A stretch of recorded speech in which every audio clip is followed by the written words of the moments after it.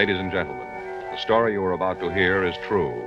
The names have been changed to protect the innocent.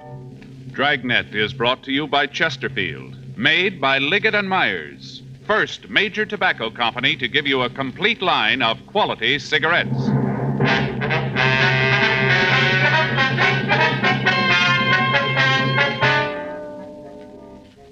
You're a detective sergeant. You're assigned to burglary detail. An organized gang of thieves is working in your city. Their method of operation is clever and fast. There's no lead to their identity. Your job? Stop them. To sell a product, you have to make it good and keep it good. What do the latest reports show about Chesterfield? Well, our research laboratory has compared it with the leading cigarettes in the country. Chesterfield is highest in quality, low in nicotine. Another good reason why thousands of people are changing to Chesterfield every day. Smoke America's most popular two-way cigarette. Regular or king size, you'll find Chesterfield really mild, really satisfying. Best for you.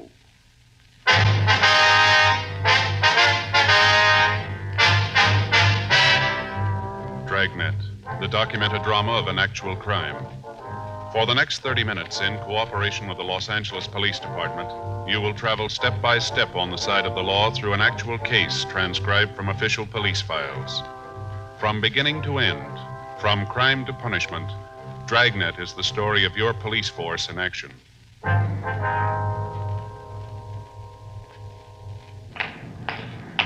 It was Tuesday, May 7th. It was warm in Los Angeles. We were working the day watch out of burglary detail. My partner's Frank Smith. The boss is Captain Bernard. My name's Friday. We were on our way out from the office, and it was 9:46 a.m. when we got to the corner of Beverly Boulevard and Fountain Streets. The Brighton Arms Apartments. 12A, isn't it? Yeah. What is it?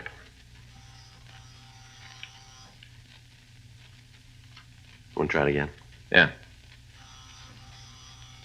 Just a minute. Yeah? Miss Anderson? Yeah, that's right. Police officers. This is my partner, Frank Smith. My name's Friday. Oh, yeah, come on in. Thank you. Thank you very much, ma'am. Sit down, I'll put some coffee on. All right.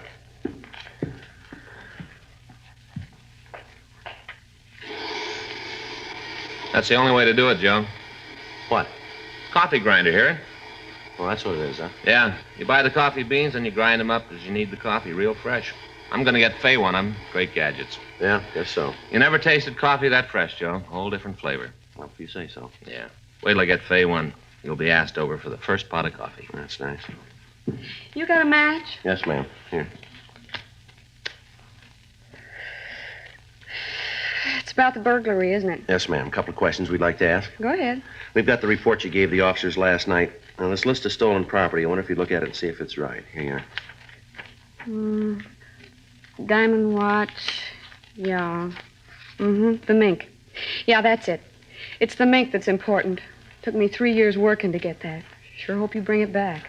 Yes, ma'am. We'll try. Have you got any ideas as to what time the theft might have occurred? Well, near as I can figure, it must have been around midnight. Why do you say that? Well, I got home from work about 11:30. I'm a hostess in a restaurant downtown. Go on, please. Got home, the coat was still here. I hardly ever come into the house without checking on it. You know, it's the only real thing of value I got. Yes, ma'am. Well, there it was, hanging in the closet.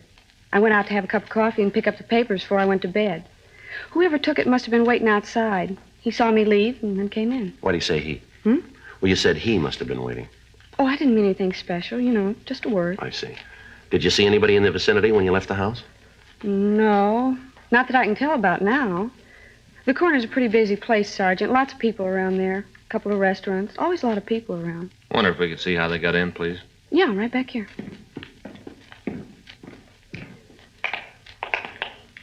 Here, you see, they cut the screen on the porch door and then just reached in and opened it. Top half of the door. You had it like this, did you? Yeah, you see, you just flip these two little things and the glass part of the door comes out. Always take it out on warm nights. Anything else in the apartment disturbed? Not that I could tell. Seems that they just went into the bedroom and took the coat. That and the watch and the other stuff, but it's the coat that's important. Yes, I understand. A mink coat means something special to a girl. I told you it took me 3 years of saving before I could buy it. It's a long time to do without things, Sergeant. An awful long time. Yes, ma'am. I only had the coat 3 days, and this happens. Just 3 days. Hardly even had a chance to wear it. Is the coat insured? I think so. Ma'am? Well, I just got it. I think it's insured. I have to check with the salesman. I told him I wanted the coat covered. Boy, I just hope it's in effect. Beautiful coat. Just beautiful. Silver blue. Cost me almost $4,000. Come right down to it, that's about $1,000 a day. We have the serial number here for the watch. Now, is there any way you could identify the coat for us? Certainly. All I have to do is look at it. I can tell. Well, yes, ma'am. But is there any mark, any type of label that would help us in identifying?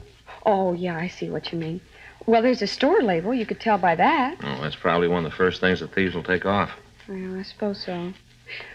Well, there's my initials. They can't get those out. Ma'am? I got my initials on some of the pelts. Had it done when I got the coat. Had it marked right on the skins under the lining. My initials, J.A. You could be able to tell from that. Could you draw the initials for us?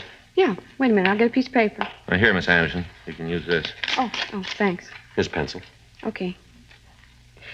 Well, you see, it's sort of like this. J.A. Like that. Mm-hmm. Would you draw the coat and show us where the initials are? Sure. You see, here's the sleeves. Then the body part comes down like this. Mm-hmm. The hem's here, and the initials are right there. Mm-hmm. All right, Miss Anderson. This is exactly how the initials are. Oh, there goes the coffee. Can I give you a cup? No, thanks, no. No, thanks, ma'am. Well, excuse me a minute, huh? Yes, ma'am. Do you really think you're going to get it back? Well, we're going to try. Did the men who were here last night get any clues? Beg your pardon? The men who were here last night, did they find anything that'd help? Not a great deal, no, ma'am. Well, I sure hope they find my coat. I just hate to think about it. What's that, ma'am?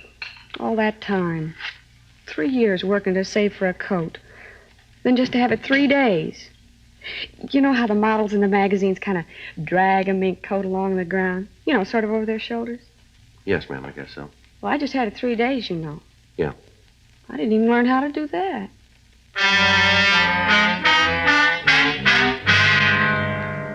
Reports of similar burglaries had been coming into the office for the past 6 weeks. In each one, the method of operation was similar enough to let us know that we were dealing with the same thieves. All of the homes that were prowled were residences. The owners of the houses were always absent. Entrance to the places was made through a rear window. In those cases where the window was open, the screen was cut. Where the window was locked, the pane of glass was broken, and the entrance made that way. The classification of goods stolen was also the same in all of the burglaries. Pieces of jewelry, whatever money was found, and fur coats. The only room prowled was the one where the fur coats were kept. None of the valuables in the rest of the house would be touched. Bulletins had been gotten out to all of the pawn shops in the area on the stolen pieces, but there'd been no replies. The M.O. had been checked by the stats office, and the possibles that they came up with were checked out. We failed to come up with a suspect. The investigation of the crime lab on the scene had produced no tangible evidence. Frank and I had gone over the burglary reports time and time again, trying to find something that would tie the thefts together. None of the victims were acquainted with each other. They all lived in different parts of the city. The coats were bought from different retailers, and yet within a week of the time the coat was purchased, it would be stolen. Friends of the victims were checked. In most instances, we found that they didn't even know the victim had been in possession of the article stolen. On the night of May 6th, another burglary was reported. Among the stolen articles were a mink stole and a full-length natural mink coat. The coat had been purchased only 3 days before the theft. The victim had worn it in public only twice. After going over the physical evidence at the scene and talking with the woman, we were no further than we had been. Saturday, May 11th, Frank and I checked into the office. Another one that doesn't go anyplace. Yeah, you want to get the reports out? Yeah. You know, Joe, there's got to be something to tie them all together, something in common. Well, if we come up with that, maybe we got the answer. You see the bunch down by Chief Brown's office when we came in? Yeah? I recognize one of them. Yeah, who? Insurance man. They'll most likely be down here when they get through talking to Chief Brown. What's it figure the thefts have cost him? A little under $47,000. Well, you stand that kind of loss, you'd do some yelling, too, wouldn't you? Suppose. Funny none of the stuff's turned up.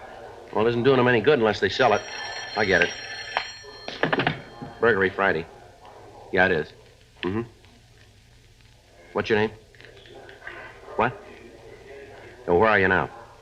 Mm-hmm. All right. No, we'll be right over. Right. Well, maybe we got one. Yeah? Woman says she wants to talk to us about a stolen fur coat.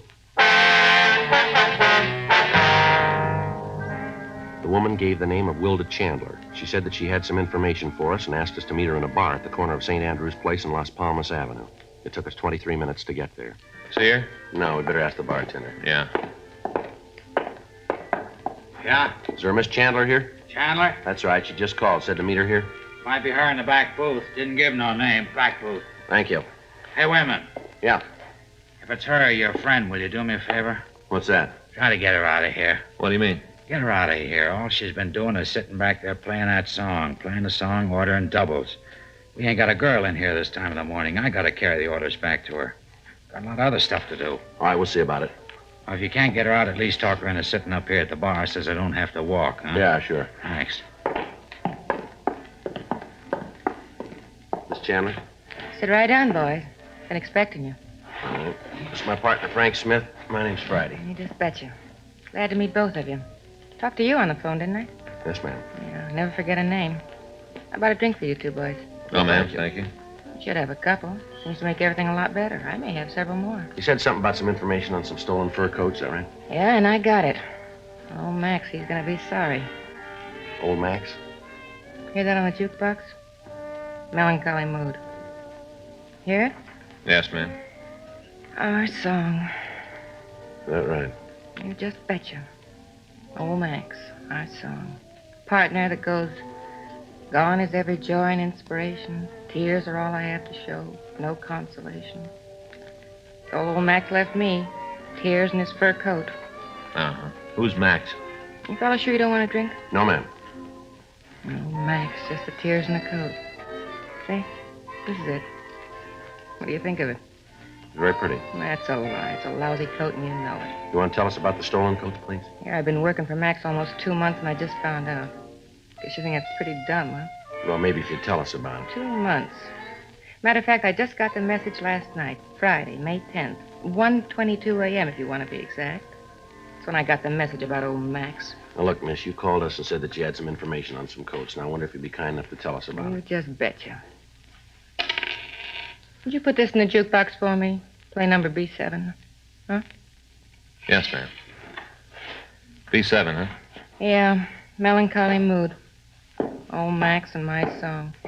You know what? He's a no good. A real no good. This Max, has he got something to do with the burglaries? You just betcha. Old slick Max, he's a pistol. Yeah. Say, how about a drink? No, thank you. I didn't mean for you, for me. Suppose you tell us about Max and the furs, would you, please? If that's the way you want it. Max is a thief. Yes, ma'am. Oh, you know him? I don't know. A thief. Worked for him 2 months, even thinking about marrying him. All the time he's a thief. What's Max's last name? Barrett. Thanks for playing the song. It's real nice. That's B7. What about this Max? Told me how I was going to wear mink, and this is what I end up with. Now, look, Miss Chandler, if you have some information for us, we want to hear it, but we haven't got time to sit here and keep you company. You think it's all a gag, huh? You just think I'm lonely, so I called you. That's what you think, isn't it? Why don't you tell us? Well, it isn't a gag. I can tell you all about the coats, all about them. Yes, ma'am. That's why we're here. Would you go ahead? Well, I'm a hat check girl in a restaurant out in the country. It's a good racket. Got the job about 3 months ago. Doing real well at it. Then I meet this Max 2 months ago. Old Max walks in. Yes, ma'am. Gives me the big pitch. How he thinks I'm so pretty, all that kind of stuff, you know? Go ahead. Well, he really piles it on. How he's got a big deal cooking, and as soon as it comes through, him and me's going to get married. Tells me that while he's waiting for the deal to gel, he's selling insurance. Old Max selling insurance. Pretty funny, huh? Mm. Well, he tells me that the hardest thing about selling insurance is the contacts. You know, getting to meet the people who need it. Contacts. Yeah. And that's where I come in. You see, old Max, he doesn't sell insurance on people, not like on their lives. He doesn't sell that kind. Mm-hmm. He sells what they call personal property insurance on things like rings and coats, stuff like that. You with me?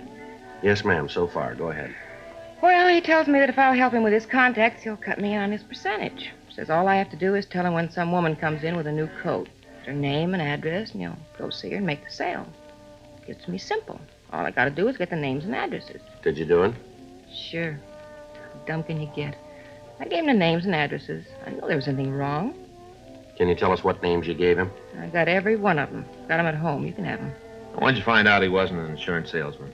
Last night, 1:22 a.m. I wasn't feeling so good, so I took off from work. Went by his place. Old Max is just coming in. Got the car parked out by his garage. The backseat is loaded with fur coats, all kind of other stuff. Watches, jewelry. That's when I knew he was a no good. Oh, Max, a pistol. A real no good. Yes, ma'am. What happened? Well, I asked him about the stuff, where he got it. Yeah? He told me all about it. How he'd been stealing. How all the names I'd been giving him were his sucker list. How as soon as I'd give him the information, he'd lift the stuff. All that time. 2 months, and I figured he was an insurance salesman. You know what he's doing with the coats? What? Well, is he selling them? Sure. He's got a regular order business. You call up and order a blue mink coat. If you want a platinum stole, just call Max. You'll have it. Is he disposing of it here in L.A.? Not old Max. He's too smart for that. Ships the stuff east. Is that right? Didn't I just tell you it was? You just betcha. Max gets an order, and he goes out and he fills it. Then he gets a hold of some young kid and offers him a trip to the east. Maybe Chicago, Detroit, New York. Wherever the delivery's supposed to be made. Gives the kid a plane ticket and sends him on the way. The carrier know what he's doing? Oh, no. Max just gives him the suitcase and tells him where to deliver it. How'd you find out about the operation setup? Old Max, he told me. Said that since I found out, he'd have to cut me in. Give me all the scoop. Barrett ever been arrested? I don't know, maybe. You any close friends in town, do you know? I guess. Never saw none of them myself. You want to show us where he lives? Sure. I want to see him get his. After the way he lied. Ain't nothing too bad for him. Oh, Max, a pistol. He sell all the stolen goods? What do you mean? Well, do you know where the stolen coats are and the rest of the things? Must be in his apartment. Can't think of any other place it'd be. Gotta be there. Do you know if he's there now? He should be. He don't ever get up before noon. Should be there. I just want to see you get him. Lousiest trick in the world, what he did to me. Yeah, what's that? Oh, that time him stealing those coats. Oh, that beautiful mink. Look at this. Yes, ma'am. That's a very pretty coat. I thought so, too. Take a close look. Old Max gave it to me to show he was on the level. Take a good look. Yeah? All that mink, and he gives me rabbit.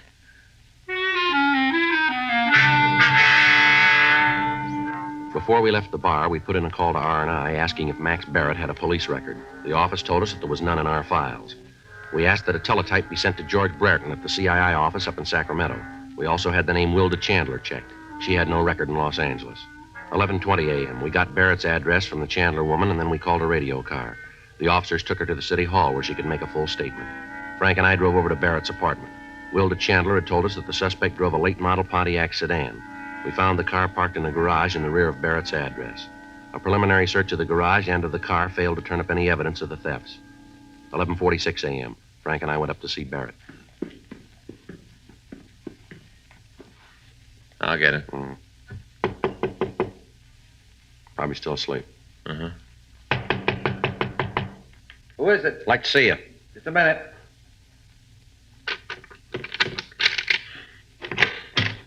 Yeah? You Max Barrett? Yeah, who are you guys? What do you want? Police officers. We'd like to talk to you. Get out Hold of it, here. mister. All right, now come on your feet, Barrett. What's this all about, anyway? What are you guys doing breaking in here like this? You want to check the closets, Frank? Right. You got no right to come in here and do this. What are you looking for? I got nothing to hide. You didn't act that way when we came in, did you? How'd I know you were real cops? You read all the time in the papers how guys say they're cops and then break in and rob people. That's what I thought you were. Phony cops. We showed you our identification, didn't we? Well, how'd I know it was real? I've never been mixed up with the law before. How'd I know you were really cops? How about it? Place is clean. Sure, it's clean. What'd you expect to All find? right, come on, get dressed. We're taking you downtown. For what? We want to talk to you. Any talking you got to do it here. I'm not going any place with you. You just keep believing that, mister. Now get your clothes on. Come What on. are you arresting me for? Suspicion of burglary. Are you serious? Get dressed. Okay, you take me in, book me. But you're going to be in real trouble, cop, because there's one big problem. Yeah? You can't prove it.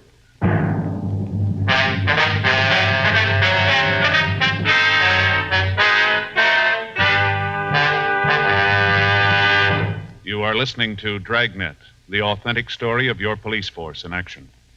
There are good reasons why thousands of people are changing to Chesterfield every day. Why Chesterfield is the largest selling two-way cigarette in America.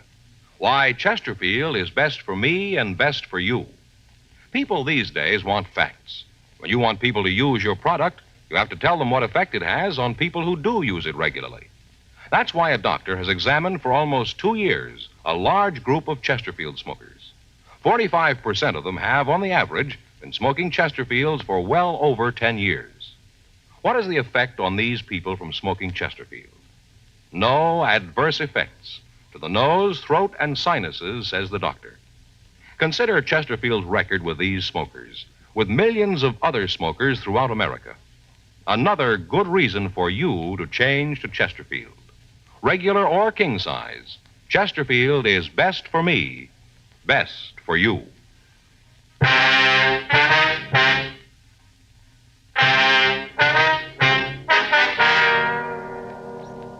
12:10 p.m. We called the office and arranged for a stakeout on Barrett's apartment in the event any of his associates contacted him. We asked his landlady about his friends. She told us that as far as she knew, the suspect was an insurance salesman. She said that he told her that because of his type of business, it would be necessary for him to keep late hours and that he didn't want to be disturbed during the day. We searched his apartment and his garage, but we were unable to turn up any of the stolen merchandise. We took him down to the city hall and got off all station radiograms with special attention to the police departments in Chicago, Detroit, and New York, giving them descriptions of the suspect and of the stolen property. We asked that their pawn shop details check the outlets in their cities.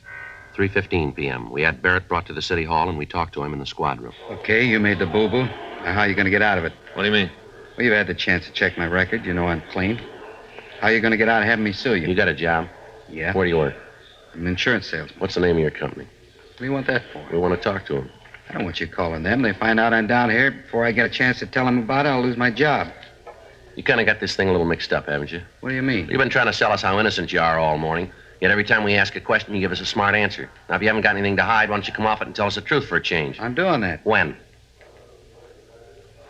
What company you work for? I'm not going to tell you. This rate book we found in your car. This the one? Great Southwestern Life, that it? Why don't you call them and find out?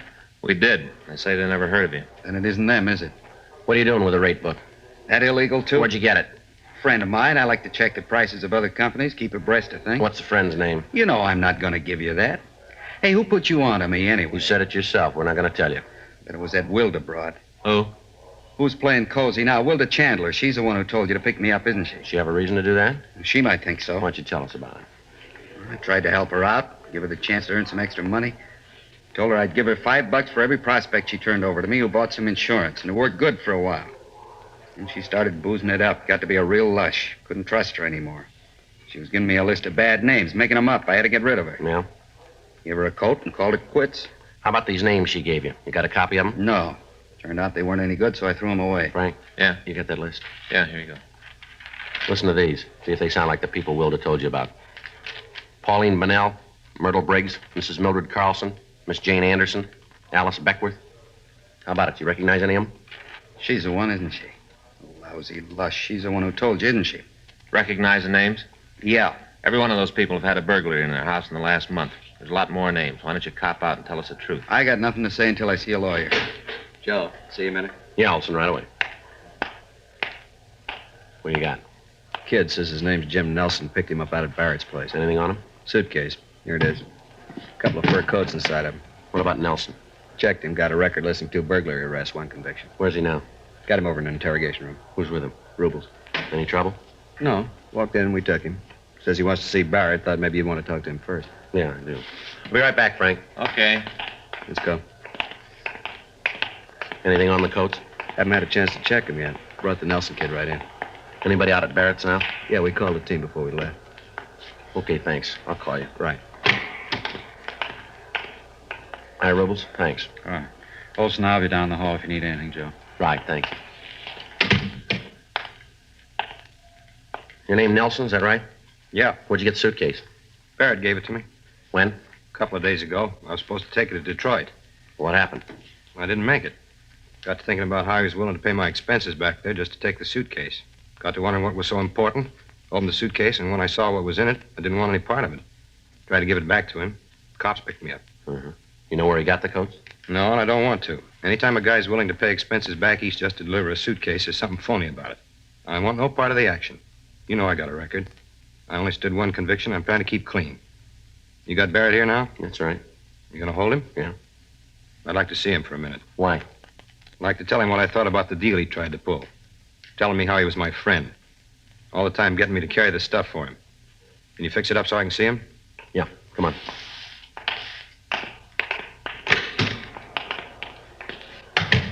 You gonna be able to nail him? We will now. Imagine a guy would pull a stunt like that on his friends. A guy'd do that, do about anything. Yeah. You willing to testify about how Barrett gave you the suitcase? I sure am. I want to see him nailed good. Barrett? Yeah? Turn around here. A friend of yours wants to see you. What are you doing here? Thought I'd be in Detroit by now, didn't you, Max? Just keep your mouth shut. They got nothing on us. Watch him while I get the suitcase, Frank. Yeah.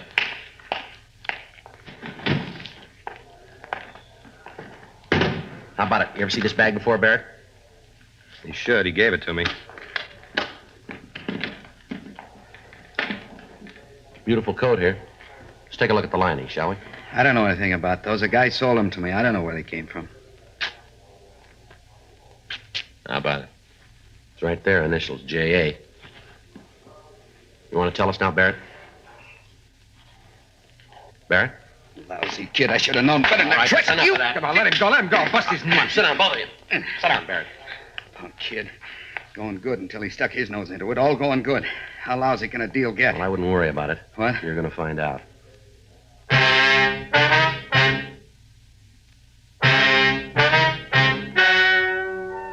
The story you have just heard is true.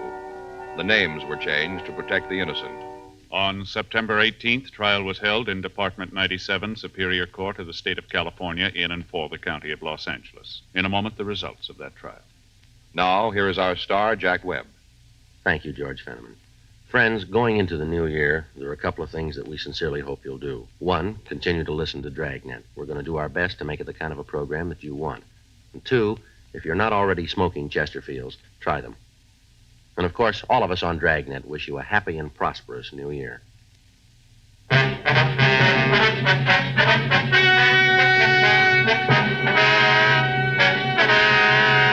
Max Rudolph Barrett was tried and convicted of burglary in the first degree, 4 counts, and received sentence as prescribed by law. Burglary in the first degree is punishable by imprisonment in the state penitentiary for a period of not less than 5 years. His associates in the burglary ring were tried and convicted of receiving stolen property, which is punishable by imprisonment in the state penitentiary for a period of not more than 10 years. Because of the cooperation she gave authorities in apprehending the suspects, Wilda Noreen Chandler was released from custody. Ladies and gentlemen, if you enjoyed the Dragnet Christmas story, it's available in RCA Victor record albums.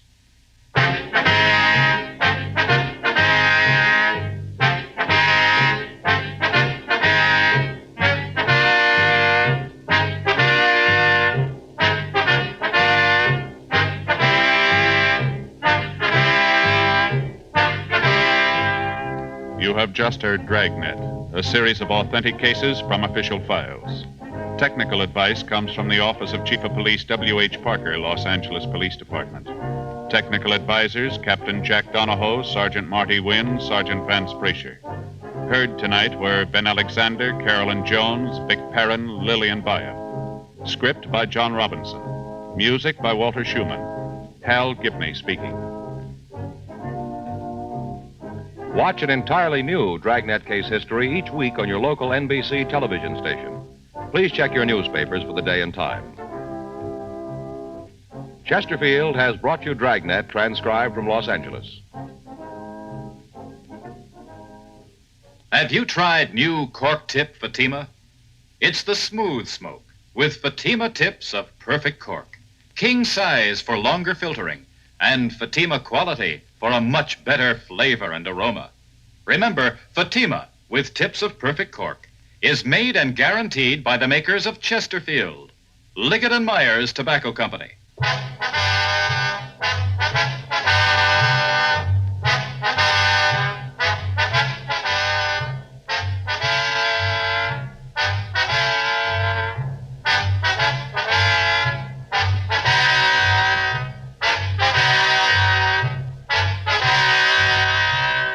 Hear John Cameron Swayze in the news next on the NBC Radio Network.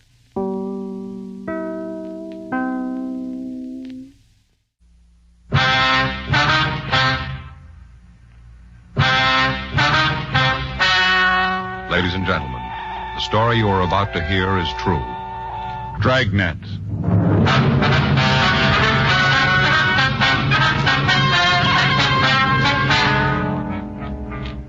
You're a detective sergeant. You're assigned to burglary division.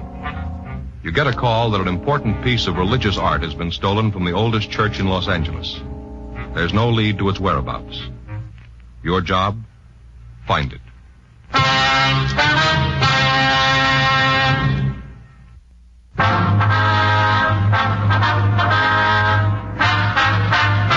Dragnet, the documented drama of an actual crime. For the next 30 minutes, in cooperation with the Los Angeles Police Department, you will travel step by step on the side of the law through an actual case from official police files. From beginning to end, from crime to punishment, Dragnet is the story of your police force in action.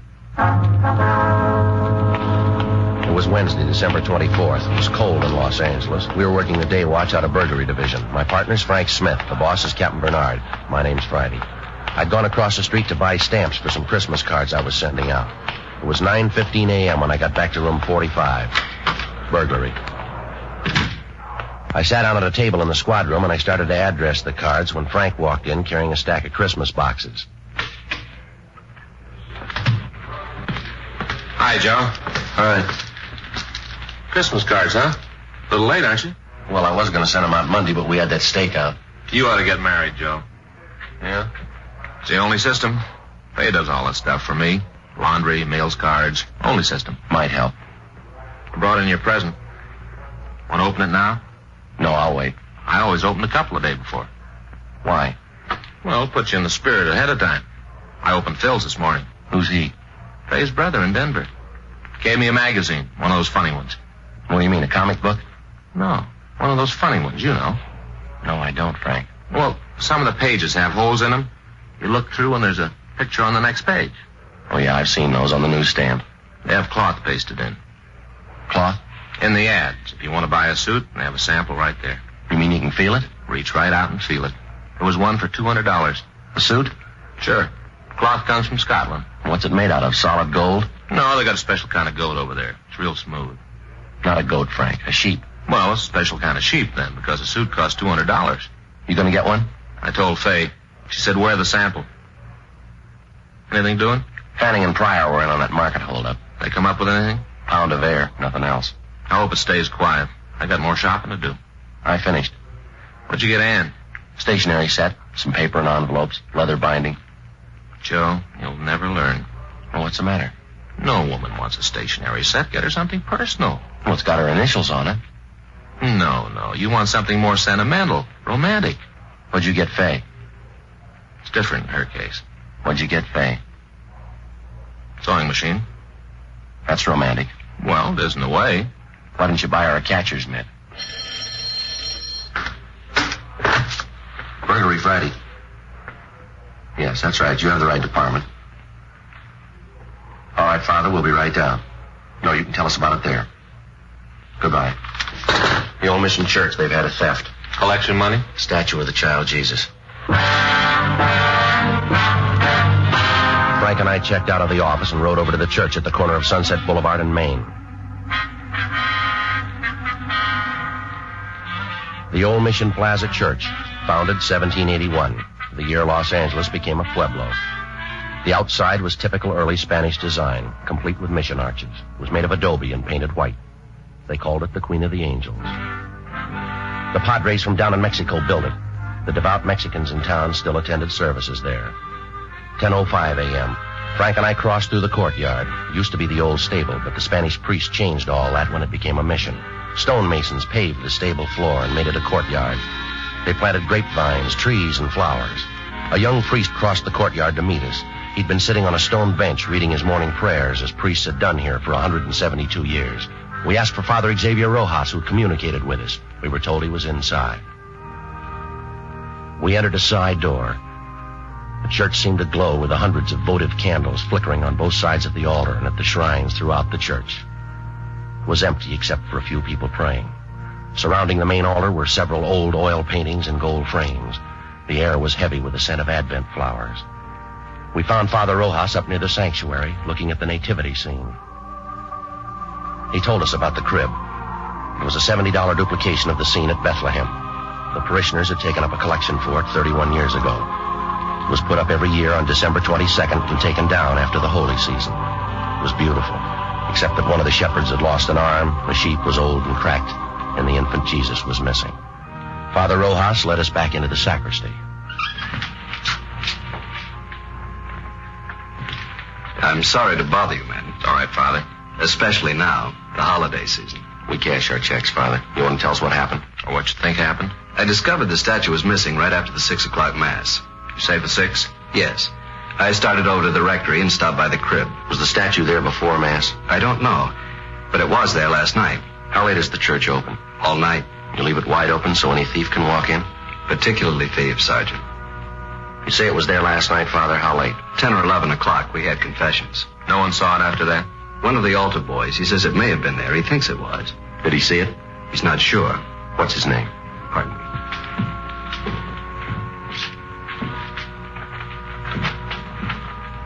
Here's the schedule. You'll find the names for every Mass there. Was there a big crowd at the 6 o'clock Mass, Father? Not too many. 7's the big one. People on their way to work. Did anyone stay after Mass, did you notice? Not especially. I came back here, took off the vestments. I suppose it was 10 or 15 minutes before I went back in the church. It was empty then? No, people were coming in for the 7 o'clock. Are these the altar boys, James Cornine and Joseph Heffernan? That's right. Joe's the one who mentioned it might have been there. Did you check with the other priests, Father? Before I called you. None of them knows anything about it. Just for a check on the pawn shops, how much is the statue worth? In money? Well, that's the point in pawn shops, Father. Only a few dollars. We could get a new one, but it wouldn't be the same. We've had children in the parish. They've grown up and married. It's the only Jesus they know. We understand. And we've had children who died. It was the only Jesus they knew. So many of the people who come here are simple people. They wouldn't understand, Sergeant. It would be like changing the evening star. We'll do our best, Father. That's why it would mean so much to have it back for the first Mass on Christmas. It's not very long, Father. Less than 24 hours. If anything turns up here, you know where to get in touch with us. Yes. It's sad, isn't it? How's that? In so short a time, men learn to steal. Yes, but consider us, Father. Us? If some of them didn't, you and I'd be out of work.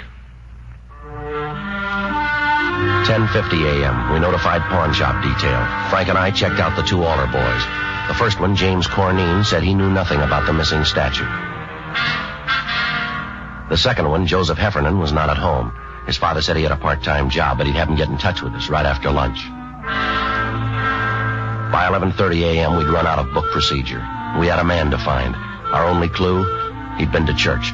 11:33 a.m. We checked the phone books for the names of religious stores in the area. 2 of them were closed. We tried the third.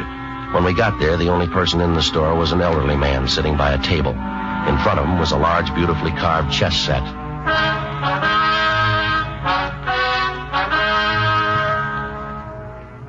We're police officers.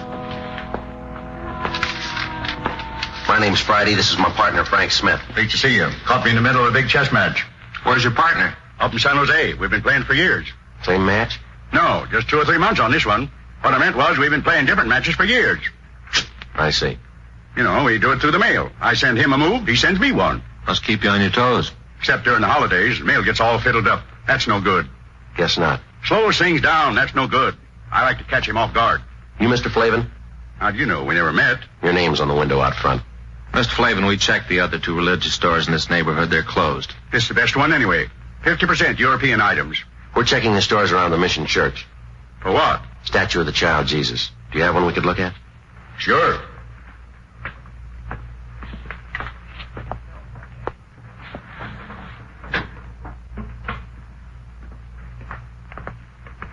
No, sir, a larger one. You don't want a larger one, unless it's for a church. That's where you want a larger one. Could we see it, please?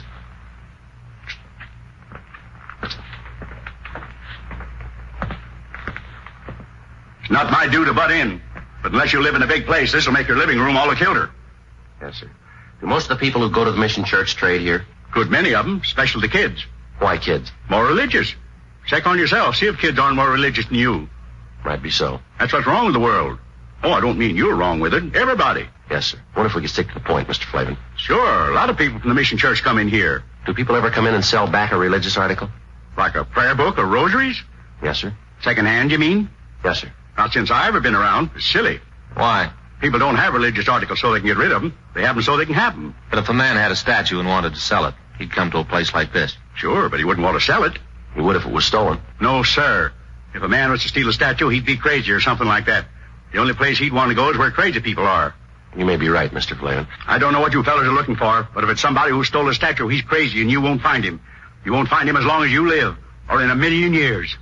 That should cover it. We We checked religious stores out as far as Van Ness. We asked the same questions. The owners gave us the same answers, but none of them were as encouraging as Mr. Flavin. Frank and I had lunch and reported back to the office. It was 1:30 p.m. when we started into the squad room. The captain was just coming out. I just checked for you in the lunchroom. And we've been down on that theft at the mission. May get some action on the Patterson case. They locate him? I think he's on the bus from Sacramento. Well, that means the Bakersfield police. We'll wait and see.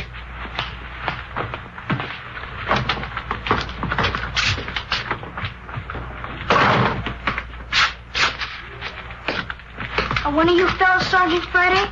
He is. I'm Joe Heffernan. My father said you wanted to see me. Well, sit down, son. You didn't have to come in. A phone call would have worked. My father said to get on over.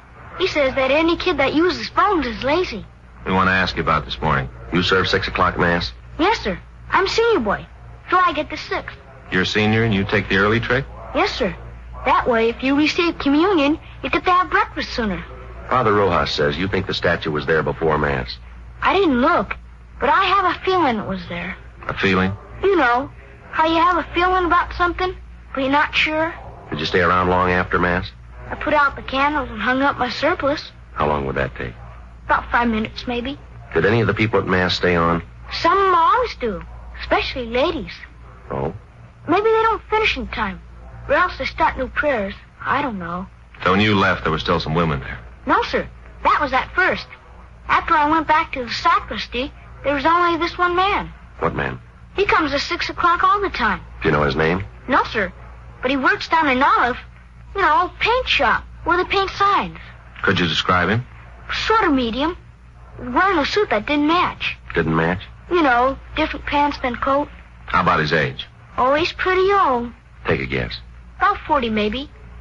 There's nothing particular about him. Then why'd you notice him? I've seen him before. And the bundle, I guess. The bundle? Out in front. I saw him when he was coming out. He had this bundle, and he almost dropped it. How large a bundle? It's hard to say. Come on, son. Was it large or small, the size of the statue? About that big. Yes, sir.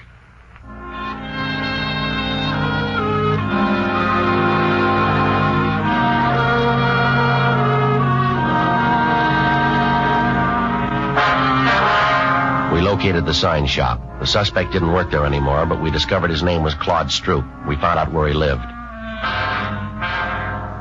2:25 p.m. We arrived there. It was a hotel for men, mostly old men, mostly down and outers. It was called the Golden Dream. Police officers. We're looking for Claude Stroop. Hope Claude didn't get in any trouble. So do we. Is he in? No. He's got room 307. You can check if you like. We'll take your word. Were you on this morning? Yeah, the early shift. Oh, we don't have shifts. My uncle owns the place. I'm the shift. Did Stroop spend last night here? Came in about 11. When did he leave this morning? Around 6, maybe before. Did he come back after? 8 o'clock or so. Then left. Supposed to be back at 10. And pulls this trick. What trick? Our program. He knows the other fellas need him. Program? You're here at the hotel. Every Christmas we have a program. Put up a tree and sing. They're mostly old fellas. Singing like that makes them remember back when they were kids. Then Jimmy Finn comes on. Jimmy Finn? He shares number 409. His family once had a lot of money, so he tells the fellas about it. Stories about Christmas. How they had this big log, and his grandfather used to start it up. And after dinner, everybody turned over his plate, and there underneath was a $20 gold piece. Brand new one. When Stroop came in this morning, did he have a bundle? I didn't see him come in. You said you saw him. I saw him go out after, but not come in. When was that? 8. If you want to look for a bundle, I could give you his key. We don't have a warrant. It's all right. I know about police. It's all right with me. It's not with us. I didn't mean that. I just meant it was all right with me. Good King Wenceslas looked down on the feast of Stephen. When They were 3 old men. We couldn't tell how much better they would have been with Stroop singing the 4th part, but somehow you didn't care. This was Christmas at the Golden Dream, and it sounded fine. Though the frost was cruel, when the poor man came in sight, gathering winter fuel. This is the last rehearsal. I got most of the songs down pat. Sounds pretty good. That's why it's a shame Claude isn't here. He's tenor, and they need him to make it sound just right. Does Stroop have a job? No, sir. He used to have jobs. Not much lately, though. Did he say where he was going? No, he should have. The fellas need him. When he comes in, will you call us? Sure, and not say anything to him. That's right. I hope it's nothing serious for Claude. Fella's troubles ought to be over. Troubles? Way back. It wouldn't count. Tell us anyway. Well, I don't know much about it. As much as you know. Now, come on. Well, something back where he used to live. He robbed somebody or something. What else? That's all. It was a long time ago, way far back. But he forgot it all, the robbing and everything. No, not quite. He remembered it this morning. God rest ye merry gentlemen, let nothing you dismay. For Jesus Christ our Savior was born upon this day to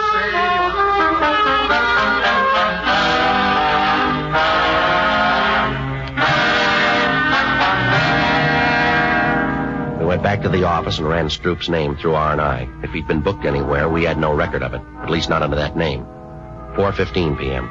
Pawn shop detail reported back. No object resembling the statue of the child Jesus had been turned in. 4:18 p.m. I hung up the phone. Patterson's on that Sacramento bus. I thought Bakersfield had it. They were supposed to confirm. They did. Upward station. What about Fanning and Pryor? They're still out. Well, they'll be back soon. When's the bus arrive? 6 o'clock. Well, there's plenty of time for them to make it. There's more time for you. We're still in that theft. Can it wait? No. What is it? $10, $15 statue? When's the price determine a case? I realize it's a church statue, but that doesn't give it priority. It's important to them, Captain. Joe and I promised to get it back. What do you got on it? Nothing much. And why are you so big-hearted? Burglary Friday. When? No. Don't say anything. No. Right. It's Claude Stroop. He just walked into the hotel. He's our suspect. Nobody's leaked to him? No. You'll keep. You can run him down tomorrow. It'll be too late then. I need it for the first mass in the morning, Skipper. It's kind of a big thing for them. I'm sorry. I can't juggle details around so you can get a statue back. If there's time later on, we'll do our best. Yes, sir. You better get over to the station. Yes, sir. Will you call Father Rojas over at the mission? Why? Tell him we're too busy to work on that statue. But we'll do it later. Tomorrow or when we get a chance. Why can't you call him? Well, we better get over to the station. If Patterson's on that bus, we don't want to miss him. All right, I'll call him. Friday. Yeah. I can send Fanning and Pryor over. You might as well stay on that other thing. Whatever you say, Captain.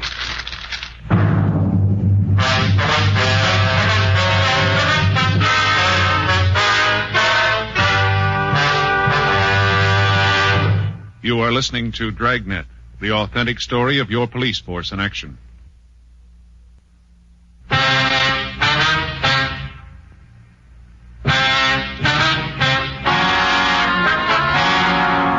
.43 p.m. We arrived at the Golden Dream Hotel. The desk clerk was right. Claude Stroop looked like a man who'd had his troubles at bargain rates. Your name, Claude Stroop? Yes, sir. Police officers. We'd like to talk to you. I didn't do anything against the law. Honest, I didn't do anything against it. You haven't been accused. Want to take you downtown. We'd like to talk to you. No, sir, I'm not going. I'm not going anywhere. I'm not going to talk to anybody. You're half wrong already.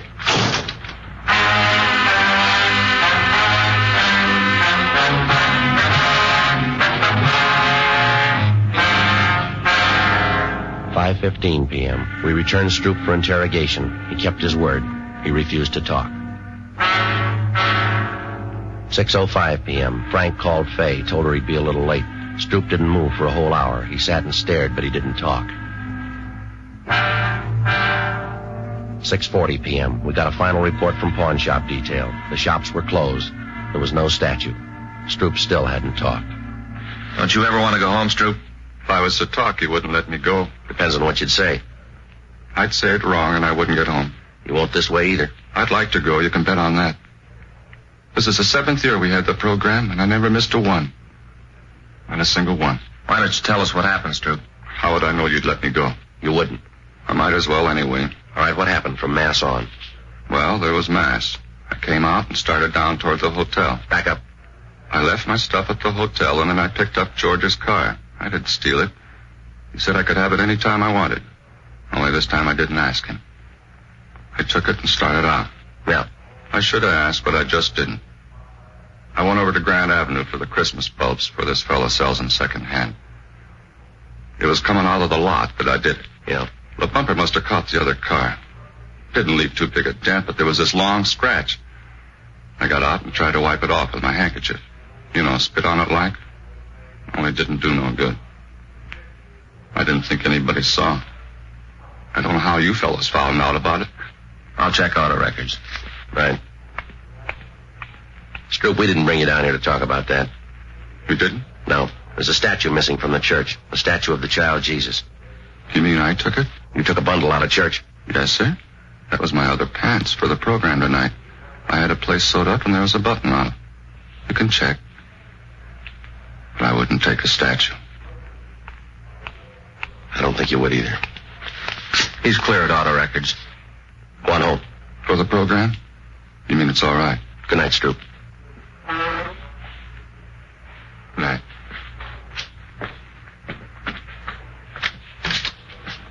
Merry Christmas.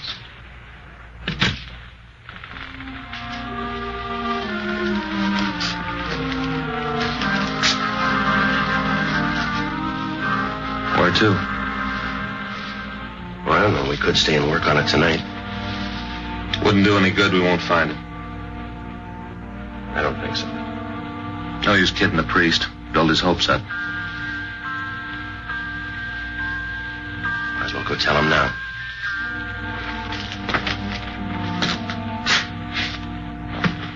Merry Christmas.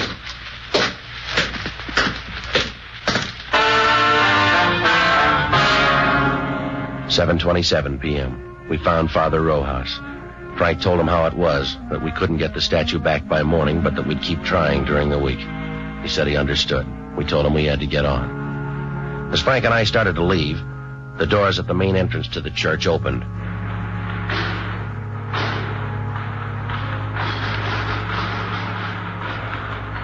It was a good 200 feet away. It was hard to be sure, but it looked like a small boy drawing a bright red wagon behind him. When he got closer, you could see he was no bigger than a pint of milk. He was a luminous-eyed little Mexican boy with a face as young as yesterday. The priest seemed to know him. Paquito? In the back of the wagon was the missing statue of the child Jesus. He picked it up gently and walked up to the priest. Father Rojas? He just stood there looking up at Father Rojas. It's Paco Mendoza, the boy from the parish. Ask him where he found it. ¿Dónde lo encontraste? No lo encontré, lo cogí esta mañana. He didn't find it, he took it. Why? ¿Por qué? Todos los años Paquito rezó por un camioncito rojo. Este año Paquito rezó al niño Jesús. Yo prometí al niño Jesús el primer viaje en mi camioncito. He says all through the years he's prayed for a red wagon. This year he prayed to the child Jesus. He promised that if he got the wagon, the child Jesus would have the first ride in it. ¿Vendrá el diablo para llevar a Paquito? He wants to know if the devil will come and take him to hell. That's your department, Father. No el diablo. Jesus ama a Paquito mucho. We crossed over to the sanctuary. With the help of Father Rojas, the young boy replaced the infant Jesus in its rightful place, the crib in the nativity scene. Frank and I could have been wrong, but the small plaster statue seemed to approve. Mary, Joseph, the wise men, Gaspar, Melchior, Balthazar, the old shepherd, the young shepherd, the peasant, they all seemed to approve.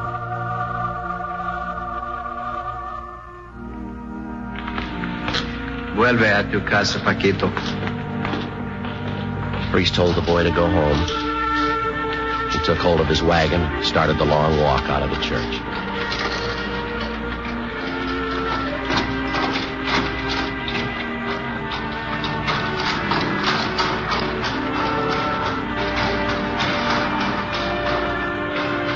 There wasn't much we could say. There wasn't much to say. We just stood there and watched him go. Halfway up, he turned to look back, and he went on out.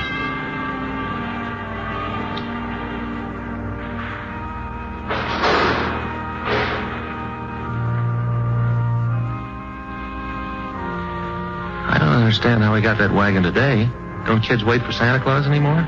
It isn't from Santa Claus. The firemen fix old toys and give them to new children. Paquito's family, they're poor.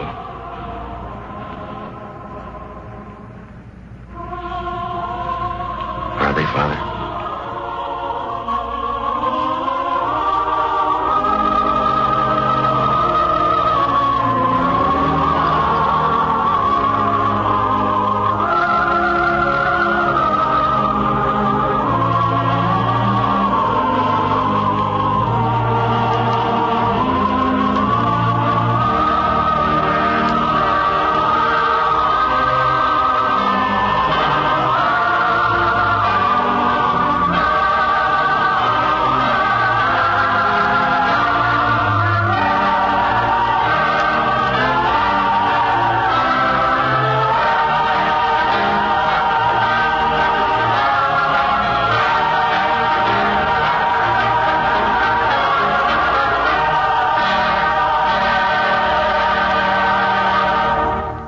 The story you have just heard is true. The names and locations were changed.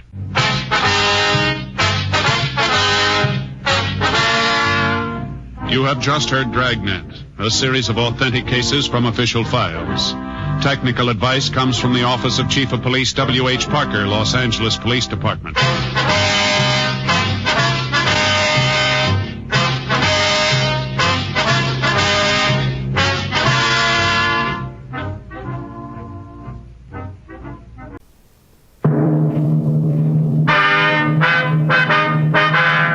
Sound off for Chesterfield.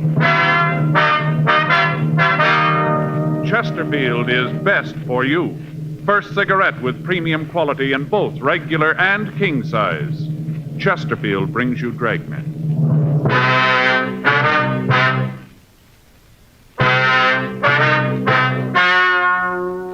Ladies and gentlemen, the story you're about to hear is true. The names have been changed to protect the innocent.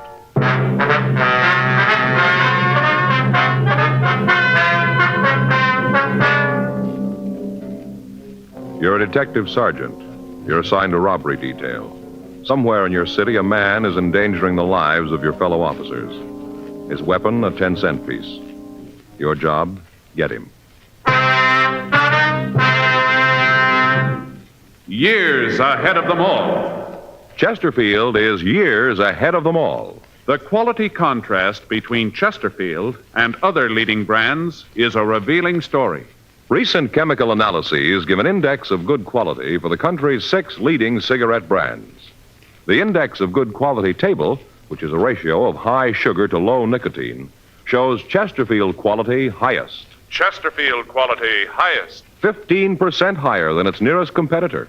Chesterfield quality highest. 31% higher than the average of the 5 other leading brands. Yes, Chesterfield is first, with premium quality in both regular and king size. Don't you want to try a cigarette with a record like this?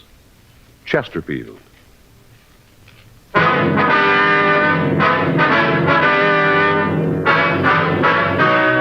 Dragnet, the documented drama of an actual crime. For the next 30 minutes, in cooperation with the Los Angeles Police Department, you will travel step by step on the side of the law through an actual case transcribed from official police files.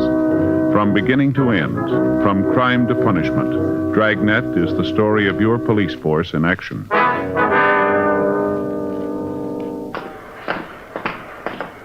It was Wednesday, May 6th. It was warm in Los Angeles. We were working the day watch out of robbery detail. My partner's Frank Smith. The boss is Captain Didion. My name's Friday. We were on our way back from the drunk tank, and it was 8:34 a.m. when we got to the first floor, the interview room. Okay, you want to sit down, Harris? Yeah. What a head. Either one, you got an aspirin? No, sorry. How about a cigarette? Yeah, here you go.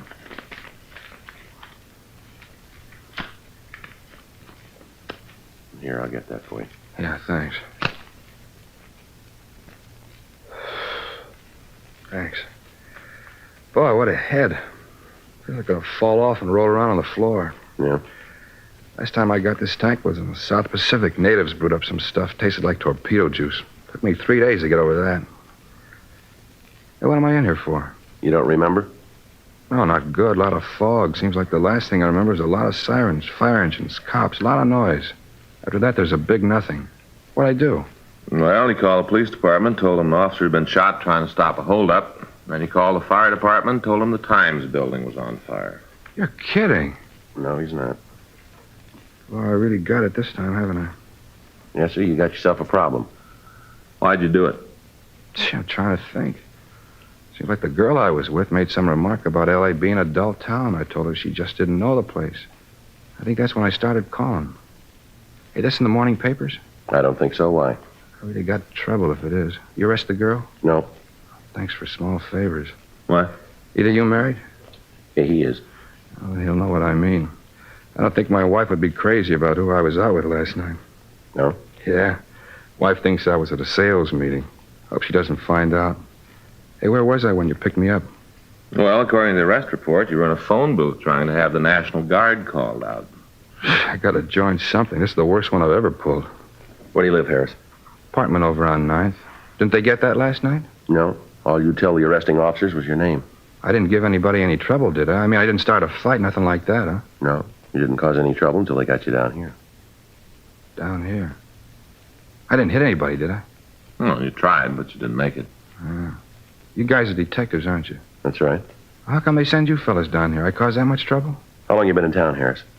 Since I got out of the service. Make it about 6 years.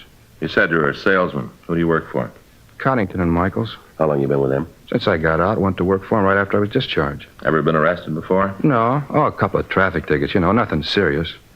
Hey, what's all this about anyway? Well, you guys act you're trying to prove something more than just a drunk rap. What's the pitch?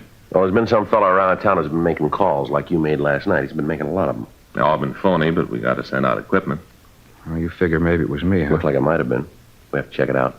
No, I guess I made the ones last night. You say I did, but that's it. Hey, you mind if I take another cigarette? Yeah, here. Help yourself. Thanks. Here's a match. Thanks. Thanks. No, I'm sorry. You guys got the wrong fella. No. You can check me. You'll find out you got the wrong man. Uh-huh. How come this is so important? You must get a lot of phony calls. How come this is so big? A lot of reasons make it that way. Yeah? Don't see it myself. Lots of times I see fire engines go out in false alarms. Doesn't look like it does any harm. Do you remember how many units were with you last night? No. Must have been a lot of them. Well, 15 police cars answered the officers' need help call before they could get a code 4 out on it. There were 5 units of fire department equipment there. I suppose that equipment had been needed someplace else on a real call. Yeah, see what you mean. It's not just the equipment being out of service. Every time a unit rolls on a call, there's the chance that somebody's going to get hurt. That's what you built last night. Look, I said I was sorry. There's anything more I can tell you. Any chance of me getting an aspirin around here? There's a doctor here. All he had to do was ask for it. We'll check on our way out. All right, come on, Harris. You can go back now. Yeah. Now, just a minute. What's the name of the friend you were out with last night? You're gonna have to drag her into this? We got to check your story. I hate to have you do that. The story will stand. It isn't that. What is it, then? I told you I was married. Yeah. This gets in the papers. I'm gonna have a bigger headache. Is that right? Yeah, my wife won't understand about last night. Yeah, that's too bad, Harris. She just won't understand, that's all. Well, how's that? Well, she's president of the Neighborhood Temperance Club.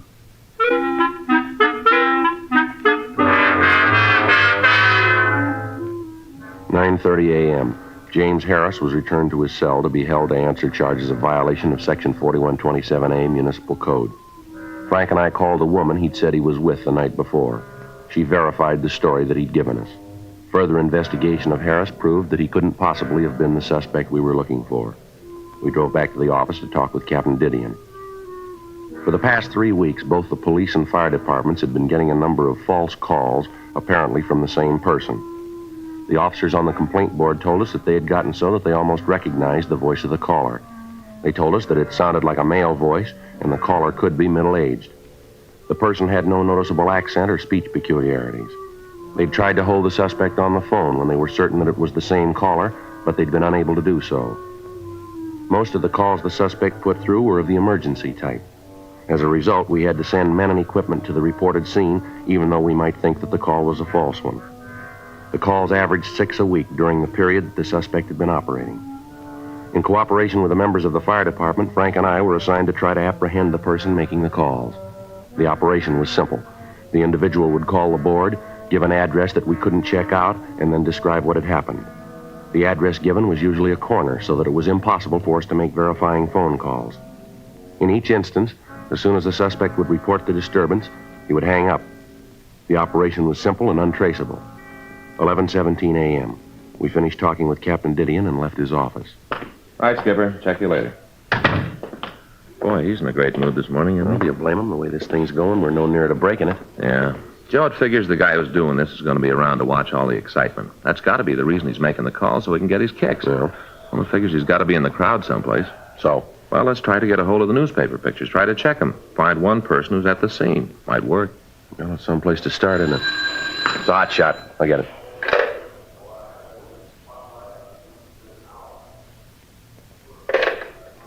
Gonna have to wait. Bank robbery in progress.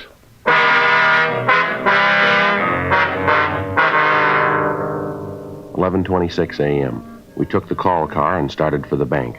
Before we arrived, Control 1 put out a code 4 on the call. No further assistance needed. It was another false alarm. We completed our investigation, and on the way back to the office, we answered an ambulance follow-up call 2 blocks from the bank. A squad car had been on the way to answer the robbery call at the bank. It had been traveling north on Spring Street. An ambulance had been making an emergency trip to Georgia Street Receiving Hospital. It had been traveling west on 7th Street. Both had been rolling code 3. Neither one of them heard the siren of the other unit. Neither of them knew of the other's presence. Both had hit the intersection at the same time. The police car, in an attempt to avoid the ambulance, had swerved. It had caromed off the side of the larger vehicle and then plowed through traffic and hit a traffic signal pole head-on. The car had hit the pole at the seam of the left front fender and the body. The police unit had been split wide open. The officer on the passenger side of the car had been thrown against the windshield. The other one had been thrown into the steering wheel and then out of the car onto the curb 10 feet from the wrecked unit. The ambulance, after being hit, had spun across the intersection on 2 wheels, hit the curbing, and tipped over. Only the fact that it had hit a streetlight pole had stopped it from going on through the pedestrian traffic on the sidewalk. It had come to rest laying on its side at the southeast corner of the intersection. The driver of the ambulance had been thrown clear of the truck. The patient in the rear and the attendant with him had been thrown about in the interior of the unit, and when we got there, they were lying in a mass of wreckage. The intersection was covered with gasoline and oil. A traffic officer was attempting to do what he could for the survivors. Let us through here. Police officers, please All let us right, through. sir, if you'll just step back there.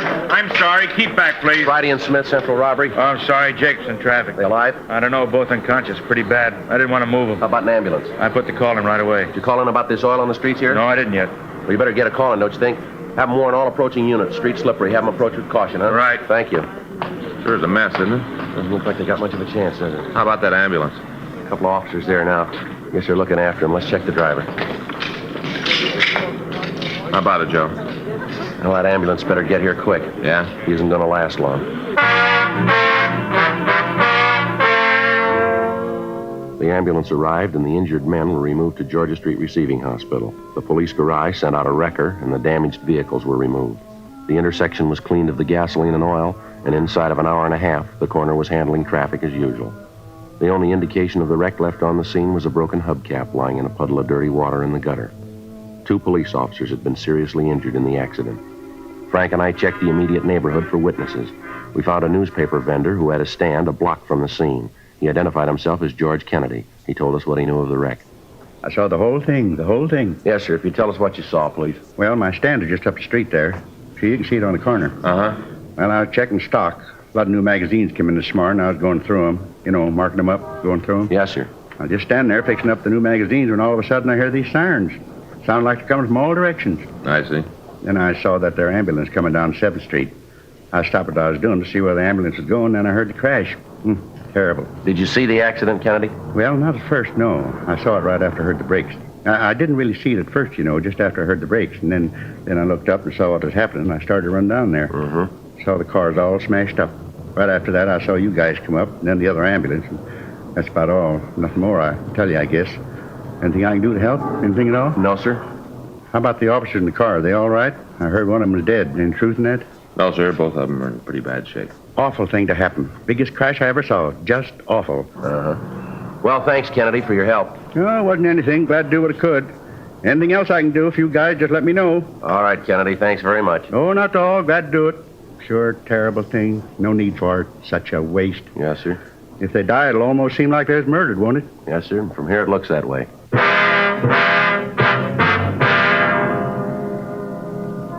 Frank and I drove back to the office. We checked with the doctor at the P&F ward at Georgia Street Receiving Hospital. The doctor told us that the injured officers were still in critical condition and as yet had not regained consciousness. We checked with the complaint board, and the officer who'd answered the call about the supposed bank robbery told us that he thought that the caller was the same suspect we were looking for. With Captain Didion and Captain Hagenbaugh in communications, we worked out a plan to attempt to apprehend the caller. The next time he put in a call, the officer answering the complaint would attempt to keep him on the line with questions regarding the complaint until we could get to the vicinity and start a search for him. We would be notified by a hotshot call immediately. 2 days passed without the caller making a move. On Saturday, May 8th, we got a call from Georgia Street Receiving Hospital. Yeah, Doc. Uh-huh. Well, how about the families? They been told yet? Uh-huh. Well, I imagine they're pretty happy about it, huh? Yeah, well, thanks for letting us know. Right, Doc. Bye. Doc Hall? Yeah, both officers are going to be okay. They're doing what they can for him. Hot shot.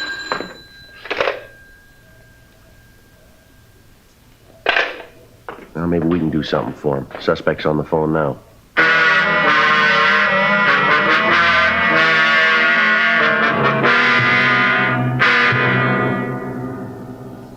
The caller had told the officer on the complaint board that he wanted to report an attempted robbery at the corner of 6th and Spring Streets. He said there was a shooting as the operator of the store involved had tried to stop the holdup man.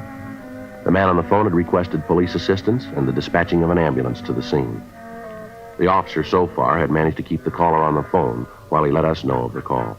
Another officer had called the store and verified that there was no holdup as reported. Frank and I left the office and proceeded to the area code 2. We felt that if the suspect heard the siren of a unit, it might alarm him and we'd lose him. We arrived at the corner 4 minutes after we'd gotten the hot shot. Frank took one side of the street and I took the other. We worked our way down 6th Street, spotting all of the stores with public telephones. It took us a little over 3 minutes to cover the street for 1 block east. We met back at the corner and started down Spring Street. As time went on, our chances of the suspect staying on the phone dwindled. 12 minutes had passed since the suspect had placed the call. I was covering the east side of Spring Street, and I was almost to the corner of 7th when I walked into a store to check the phone booth just inside the door. The voice was familiar. It was George Kennedy, the proprietor of the corner newsstand. Sure, I can see you. No, my name don't matter. All that counts is you get an ambulance here right away. You don't, this poor man's going to bleed to death. Well, certainly, he's right here, right in the same room. All right, come on out of there. Hey, what's this all about? Come on out of that phone booth. What right you got to tell me what to do? No, don't hang up that phone, Kennedy. You got no business breaking into my phone call. All right, you come out of that booth, will you, right now? Now, stand right there. Hello. Yeah, no, this is Friday. Yeah, we got him. Uh-huh. Yeah, well, as soon as I pick up Smith, we'll be right in. Hold it up, Kennedy! Stop that man! Hey, stop him! Hey, mister, what's the car? You all right, mister? Yeah, did you see where that old man went? No. Sorry, mister. He ran in the crowd over there. I wasn't watching him. I thought sure you were going to get hit by that car. Hey, Joe! What are you doing out in the middle of the street? Well, I had him. It's George Kennedy, the guy with the newsstand. You mean the guy we talked to the other day? That's right. Well, at least we know who we're after. That's a help. Yeah, maybe. We got to get him fast now. Yeah? He knows we're after him. We went back to our unit and got out a broadcast on George Kennedy. After that, we checked the immediate neighborhood, but we were unable to find the suspect. We checked at his newsstand, but the people in the surrounding stores were unable to give us the exact address where he lived. We arranged for a stakeout on the newsstand, and then we went back to the city hall and called the city clerk. We asked him to check the records for the license issued to Kennedy. The clerk's office told us they would check their files immediately and call us back. We ran the name George Kennedy through R&I, but he had no previous criminal record. We checked with Captain Didion while we waited for the call back from the city clerk's office. I got it. Robbery Friday. Yeah? Who? Oh, wait a minute. Wait a minute. Hello. Well, that's all we need. What is it? That was Kennedy. Says he knows we want him, and he said we better forget all about it, that we'll never get him. Yeah? Says we might as well give up.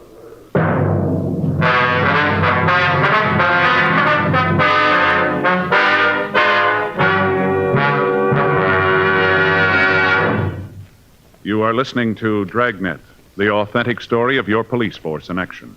Don't you want to try a cigarette with a record like this? The first choice of young America, according to a recent survey made in 274 colleges.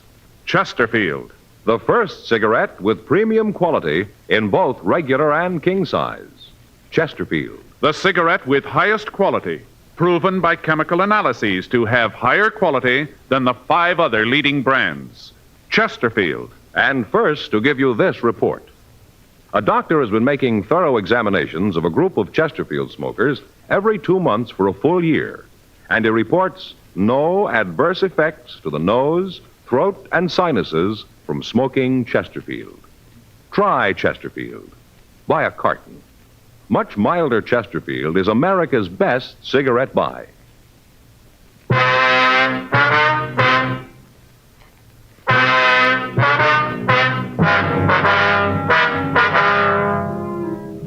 A local broadcast was gotten out on Kennedy. The city clerk called back and gave us the home address listed on his application for a vendor's license. We checked out the address, a rooming house on 9th Street, and the landlady told us that Kennedy was not at home, that she hadn't seen him all day. She was able to give us the address of his sister, and after Frank and I arranged for a stakeout on the rooming house, we drove over to see the sister. She lived in a small frame house in the Hollywood area. I suppose I knew that it had to happen. I guess there wasn't any way to avoid it. Ma'am? About George. He's sick. I guess you know that. Yes, ma'am. Has he ever spent any time in an institution of any sort, would you know? No. There were times when I thought about it. We used to talk, try to figure out what was the best thing. Somehow we just couldn't bring ourselves to do it, to commit him. You say we, ma'am. Who do you mean? Oh, me and Harold. Harold's my brother. He's the baby of the family. And what the doctor said, I guess, in a way, Harold's the cause of the whole thing. Way back, I mean. Ma'am? Well, I can't deny it. We talked to doctors about George, you know, psychologists. Yes, ma'am. He said that George had a compulsion complex. Came from when he was a little boy. That he resented the attention that the folks showed Harold. It's unfortunate. Harold was sickly when he was little, and he needed more attention. Guess George didn't understand. Mm-hmm. You any idea where he might be now, ma'am? No? You tried the place over on 9th? That's where he lives. Yes, Miss Carroll. We checked the place. Landlady said she hadn't seen your brother all day. Oh. Well, if he's not there, I don't know where he could be. No. I wouldn't have the slightest idea. Could you tell us if your brother had any close friends in the city? Anyone he might go to? None at all. I'm sorry I can't be of more help. Well, do you have a recent picture of your brother, ma'am? Well, yes, I think I can find one for you. Why do you want it? Well, we needed to find him, Miss Carroll. Oh. Well, I have one that was taken this year at George's birthday party. I took it with one of those cameras that develop right away, you know. Yes, ma'am. What if you'd be kind enough to get it for us? Surely, I think it's in the desk. I'll get it for you. Thank you. Oh, excuse me a minute. Surely. Hello? Oh, yes. What? Uh-huh, they're here now. I don't know what to think. Yes. Yes, I know, but it's too late for that now. The important thing is to find him before he does something more. Yeah. Well, I'll call you back. I don't want to keep the officers waiting. All right, bye. That was Harold. He heard about George. Mm-hmm. It's possible your brother might go over to his place. No, that's the last place he'd go. What if you could give us his address, please? Well, sure, I can give it to you. I know that George wouldn't go there, though. Why are you so sure, ma'am? I told you about the birthday party.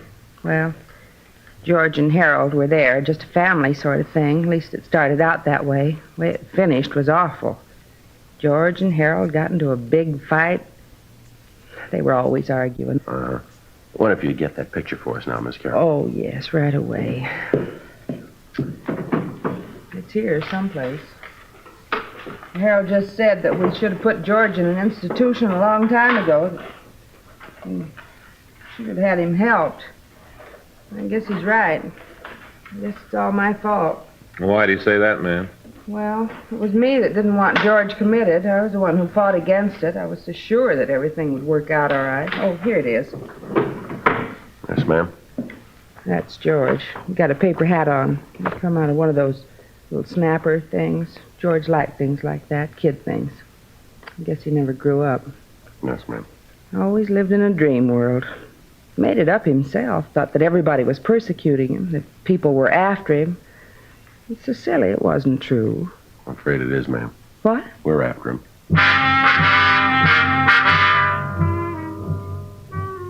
We got the address of George Kennedy's brother, and Frank and I drove over to talk to him. He told us that he didn't have the slightest idea where his brother might be. We called the office and arranged for a stakeout on homes of the sister and the brother in the event that Kennedy might try to contact them.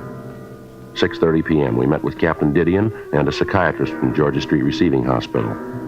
Psychiatrist said that after hearing our report on Kennedy's actions, that he might have a strong compulsion complex. And as a result of events that morning, He could have a violent resentment of any type of authority. 2 days passed. We got more leads and we ran them down. They went no place. Tuesday, May 11th, 12:51 a.m. I get it. Robbery Friday. Yes, ma'am. Well, when was that? Yeah. All right, Miss Carroll, we'll take care of it. Yes, ma'am. Right away, thank you. It's Kennedy's sister. Says he just called her. Yeah? Said he was over by Westlake Park, that he was going to commit suicide.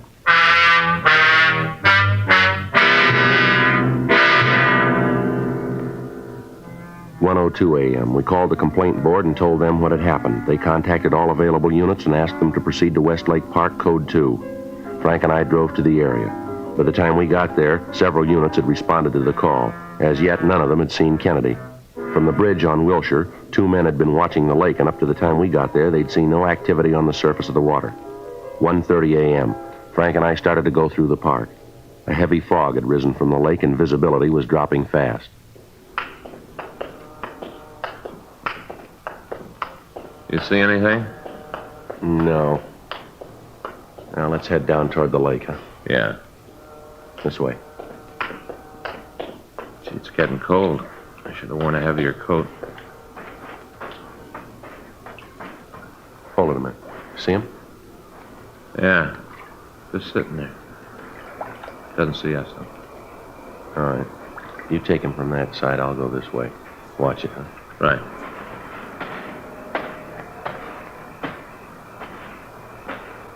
Who's there?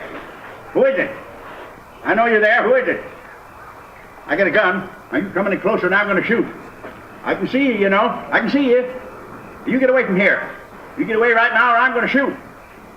All right, I warned you. Put that gun down, Kennedy. Yeah, I knew you were there. I knew it. You thought you could sneak up on me and get me and I wouldn't know it, huh?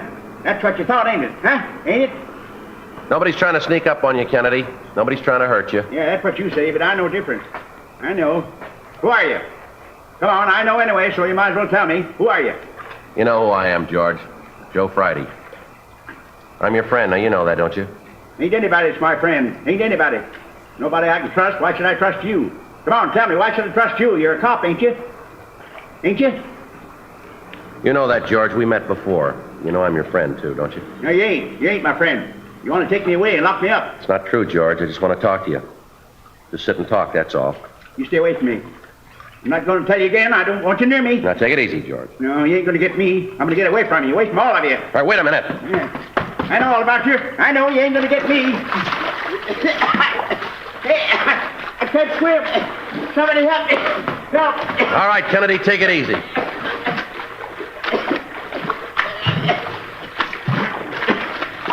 All right, come on now. You're all right. You're all right. Come on.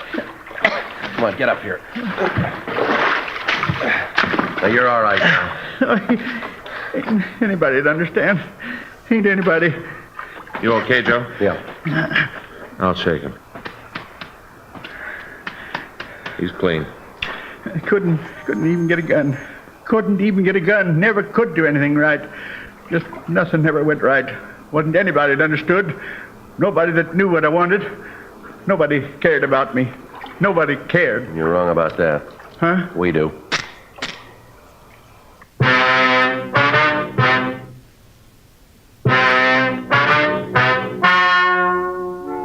The story you've just heard was true. The names were changed to protect the innocent. On September 21st, trial was held in Department 97, Superior Court of the State of California, in and for the County of Los Angeles. In a moment, the results of that trial. Now, here is our star, Jack Webb. Thank you, George Fenneman. I sure hope you were listening real close to what George Fenneman had to say tonight, because it proves what I always tell you. You can't beat the premium quality you get in Chesterfield, regular or king size. I'd like you to try Chesterfields. They're much milder, and they have a wonderful taste.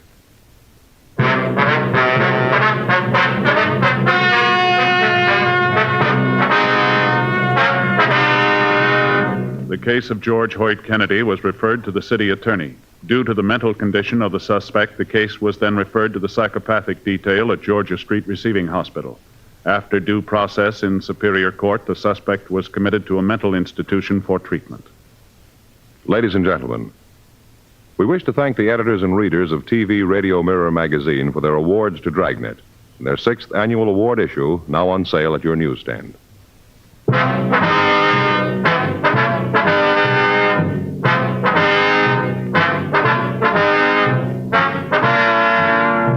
You have just heard Dragnet, a series of authentic cases from official files.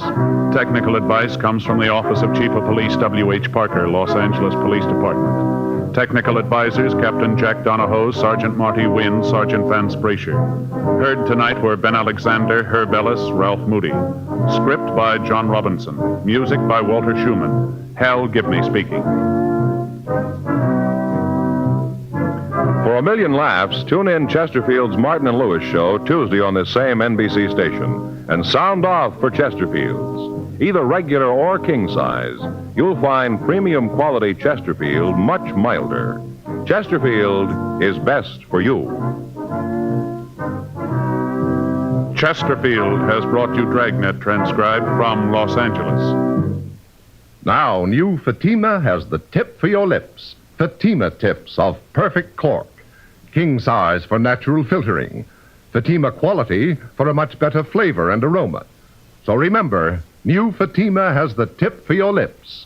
Fatima. See how smooth they are. Remember, Fatima is made by the makers of Chesterfield, Liggett and Myers, one of tobacco's most respected names.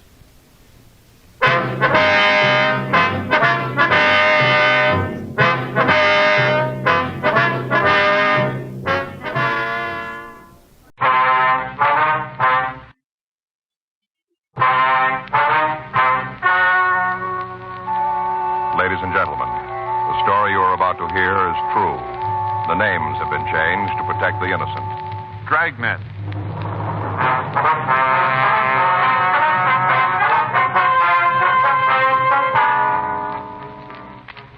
You're a detective sergeant. You're assigned to robbery detail. You get a call that a flower shop has been held up. 2 men have been shot. One of them killed. Your job? Check it out.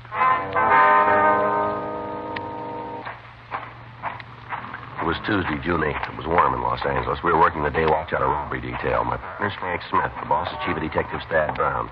My name's Friday. We were on our way out from the office, and it was 10:15 a.m. when we got to the corner of 7th Street and Bunker Hill Avenue. The Stoneham Flower Shop. Back there, Phil. Wasn't any way for me to know what it was all about till it was too late. Yes, sir. Just stood there, didn't move around, just stood. Oh, you fellas want to see me? Police officers. This is Frank Smith. My name is Friday. Central? That's right. Roberts, one of 16. You answer the call? Yeah. I'm the fellow that shot the crook, you know. Yes, sir. Did you get a description? Yeah, it's out. Metro sending a couple of cars to help us look for the suspect. Very good. Anything else I can do for you? No, not right now. Okay, I'll get on outside then. Right, thank you. You'll take care of the report then, won't you? Yeah. Okay, we'll check with you. Good. Nice fella. Yes, sir. Could have used him back to home. Sir? Good man like that. Could have used him. What do you mean? Ran a detective agency back home. Had a couple of men sleuthing around. He made a good one. Mm-hmm. Would you tell us what happened here? Ain't nobody done that yet? No, sir. We just got a hotshot call that there'd been a robbery and shooting. We came right out from the office. You heard about it? No, sir. Well, don't you worry. I'll fill you both in and give you the whole story. All right, sir, if you would. Abner Stossett. What's that, sir? Full name's Abner Davis Stossett. After Jeff. Who? Jefferson Davis, the president. Oh. Don't usually use the middle name. People out here don't seem to understand 3, just the front and back. Abner Stossett. Yes, sir. All right. Now, if you tell us what happened. They shot Danville. That's the victim. Yep. Shot him right here, just above spleen. Here. Mm-hmm. How'd it happen? It looked like 38 automatic. Well, yes, sir, but what led up to the shooting? 2 fellas, they tried to rob it. Mm-hmm. Tried it with the wrong 2 men, tell you that. Mm-hmm. Out loud. Sir? Tell you that out loud. Oh, I see. You want to go on? Well, same thing every morning. Yes, sir.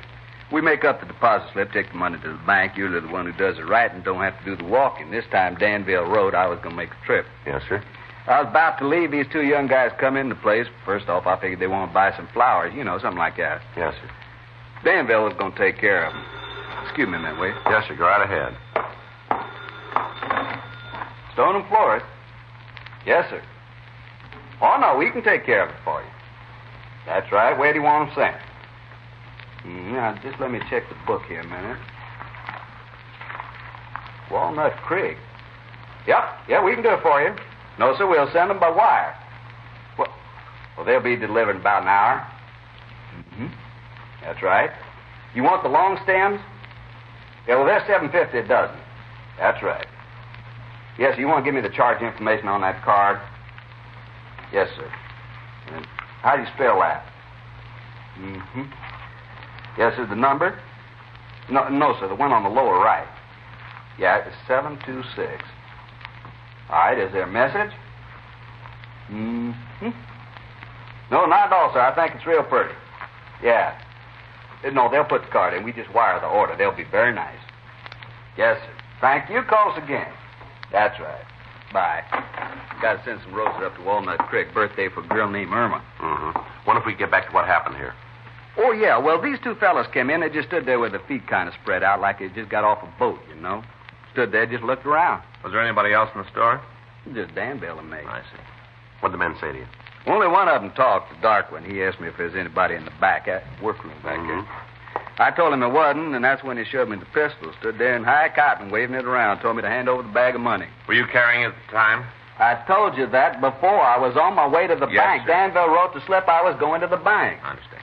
Now, what did he say when he showed you the gun? Said it was a stick-up. Do you remember his exact words? I have them kind of fast for me. Let me see. I think it was, don't try anything. It's a stick-up, like that he said it. I see. Now, how'd the shooting start? Well, Danville said he wasn't going to have no kid talk to him like that. He reached out, took a swing at the kid, a real roundhouse. Mm-hmm. Dark kid ducked back, pulled the trigger, shot Danville right here. Spleen. Dropped like a rock. Mm-hmm. I pulled out my gun and started shooting. You always carry a gun? When I'm going to the bank, you never know what's going to happen. You have a permit? It's against the law to carry a gun without permission, ain't it? Yes. Well, then I got it. After you pulled your gun, what happened? I shot. Yeah, I can understand that. Shot right at the dark fellow. Mm-hmm. You hit him, huh? I don't often miss. I see. Hit him 3 times. Here in the chest. Mm-hmm. What was the other man doing while this was happening? He pulled out a gun, too, and the balloon went up. Bullets flying all over the place. Yeah. Then both of them took off, run out of the place. I followed them. Mm-hmm. Got to the door. The dark one turned around. Going to shoot at me again. Uh-huh. Didn't move fast enough. I pulled the trigger, hit him right in the middle of the chest, went down like a dropped duck egg. What about the other one? He started running down the street. I guess about the only thing he was wanting was to get away. Yeah. Took 2 shots at him while he was running. I blazed away. Only had 2 more bullets in the gun. I gave them both to him. You hit him? Yeah, at least once, because I saw him jerk. It might have been both times. He kept running, though. What'd you do then? I come back in here, see what I could do for Danville, made him as comfortable as I could, and then I called the police. All right. He came sliding up and took out after the fellow that got away. The ambulance came and picked up Danville and the other guy. Yes, sir. Now, what if you could give us the description of the man who got away? Yeah? Yes. I'll call Georgia Street and check on the other suspect. That ain't going to do no good. What? You don't have to inquire about him. He's dead. You're sure about that? Son, I know when somebody's dead. Yes, sir. I hit that fella 4 times in the chest with a .44. I saw him drop. About as much life as a sack of cornmeal. He was dead. I'll check anyway. All right. Yeah, sure sorry. What are you sorry about? I say it's a real sorry that you can't work with that other young fellow that was in here. You know, the one in uniform. He was a bright boy. Mm-hmm. This fella here, he couldn't even fill out an application for our agency. Would you give us the description? First line. I beg your pardon? I say he wouldn't even be able to fill out the first line. Didn't know who Jeff Davis was. Hard to believe. Yeah, now about that description? Well, fellow was about your height, weighed in maybe 150, around there. Mm-hmm. Had light hair, lighter at the top and down by his head like he was bleached in the sun. Any marks or scars? No, nothing that stand out. He had a kind of a flat face. What about his clothes? White shirt, kind of tan pants, carrying a leather jacket with the fur around the collar. Yeah, I know what you mean. Both of them had those. Was there anything in the way they talked, an accent maybe? No, just North talk. I can't tell the difference much of the time. Mm-hmm. Would you know the man if you saw him again? You bet I would. Just stand him up in front of me and I'll lay it on, point him right out. Mm-hmm. What'd you find out? I talked to the hospital, Joe. Yeah? Are you sure you hit one of the suspects, mister? Positive. And he was on the sidewalk? Saw him hit and die. What's the matter? Well, the ambulance only brought in 1 person. Yeah. The dead man's gone.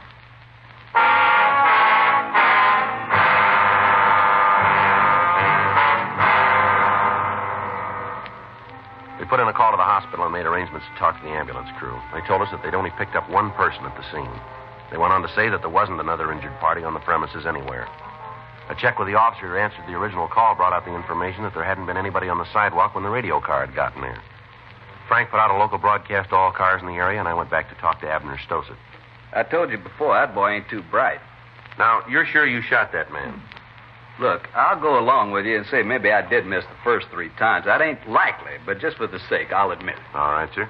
But I know I hit him outside. I was closer to him than I am to you. Ain't nobody could miss that close. All right. Come on outside. Take a look at the sidewalk. You tell me if it's my imagination. All right, fine. They got it out, Joe. All the cars in the area are looking for it. All right, fine. One thing I'm always proud of is the way I can shoot. I don't hardly ever miss. I know I didn't this time. Mm-hmm. Now, just look at that. Take a look. You tell me that's blood, ain't it? Yes, sir, it looks like it. It is. I was standing right here.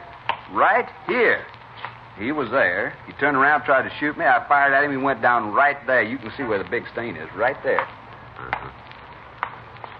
Well, how'd they get there? What do you mean? Well, did you see a car? Yeah, I told the other cops about it. That's it right there. Drove up in it and got out. Did you see him get out of the car? Yeah, I was just leaving the store, and I saw him right after they come in the store. All right, you want to check the car? Yeah. Now, don't go touching it. The cop said not to. Mm-hmm. Was there anybody else who saw the man on the sidewalk? You mean besides me? That's right. Not that I know of. As soon as I emptied my gun at the blonde fella, I went back in the store. I stayed there till the police car pulled up. Mm-hmm. Not more than 3, maybe 4 minutes. Yes, sir. Not more. But I'm telling you, he was right here. Lying there, and he was dead. Mm-hmm. Crime lab's on the way out to check the car. Mm-hmm. Well, looks like the suspect might have gotten up and walked away, doesn't it? If he did, then it's really one for the books. Trail of bloodstains here. Yeah. Never nothing like this happened back home. Back there, when you shoot somebody, he's got the courtesy to stay shot. Trail stops. Mm. Let's check over there and see if we can pick it up. Yeah.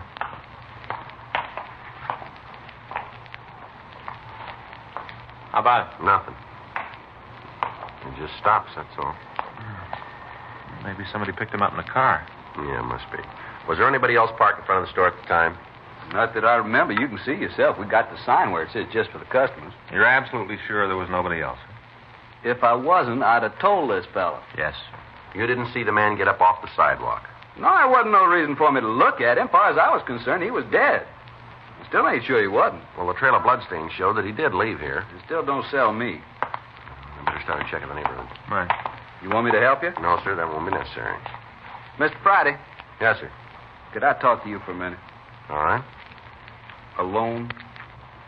Excuse me, Frank. Yeah. Mr. Friday, I saw that man fall. I saw him hit the sidewalk. I know he was hurt bad. He wasn't going to get up. I'm sure of it.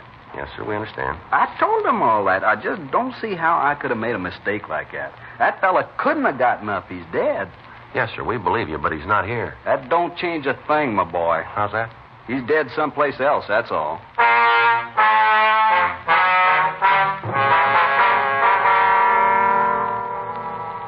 An immediate search was started of all buildings in the area.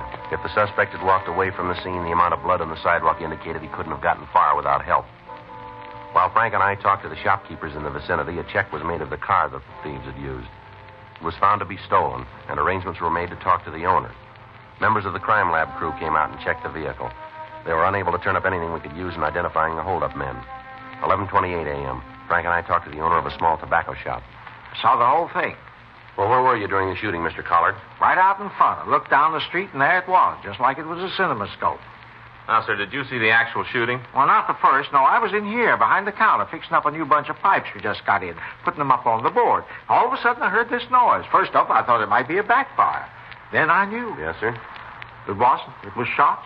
So I went outside to see what was going on. Mm-hmm. Next thing I see is these 3 guys come out on the sidewalk, right in front of the flower shop, 3 of them. Mm-hmm. Abner and a couple more. One of them black-haired, the other was kind of blonde. Yeah. One of them tried to get Abner. Other one took off in this direction. I see Abner raise that gun of his and pointed at me, and I ducked inside. Did one of the men go by here? Yes, Abner shot at him a couple of times.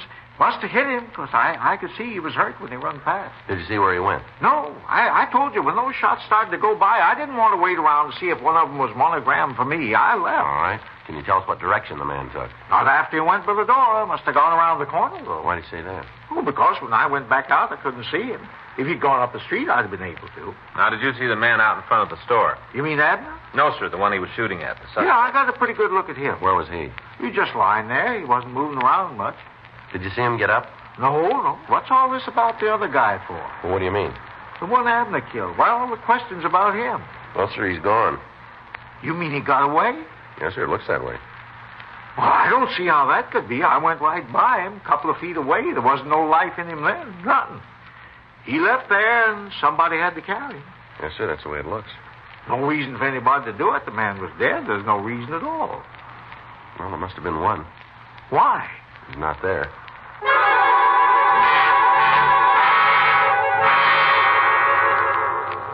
Frank and I checked out the rest of the neighborhood, but we failed to turn up any information. None of the shopkeepers in the vicinity had seen where the blonde hold-up man had gone. All of them who had seen the man on the sidewalk were willing to testify that he was dead. Yet the physical evidence at the scene indicated that he'd gotten up under his own power and walked away carrying 4 bullets in his chest. 2:40 p.m. Frank and I returned to our car and began to cruise the streets in the area. 3:15 p.m. Well, it doesn't look like we're going to find him. Well, Frank, he's got to be here someplace. Unless somebody picked him up. Yeah, it's possible. Yeah. Fellow on the bench over there, you see him? Oh, yeah. Waiting for the bus. He was there when we went by before. Take it easy when you pass him this time. All right. Better pull over. Yeah. Matches the description. Uh-huh. Looks like bloodstains on his shirt from here. It sure does. Fits in good. All right. You cover him from that side. I'll go this way. Right. Joe, he's got a gun. Joe, you all right? Yeah, thanks to this mailbox. I saw him pull a gun. Thought sure he got you. Well, he didn't miss by much. Come on, we better check him. Yeah. I hit him twice, Joe. Take it easy. He's dead. There wasn't anything I could do. It was you or him. Puts us in a corner. Yeah. He was our lead to the other suspect.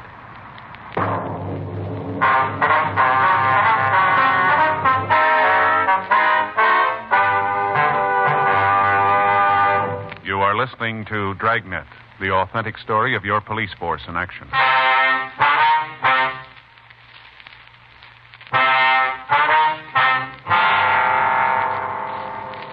The coroner came out and removed the body. The victim was identified as Jeffrey Burnham, age 27.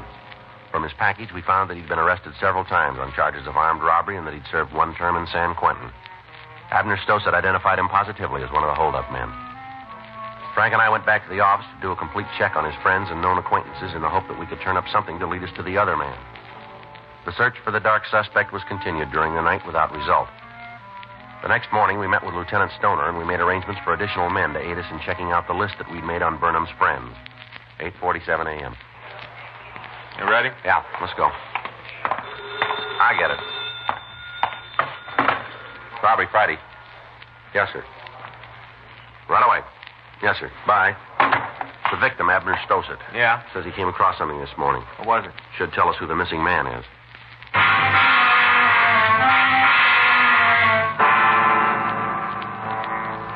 We left the office and drove out to the florist shop. Abner Stossett met us at the door. I don't know why I didn't think of it yesterday. What's that, sir? You remember how I told you they was both carrying leather jackets? Yeah.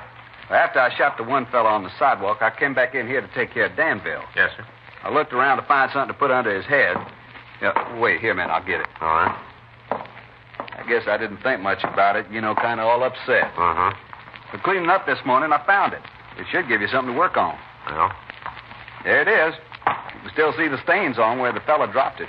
Yeah. Are you sure this jacket belonged to the missing suspect? Yeah, you remember how I saw him drop it when he got shot? I remember it good. All right, sir. Thank you very much. We'll check it out. You shouldn't be too much trouble. How's that? Here, take a look. I found this myself. Here. Huh. Laundry tag.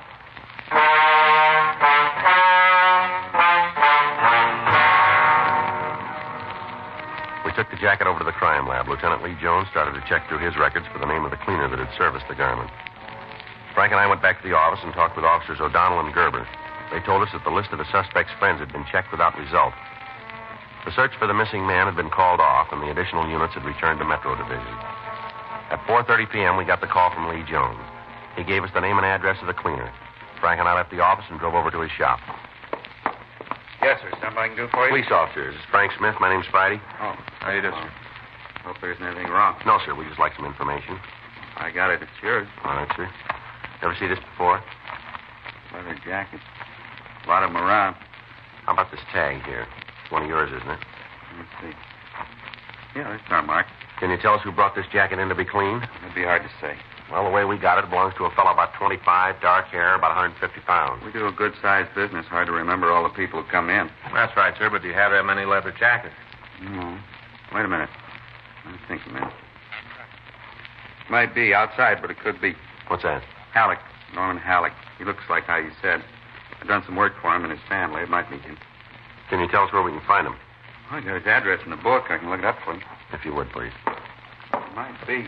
I hear he's been in trouble with the cops before. Would you know what for?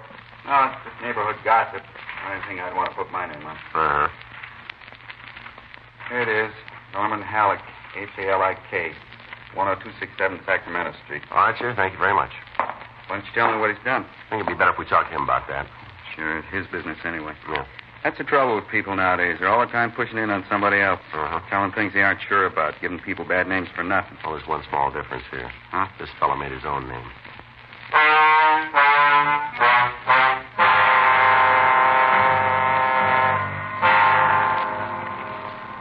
We got Halleck's address, and we drove back to the office. We checked the name through R&I and found that he had several arrests for robbery and one for assault with a deadly weapon. We pulled his mugshot and drove out to see the victim, Abner Stositz. No, that ain't him. No. No. Wait a minute. Here he is. You're sure, are you? Yeah, I think so. Let me see that again. Go ahead. Eyes are the same. Hair's a little shorter. No, it doesn't make any difference. Sir? That's the man.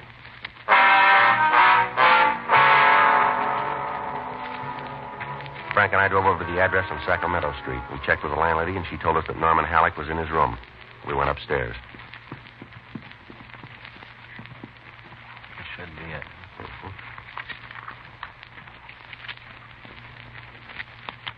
All set? Yeah.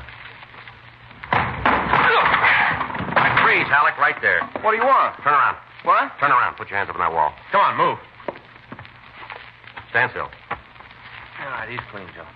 All right, let's go. Well, what's this all about? Come on, let's go. Well, you got to make a charge. All right, suspicion of robbery.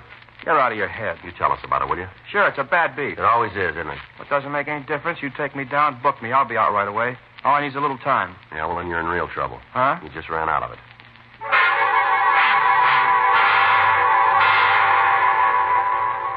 We searched the suspect's room, but we failed to find anything to further tie him in with a robbery shooting. He was taken to the city hall where Frank and I talked to him in the interrogation room. How about it? Does that jacket belong to you? I don't know. The cleaner says it does. Well, a lot of leather jackets. How's he know this one's mine? All right, Halleck. Now, come on. We got you made, and you know it. I've told you before, this is a bad beat. You're going to save yourself a lot of time if you cop out. I'm glad to help, but I can't give you anything. Where were you yesterday? Home. Anybody to back that up? Yeah. Well, then you can come up with the names. Sure, all you need. You know a Jeffrey Burnham? Burnham? Burnham.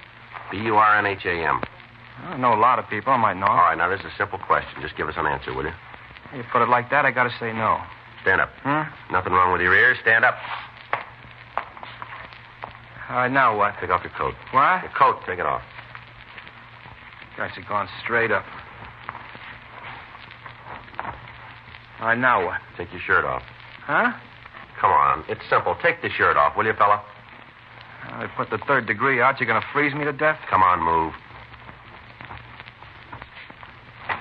All right, now what? Turn around. When do you turn on the blue light? Frank. Yeah. All right, you can put your clothes on and sit down, Halleck. Come on. Yeah. You stay there, Halleck. Well, what do you think? He looked awful good for a while, didn't he? Sure blows it up. Yeah. Supposed to be shot 4 times in the chest. Not a bullet wound on him anywhere.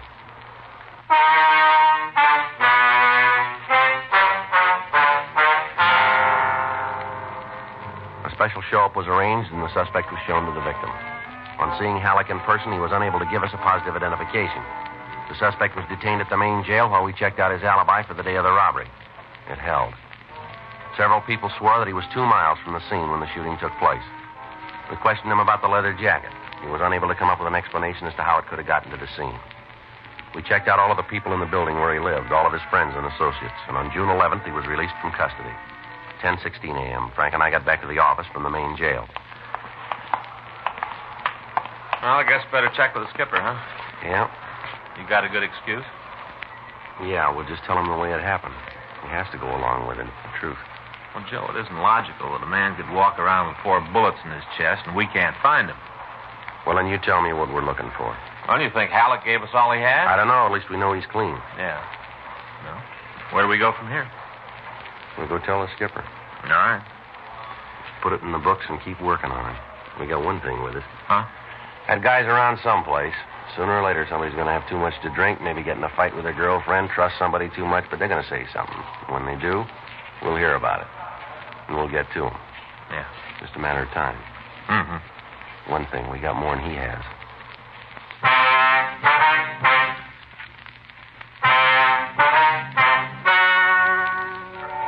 The story you have just heard is true.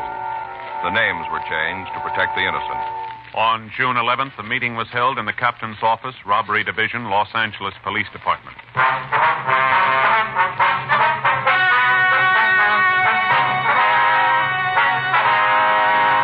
The case was completely reviewed and a report written on the results of the investigation. As of this date, that investigation is continuing. Dragnet. The story of your police force in action is a presentation of the United States Armed Forces Radio Service.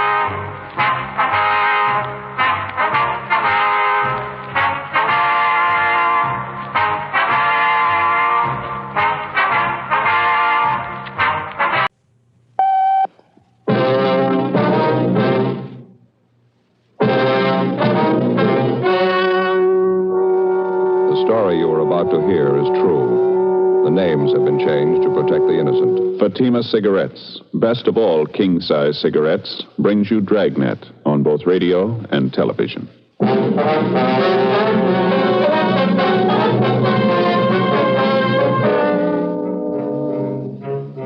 You're a detective sergeant.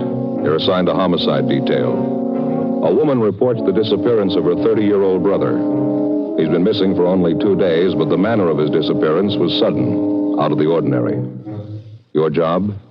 Investigate. Fatima, America's first largest-selling blended cigarette. Fatima, now best of all king-size cigarettes. Prove it yourself today. Compare Fatima with the king-size cigarette you're now smoking. 1. Fatima's length filters the smoke 85 millimeters for your protection. 2. Fatima's length cools the smoke for your protection. 3. Fatima's length gives you those extra puffs, 21% longer than standard cigarette size. And in Fatima, you get an extra mild and soothing smoke, plus the added protection of Fatima quality. Definitely the best quality in its class, but the same price as the cigarette you're now smoking. Buy Fatima in the bright sunny yellow pack. Best of all king-size cigarettes.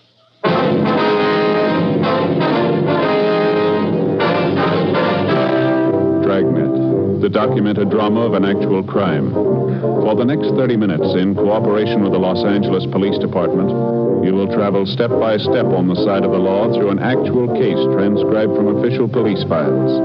From beginning to end, from crime to punishment, Dragnet is the story of your police force in action.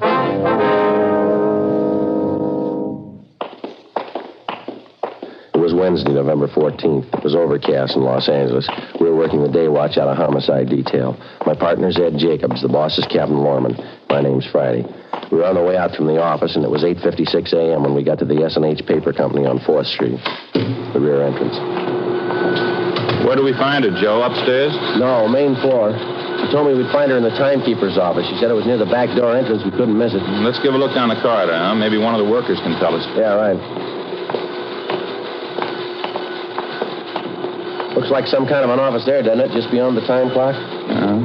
Let's see. Paymaster, head timekeeper. Yeah, that's it. The door's locked, Ed. You want to rap on the pay window? Yeah. Yes? Police officers, ma'am. We have an appointment with Miss Edith Tabor. Oh, yes, officers. I'm Edith Tabor. Just a moment, please. I'll ring the buzzer. Just push on the door. All right, thank you, ma'am. Go ahead, Ed. All right. Are you the one I talked to on the phone, Sergeant Friday? Yes, ma'am, that's right. This is my partner, Sergeant Jacobs. How do you do? This is about your brother, Miss Tabor. Ralph Tabor, is that right? Yes, that's right. I know there must be something wrong. Ralph's been gone since Sunday. No one's seen him. No one's heard from him. I'm worried sick about it. Last time you saw him was on Sunday? No, I didn't actually see him. I talked to him on the phone. We made a date for dinner. Ralph and I always have dinner together Sunday nights. It's about the only time in the week we do get to see each other. I see. I believe you told me on the phone you already checked with most of his friends, the places he'd most likely be. Is that right? I've called everyone I can think of. No one's seen him. Your brother's never done anything like this before, miss? Going off without telling anyone? No, never. I'm very worried, Sergeant. Can you think of any reason at all why he'd want to disappear of his own free will, I mean? No. No reason in the world for it. He seemed perfectly all right when I talked to him on the phone Sunday. Everything was fine. We made a date for the movies Tuesday night. That was for last night. Picture downtown we wanted to see. He made a special point of it. I just know something must have happened. I gather you know most of your brother's friends. You've kept in fairly close touch with him, have you? Yes, we get together at least once a week, as I say. I'm 4 years older than Ralph. I've looked after him since we were kids. We've always been together. The last 5 or 6 years especially, ever since Mama died. Your brother in a pretty stable mental condition, was he? No financial worries, nothing of that kind? No, sir, nothing I know about. I'd like to double-check this information that you gave me on the phone, Miss Tabor. The name and address and his description, Yes, all right? sir. The full name, Ralph Lawrence Tabor, 14316 Almaden Street, male, white American, occupation, interior decorator. Is that it? Yes, that's right. Height, 5'11", 155 pounds, dark blonde hair, gray eyes, fair complexion, birthmark on left side of neck. Yes, that's all correct. Your brother in the habit of carrying large sums of money around with him, do you know? No, not that I know of. He has a good job. He's not getting rich at it, though. I don't think I've ever seen Ralph with more than $20 or $30 on him at a time. Who was the last person to see him, miss? You any idea? Well, I talked to Ralph's landlady. She told me she saw Ralph and this friend of his, Andy Howard, going into Ralph's apartment. That was about 6 o'clock Sunday night. Ralph was supposed to meet me at 7:30, never showed up. Now, this friend of your brother's, Miss Tabor, this Andy Howard, are you acquainted with him? Yes, but I don't know him too well. I only met him 2 or 3 times. He lives in the apartment house next door to Ralph's, so the two of them were friends in the Navy together during the war. Good friends. You tried to get in touch with this Andy Howard? Yes. I called Ralph's apartment when he didn't show up for our dinner date Sunday night. There wasn't any answer, so I looked up Andy's number in the phone book and called him. Was he at home? Yes. Tried to talk to him, but it didn't do much good. Strange. How's that? He pretended he didn't even know me. After we finished our interview with Edith Tabor, Ed Jacobs and I started out to double-check with all the known friends and associates of her brother. We talked to his employer and the people he worked with. None of them had seen him subsequent to 6 o'clock Sunday night. None of them could think of any good reason why he suddenly would want to pick up and leave his job and friends. The people he knew outside of his work told us the same thing. Nobody could explain it. Along the way, we inquired about Ralph Tabor's friend, Andy Howard. Most of the people we talked to knew him as a close friend of Tabor's. We checked at Howard's place of employment, but they told us he hadn't shown up for work since the previous Friday. We drove to Howard's apartment, checked with the manager, and he said that Howard had moved without notice late Sunday night. We crossed over to the apartment house next door, where Tabor lived, and talked to the landlady, a Mrs. Higbee. She corroborated the story we'd gotten from Tabor's sister that Andy Howard was last seen entering Tabor's apartment at about 6 o'clock Sunday night. Tabor was with him. Mrs. Higbee was sure of that. She showed us up to the 3rd floor to Ralph Tabor's apartment. The 2 rooms and the adjoining kitchenette were immaculate. There wasn't a thing out of place. Neat as a pin, Joe. Not a thing out of order. Yeah, it's the same in the bedroom. Say, Mrs. Higbee, Yes, Sergeant. do you provide maid service with the apartments here? No, we don't. We've been thinking about it, though. Haven't quite made up our minds. Such a task, getting good, competent help these days. And the tenants are responsible for the entire upkeep, huh? Yes. Everything but painting, wallpapering, things like that. Doesn't Mr. Tabor keep things spotless? Just spotless? Yes, ma'am. There's just one thing I wanted to ask you about. It's over here by the window. Yes. Now, this wire here, apparently an aerial connection for a television set. Looks like... Yes. Mr. Tabor does have a television. Why? Well, I don't notice a set anywhere in the apartment. Would you happen to recall if he sent it out for repairs, anything like that? No, not that I know of. Besides, this doesn't seem like Mr. Tabor at all. How do you mean, Miss Higbee? Well, he's always so neat, fastidious. The end of that wire there looks like it was torn off the connection, doesn't it? Along the windowsill, too. Isn't that terrible? Fasteners for the wire ripped right out of the woodwork. That certainly doesn't seem like Mr. Tabor. Mm-hmm. Anyone else besides him have access to this apartment, ma'am? No one that I know of. No one besides myself, I mean. I have duplicate keys to all the apartments. Oh, I just happened to think. Yes, ma'am? If a repairman did move the set out, it's possible my houseboy might know about it. Sam, that's my houseboy. How would he know about it? Well, it's a rule of the house. All furniture, heavy things like that, they have to be taken down in the freight elevator. It opens right onto the alley in back of the building. It's very handy. Yes, ma'am. Sam's the only one who operates that elevator. That's why I say it's possible he might know about it. Would you like to have me ask him? I wonder if you would, please. Surely. It won't take but a minute, and I'll be right back. Thank you, Miss Higgins. Joe, you want to have a look over here? Yeah. What do you got? This wall bed here. I tried to pull it down. It's stuck. Mm-hmm. Stand right here. Oh, over here. See if you notice anything. Yeah, I do. You want to give me a hand? See if we can't get the bed down? Yeah. Push it on your side there. Okay. That's it. Okay. It's coming down now. Good Lord. Yeah. Tabor, you think? Oh, description seems to fit. Beaten to death, looks like, doesn't it? Something sticking out under the bed covers there. Yeah, it's a claw hammer. Stains all over it. Vicious. Guess a killer wanted to make sure. It's one of the worst I've seen. Feel sorry for the sister. She was pretty close to him. It's going to be tough on her. No tougher than it was for him. 2:38 p.m. We phoned the office, told them what we'd found, and then we put in a call for Lieutenant Lee Jones and the crime lab crew. While we were waiting, we questioned the landlady again, Mrs. Higbee. She said her houseman, Sam, told her he knew nothing about a television set being moved out of Ralph Tabor's apartment. However, it was possible somebody could have taken the set down in the main elevator late at night without being seen. Mrs. Higbee also told us that Tabor had a car. We checked the apartment garage, but it was gone. All Mrs. Higbee could tell us was that it was a late model car and that Tabor often loaned it to his friend, Andy Howard. Sergeants Al Shambra and Joe LaMonica from Homicide arrived, and together the four of us interviewed the employees and the tenants in the apartment building. They gave us little or nothing at all. A few minutes before 3 p.m., the crime lab crew showed up and started their preliminary investigation. We put in a call for the coroner. From the obvious lack of fingerprints in usual places around the apartment, it was apparent that the murderer had taken great precautions to cover his tracks. 3:35 p.m., the deputy coroner arrived, and after the preliminary investigation was finished, the body was removed to the county morgue. Ed and I went back to the office, checked our DMV, and got out on all points on Tabor's car, and also on the friend he was last seen with, Andy Howard. R&I turned up a single entry for Howard's criminal record, a drunk driving charge. 5:20 p.m., we met with Edith Tabor and broke the news of her brother's death. When she recovered from the shock, we interviewed her briefly. It was Andy Howard. I know it was him. It had to be. Why do you say that, Miss Tabor? There's something about this man Howard you haven't told us? He's no good, Sergeant. He's no good at all. That's what I've been afraid of. I've been afraid of it right along. Well, just how do you mean, ma'am? He's no good. He's a tramp, a bum. Won't get a job. He's been living off my brother. He isn't normal. There's something wrong with him. Well, how is it your brother put up with him? Well, I told you he and Ralph were friends in the Navy. He did a big favor for Ralph once. He's been living off it ever since. Taking his clothes, borrowing his car, money, never paying it back. Why do you think he killed your brother, miss? I just know it, that's all. He did it. He ever fight with your brother? Would you happen to know? Did he ever threaten him? They had a big fight one night, about 2 weeks ago, I think. Andy kept sponging until Ralph got good and sick of it. Told Andy to go out and get a job. That's when the fight started. You saw it, did you? Ralph told me about it. Fist fight in the alley back of the apartment.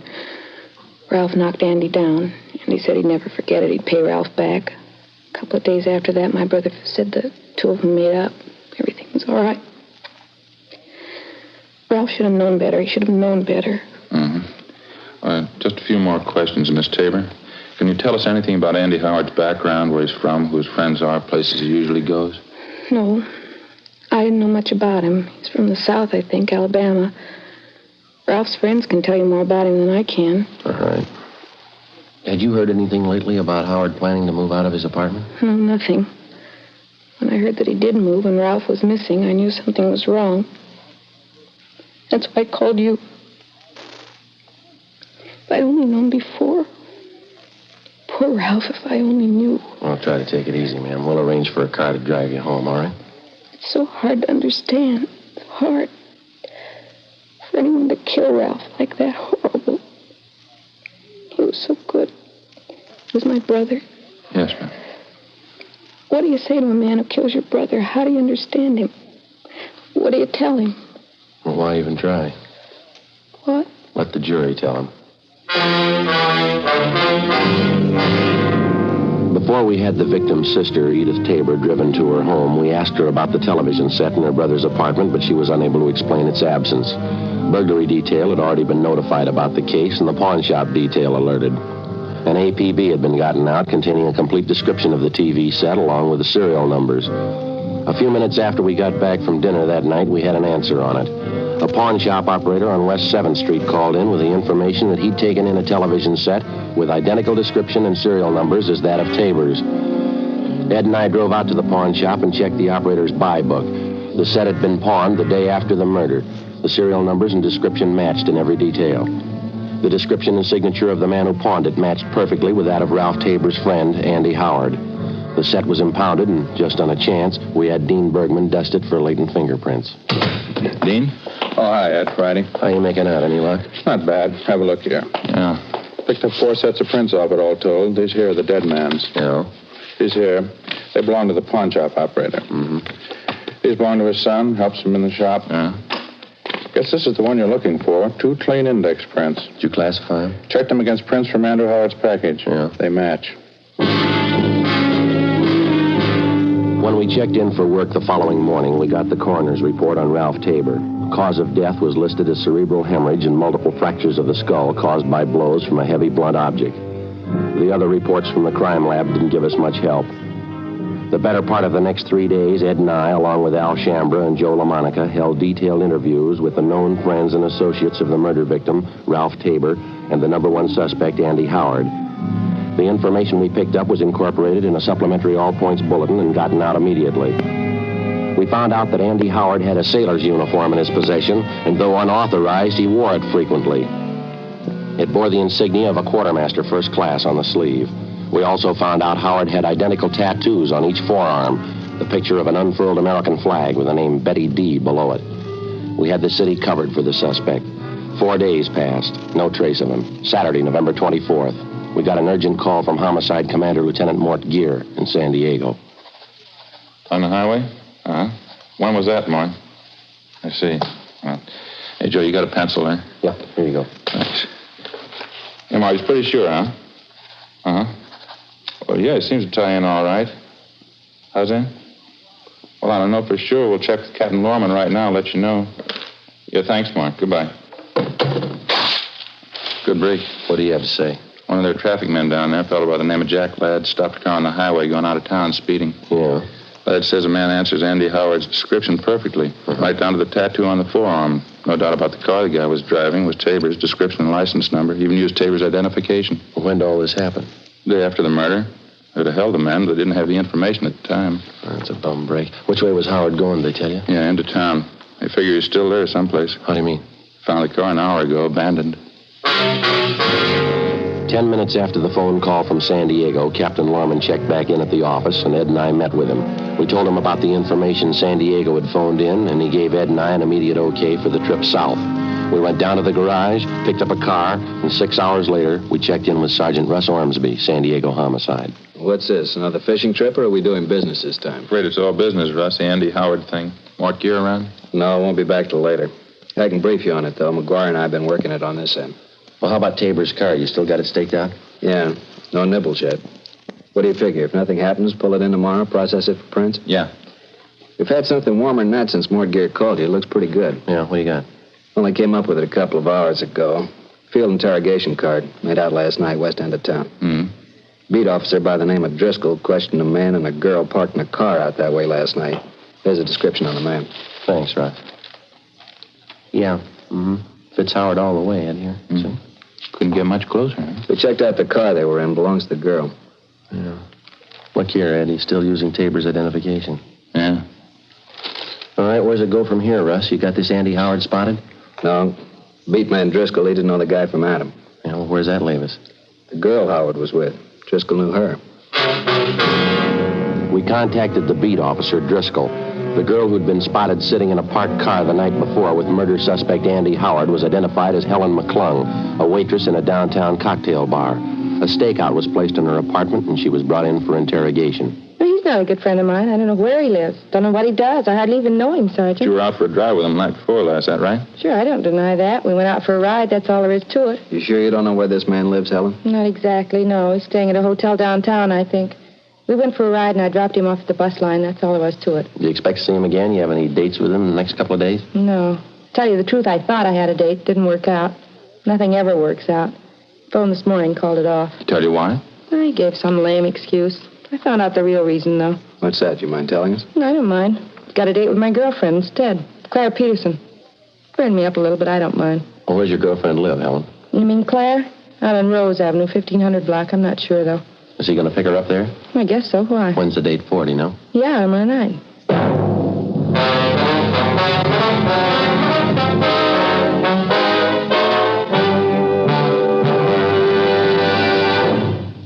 You are listening to Dragnet, authentic stories of your police force in action. Compare Fatima with your present king-size cigarette. Yes, compare Fatima with the king-size cigarette you are now smoking. 1. Fatima's length filters the smoke 85 millimeters for your protection. 2. Fatima's length cools the smoke for your protection. 3. Fatima's length gives you those extra puffs, 21% longer than standard cigarette size. And in Fatima, you get an extra mild and soothing smoke, plus the added protection of Fatima quality.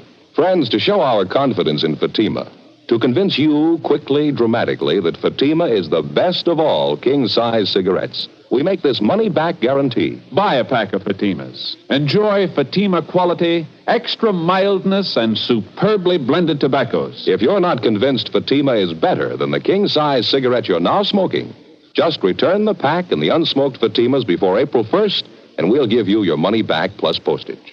Fatima, Box 37, New York 1. Remember, each king-size Fatima gives you an extra mild and soothing smoke, plus the added protection of Fatima quality. Switch to Fatima today. Best of all king-size cigarettes.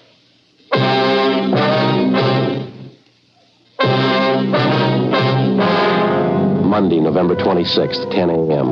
After checking her name through San Diego R&I, we finally located the address of the girl Claire Peterson, who was supposed to have a date with our murder suspect Andy Howard that night. She lived in a small apartment house in the southeast end of town. The manager told us that she'd already left for work. We ran it down. The Peterson girl was employed as a cutter in a shirt factory down in the industrial district. We questioned her at her work. A tall, attractive girl, blonde, blue eyes, a small scar on her chin. She kept working while we talked to her. Yeah, I have a date with Ralph Tabor tonight.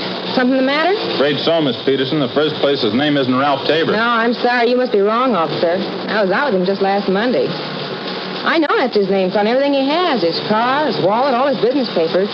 Guess you must have made a mistake. No, it's no mistake, man. We checked it out pretty thoroughly. We'd like to talk to you about him if we could, please. Well, there's not too much to tell. I just met him Monday night. I was with my girlfriend, Helen. He wanted to go out with me, so I made a date. I didn't think there was anything wrong. You said he's to meet you at your apartment, Miss Peterson. Did he give any specific time when he'd be there? 8 or 8:30, he said. Hey, what's wrong? Do you know? There's something wrong with the man. I ought to know, don't you think? We want him for questioning, ma'am. You any idea where he lives? No, I haven't. One of the hotels downtown, I think. 5th Street or 6th Street. I wouldn't know for sure. Why do you want him? Can't you tell me, please? We believe he's committed a murder, Miss Peterson. Matter of fact, we're sure of it. What do you want me to do? If he calls up before your date tonight, don't do anything to discourage him. Tell him to meet you. If he wants to postpone the date, try and make him come tonight. If you can't do that, try and find out where he's staying. And don't let him know we talked to you. Well, all right, I can try. You'll be there when he comes to my apartment, I mean. Yes, ma'am, we'll be there. You'll be protected all the way. Well, what do you do? Ma'am? What do you do? You say he's a murderer. He must be desperate. What do you do? How'll you arrest him? It's his choice, ma'am, any way he wants it. As soon as we left the plant where the Peterson girl worked, we called Sergeant Tony McGuire at San Diego Homicide Detail, and he made arrangements for an immediate stakeout at the girl's apartment. At 7 p.m., Ed and I, along with Russ Ormsby and Tony McGuire, drove out to supplement the men on stakeout at the girl's apartment. 8 o'clock, 9, 9:30, 10 p.m., still no sign of the suspect. At midnight, our relief team showed up, and we headed back for the office. When we got there was a bulletin from the Highway Patrol reporting that earlier that night, a man partially identified as Andy Howard had been seen heading north from San Diego on U.S. Highway 101 toward Los Angeles. We got Captain Lorman on the phone, briefed him on the latest developments, and told him that photographs of the suspect had been distributed to all officers. The next 10 hours failed to turn up anything new. San Diego officers continued to cover their end. 11:15 p.m. the next day. We drove back to Los Angeles and reported in at homicide. There was a note in the book from Lorman asking us to check in early the following morning, so Ed and I signed out and went home to get some sleep. The next morning, 1:45 a.m.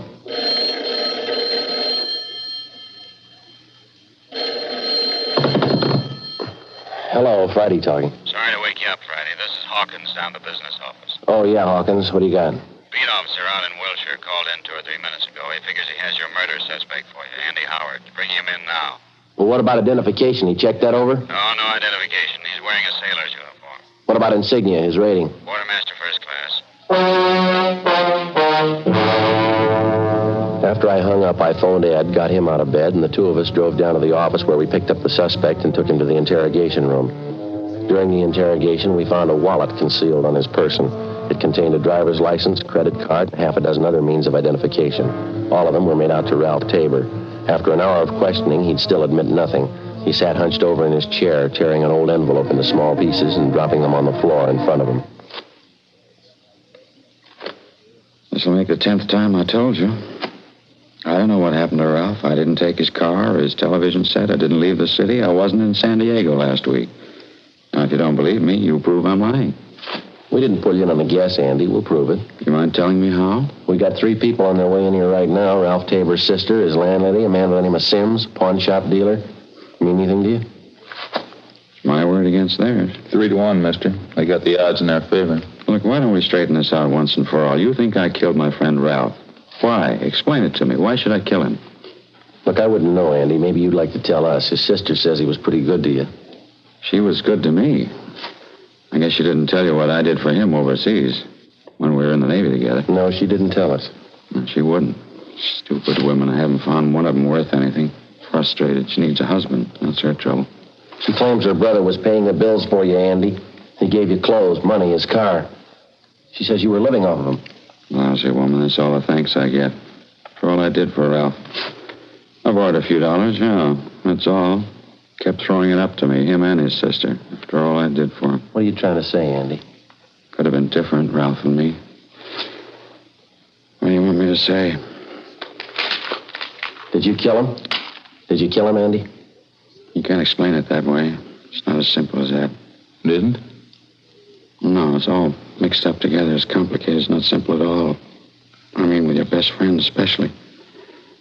It's more of a mistake. I mean, morally, I didn't mean to kill him. I just did. It's a mistake. Terrible mistake. You want to give us a statement, Howard? The stenographer will take it down. Oh, yeah, all right, in a minute. Just want to make sure you understand. I mean about Ralph. And all I did for him. Yeah. No No gratitude at all. You blame me? I mean, after all I did for him, you blame me? Well, you should have remembered, Andy, about gratitude. Yeah? Doesn't mean much when you have to ask for it.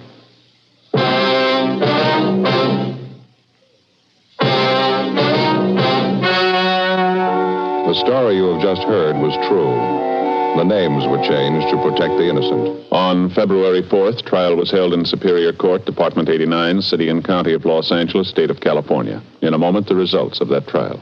And now, here is our star, Jack Webb. Thank you, George Fenneman. Friends, you've been listening to Dragnet for the past 28 minutes. Now, it'll take you less than 28 seconds to prove that Fatima is the best of all king-size cigarettes. Just compare Fatima with the king-size cigarette you're now smoking. Fatima filters the smoke through a long distance of 85 millimeters. Fatima's length cools the smoke for your protection. Fatima's length gives you those extra puffs, 21% longer than standard cigarette size. And in Fatima, you get an extra mild and soothing smoke, plus the added protection of Fatima quality. Prove it today. Buy Fatima.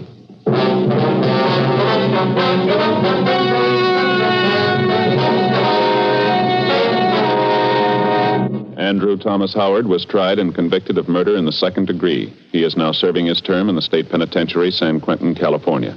Second-degree murder is punishable by imprisonment from 5 years to life. Ladies and gentlemen, right now, inflation is America's #1 menace on the home front. It's the one enemy that can lick America. We can help prevent this by working harder, working better. The fight against inflation will succeed only if all of us get behind it.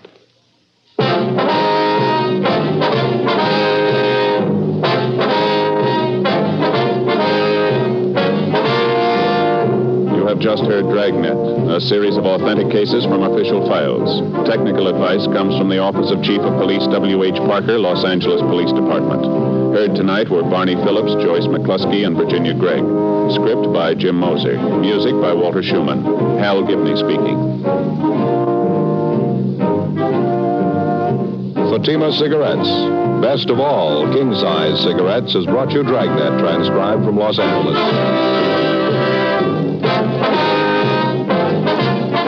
Next, it's David Harding and Counter Spy on NBC.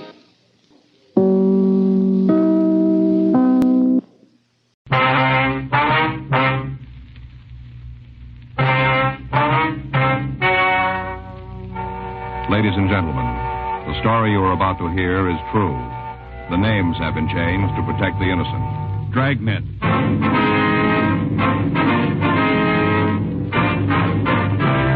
Dragnet, the documented drama of an actual crime.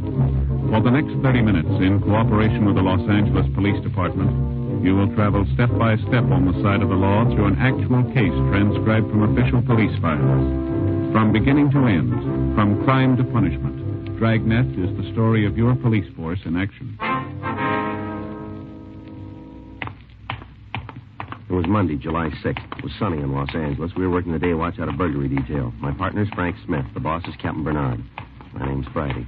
We were on our way out from the office, and it was 8:23 a.m. when we got to the corner of Walton Avenue and Adams Boulevard. A used car lot office.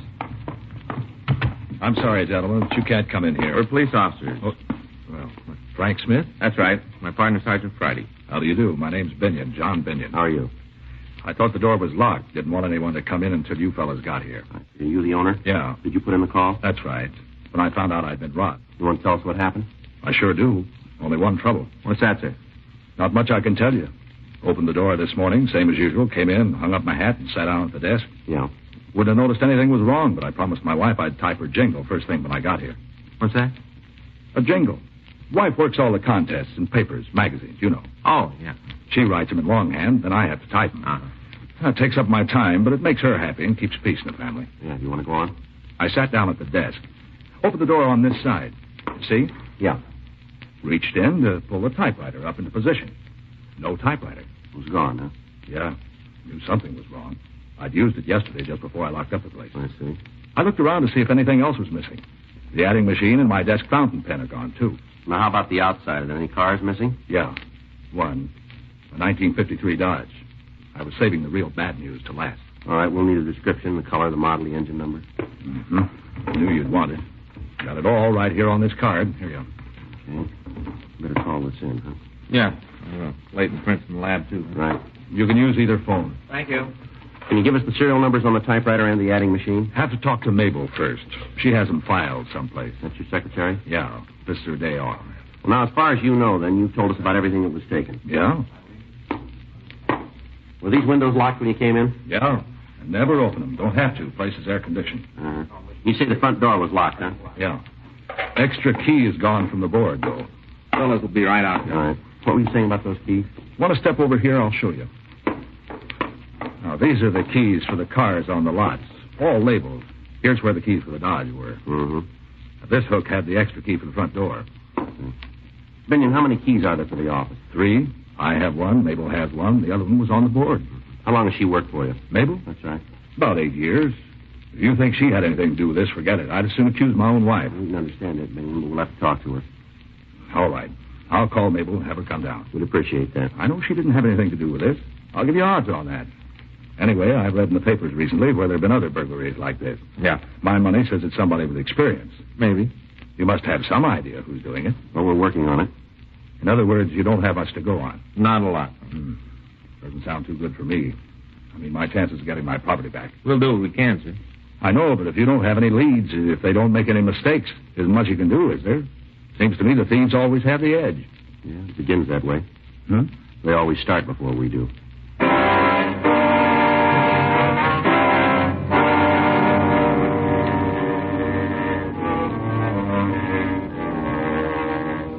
Crews from the crime lab and Leighton Prince went over to the office. John Binion's secretary came in, but after questioning her, we decided she had nothing to do with the crime.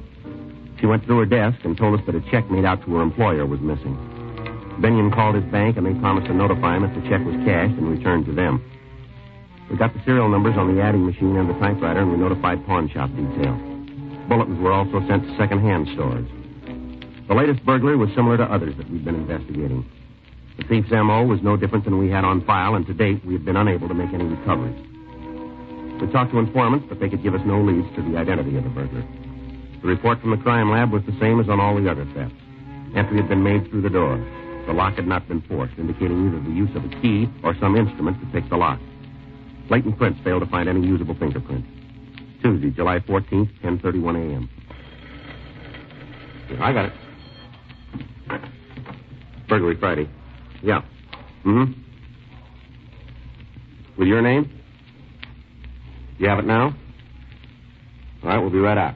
Right, bye. It was Binion. He called from his bank. Yeah? I think he turned a lead. What do you mean? Stolen check was cashed.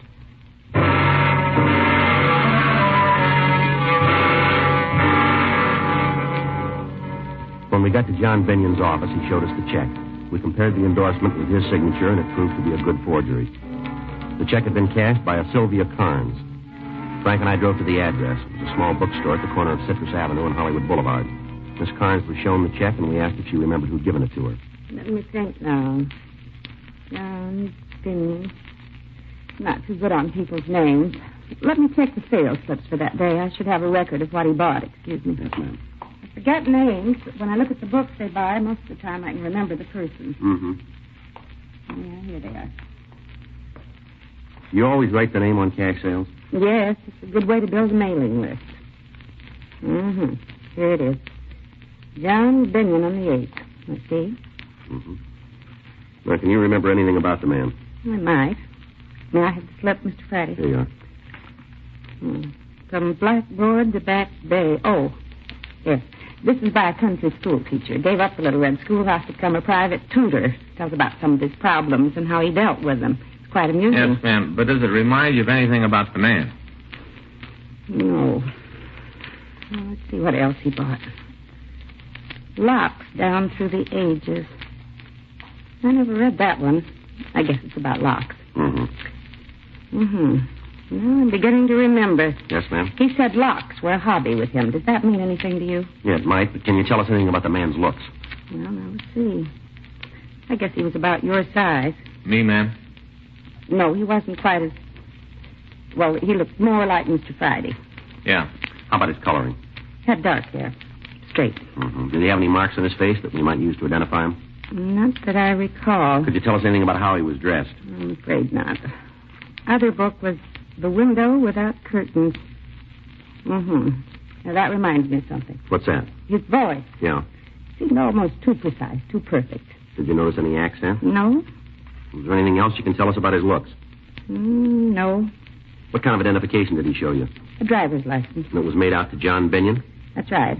I copied the name to the sales slip from it. That's the only identification he showed you? Yes, I didn't ask for any more. He seemed to know a lot of the business people in this neighborhood. Yeah. Mentioned them by name, said he lived near here before he got married. I see. No, I've been in business for 6 years. This is my first loss on a check. That right? I've always been so careful. This man, though, he seems so honest, so polite. Mm-hmm. He's sure rough on me. I have to suffer the loss. The check was for $30. He only bought $10 worth of books. I gave him $20 of my own money. It's a real loss, I can tell you. Well, yes, ma'am. There's one thing in your favor. What's that? He's going to feel it more than you will.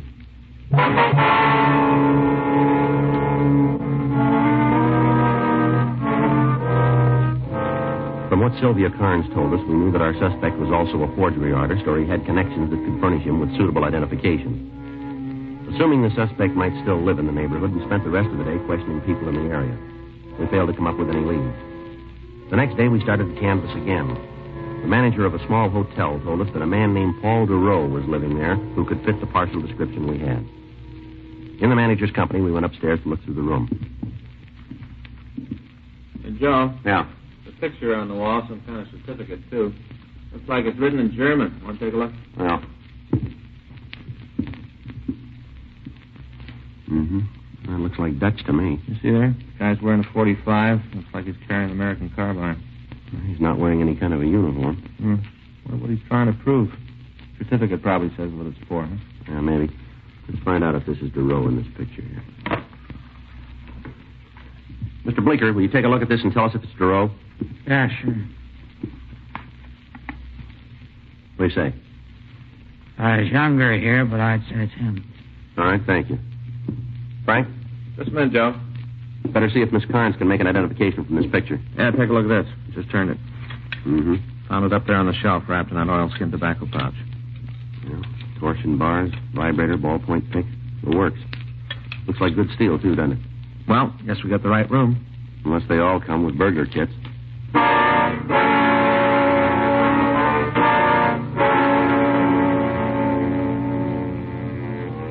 Frank and I continued to search the room. Besides the burglar kit, we found 3 books with the same titles as those bought with a stolen check.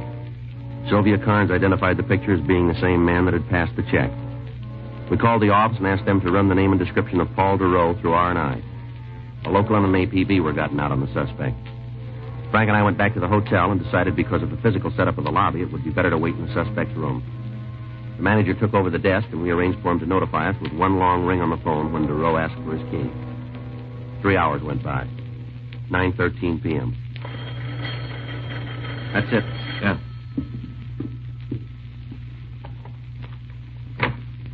All right, hold it right there. Oh. Get the light, Frank. Yeah.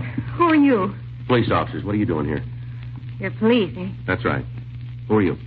Paul sent me up here. Paul DeRoe? That's right. Where's he now? Why do you want to know? Come on, lady. Where is he? Waiting for me. Where? Outside in the car. Is he still waiting? I don't know. What do you mean? Well, he left me off at the door. There wasn't any place to park. All right, go ahead. He was going to drive around the block and pick me up. What kind of a car is he driving? Well, I'm not sure. You rode in it, didn't you? Yes. Well, don't you know what kind it is? I didn't pay any attention. Well, what do you mean? Well, he drives so many different kinds.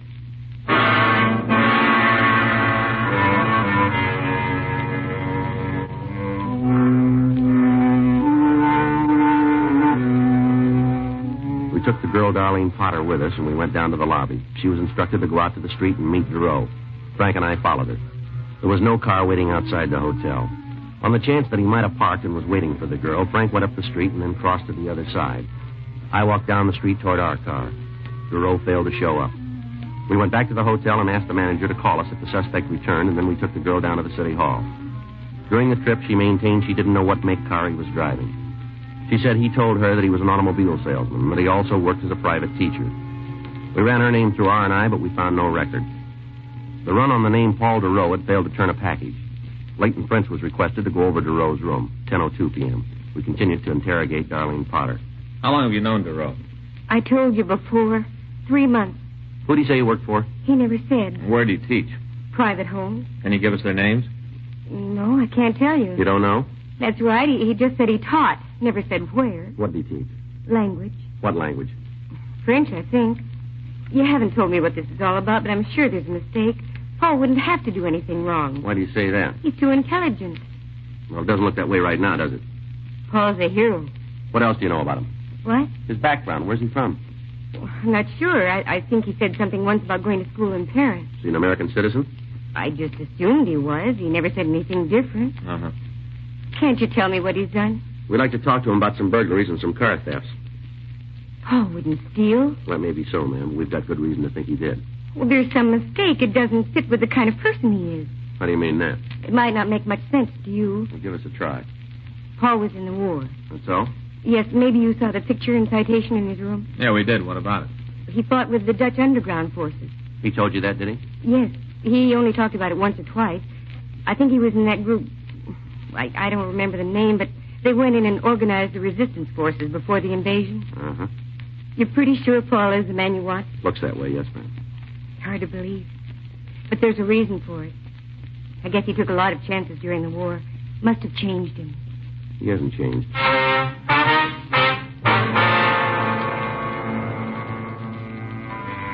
Further interrogation of Darlene Potter convinced us that she knew the suspect only as a friend. When we drove her home, she gave us a more recent snapshot of Duro. The next day, copies were made and distributed to radio patrol units. Frank and I went back to the hotel to make another check of the room to try and find something that might lead us to any of his friends or associates. We found a list of names and addresses under a desk blotter. The first 4 people that we talked to all told us the same thing. They said that the man known as Paul Duro was a private tutor for their children. The only address that any of them had for him was the hotel. At 2 of the homes, we were told he came to teach on Wednesdays. One party said he came on Saturdays, and the other one said he came on Tuesdays. 4:03 p.m. We identified ourselves and were admitted to a home on Chatham Drive by a Mrs. Grace Findlay. Won't you gentlemen be seated? Thank you very much. Oh. What was it you wanted to see me about? Well, Miss Findlay, we'd like you to look at this picture and tell us if you recognize this man. There you are. Certainly. Why, yes, that's Paul Duro. Wonder if you'd mind telling us what you know about him. Well, I'm not sure I understand just what you mean. Well, is he a friend of the family? Yes, in a way. He's the children's French teacher. Uh-huh. He's not in trouble with the police, is he? We'd like to talk to him. I hope it isn't serious. Well, it might be, Miss Finley. Serious enough to have him put in jail? Might be. Oh, I'm sorry to hear that. He's been so wonderful with the children. Mm-hmm. He's the 3rd teacher we've had. Somehow they never liked the others, but they're just crazy about Paul. You're certain he's done something wrong? We'd like to find him and get his side of the story. Now, do you have a home address for him? Yes. Does he know you're looking for him? We wouldn't know that, ma'am. It's strange. How's that?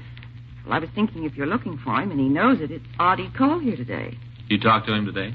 Yeah. Thursdays he gives the children their instructions. Yes, ma'am. He said he'd be here at 5 o'clock.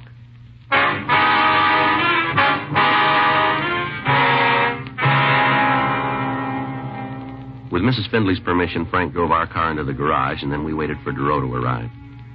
While we were waiting, Mrs. Findlay told us that when Duro had applied for the job, he'd showed her several letters of recommendation from families in the East.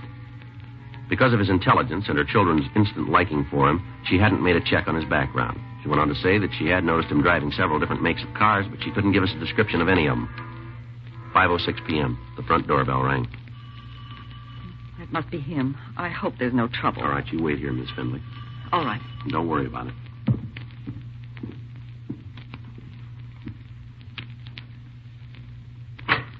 I'd hold it right there, Duro, police officers. This is hardly the reception expected. All right, move over. Put both hands up against the door. Come on, move. We use the same method. Frank? Yeah, he's clean, Joe. I could have told you, gentlemen, that I'm not in the habit of coming to a client's home carrying a gun. All right, turn around. Get your hands behind your back.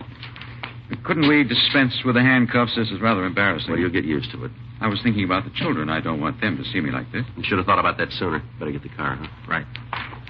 I imagine this is about the check I cashed? A few other things. I worked with the Americans during the war. That's so? I learned a good many things about them. Very resourceful, brilliant, and eager to help the less fortunate. You forgot one thing, didn't you? What's that? They don't like to be robbed.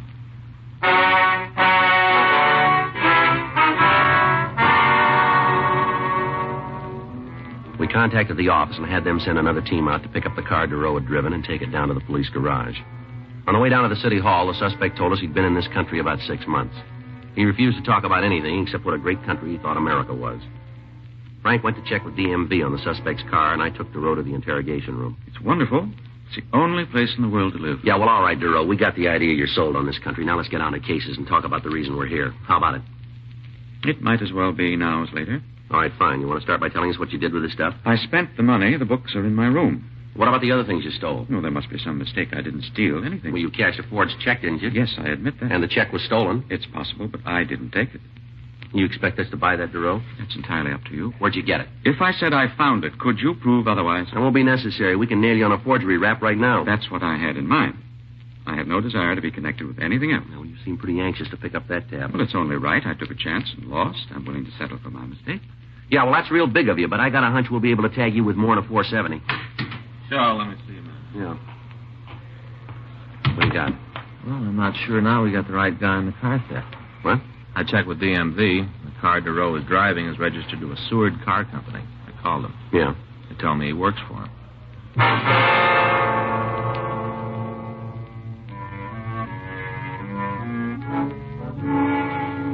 We continued to question DeRoe, but he refused to admit any knowledge of the burglaries and the car thefts. He was booked on suspicion of 470 PC and taken to the main jail. The next morning, the owner of the bookstore identified the suspect in a show-up. We questioned him again, but he failed to admit anything but the check forgery. 9:23 a.m. Frank and I returned to the office. You gotta hand it to the guy. He's cool. Yeah, but he's too ready to buy in on that 470. Yeah, I'll check the book. All right. Here's a number for you to call, Joe. Is there any name on it? Yeah, a fellow named Eiler. Give any reason for the call? Nope.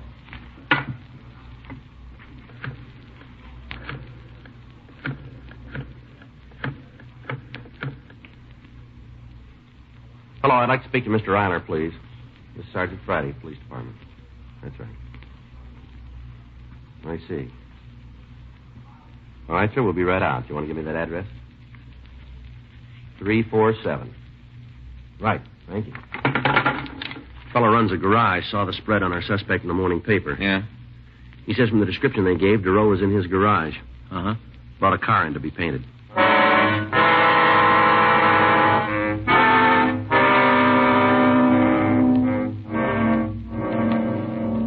Frank and I drove out to the garage, and when we showed DeRoe's picture to Frank Eilers, he identified him as the man who had brought in a Nash sedan to be repainted. We checked the engine number and found it listed as stolen. We went back to the office. Here's that FBI kickback. Did you read it? No, I just picked it up. Yeah, listen to this. Paul J. DeRoe, alias Paul Dawson, alias Peter Duncan. True name, Philip Paul Dorrance. Got much of a record? You'd have to take a day off to read it all. Hmm. Served terms for burglary in GTA. He's been at all the best hotels. Joliet, Sing Sing, Atlanta.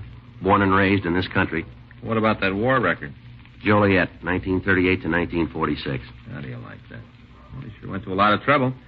Having his picture taken and that get-up and that phony certificate. The way that picture looked. All those trees and the countryside. Sure looked like Holland to me, didn't it to you, Joe?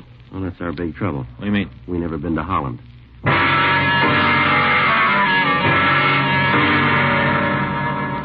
We went back to the main jail and had the suspect brought to the interview room. He still denied any connection with the burglaries and the car thefts. 12:16 p.m. With my war record, I don't have to be subjected to Now, this. look, we got you made on the check, and it won't be hard to prove you stole that car. Your story falls apart like a $4 suit. I have great admiration for the Americans. Yeah, you've been telling us that. I managed to escape situations more difficult than this during the war. I was trained for it. Yeah, you told us. Of course, there was some difference then. We were all on the same side and fighting for the same things. You know you're doing a lot of talking, but you're not saying anything. I'll tell you what you want to know. You do that. Yes, Well, all right, go ahead. I will. But first, I'd like to tell you about the shoes. About what? Shoes. What about it? I fought with the Dutch underground. Now, for a man to fight, two things are important. Is that so? A gun and a good pair of shoes. Mm-hmm. Many of us who wanted to fight had neither. One of your OSS men contacted us and said we would get them. And one night a plane came over and dropped containers by parachute. Yeah. The man kept his promise. We got guns, the fine carbines, and we got shoes. When daylight came, I looked at mine very closely. They had stamped on them, made in America. Yeah? And that's when I made up my mind. You did? Yes, I decided that someday I would come to the United States. Mm-hmm. I knew if I wasn't killed, I'd come here. Yeah, it's a wonderful story, isn't it? Yes, and I regret that I'll lose my chance to become a citizen. They may even deport me for this. No farther than the nearest jail. Now, please don't make light of my predicament. I admit I made this one Oh, mistake. come on, look, settle down, will you? I can buy a better story than yours in any magazine. All right. I didn't want to do this, but I insist that you call the Dutch consul. They never heard of you. Well, there must be a mix-up of some sort. Somebody must know me. Yeah, sure, every prison warden in the United States. You've got a record that'll reach from here to Holland, but that's the closest you ever been. Your real name's Philip Dorrance. The only war you ever fought was in the prison library over the daily papers. You've been in and out of every joint in the country. Now, there's more. Do you want the rest of it? No, I guess that's enough, isn't it? I might as well admit it. I'm a burglar and a car thief. You left one out. What? You're a liar.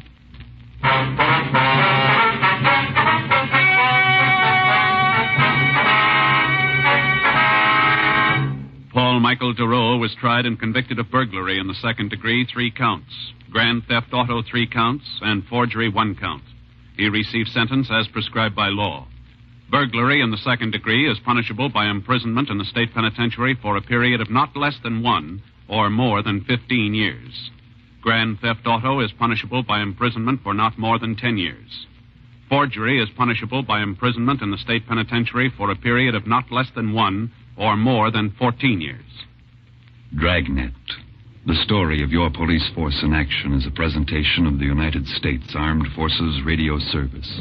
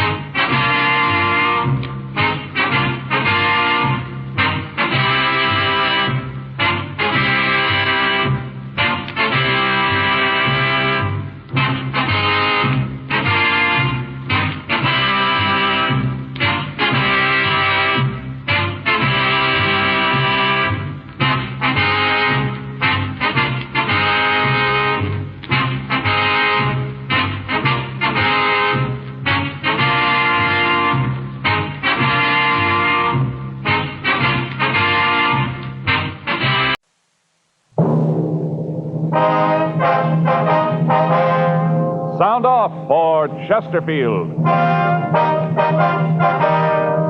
Chesterfield, only cigarette in America to give you premium quality in both regular and king size, brings you Dragnet.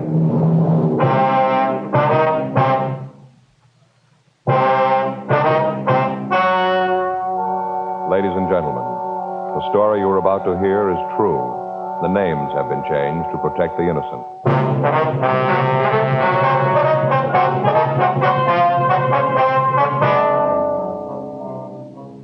You're a detective sergeant. You're assigned to robbery detail. You get a call that a bank has been robbed. From the M.O., you know the job was done by a professional. He's made good his escape. Your job? Get him. Here's what leading tobacco publications have had to say about regular and king-size Chesterfield. U.S. Tobacco Journal, Boston, Massachusetts. Chesterfield cigarettes in the new king size is still maintaining large turnovers in this area. Dealers report that sales continue to climb on this size, and it seems that volume on the regular size has climbed to new heights with its new big brother. And Tobacco Leaf reports from Chicago. More calls for Chesterfield king-size cigarettes than for most brands being marketed. The reason for king-size Chesterfield's amazing success is this. All king-size cigarettes give you quantity, but only Chesterfield king-size gives you quantity plus quality, premium quality. That means Chesterfield king-size contains tobaccos of better quality and higher price than any other king-size cigarette. The same fine tobacco as in regular Chesterfield. Enough more of this tobacco to give you more than a fifth longer smoke. So remember, Chesterfield is the only cigarette to give you premium quality in both regular and king size. Buy 'em either way you like 'em. Chesterfield gives you the best possible smoke. Much milder.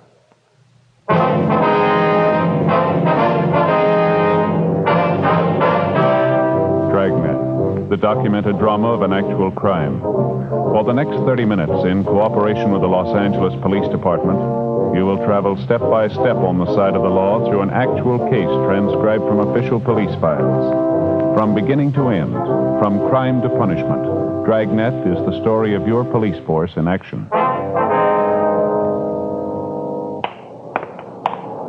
It was Monday, January 21st. It was cold in Los Angeles. We were working the day watch out of robbery detail. My partner's Frank Smith. The boss is Captain Didion. My name's Friday. It was 2:56 p.m. when I got to room 27A. Robbery. Joe? Yeah.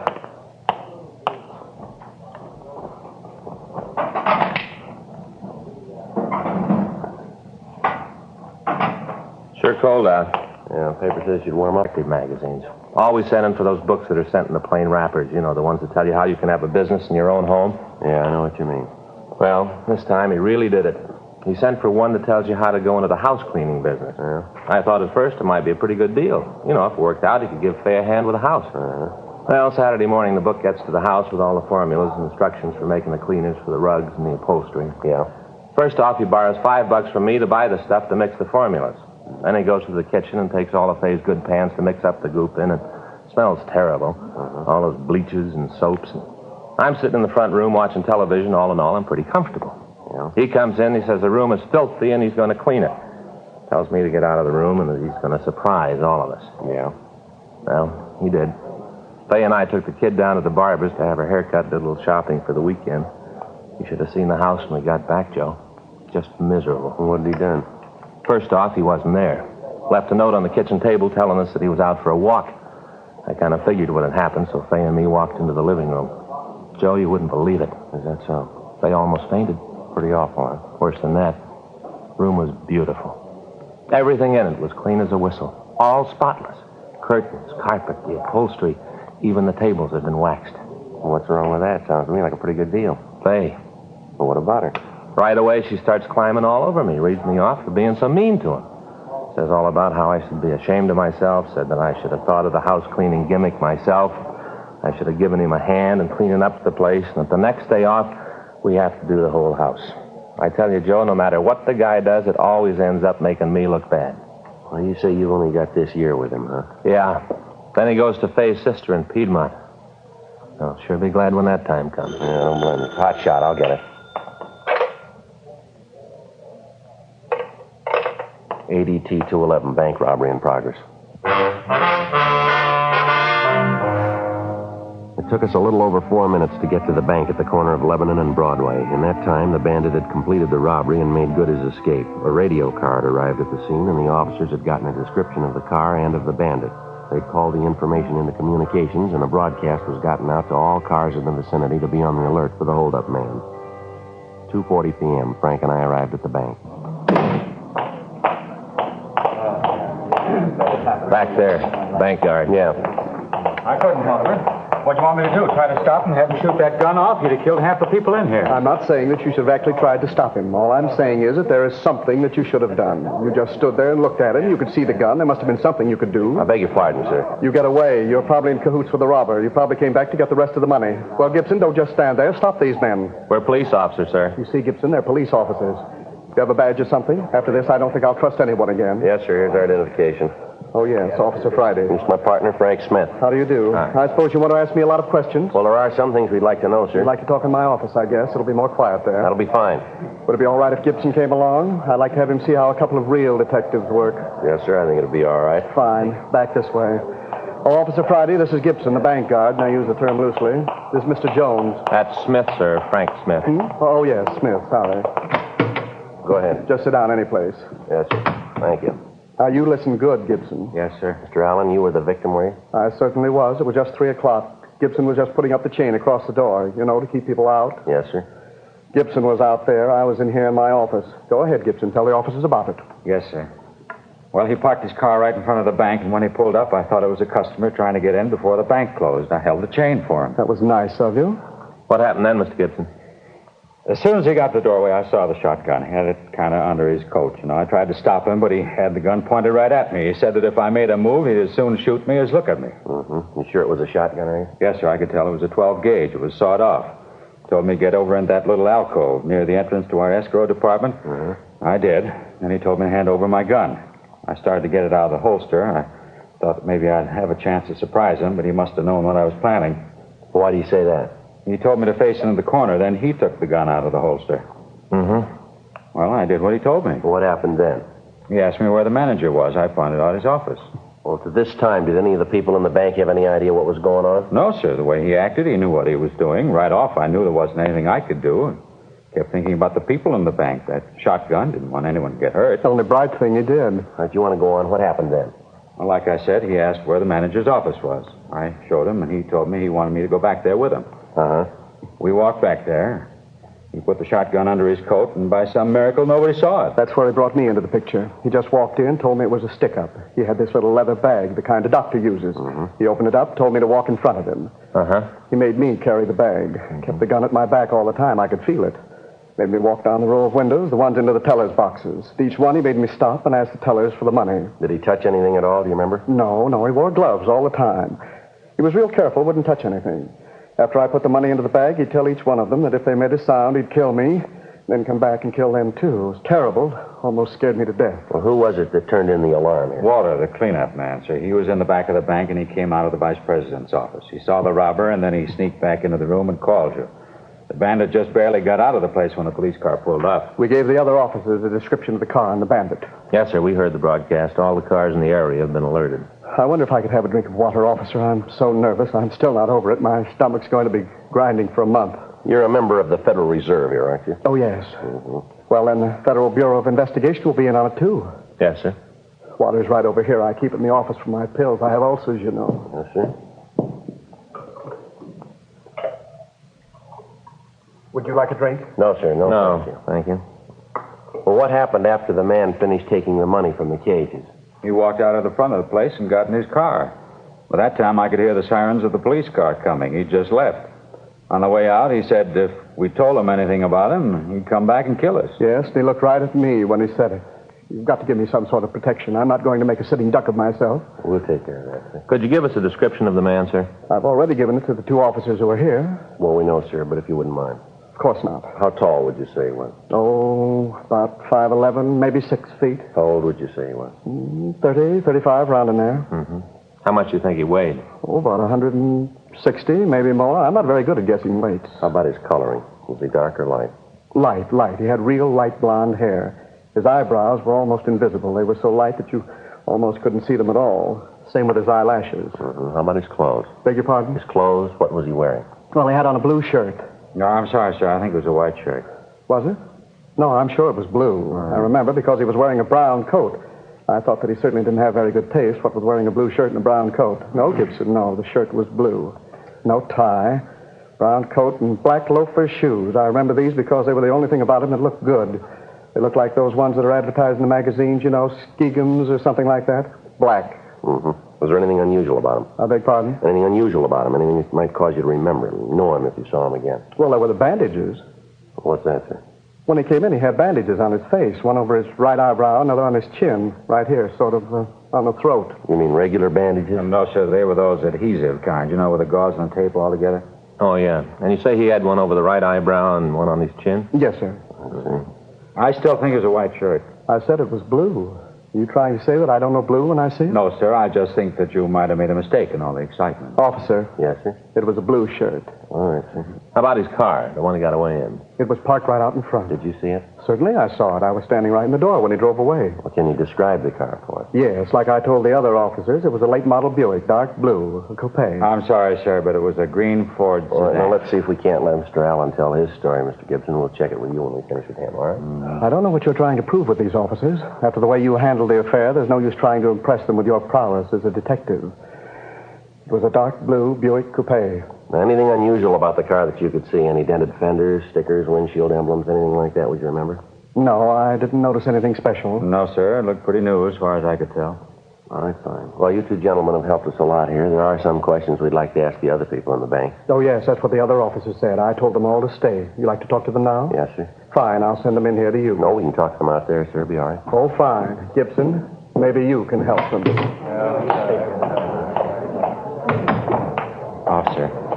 Yes, Gibson. I didn't want to tell you while we were in there. He'd probably make some remark. I didn't even tell the other officers. It's about the license number of the bandit's car. Did you get it? Well, not all of it, sir. Just the first 3 numbers.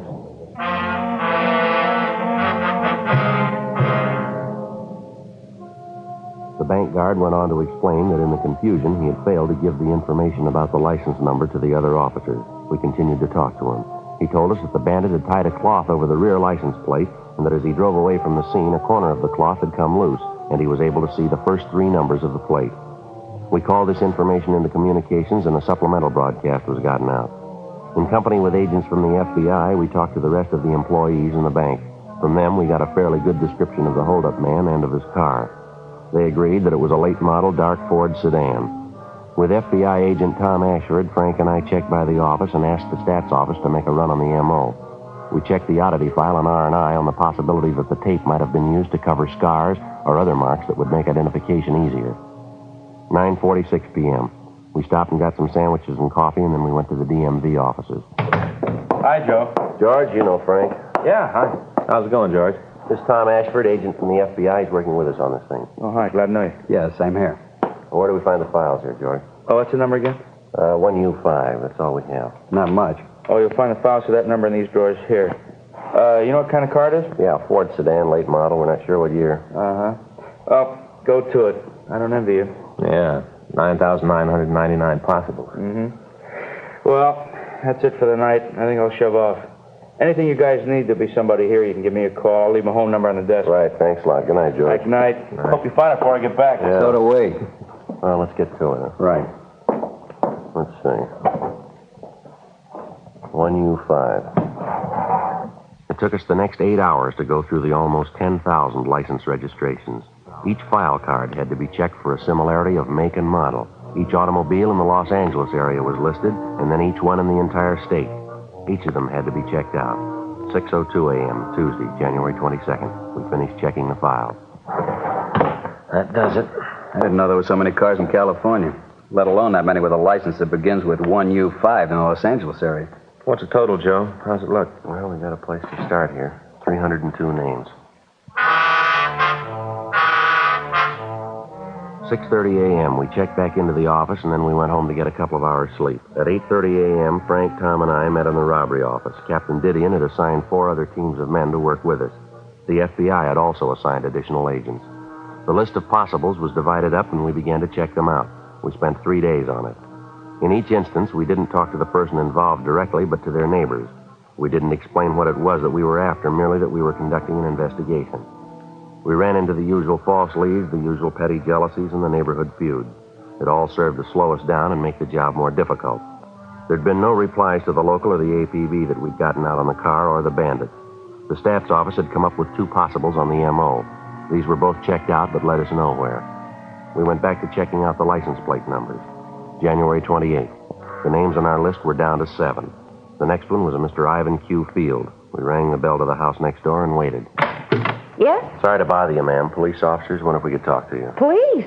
Well, what's it about? I haven't done anything. No, ma'am. We'd just like to ask you a couple of questions about your next-door neighbor, Mr. Field. I should have known. I thought a couple of times about calling you about him myself. Miserable man. I wonder if we could come in, ma'am. Might be better than talking on the porch. You just bet you can. Come right in. I'll tell you what you want to know. Thank you very much. What do you want him for? What's he done? Well, we're just conducting an investigation, ma'am. A few things we'd like to know about Mr. Field. Well, you don't have to play cozy with me. I know what kind of people they are. Can't understand it either. Ma'am? I said I couldn't understand it. His brother's so nice, a real gentleman. Seems hard to believe that they'd even be related, let alone be brothers. Nothing but trouble since he and his wife moved in. You mean it's not their house? Oh, of course not. Don't think either one of them could afford the rent on a one-room apartment, let alone a house. Would you know if they have a car? No, not them. Like I said, I don't think he's ever worked. Just lives off his brother. His brother has a car. It's real nice. What kind of a car is it, ma'am? Do you know? Yes, it's a Ford. Do you know what model? Model? Yes, ma'am. Is it a coupe or a sedan? Oh, sedan. Real nice. Sort of a dark green. Only I guess it really isn't dark. Then it isn't light, really. Just green. Pretty, though. Yes, ma'am. Do you know if Mr. Field is in right now? Yes, I think so. I saw him out in the backyard a couple of hours ago, him and his wife. She was prancing around in one of them skimpy little sunsuits. Terrible. No decency at all. I tell you, officer, neither one of them's any good. Do you know what Mr. Field does for a living? Oh, you mean does he work? Yes, ma'am. Oh, no. At least I've never seen any indication that he does. All he does is just sit around the yard and throw rocks at my cats. It's terrible. That's what I was going to call you about. Isn't there a law or something about throwing things at poor, dumb animals? Yes, ma'am. Of course, cats aren't really dumb. Lots of times I think they're a lot smarter than some people I know. I wonder if you could describe Ivan Field for us, ma'am. Oh, sure. He's kind of a little man, not very big. About how tall, ma'am? Oh, maybe 5'7". How about his coloring? You mean his hair? Yes, ma'am. Dark, very dark. It lets us out. It looks that way. Well, thank you very much, ma'am. Sorry to cause you all this trouble. Oh, no trouble at all. Are you going to arrest him now? No, ma'am. Well, why not? What about the rocks and my cats? Well, I think the SPCA are the people you want to talk to on that. Well, all right. But I tell you right now, Mr. Field isn't going to like it. He likes my cats. He isn't going to like the idea at all when he hears about it. Just wait until he gets home. I'll tell him about his brother's been acting. Oh, just a minute, ma'am. Yes? You mean that the man living next door isn't Ivan Field? No, I didn't say it was. It's his brother, Harry. Brother? What's the matter? Me to repeat. Well, I don't mean to, ma'am. Just that I want to be sure of what you say. What's going on here? First you ask me a lot of questions about Mr. Field, and then I tell you that he isn't home. He and his wife went back east for the holidays. They haven't come back yet. While he was gone, he said that his brother could use the house. I thought at first it would be nice. Then I found out. Harry is nothing like his brother, nothing at all. Well, I wonder if you could describe him for us. My, you want to know about everybody, don't you? Well, we'd just like a description of Harry Field, ma'am, that's all. Well, he's taller than Ivan. Harry must be close to 6 feet. Doesn't look anything like Ivan in any other way. Ivan's dark and Harry's light. His hair almost doesn't have any color. He's real blonde. How long ago did they move in? Well, now, let me see. Elizabeth, that's my Persian cat. Well, Elizabeth had her last litter in December. December the 12th. Harry and his wife moved in the next morning. I remember that because I was up most of the night with Elizabeth. She didn't need me. Awfully independent. But it was the morning that they moved in. Oh, I remember it well. Elizabeth had 6 little kittens. It was December the 13th when Harry moved in. And they've been using Ivan Field's car? Oh, my, yes. Hardly a day goes by but what they don't drive it somewhere. I wonder if we could use your phone, ma'am. Oh, sure. It's on the table there in the hall. Thanks. I'll check the name through R&I. Okay. Would you happen to know if this Harry Field has any marks or scars on him? Well, now, let me see. I think so. Seems to me that I saw him and his wife out in the backyard one day. He was wearing swimming trunks, and she was in one of those sun suits I told you about. Disgraceful. Yes, ma'am. Well, it seems to me that he had a scar on his leg. Yes, just above the knee. I think it was the right leg. No, what I meant, ma'am, was does he have any marks on his face, on his forehead, or on his chin? No marks. Oh. Oh, wait a minute. The other day I noticed he had a cut over his right eyebrow. Looked like he'd been in a fight. Probably a drunken brawl. So? Yeah, anything? Talked to Cunningham. He checked the name. Looks like it might be the same one. What's that? They paroled a Harry Q. Field from San Quentin. Description checks out. When'd they parole him? December 10th last year. Did a term for robbery.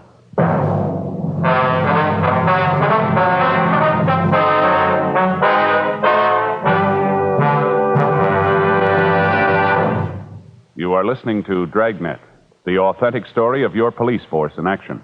Chesterfield was first to name its ingredients. Ingredients that give you the best possible smoke. Now, Chesterfield is first to give you scientific facts in support of smoking. Nose, throat, and accessory organs not adversely affected by smoking Chesterfields. First such report published about any cigarette. A responsible consulting organization reports a study by a competent medical specialist and staff on the effects of smoking Chesterfields. For 6 months, a group of men and women smoked only Chesterfield. 10 to 40 a day, their normal amount. 45% of the group have smoked Chesterfields from 1 to 30 years, for an average of 10 years each. At the beginning and end of the 6 months, each smoker was given a thorough examination, including x-rays, and covering the sinuses, nose, ears, and throat. After these examinations, the medical specialist stated, "It is my opinion that the ears, nose, throat, and accessory organs of all participating subjects examined by me were not adversely affected in the 6 months period by smoking the cigarettes provided." Remember this report and buy Chesterfields either way you like them, regular or king size. Premium quality Chesterfields, and much milder.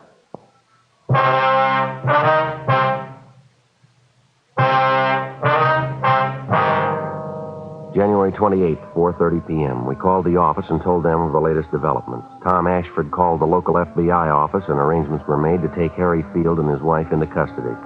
A further check on him was made through R&I, and we found that his record listed 4 arrests for armed robbery with only 1 conviction. He spent 4.5 years in San Quentin before he'd gotten his parole.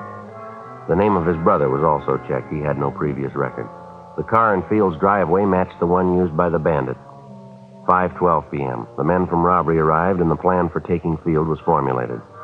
The working detective knows that to successfully apprehend an armed and dangerous suspect, he must act quickly and employ the one big advantage on his side, the element of surprise. By moving rapidly before the suspect becomes aware of any attempt to apprehend him, the officer, in many cases, can not only avoid bloodshed, but can often have a better chance of preserving any and all physical evidence necessary to prosecute the suspect. 5:36 p.m. We were ready to move in. All set, Joe. The men are around back. Good. No indication he knows what's up. The lights are still on. Let's hope it stays that way. Officer? Mr. Friday? The Jenkins woman. Yeah. Officer! Ma'am, would you mind keeping your voice down? We don't want Field to know we're here. Well, I'm not talking loud, but there's something I want you to know. Well, it'd be better if you went back into your house, ma'am. Just stay there till this is over, will you? That's sort of what I want to tell you about. Ma'am? Well, I got to thinking, and I figured maybe Harry wasn't too bad a sort after all. We don't want to be rude here, but I think it'd be better if you go back in your house. All this talking's liable to let him know that we're here. But that's just it. I don't want anybody hurt, so I called him. What? I called him. Told him he didn't have a chance to give himself up. Unknowingly, Mrs. Jenkins had made it impossible to take the suspect without violence. By warning him, she had put him on the alert. We had no alternative now but to apprehend him as best we could. 5:40 p.m. Caleb and Crowley are covering the back. Other fellows are covering the side windows. All right, let's go.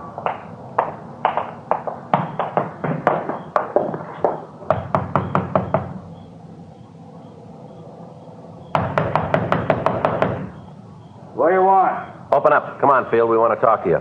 Yeah, I'll be there in a minute. Take it easy. Open up, Field. Police officers. All right, I'll be there in a minute. Let's go. He's stalling. All right. It's locked. Come on, let's hit it. All right. All right, stand Hey, still, what are you mister. doing? The fireplace, Joe. I'll get it. Guys on parole, you cops won't leave him alone. I'm straight. Bag's full of money, Joe. Partially burned. My money, I could do what I want with it. You bet you can. Hands behind you. Come on. I'll shake him down. All right.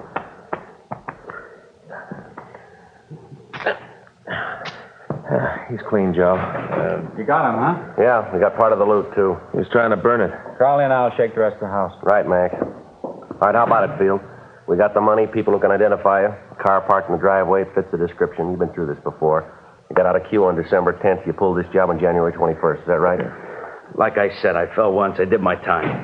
Joe? Yeah, Mac. Found his wife hiding in the back bedroom. Found a sawed-off shotgun. All right, let's get him out of here. Say, Frank? Yeah? Message came in for you before I left the office. Forgot about it. Say who it was for now. We can take Field in. Good, Mac. Thanks. We'll be right behind you. We want to talk to his wife anyway. Okay, Field, let's go. All right, come on, Frank. Come on. Hollywood 24709. I don't know anybody with that number. Well, a simple way to find out is to call him, isn't it? It's kind of late. Well, go ahead and call him anyway. Yeah, here's the phone. I'll check with you later, Joe. Frank. Right, Tom. We'll check. Bye, Tom. Come on, let's go. I want to use the phone. Oh, yeah. Go ahead. You got a dime? Just a minute. Yeah. I'll leave it for the call.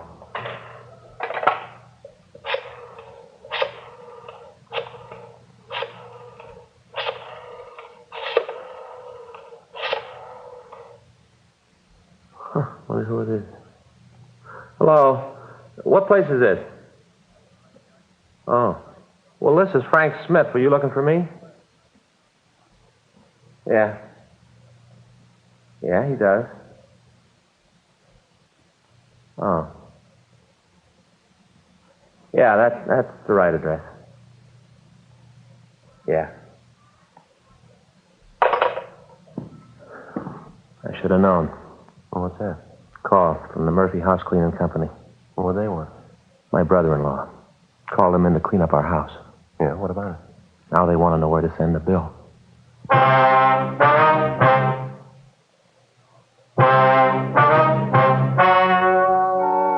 The story you have just heard was true. The names were changed to protect the innocent. On February 19th, trial was held in federal court, City of Los Angeles, State of California. In a moment, the results of that trial. Now, here is our star, Jack Webb. Thank you, George Fenneman. Before a case goes to trial, the working detective has to get all the evidence. He interviews witnesses, takes statements, checks and rechecks. He tries to get all the facts. As a smoker, you too should be interested in facts. You should know Chesterfield is first to give you scientific data in support of smoking.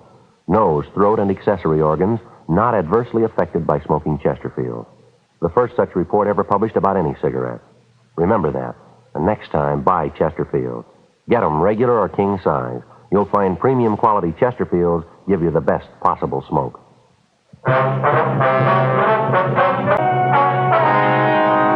Harry Q. Field was tried and convicted of violation of the federal bank robbery statute. He received a sentence of 20 years in a federal penitentiary, McNeil Island, Washington.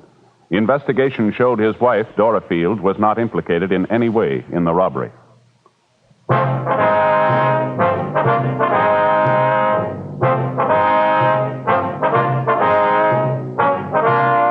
You have just heard Dragnet, a series of authentic cases from official files.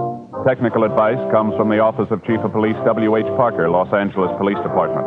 Technical advisors, Captain Jack Donahoe, Sergeant Marty Wynn, Sergeant Vance Brasher. Heard tonight were Ben Alexander, Whit Connor, Jack Crucian. Script by John Robinson. Music by Walter Schumann. Hal Gibney speaking.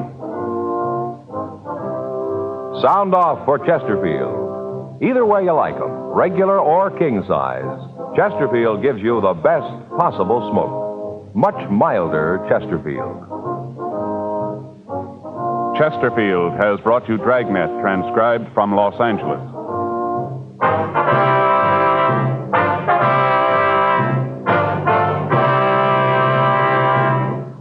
Tonight it's Barry Craig, confidential investigator on NBC.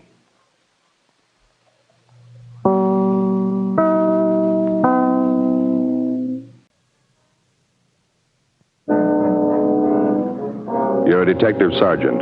You're assigned to homicide detail. A man is shot down in the street of a residential neighborhood. He's critically wounded.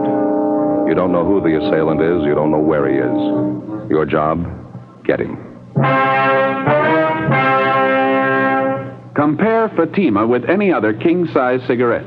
Prove Fatima quality yourself. You'll find Fatima's length filters the smoke 85 millimeters for your protection. Fatima's length cools the smoke for your protection. You'll find Fatima's length gives you those extra puffs, 21% longer than standard cigarette size. And in Fatima, you get an extra mild and soothing smoke.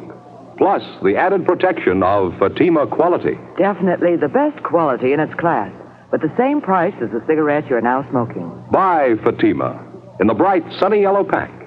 Best of all, king-size cigarettes.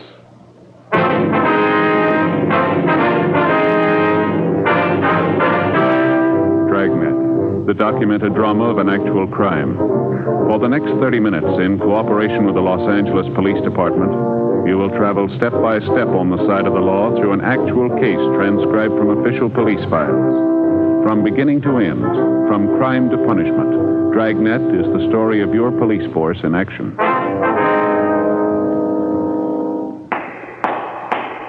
It was Thursday, January 20th. It was mild in Los Angeles.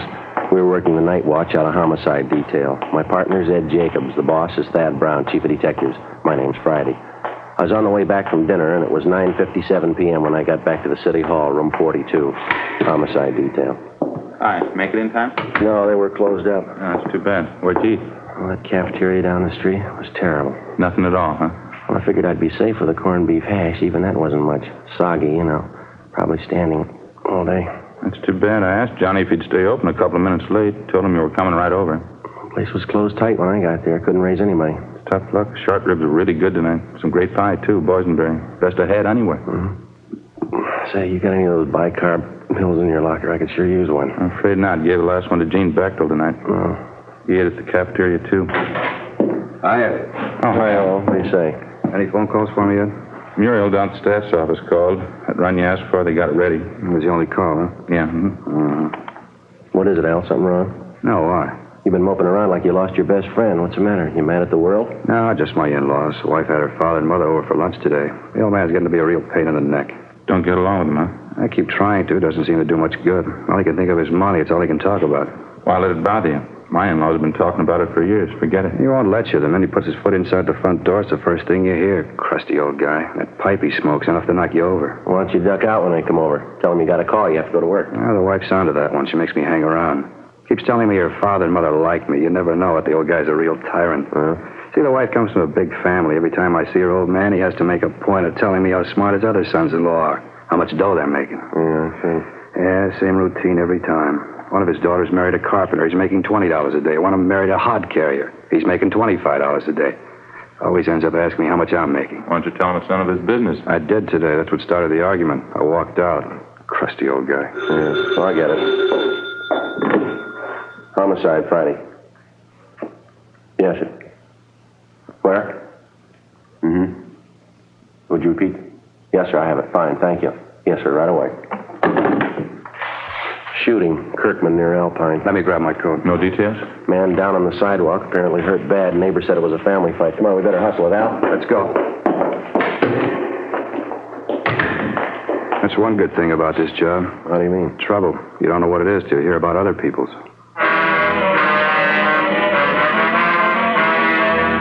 Sergeant Al Shambra, Ed and I drove out to the scene of the shooting, Code 3, red light and siren. We located the victim lying on the sidewalk approximately 50 feet from the intersection of Kirkman Avenue and Alpine Street. He was a dark-haired man, looked to be in his early 40s, tan complexion, well-built. He'd been shot several times in the chest, once in the shoulder. He appeared to be unconscious.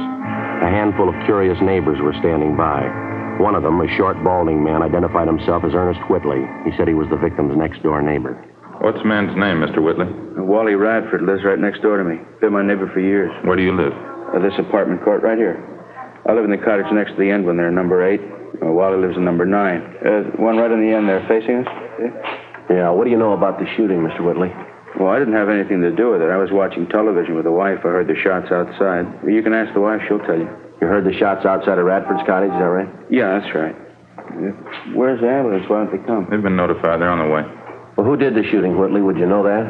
Well, not for sure. We were watching television, like I said, when I heard the shots, wife and I. First, I heard the shots, and then I heard somebody yell. I thought it was some high school kids in a hot rod or something. You know, horsing around outside. Wife told me to get up and take a look anyway, so I did. On the way to the door, I heard another shot. Then somebody yelled out again like they were hurt. Must have been 6 or 7 shots anyway. Just as I opened the door, I saw Wally go running past. I didn't know what was coming off. He ran right out toward the street here.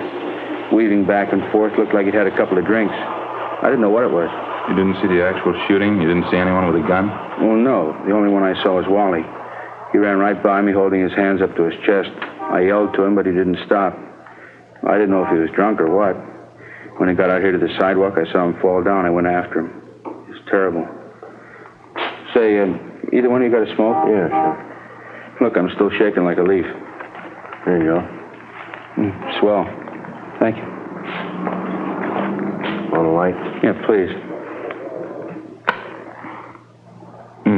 Thanks. You're welcome. Was Radford still conscious when you reached him, do you know? Just about, yeah. I don't know how many times he was shot. He was rolling around on the ground. Pain was terrible. The whole front of his shirt was all stained.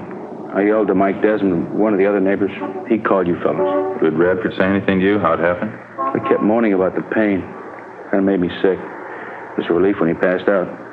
Did he tell you how it happened? Yeah, his wife. I figured that was it when I saw what was wrong with him. He told you his wife shot him? Well, they had a big fight today, Wally and his wife. Started this afternoon, been going on all day, all night, yelling at each other, throwing things around. I never expected this, though. Something must have snapped. She must be out of her mind. Where's his wife now? I don't know. Still back in their cottage, I guess. I've been here since the shooting. I didn't see her leave. Joe? Yeah? We got our hands full. Now, what do you got? Just talking to one of the neighbor women back in the court here. She said that Mrs. Radford phoned her about 5 minutes ago. Identified herself as the victim's wife, cottage number 9. What did Miss Radford want with the neighbor? She said she was giving fair warning. She wanted her to pass the word along. What do you mean? Claims she's going to kill anybody that comes after her.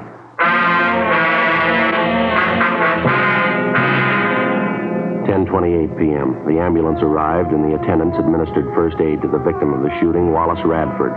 Before he was rushed to Georgia Street Receiving Hospital for further treatment, Radford regained consciousness long enough to confirm the fact that it was his wife who shot him.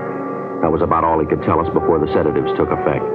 The 2 officers and 2 of the radio cars which were standing by were detailed to keep the crowd away from the apartment court where the shooting took place. In particular, Cottage 9, where the Radfords lived. The blinds were drawn in the house. There were no lights showing. We called the Radford cottage on the phone, but there was no answer. Al Shambra and Ed circled around and back for a closer look at the place.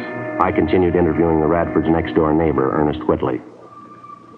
I guess I should have known it'd come to this someday, the way they've been fighting lately, Wally and his wife. They've been doing nothing but wrangling, day in, day out. Well, you any idea where Mrs. Radford got the gun? She must have used Wally's, I guess. Don't know where else she'd get her hands on one. He keeps a gun in the house, does he? Yeah, as long as I've known him, he has. 38 automatic. I don't know the make, though. Do you happen to know if Mrs. Radford was used to handling a gun? No, typical woman. I remember Wally and Stella were over for cards one night. Stella, that's Mrs. Radford. Yeah, I don't know how it came up, but Wally and Stella started arguing about him keeping a gun in the house. Stella didn't like it a bit, said she was afraid of guns. Didn't even like to have him around. I'm surprised she even knew how to pull the trigger. You said the Radfords had a big fight today. What was it about? Do you happen to know? Same old thing, I guess. Stella was always accusing Wally of running around with other women, running around town drinking. As far as I know, it wasn't true. Matter of fact, it was just the opposite. If anybody was on the town, it was Stella. I happen to know at least one guy she was making eyes at. Oh, here's your friend. Hi, what's it look like? Not good. House is pitch dark. Can't hear anyone moving around inside. Won't be easy to get her out of there, Joe, the way the cottage is situated. Why, what's the problem? The rear of the house backs up against that hill there. Just a small space between the end of the house and the hill. No back door, just windows. One of them's open a few inches. You mean the front door is the only way in the place, huh? No, there's a side door on the left of the house there, left-hand side. That's a kitchen door, Sergeant. Leads right into the kitchen. Just like our place. All the cottages are laid out the same. The living room's just inside the front door, then, huh? Yeah, that's right. Bedrooms in the right rear, kitchen in the left rear. A small bathroom leading off the bedroom leads to the left. She won't come out peaceably. How about a tear gas shell? That ought to bring her out. Well, I don't know if we'll need it, Al. Might be a waste of time. Whitley here was just telling me Mrs. Radford isn't familiar with guns. Do you think she know how to reload the automatic, Whitley? No, sir. I'm pretty sure she wouldn't. I don't even know if Wally had another clip of shells around the house. Even if he did, Stella wouldn't know what to do with it. Well, how about the clip that's already in the gun? Good chance she's got a couple of shells left. She fired more than half a dozen of them, I know that. She must have gone crazy. There were at least 7 or 8 shots. Well, they're just about empty, the gun. How about it? You want to try rushing the place? Let's go. Okay with me. All right, you better stay out here for the time being, Mr. Whitley. Might be some shooting. You know you taking any chances. Yes, sir. Sure. Okay, Sergeant. I'll be right back here if you want me. Thank you very much. All right, let's try it. How you want to handle it? Why don't you and Al take the side door? I'll go in the front. You want to see if we can get a rise out of her first? Yeah. Might be she'll give it up without a fight. I'll call out to her a couple of times first. If there's no answer, we'll rush the place. Okay. Now, let's make it all together, huh? Just wait for a signal. I'll call it out. All right. Okay. That's it. Side door just behind the shrub over there. Give us a little time to get around her, huh? Yeah, now, when I call out to rush, make it fast. It's the only thing we got in our favor. We'll try and surprise you. Right. See you later. Be careful. Mrs. Radford? Miss Radford, can you hear me? Police officers, we've got your place surrounded. We want you to come out. Can you hear me, Miss Radford? We want you to come out. Miss Radford? All right, let's go. Hit the doors.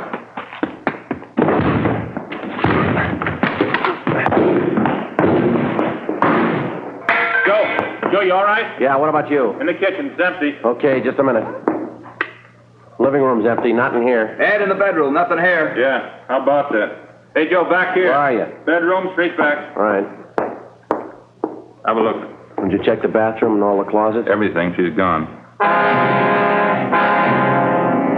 10:46 p.m. We double-checked the cottage, all the buildings, and possible hiding places adjoining the Radford house, and then we combed through the immediate neighborhood around the apartment court.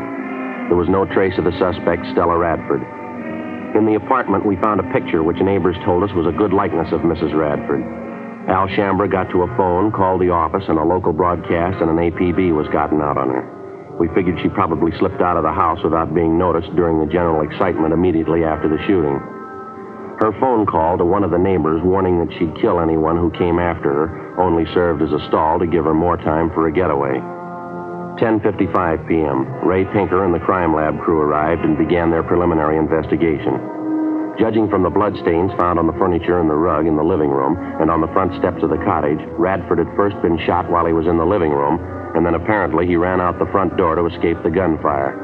A trail of 7 empty shells ejected from a .38 caliber automatic seemed to indicate that his wife followed him out the front door, still firing at him as he tried to get away. We checked the apartment court garage, but the Radfords' car was still there. We remained at the apartment court interviewing the neighbors and trying to get a line on some of Mrs. Radford's known friends and associates. Joe, how'd you make out? Not much, Al. The neighbor I talked to hardly even knew the Radfords. How about you? Not much better. Girl in the apartment up the way name's Joanne Taylor. She told me she knew Radford's wife fairly well. Says she has a sister in town. Doesn't have any idea where she lives, though. How about the boyfriends Mrs. Radford's supposed to be running around with? She know anything about that? She thinks she was doing a little running around. She doesn't know who the men are, though. Hear anything about Radford's condition? Yeah, I checked with Georgia Street a couple of minutes ago. It's pretty critical. I don't know if he's going to make it or not. Joe, Al, back here, hustling. Come on. What do you got? Radford's neighbors next door, Whitley's. Just got a call from Mrs. Radford. She's talking to Mr. Whitley on the phone right now. Let's go. I don't know what this is all about.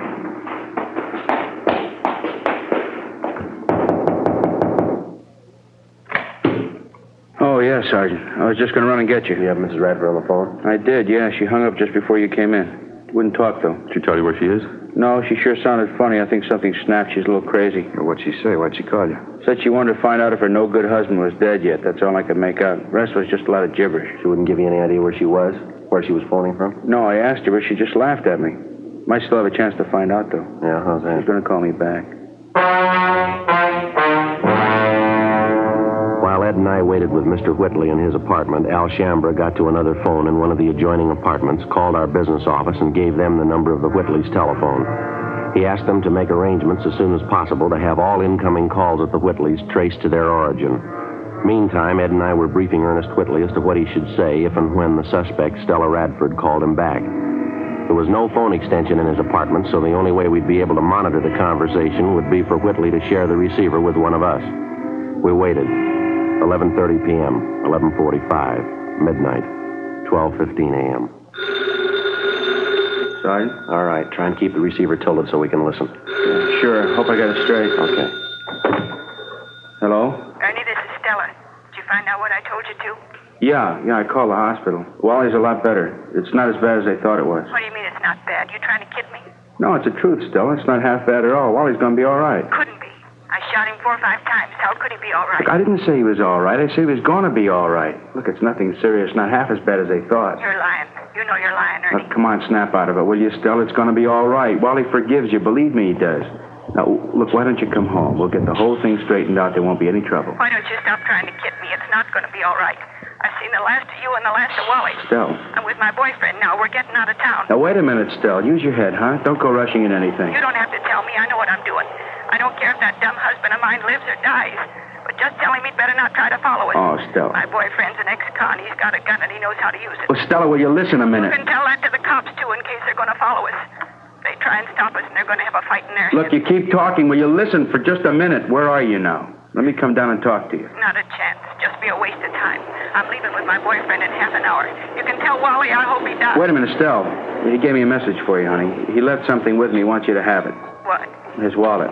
He gave it to me just before he left for the hospital. Got $94 in it. Says he doesn't care what you think of him. He wants you to have the money. $94? Yeah. He didn't have that much money with him. Where'd he get it? Well, I don't know anything about that, but it's right here in his wallet, just the way he gave it to me. He wants you to have it. That's all I know. I don't get it. He didn't have that much money. Well, what do you want me to do? Take it back to him? Tell him you didn't want it? Look, give the guy a break, huh, Stella? It's the only way he's got to show you how he feels about you. Stella? Isn't that right? Well, how about it, Stella? You got the money with you? I told you, yeah. Pick it up anytime you want. No. You bring it down here. I'll pay your cab fare, buy you a drink. You can meet my boyfriend. Yeah. Just a minute. Stella? Hello, Stella? Yeah? It's about 12:30 now. I'll be down here in half an hour, huh? Uh-huh. I'm in a bar right on the corner. You can't miss it. Where? What corner? 9th and Avalon. As soon as the suspect, Stella Radford, hung up, we went to the apartment cottage next door where Al Shambra was on the phone in constant communication with our business office. He told us that somehow there'd been a slip-up. They were unable to trace the call to its point of origin. 12:36 a.m. According to plan, Ernest Whitley left his apartment, called a taxi, and headed downtown to keep his appointment with the suspect, Stella Radford. Ed Jacobs and Lieutenant Tony Ruiz from Homicide followed him. Al Shambra and I stood by at the apartment.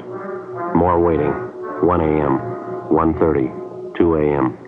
Think they'd call us anyway. Wonder what the hitch is. Well, it's kind of hard to figure, Al. It's either a bum steer or they ran into some kind of trouble, maybe. And Mrs. Radford, she really warmed up to the idea when the money was mentioned. Well, apparently, yeah.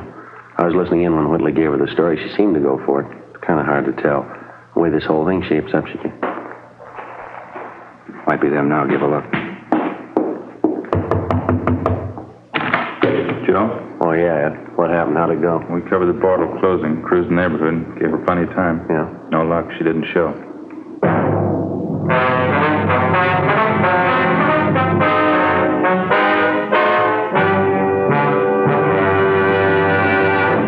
You are listening to Dragnet, authentic stories of your police force in action. Fatima, America's first, largest selling blended cigarette. Now king size. The only king size cigarette that makes you this money back guarantee. Buy a pack of Fatimas.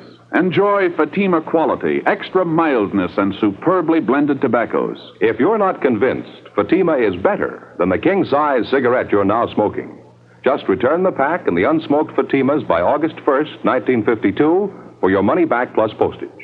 Fatima, Box 37, New York 1. Buy Fatima. Compare them with any other king-size cigarette. 1. Fatima's length filters the smoke 85 millimeters for your protection. 2. Fatima's length cools the smoke for your protection. 3.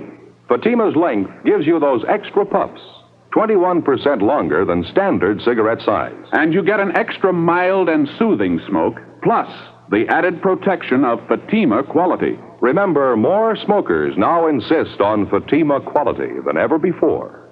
Buy Fatima. In Fatima, the difference is quality.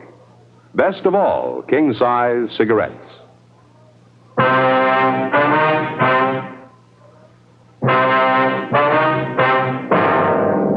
Friday, January 21st, 2:28 a.m. With the failure of the suspect, Stella Radford, to keep the date with her next-door neighbor, Ernest Whitley, at the Avalon Boulevard bar, we reached a temporary stalemate.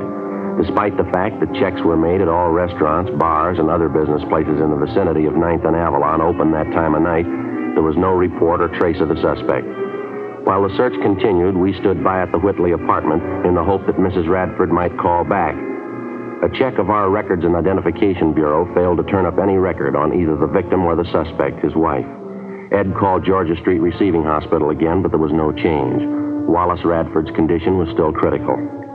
At 2:35 a.m., Stella Radford telephoned again. While we listened in, she told Whitley that she'd had no intention of keeping that appointment with him at the Avalon Boulevard bar. She told him that she knew he was working with the police, that she saw officers follow Whitley to the bar where they were supposed to have met. She again warned him of the consequences in the event anybody tried to apprehend her. After she hung up, we checked with the business office, and they told us that the calls had been coming from a telephone prefix which was impossible to trace. 10 minutes later, Whitley got another call from the Radford woman. The conversation went on for the better part of 20 minutes. She didn't seem to make much rhyme or reason. Her only concern was the condition of her husband, whether or not he was dead. She hung up abruptly, but 15 minutes later, she called Whitley again. Look, Stella, I told you there isn't going to be any trouble. Now, why don't you go and see Wally? He's lying down there in the hospital. He wants to see you. How about it, huh, Stella? Is he dead or not? That's all I want to know.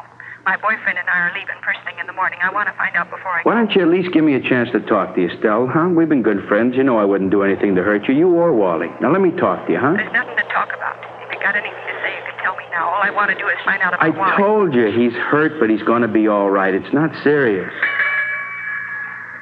Stella? Why don't you stop lying to me? But I'm not lying, Stella. I wouldn't lie about something like that. What's the matter with you anyway? You been drinking? What's it your business? You're not kidding me, Artie. You're trying to help the cops. Don't you think I know that? What kind of a fool you think I am? But I'm trying to help, Stella, that's all. Sure, you're trying to help. Not me, though. You're trying to help the cops. I know they're with you.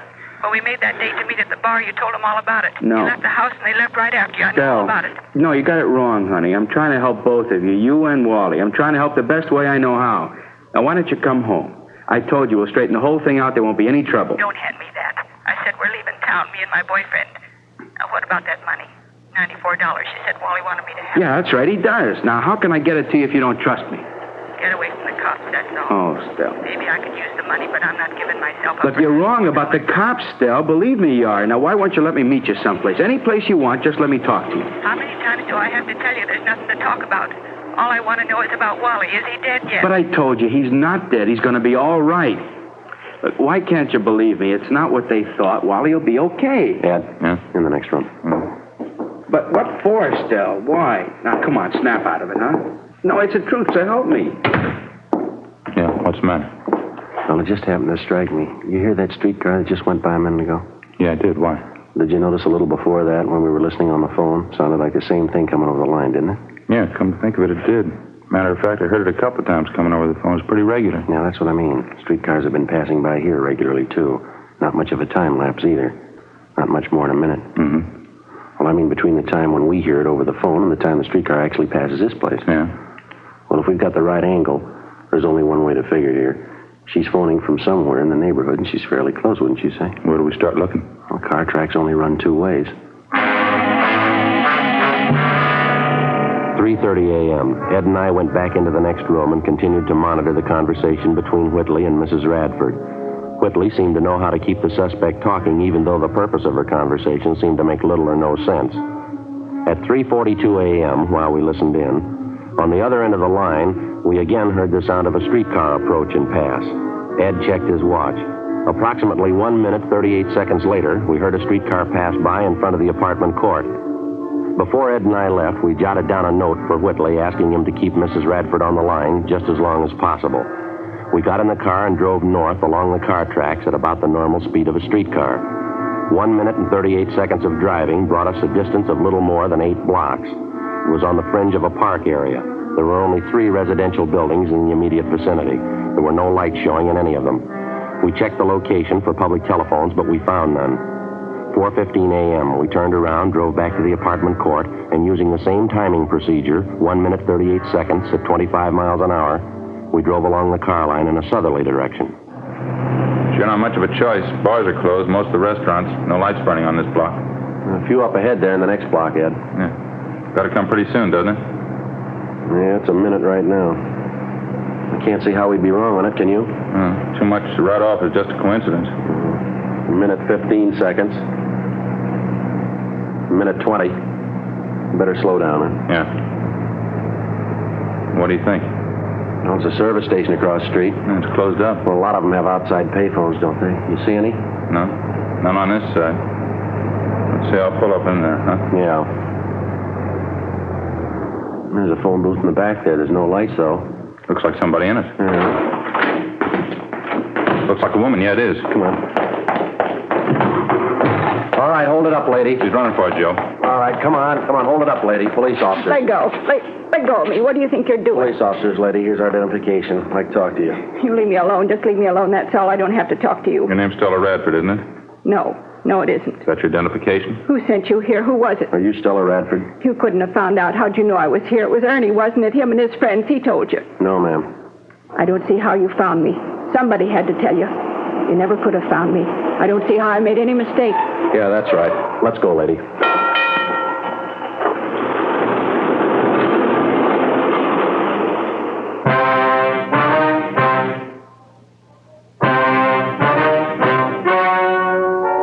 The story you have just heard was true. The names were changed to protect the innocent. On April 16th, trial was held in Superior Court, Department 88, City and County of Los Angeles, State of California. In a moment, the results of that trial. And now, here is our star, Jack Webb. Thank you, George Fenneman. Friends, as you know, Fatima Cigarettes makes it possible for us to bring you this Dragnet series. And each week, of course, we set aside a couple of minutes to tell you about Fatima's. We've already told you why we believe Fatima is the best of all king-size cigarettes. The rest is up to you. I suggest you buy a pack of Fatimas and compare them yourself. Fatimas give you an extra mild and soothing smoke, plus the added protection of Fatima quality, something no other cigarette has. Look for that bright, sunny yellow pack tomorrow and try Fatima.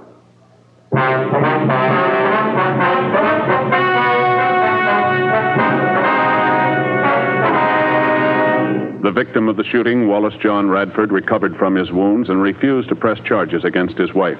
However, she was tried in Superior Court and found guilty of Section 245 PC, assault with a deadly weapon. She was sentenced to the term prescribed by law.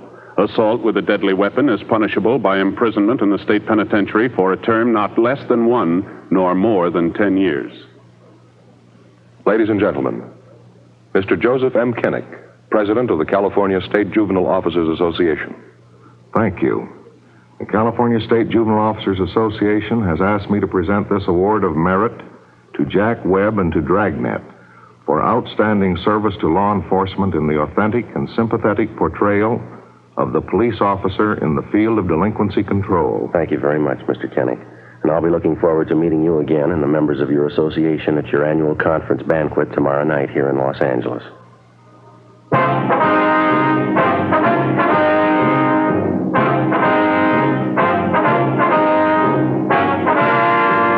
You have just heard Dragnet, a series of authentic cases from official files. Technical advice comes from the Office of Chief of Police W.H. Parker, Los Angeles Police Department. Technical advisors Captain Jack Donahoe, Sergeant Marty Wynn, Sergeant Vance Brasher. Heard tonight were Barney Phillips, Herb Ellis, Jack Crucian, Helen Cleve. Script by Jim Moser. Music by Walter Schumann. Hal Gibney speaking. Fatima Cigarettes, best of all king-size cigarettes, has brought you Dragnet, transcribed from Los Angeles.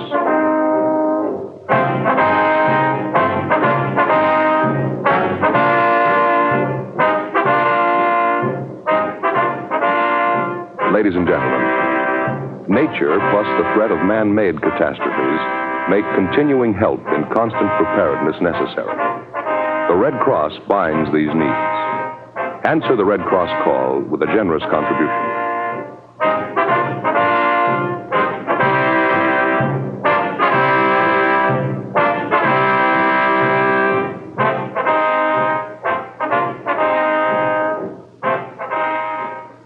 Next, it's Mr. Keene, Tracer of Lost Persons on NBC.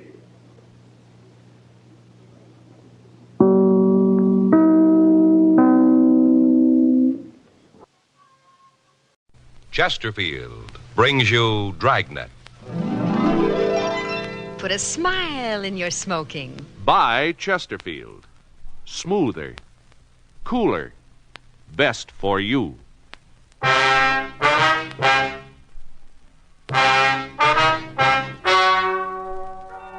Ladies and gentlemen, the story you are about to hear is true. The names have been changed to protect the innocent.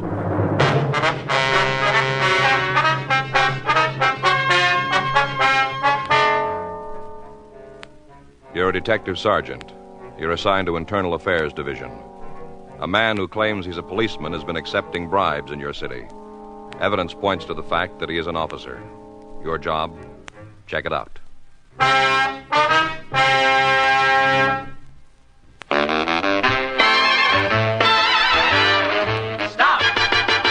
Start smoking with a smile with Chesterfield. Smoother, cooler, milder Chesterfield. Put a smile in your smoking, just give them a try.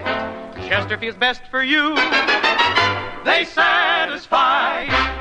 When you shop, stop. Remember, vacation time is carton time. The cigarette to take with you is Chesterfield, made the modern way with Accuray. Take along a couple of cartons and put a smile in your smoking. Chesterfield, smoother, cooler, best for you. Remember, in the whole wide world, no cigarette satisfies like Chesterfield. Put a smile in your smoking, just give them a try. Chesterfield's best for you. They satisfy.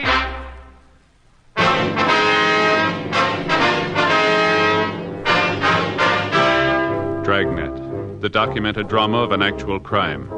For the next 30 minutes, in cooperation with the Los Angeles Police Department, you will travel step by step on the side of the law through an actual case transcribed from official police files. From beginning to end, from crime to punishment, Dragnet is the story of your police force in action.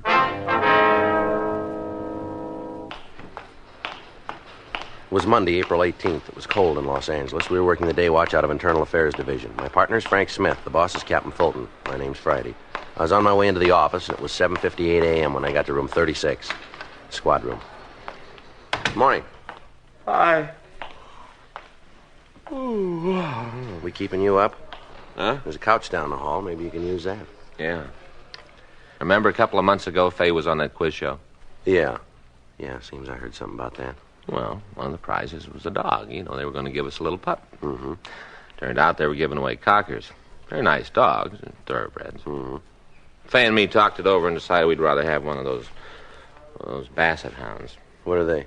One of those dogs with the little short hind legs and long ears. You know, long face, basset hounds. Yeah. Mm-hmm. I see them in the magazines. You know, they got sad eyes, always look so sad. Yeah. Well, they're hard to get. We had to wait a while. I got the call Saturday. Pup was there. Mm-hmm.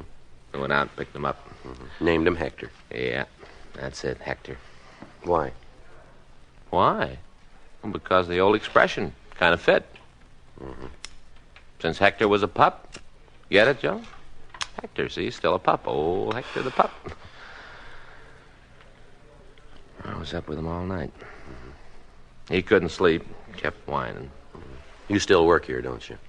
I just stayed up and kind of hummed to him to comfort him. You still working here? Oh.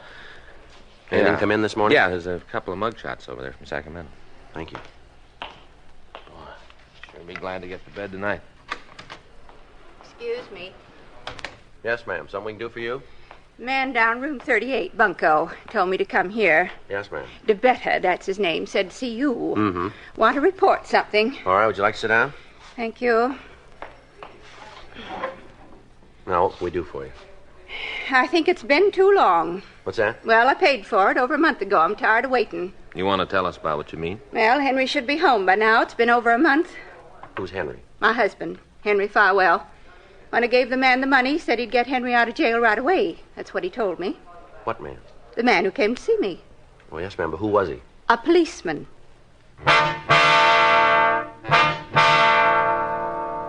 8:12 a.m. We continued to talk to the woman. She identified herself as Mrs. Henry Farwell, and she gave us the full story. When did this man approach you, ma'am? Just a minute, Mr. Smith. I got it all written down. Ma'am? Got it right here in my bag. Yep, here it is. March 6th. That's when I met him. Where was that? What? Where'd you meet him? He come to the house, my house. Told me he wanted to talk to me about something. Said it was important. Mm-hmm. I didn't know him. There wasn't any reason he'd have anything important to talk to me about. But he said he knew the mister. You mean your husband? That's right, Henry Farwell. Is he in prison? Yes. Been there for 3.5 years. We don't like to ask this, Miss Farwell, but it's necessary. Burglary. That's what he was convicted for. Judge told him he'd go to jail for 5 years to life. Mm-hmm. Was this the first time he's been in jail? I thought so. First, I thought it was all a mistake. They was wrong about the mister. Yes, ma'am. They weren't. Came out in the trial. Seems he'd done the same thing before, twice before. I see. I didn't know about it when we got married. Didn't have any idea. Mm-hmm. The mister's my second husband. Mm-hmm. First one died 10 years ago. Woman my age gets lonely. So when Mr. Farwell asked me to marry him, I said yes. Then I found out about the stealing. Mm-hmm. Miss Mann said he knew your husband, is that right? That's right. Told me they met several years ago. Uh-huh. Then he went on to tell me how the mister could get out. What do you mean? The way he told it, if you had friends who knew the right people, you could get out of jail. What's that? If the right people were paid, a man could get out of prison. Uh-huh. And he wanted you to give him some money? Not at first. When he came to the house at the beginning, he didn't even mention it, not at all. When did he bring it up? Oh, about a week later. Came over in the afternoon. I was out in the yard, and he said he'd met the people who were important, the ones who could get the mister out of prison. Did he say who these people were? No, just told me he'd met 'em. Mm-hmm. Now, what happened then? Well, on March 14th, he told me that it could be arranged for the mister to get out of jail.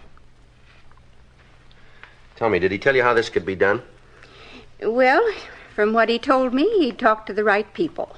That's the way he said it, the right people. I see. If he gave him $5,000, the mister could be turned out. 5,000, huh? Yes.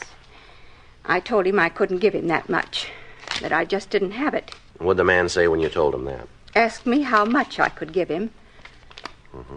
I said if I sold a few things, did what I could to get more money, I might be able to pay $3,500. And what'd he say about that? Say it'd be all right? No. He told me he'd have to go back and talk to the people. Ask them if it'd be enough. When'd you see him again? 2 days. He came back. What'd he say then? Told me it'd be okay. The money'd be enough. Mm-hmm. I got it together and gave it to him. That same day? No, it was 2 days later, on March 16th. That's when I gave him the money. I see. And it's been over a month now, and the mister still hasn't been turned out. I wrote to him, but he doesn't say anything about coming home. I don't think he knows anything about it. Yes, ma'am. Now, I don't want to cause any trouble. Just want the mister out of prison, or else I want my money back. You told us this man was a policeman? That's right. In what city? I don't understand. Well, what city did he work in, or what city did he say he worked in? Here, in Los Angeles, right here. Did he show you some identification? Oh, yes. I wouldn't just hand over the money without that. I saw his badge. Mm-hmm. Did it look like this one? Let me see. Yeah. Just like that one. Same thing. Mm-hmm. Did he give you a name? Yes. He said he was Jim Sorvell. Sergeant Jim Sorvell. That's Sorvell? That's right. I'll check it. Did you see anything else to identify him? What do you mean? Well, did he show you any other cards, anything else? You mean it might be a wrong name? That's right. Oh, no, I'm sure about that. I wouldn't just hand my money over to anybody. I was sure. Well, how do you mean? I saw his driver's license. Did he tell you where he worked? You mean in what department? That's right. Yes. It's one of the reasons I believed him, because of where he worked. Yeah. Right here in the city hall.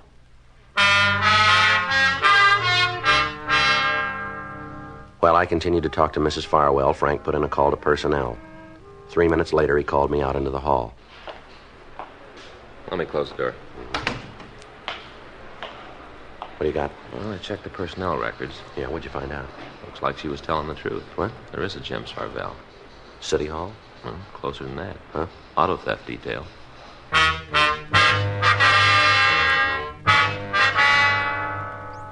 We put in a call to auto theft detail and asked that Sergeant James Sorvell see us right away. While the victim waited in the squad room, Frank and I took the officer down to the interrogation room. Go ahead, sit down, Jim. Yeah. Thanks. Well, what's this all about? Well, it's a rough one, Jim. We hope you got the answers. Now, give me a try. How long you been a policeman? 12 years. How long you been working auto theft, Jim? 2 years this time. I worked there before, about 5 years ago. Uh-huh. Well, what's this all about, anyway? You know a woman named Farwell?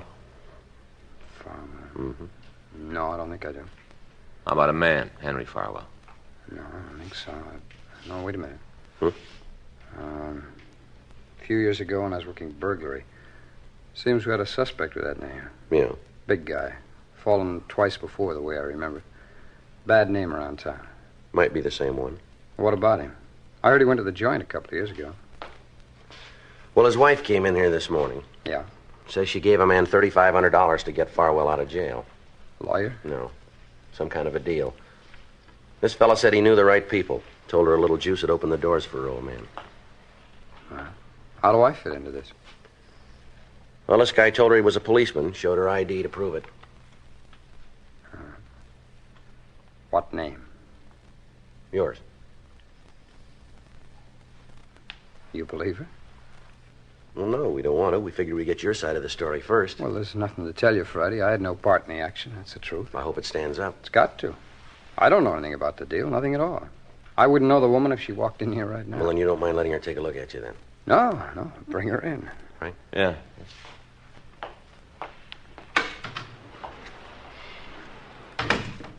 How'd she happen to pick me? Told us the fellow that took her gave your name. Must be a goof up someplace. Mm-hmm. You got your driver's license? Yeah. Want to show it to me? Sure. Next line is take it out of your wallet, isn't it? I don't like this any better than you do, Jim. Yeah. Here. You got your badge on you? Yeah. You want that, too? Well, I want to see it. All right. Ms. Farwell says the suspect showed her a badge. Says it looked good. I don't think it was mine. Well. Here. I want to step inside, Miss Farwell. Yes, thank you.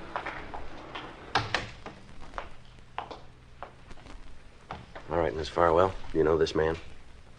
Yeah. Seems I've seen him someplace before. Yes. Now be careful and look carefully. Do you know where you've seen him? I'm trying to think. Take your time, be sure. Yes, ma'am. Please be sure. Yeah, hair's a little shorter. Had a mustache before. But I can tell. I can tell for sure. What's that? He's the one that took my money.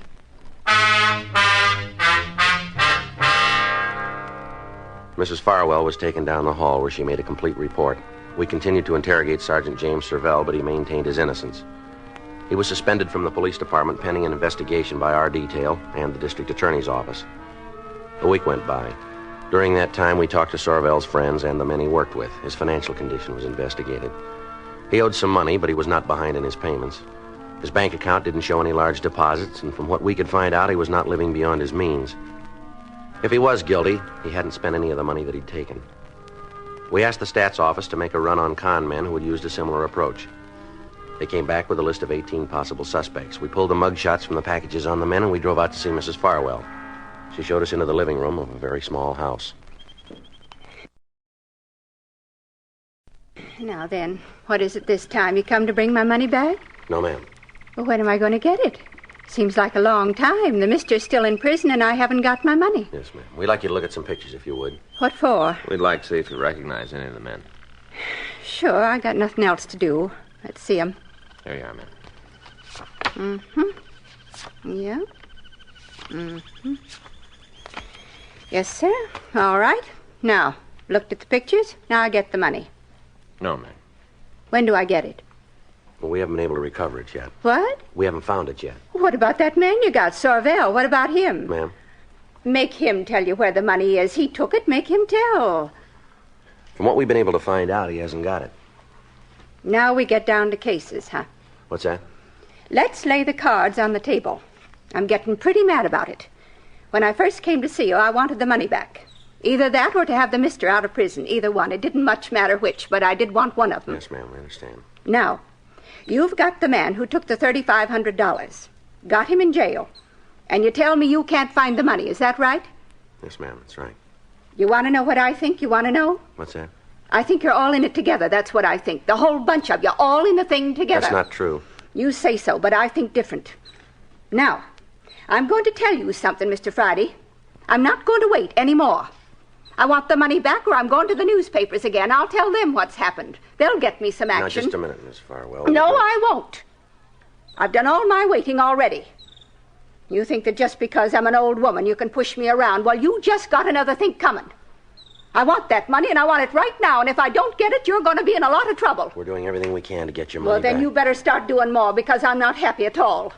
All you cops, you stick together. Well, this time it's not going to do you any good. You don't understand, Miss Farwell. I think I do, maybe too much. I'll tell you what I'm going to do. I'll give you just 3 days to get that money back, or I'll scream my head off to the newspapers. You've got the man in jail. Next thing, you'll be telling me he didn't do it. We're not sure he did. Uh-huh. Well, he did. I guess I know. I'm the one he stole from. He's the man, and I want to see him in prison, too. Well, if he's guilty, that's where he'll go. I'm telling you he is. What more do you need? Just one more thing. What's that? Proof.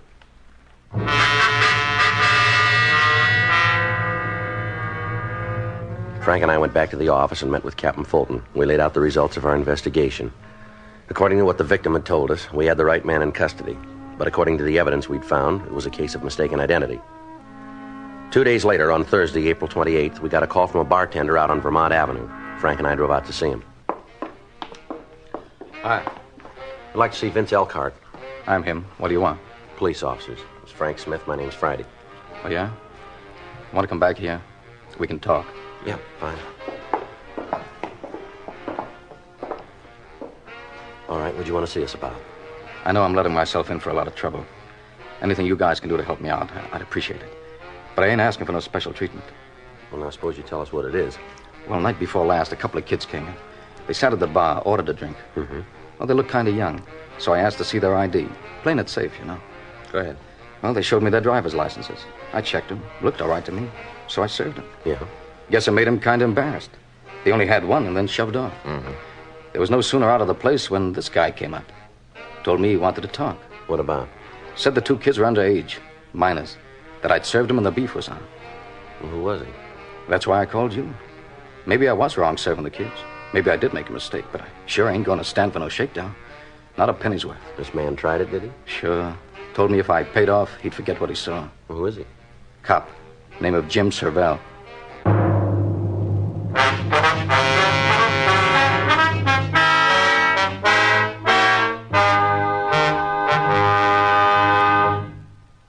Put a smile in your smoking. Next time you buy cigarettes, stop. Remember this. It's today's biggest cigarette news. Chesterfield is made the modern way with Accuray. The Accuray controller is the greatest improvement in cigarette making in years, and it's a Chesterfield exclusive. This amazing quality detective electronically checks and controls the making of your Chesterfield, giving a uniformity in smoking quality never possible before. So buy Chesterfield today. For the first time, you get a perfect smoke column from end to end. A perfect smoke column from end to end. From the first puff to the last puff, your Chesterfield smokes smoother. From the first puff to the last puff, your Chesterfield smokes cooler. From the first puff to the last puff, Chesterfield is best for you. Next time you buy cigarettes, stop. Remember, Chesterfield is made the modern way with Accuray. Put a smile in your smoking, just give them a try. Light up a Chesterfield, they satisfy.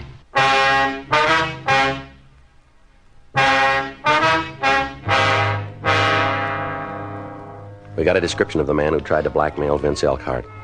It matched Sergeant Jim Sorvell. While I continued to talk to Elkhart, Frank put in a call to the policeman and asked him to come over to the bar. It took him 12 minutes to get there. He was brought into the place and confronted by the bartender. Would you turn around? Sure. How's that? Uh-huh. Yeah. How about it? He hasn't any doubt as far as I'm concerned. No. He's the wrong man.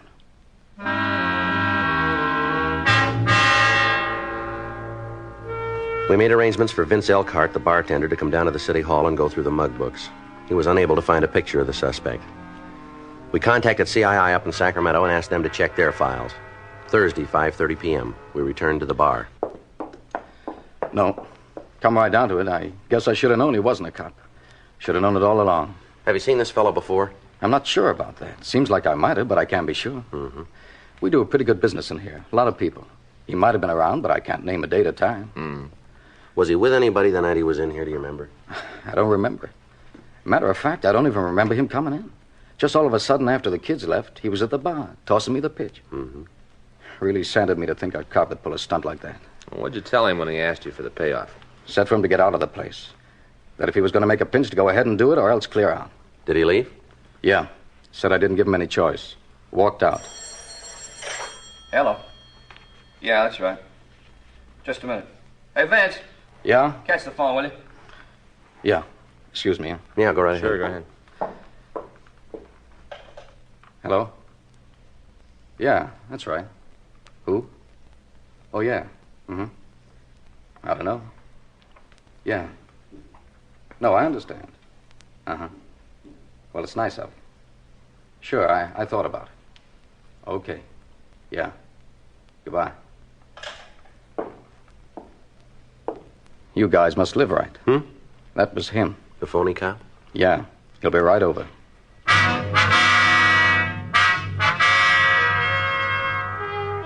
Frank and I took up positions in the back of the bar. 20 minutes later, the suspect walked in. Hi, Elkhart. Hello. Want to give me a Coke High? Sure. Looks like him. Well, it's sure been cold lately, huh? Yeah. Not doing much business. Slow night. Here's your drink. Thanks.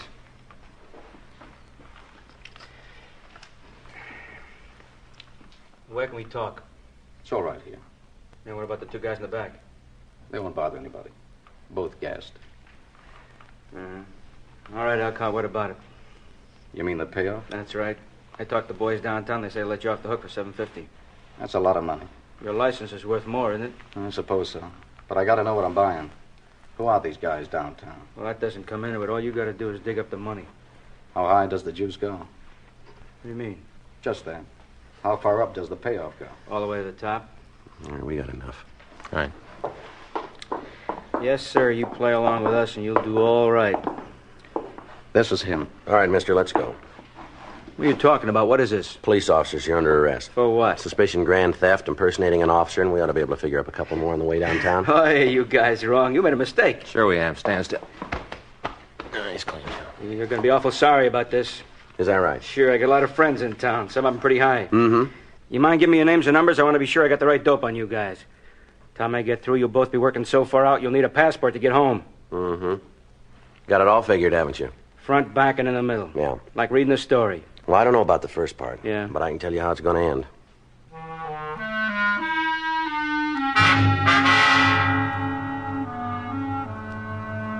The suspect was taken down to the city hall. He refused to give us his name, and a thorough search of his person failed to turn up anything to aid in identifying him. His fingerprints were rolled, and while we waited for the results of the check, Frank and I talked to the suspect in the squad room. How long you figure you're going to be able to keep this thing up? I don't know what you're talking about. No, come off it. We've got you dead to rights, and you know it. News to me. Why don't you tell us who you are? I forgot. You know a man named Jim Sorvell? I don't think so. Well, according to that bartender, you said you were Sorvell. Oh, he's got a big mouth. Look, have you ever been arrested? I forgot. You better get your memory back. Why? Okay. ID, Smith. Yeah? Mm-hmm. Wait a minute. Toss me that pad, would you? Here you are. Thanks. All right. 46? Yeah. Yeah. Right. 52, huh? Okay. All right, thanks a lot. You better get in touch with those big friends of yours. I will when it's necessary. Well, time just came up. We got your record. Hmm? Full name, Charles Bobo Kiernan Offner. You've fallen twice in California, once for GTA, once for attempted robbery. There's an outstanding warrant from Eureka and 2 from out of state, all 3 on charges of extortion. Shall I read the rest of it? How about it? You don't have to. I'm in the box. Where's the badge and the driver's license? My place. Where's that? Hotel over on Grand. Where'd you get the badge? Bought it. Guy I know. It's one of the old ones. Mark doesn't know the difference. Yeah. How about the license? Made that up myself. Why'd you pick Sorvell? Looked like a good dodge. A cop who's going to cause trouble. Why him? Tagged a cleaning store out in Highland Park one night. Must be the place where the Sorvell does business. Clerk thought I was him. We got to talking. Things just worked out. What about the prison deal? How'd you build that for yourself? Well, I know a guy up at Q. He buddies up with a prisoner, gets all the information, and kites a letter out to me, and I pull the swindle. How many times you worked the deal? Collected 3. The last one was an old woman. What'd you take? $3,500. Just you and the guy up in the joints, that all there is? Yeah. You willing to make a statement? Sure. All right, we'll call a stenographer. Look, can you tell me something? What's that? The 2 out-of-state beefs, you think they'll extradite me? We don't call it. Why? I'd rather do my time here in California. It's nicer here. Yeah. Prettier. Lots of nice scenery in California. It's different. Well, I wouldn't worry. Hmm? You won't see much of it.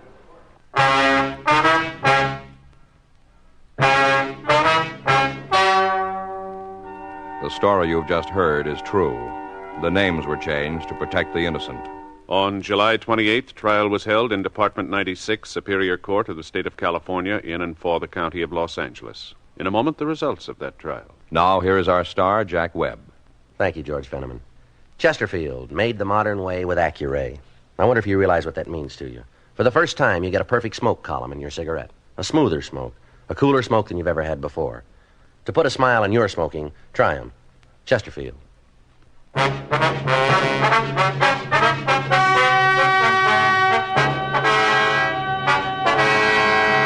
Charles Kiernan Offner was tried and convicted on grand theft money, 3 counts, and received sentence as prescribed by law.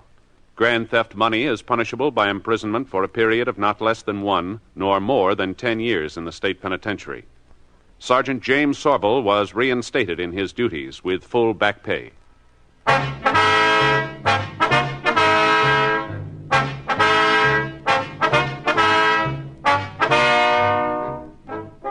You have just heard Dragnet, a series of authentic cases from official files.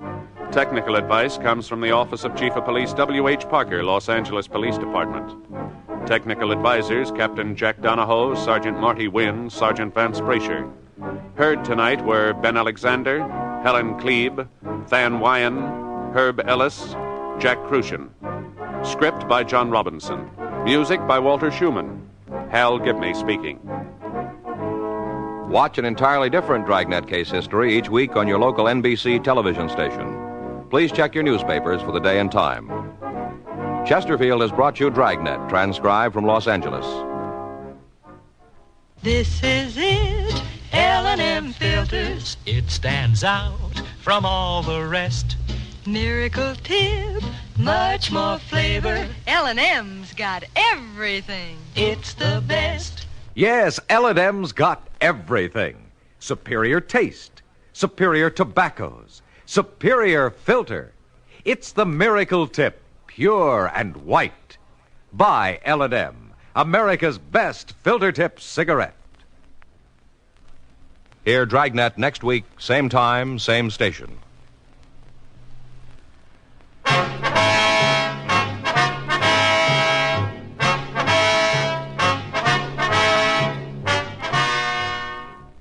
This is the NBC Radio Network.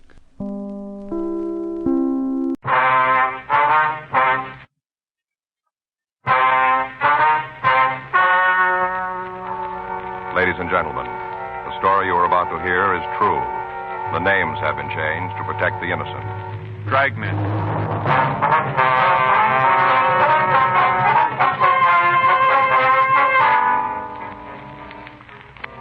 You're a detective sergeant.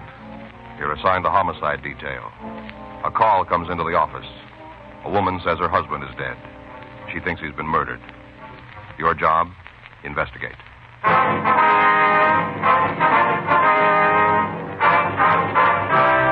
Dragnet, the documented drama of an actual crime. For the next 30 minutes, in cooperation with the Los Angeles Police Department, you will travel step by step on the side of the law through an actual case transcribed from official police files. From beginning to end, from crime to punishment, Dragnet is the story of your police force in action.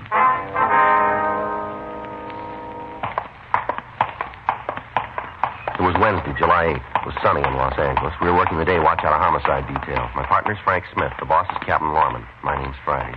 It was 11:03 a.m. when we got to 906 South Norwood Street. Front door. Hi, Friday and Smith, homicide. How are you? Carly, 1F14. Hi, Carly.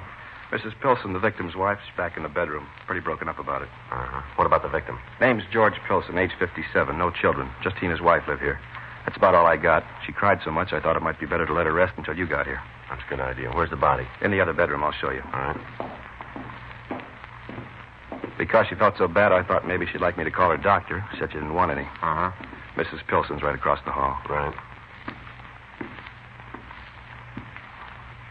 That's a head wound. Yeah. Looks like somebody was serious. Yeah. Now we're going to need the lab and latent prints. You want me to call him?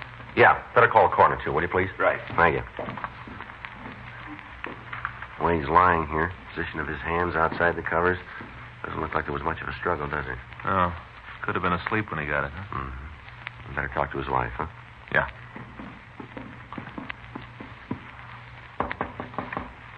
Miss Pilson. Miss Pilson, police officers. Who is it? Police officers, we'd like to talk to you. Sorry to disturb you, ma'am, but we'd appreciate it if you tell us what you know about all this. All right. You want to go in the front room? All right, that'll be fine. You go ahead, please. I couldn't talk to the other policeman. We understand. Calls are all in, Sergeant. Anything else I can do? No, thanks, Carly. We'll handle it now. Right, I'll shove off. Miss Pilson, this is Frank Smith, and my name's Friday. Uh-huh. How you doing, ma'am? This is like so many other mornings. Except nobody sat in his chair like you are, Mr. Friday. I used to sit here and it was quiet. I didn't want to disturb George's sleep. Well, then your husband usually slept during the morning hours, is that Yes. right? He worked nights at the Belden Aircraft Company. All right. Would you tell us what happened? What is it to tell? He came from shopping and found him just like he is now. Do you remember what time it was? I don't know for sure. 10:30. Somewhere around there. When did you leave the house? About the same time I usually do. I couldn't do my housework in the morning. I didn't want to disturb George. Mm-hmm. About when would that be? About 9 o'clock. Was your husband asleep when you left? Yes. He never closed the door, and I looked in before I left. When you left the house this morning, did you lock the house? The back door was locked. Never lock the front when I'm just going to be gone for a short while. I see. It doesn't take me more than 2 hours to shop at the most. Do you know if your husband had any enemies, Miss Pilson? Oh, not that I know of. He might have, but he never said anything to me about them. Hope you won't take offense, but we have to ask this. How did you and your husband get along? I guess I should have known that I'd be suspect, too. Well, we have to ask it. I know, Mr. Friday. You men are strangers. How could you know what our marriage was like? And how do you sum up 30 years in 1 or 2 sentences? Good, bad, happy, unhappy? It was all those. Mm-hmm. I don't think our life is much different than most couples. Maybe one exception. You see over there on the table? Yes, ma'am. My collection of elephants. I started collecting them as a little girl. I always thought that one day I'd have a little girl. I'd give them to her. We never had any children. Mm-hmm. So my children have been pretend. I've kept adding to the collection all these years. Each new elephant is one that my little girl, or perhaps a little boy, would have added. I see, ma'am. I was wrong before about something I said. How's that? I said you were strangers. Yes. You're not, really. Otherwise, I wouldn't have told you about the elephants. Yes, ma'am. Then you and your husband haven't had any quarrels recently? Oh, usual words. Nothing serious, though. Now, there's something else we'll have to know. Yes. Do you know if any personal property is missing? Stolen, you mean? That's right. Well, I'd have to look first. What if you do that for us? Right now? Yes, ma'am. If you feel up to it, we'd appreciate it if you could. You want to know about the bedroom, too? Yes, ma'am. All right. One other thing, Miss Pilson. Yes? Was your husband in the habit of carrying large sums of money on his person, would you know? Oh, no. Usually carried some cash, but never large amounts. I see. All right. Would you like to start checking now, Miss Pilson? Do you mind if we sit a moment longer? No, it's all right. Take your time. I was just remembering how like other days this is. I'd sit here reading, or maybe just looking at my elephants and thinking. Mm-hmm. It would be real quiet. Then the clock would strike 12. I'd go in, wake George. Yes, ma'am. So we go in. Yes, if you're ready. It's not quite time. That won't make any difference now. Beg your pardon? He won't hear us.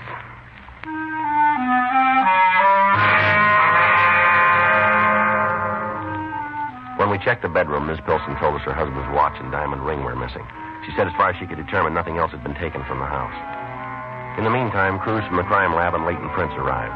Frank called the office, and they ran the names George and Marie Pilson through R&I. They called back later to say they could find no record on either one of them. Further questioning of the victim's wife failed to give us any definite lead as to who our suspect might be. We left the home and began to question some of the neighbors. 1:14 p.m., we rang the bell at the house directly across the street. We identified ourselves, and Sam Mordell, the occupant, admitted it. We went into the front room. I was beginning to think I'd have to go look you fellas up.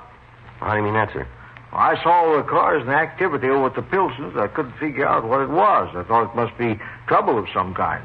Well, curiosity just about got the best of me. Grab a chair. Might as well be comfortable while you're here. Thank you, sir. Thank you very much, Miss Mordell. Don't mind all the wood shavings on the floor. You see, I'm a wood carver. It's not my job. It's just a hobby. I'm retired. I'm a railroad man. Mm-hmm. Yes, sir. I had a rug in here, but I took it out. I always like those eating places with the sawdust on the floor. You know the kind. Of course, shavings aren't sawdust, but then it's easier to save them this way, too. Yes, sir. I wonder if you'd answer a few questions for us. Sure thing. Anyhow, if I keep on gabbing, I won't find out what this is all about. You go ahead and ask your questions. Thank you. Do you usually sit in that chair when you work? Sure do. Seldom miss a day. I call this my cab window. What's that, sir? Cab window. I used to be an engineer, sort of got used to looking out and enjoying the scenery as it went by. Oh. Of course, now the view doesn't change much, but I still like to see what's going on in the neighborhood. Yes, sir. Were you sitting here this morning, sir? Yeah. Don't miss many days. I haven't the time. I have to get this chain finished. A lot of work to carve at the wood chain. Yes, sir. Would you remember seeing anybody around the Pilson residence this morning? You mean besides Mrs. Pilson? You saw her, did you? Sure. She went shopping. He always goes Wednesday morning, of course, unless the weather is bad. Yes, sir. Did you see anybody else? Yes. Saw a fella come out of there while Mrs. Pilson was at the store. Saw a man come out of the house? Yeah. Would you remember what time that was? 10 o'clock sharp. You sure of that? That's right. You see this watch? Yes, sir. They gave me this when I retired. You can see what it says on the back. See? Look. It's real nice. Railroad watch. Doesn't vary a bit. I don't get a newspaper, so I listen to the radio news when I'm working. Mm-hmm. Always check the time they come on. Because I know that my watch is right. Sometimes they're a couple of seconds late or early. Mostly, though, pretty much on schedule. Make good railroad men. Yes, sir. It was 10 o'clock sharp by my watch. Program was 3 seconds late. Yes, sir. Now, did you see that man go in? No. I went out to make a pot of coffee. How long were you out of the room? 20 minutes. Never take any more than 20 minutes. Do you mind if I carve while we talk? I've got to get this chain finished. They're going to get a new record. Yes, sir. All right. Could you describe this man for us? Sure, but I can give you a better clue than that. What's that, Mr. Medell? He had a truck. Go ahead, Mike. Printing on the side. Uh-huh. Man's name. Said he sharpened lawnmowers. Do you know the name? Well, I'm not real sure. Either Ray or Gray. Was there an address? Yeah, it was a letter too small. Anyhow, I wasn't too interested. I sharpened my own mower. Uh-huh. Can you tell us what kind of a truck it was? Not the make, but it was a closed-in kind. Green color. Didn't look too new. Uh-huh. And you say the name on the side was either Ray or Gray. Is that it? Yeah, my eyes are good yet, but only the Ray part was real clear. It looked like there could have been another letter in the front, though. Uh-huh. Just thought of something. Yes, sir. It didn't have to be Gray. It could have been Bray or Trey. Yes, sir. We can check that out. Now, can I ask you something? What's that, sir? What's the trouble? Well, Mr. Pilson's dead. Well, couldn't have been a natural death, or you fellas wouldn't be asking questions. That's too bad. George is a pretty good neighbor. Is that right, sir? Be tough on his wife, too, being married so long and all. I went to their 25th anniversary. Isn't easy to go on alone. I lost my wife 7 years ago. Mm-hmm. Not when you've been happy. It's not easy. Yes, sir. Mr. Mordell, you said you could give us a description of the man you saw coming out of Pilson's. Yeah, and if he had anything to do with George's death, he's going to get what I wanted for so long. What's that, sir? That's when you catch him, I mean. Yeah. He'll get his name in the paper. How's that again, sir? That's why I'm carving this chain. It's going to be the longest chain ever carved out of a single piece of wood. Oh, I see. Almost made it a couple other times. Then I got too anxious and botched the whole thing. See there? Shavings? Yes, sir. When I finish, I'm going to sweep them all up and weigh them. You know, give the reporters something to write about. Well, sir, I hope this one turns out for you. Thanks. I'll make it this time. Maybe it won't be on the front page, but my name will be in the paper, too. We can be sure of one thing. Yeah? You picked a little better way to get there.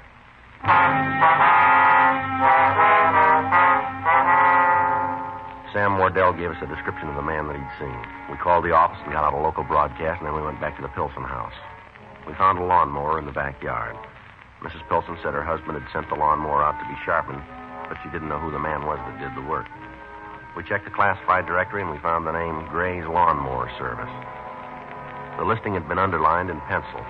Frank and I drove to the address, 2604 Royal Street. It was a small shop set well back from the street. The place was locked. A clock sign on the door read, "We'll be back at," and the hand pointed to 4:30. We parked across the street and we waited. At 4:43 p.m., a man answering the description we'd been given unlocked the door and entered the shop. 4:45 p.m. Oh, hiya. Either this is perfect timing or you've been waiting for me. We're police officers. Uh-huh. Well, I guess that writes off the timing part. Is your name Gray? No, it's Para. Do you work for a man named Gray? It's my own business. I bought it from him. I see. He'd been here for some 20 years, so I just kept the name. Do you pick up and deliver in your business? Yeah? Well, then you have a truck. That's right. What kind? Panel job, Dodge. What color? Green. Look, I don't mind answering questions. I know you got a job to do, but the way I see it, this question and answer game plays better if we both know what counts and what doesn't. How about it? Well, for the time being, let's just say you called it, huh? Yeah? We got a job to do. That's it. It'll have to be for now. All right, I don't want to buck you guys. I got nothing to hide, but I get the same feeling when somebody won't cash a check for me. Yeah. It galls me to think I'm lined up as a bad risk. We're not accusing you of anything. Now, we'd appreciate your cooperation, but try and keep this in mind. We'll still get what we came here for. Now, you make the choice how you want it. Okay, what are you after? Hot lawnmowers? You said you made deliveries, is that right? Yeah. Do you keep a record of the calls you make? Sure. Can we see the record? Yeah, if you want, the book's over at the desk in the drawer. I'll get it. I'll get it. What'd you expect? I was going to pull a gun out of the drawer? That's the one? Yeah. Here you are, Joe. Thanks. These all the calls for today? That's right. Austin, Kemper. When'd you make these calls? What time? That's right. Well, Kemper this morning and Austin this afternoon. They're the only ones you made today, huh? Yeah. Wait a minute. Let me see the book a second. All right. It isn't here. I guess I forgot to enter it. What's that? Another call I made. Where was that? On Norwood Street, 906, I think it was. Remember the name? Pilson. What time were you there? I'm not sure. 9:30 or so, I guess. Who'd you talk to? Nobody. Didn't see anyone around. Did you go in the house? Why? Did you? Yeah, I rang the bell a couple times, and I knocked. Yeah. Well, I thought maybe they were in the back of the house and couldn't hear me. The door was open a little, so I walked in. Yeah. Went in the front room, called out, didn't get any answer, so I left. You didn't leave the front room? That's right. Did you see anybody? I told you I didn't. What more do you want? You said you called out. Yeah? How loud? What do you mean? Loud enough to wake a person sleeping in a back bedroom, maybe? Well, I guess so. No one answered. It came out. I know that. All right. Well, was there someone there when I called? That's right. Well, ask them then. I don't know what you're getting at. I walked into a house. I didn't do anything wrong there. If there was someone there, ask them. Be a little hard to do. Huh? He's dead.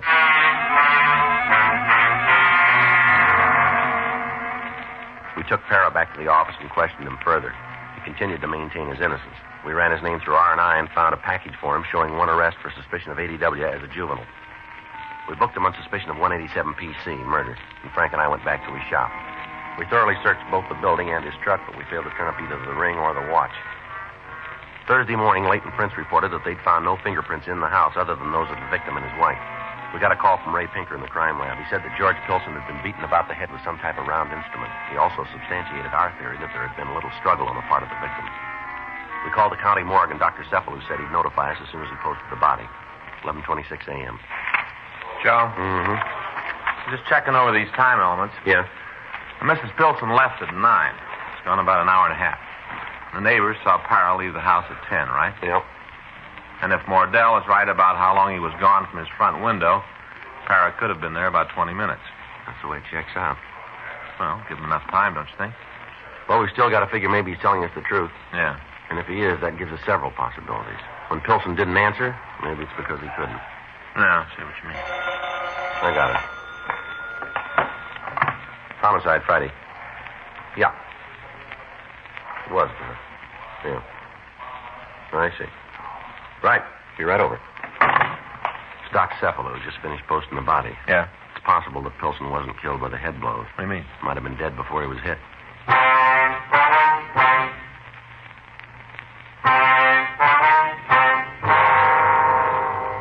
We went over to the morgue. Dr. Cephalou said he'd found evidence of a barbiturate in the victim's body in a quantity large enough to kill him. He also pointed out that the lack of profuse bleeding from the head wounds led him to believe that the victim was dead before the beating occurred. Frank and I drove out to the Pilson residence. We talked to the victim's wife. We explained to her that it was necessary that we know more about her husband's physical condition prior to his death. We went into the front room and sat down. Try to answer your questions, but today I'm just beginning to realize what it's going to be like being alone. Yes, ma'am, we can understand that. We'll try to be as brief as possible. Thank you. Now, had your husband been under a doctor's care recently? No. Had he been in good mental spirits? Yes? He didn't seem unusually worried about anything. Not that I know of. Well, now, would you tell us about yourself, Miss Pilson? Well, what do you mean? Well, have you been under a doctor's care recently? No. What has all this to do with my husband's death? Well, we'd like to know if there would be any reason for you or your husband to have a prescription for a strong barbiturate in the house. A what? A sedative, ma'am. You mean to make you sleep? That's right. No. We did never use them. Then you haven't had any in the house recently? Well, I haven't. I don't think George did. Would it be possible that your husband could have used a barbiturate and you didn't know about it? Yes, but if he did, I'm sure he'd have told me. We didn't have secrets from each other. I see. I'll get it. Oh, Marie, you poor thing. I just got back and heard the terrible news. I came right over. Thank you, Lydia, but you come back later. Well, sure, dear. Is there anything I can do for you? Maybe, but I can't talk now. All right, Marie. Are the police here? Yes. So won't you come back later? Have you told them? Yes. You told them what George tried to do? Yes. Excuse me, ma'am. Couldn't help overhearing your conversation. Oh, you're the policeman? That's right. Yes, ma'am. I'm Marie's neighbor. Yes, we understand. What did you mean about Mr. Pilson trying to do something? Well, she didn't mean anything. She was just talking. Now, look, let's let her tell it, shall we? Maybe I shouldn't have said anything. What did you mean, ma'am? Maybe it's not important. Why don't you tell us anyway? George tried to kill Marie.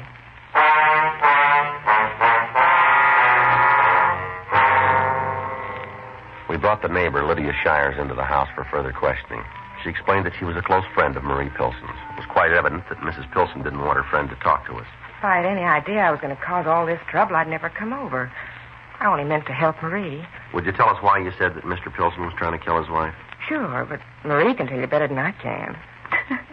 Oh, now, honey, don't get upset. It's going to work out all right.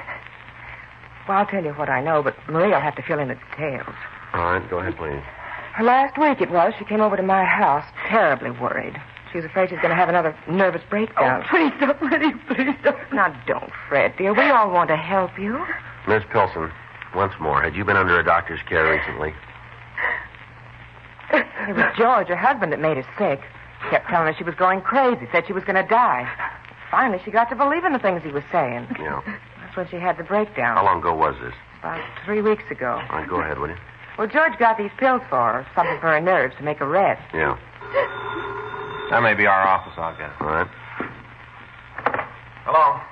That's right. No, he isn't. You want to tell me who's calling? Would you like to leave a message? All right. No, my name's Smith. She hung up. Woman asking for Mr. Pilson. Did she give her name? No, said she was a friend of the family. It was her. I know it. I wish I'd talked to her. Who was it, Miss Pilson? I don't know her name, but she lied. She's no friend of mine. She caused all this. How do you mean? That's why George was trying to kill me. With me out of the way, he could have her. She'd come and live in my home. You never told me about her. I still had some pride. All right, now this medicine your husband got, was it a barbiturate? Yes. That's how he was going to kill me. Where did he get the pills? I don't know. George would come in and sit on my bed in the early morning. When he'd come in from work, he'd wake me up, tell me I was going to lose my mind. Yeah. Time after time he did it. I began to think he was right. I couldn't remember doing things. That's when you started taking these pills, huh? Yes, that's right. I see. He'd put them in my food or in my drink. You sure he did that? Yes. I counted the capsules in the bottle every time I took one. Got so I couldn't remember if I'd taken them or not, so I counted them. Mm-hmm. I wrote the number down on paper so I'd be sure. Some were always missing. I knew he'd been giving them to me. All right, go ahead. That's when I told Lydia about it. She said to stop. Is that right, Miss Shires? Yeah, I told her not to take any more. Did you stop taking the sedative? Yes. I told George about what Lydia said. He got mad and said I shouldn't have gone to her. Then he started telling me I'd go crazy if I didn't take them. He kept after me. Is that why you killed him, Miss Pilson? Can't mean Marie did it. He kept after me. I knew he was trying to get rid of me. He'd stay out all night when he wasn't working. Did he tell you about the other woman? No, he didn't have to. I knew. A couple of times she called here. I answered the phone. When she heard my voice, she hung up. Mm-hmm. So you gave him the pills you'd been taking, is that it? To make him sleep. I always had a sandwich when he came home from work. I fixed it before I went to bed. When'd you strike him? When I came home from the market, I suppose. You'll want the weapon, won't you? Yeah, and the watch and the ring, too. All right. Marie, how could you do it? Had to be. He was going to kill me. She was going to live at my home with my children. Lydia. Yeah. I want you to take my family. What? My elephants. I want you to have them. All right, Marie. You want to tell us where the weapon is, Miss Pilson? All right. I didn't believe George, that he was telling the truth. Yeah. He told me this would happen. What's that? He said I was crazy.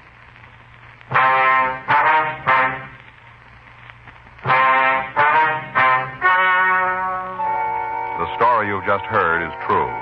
The names were changed to protect the innocent. On November 3rd, trial was held in Department 97, Superior Court of the State of California, in and for the County of Los Angeles.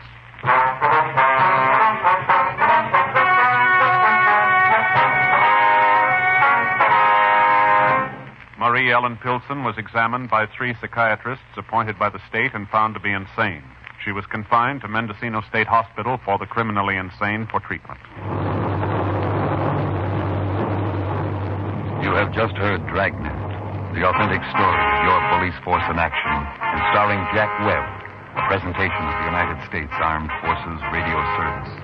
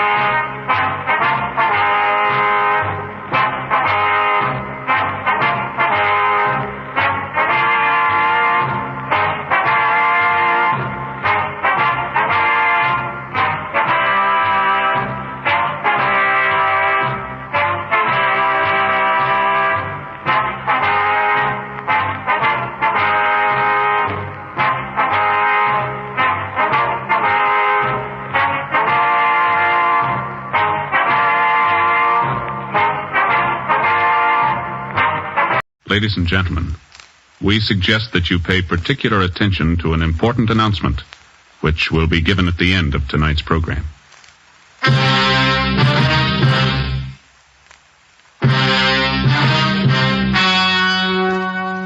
The story you're about to hear is true. Only the names have been changed to protect the innocent. Fatima Cigarettes, best of all long cigarettes, brings you Dragnet.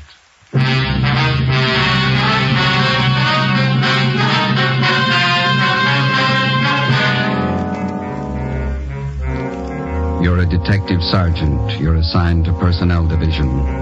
A resident of your city files a report of robbery and assault. The suspect, a rookie police officer. Your job, arrest him. If you want a long cigarette, smoke the best of all long cigarettes. Smoke extra mild Fatima. Yes, Fatima is the king-size cigarette, which contains the finest Turkish and domestic tobaccos, superbly blended to make it extra mild. To give Fatima a much different, much better flavor and aroma than any other long cigarette. That's why Fatima has more than doubled its smokers coast to coast. Enjoy extra mild Fatima yourself. Best of all, long cigarettes. It's wise to smoke extra mild Fatima. It's wise to smoke extra mild Fatima.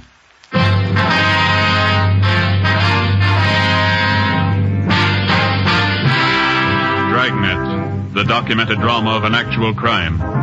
For the next 30 minutes, transcribed in cooperation with the Los Angeles Police Department, you will travel step by step on the side of the law through an actual case from official police files. From beginning to end, from crime to punishment, Dragnet is the story of your police force in action. It was Wednesday, April 9th. It was foggy in Los Angeles. We were working a day watch out of personnel. My partner's Ben Romero, the boss is Deputy Chief Holman, Commander BIA. My name's Friday. We're on the way over from the City Hall, and it was 5:25 p.m. when we got to Central Division. The assembly room. How's the wife? Why? See him, Joe? Yeah, it looks like him over there. I'll let you know. Hi. You Russell Clark? Yeah, that's right. Friday and Romero, personnel. All right. Lieutenant Drummond over at BIA would like to talk to you. All right. When do you want to see me? Right now. Okay. All right, we're looking for Captain.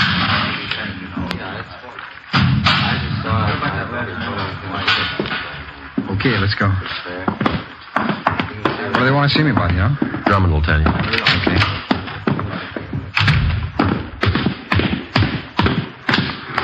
How long you been on the job, Clark? About 2.5 months. How do you like it? Oh, I like it fine. Wife doesn't think much of it. She wanted me to stay at my old job. What was that? Selling insurance. Likes to have me home nights. Doesn't like to be alone, especially now. Yeah? And she's expecting a couple of months. You know how they get. Yeah. Let's cross here.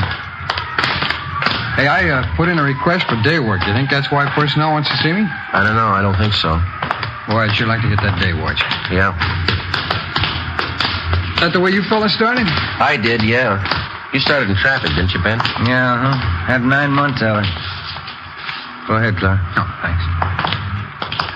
I have to be on the job at 6. Think it's going to take very long? I don't know. Hi, Friday. Hi. Right in, Lieutenant's waiting. Personnel, Coleman. Lieutenant? Yeah, come in. This is Officer Clark, Lieutenant Drummond. How do you do, sir? How are you, Clark? Sit down. Thanks. Couple of questions for you. Yes, sir? You were on special duty at the Olympic Auditorium last night, is that right? Yes, sir, for the fights. Anything unusual happen out there last night? Well, it wasn't very important, Lieutenant. After the fights, a drunk fell down the stairs. On the way out of the auditorium, broke his arm. I took him to Georgia Street, and they took care of the arm, and I drove him home. He was pretty drunk. Why didn't you book the man? I didn't think it was necessary. How long you been with the department, Clark? 2.5 months, sir.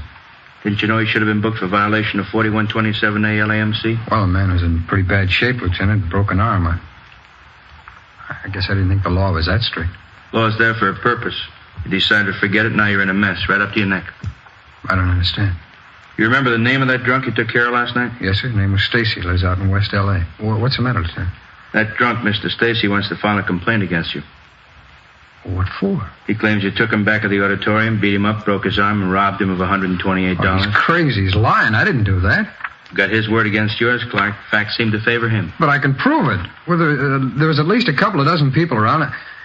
There was a doctor. He can tell you. Maybe you better take it from the beginning, Clark. Exactly how did it happen? I was right after the fights. I was on duty in the lobby, and I saw a bunch of people crowding around the foot of the stairs. Yeah? I went over to see what the trouble was, and they were looking at this man lying on the pavement. It was Stacy. A doctor was examining him. This doctor, did he identify himself? Yeah.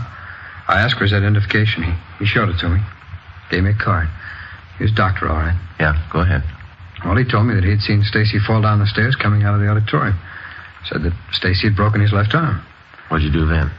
Well, the doc said it'd be okay to move him, so I helped him into my car and took him down to Georgia Street. He was so drunk he could hardly stand up. The attendants at Georgia Street took care of his arm. Well, they can tell you all about this. Maybe, but they can't help you out as witnesses. You could have beaten up Stacy, robbed him, then taken him to Georgia Street. But I didn't, Lieutenant. I tell you that Stacy's lying. What'd you do when you left Georgia Street? Well, I drove into Central and told him what happened. I told the watch commander I was going to drive this Stacy home, and he warned me about it. Guess I should have known better, but... Well, I swear to you this Stacy's lying. You should have known better. Where'd you go after you left Central? I drove him home. On the way, he said he was hungry, so I stopped. I bought him a sandwich and some black coffee. Kept telling me what a nag his wife was. Said he was afraid to go home. Go on. Well, when I got him to his place, his wife started chewing me out. I just said goodnight and left. That's it, huh? That's it. So help me, that's exactly what happened. Now, how about the doctor at the auditorium, the one who saw Stacy fall? Did you get his name and address? Well, no, Lieutenant, I didn't. I didn't think it was necessary. How about the crowd that was standing around? Did you spot anybody you know? No, I didn't. They're just a bunch of people coming out of the fights. Then you haven't got anyone to corroborate your story. But all those people saw it. There must have been a couple of dozen of them. What are their names? Well, I don't know. All I know is I didn't beat him up and I didn't take his money. I tell you, the Stacy's lying. You could be lying. We got no proof either way. I'm not lying, Lieutenant. I didn't do it. We might believe you, Clark. That doesn't make any difference. If this man files a 211 against you, it's got to be settled in court. But I didn't do it. I tell you, I swear I did. In just a minute. Mike, send in Mr. and Mrs. Stacy, will you? You can hear the story the way we get it from Stacy and his wife. I'd like to hear it. I don't know why he's doing this to me. I helped him all I could. Look, Jerry, there he is. That's the one. Yeah, that's him, Chief. Now, wait a minute, Mr. Stacy. What's this all about? Hold it, Clark. Mr. Stacy, would you repeat the same story you told us this morning, please? You know what I told you, Chief. You had the stenographer take it all down. It's the same thing. Like to have you repeat it in front of Officer Clark here. He's entitled to know what you're charging him with. A man like that's entitled to nothing. You ought to be ashamed of yourself. Look, lady, your husband's lying. Don't call my husband a liar. You're not a policeman. You're a hoodlum. All right, wait a I'd minute. like to know what this city's coming to. Cops going around beating up private citizens. Who do we trust if we can't trust a policeman? Just a minute, please. You don't know, Captain. You should have seen my husband when that officer brought him home last night. Arm all bandaged, his face all cut up. He was hurt so bad he could hardly stand up. He was too drunk to stand up, lady. Don't you get fresh with me. All right, that's enough.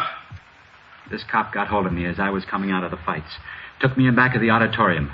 Told me if I didn't hand over my wallet, he'd book me on a drunk charge. Were you drunk, Stacy? I was not. Had a couple of beers, that's all. When I wouldn't give him my money, he beat me up. Broke my arm and took my wallet. How do men like you ever get on the police force? He figured he'd cover up, so he took me and had my arm fixed at the emergency hospital. Then he drove me home. Threatened me all the way. He said, you tell anybody about this and I'll get you. That's just what he said. I don't get it, Stacy. You know that story's a pack of lies. Why are you doing this to me? It's the truth. And I'm going to press charges and get my money back. $128. What have you done with it? We can take care of the questioning, Mrs. Stacy. I don't see you doing it. Make him tell. Where's our money? I haven't got it. Don't talk back to me. Mr. Stacy, you and your wife want to file a crime report at this time. We want to press charges. Romero? Yeah? Take Mr. and Mrs. Stacy down to Record Bureau, have them make out a report for 211 and assault. Right. Get them this way, please. Now listen. We're going to get action if we have to take this to the district attorney. We're not afraid of the publicity. We'll go to the newspaper if we don't get action. Yes, ma'am.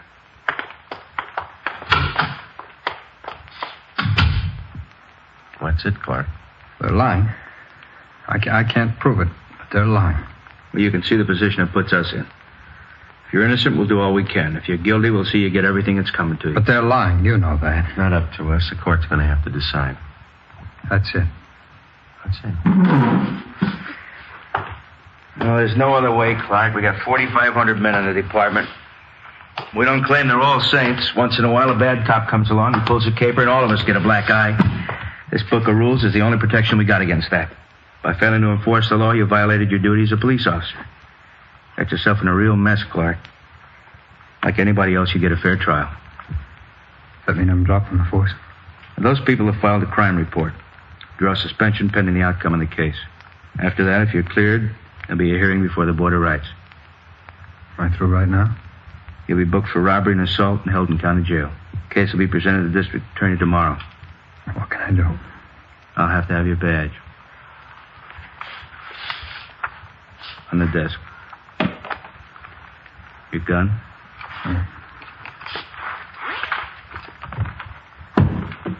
ID card? Yeah. On the desk? Yeah. All right, Joe, that's it. Okay. Take him.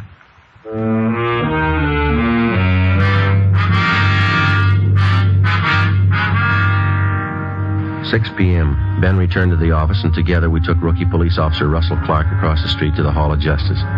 At the county jail booking desk on the 12th floor, he was booked on suspicion of 211 PC and assault with intent to do great bodily harm. He was lodged in the cell block. Investigating charges against a police officer involves exactly the same procedure as cases where private citizens are concerned. Prove the suspect innocent or guilty. That's the job. If Clark was innocent, it looked like there was only one way of proving it. That was somehow to find the unnamed doctor who was supposed to have seen Stacy fall down the auditorium stairs and then examined him afterward. If Clark was guilty, we had to find proof that his story about Stacy falling downstairs was a lie.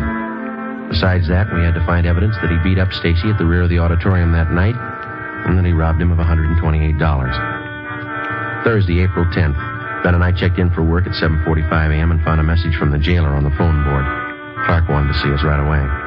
We met with him in the county jail interview room. How you doing? Not too bad. Don't let it sour you, huh? Sergeant, you really think I rolled that character? Come on, tell me the truth. We checked you out. Good family. You got a fine Army record. No, we don't think you did it. I just can't understand why he picked me out. I tried to help him all I could. Then he walks in the next day with a framed story like that. You got any idea why Stacy would pull something like this on you? I don't know. I'm worried, Sergeant. Believe me, I can't afford to sit here missing my pay. We live pretty close to the budget with a baby coming. I'm worried about the wife. I just don't know what to do. Are you sure you told us everything about this that you remember? Well, that's the one reason I wanted to see you. I didn't sleep much last night. I kept trying to remember the name of that doctor. Yeah?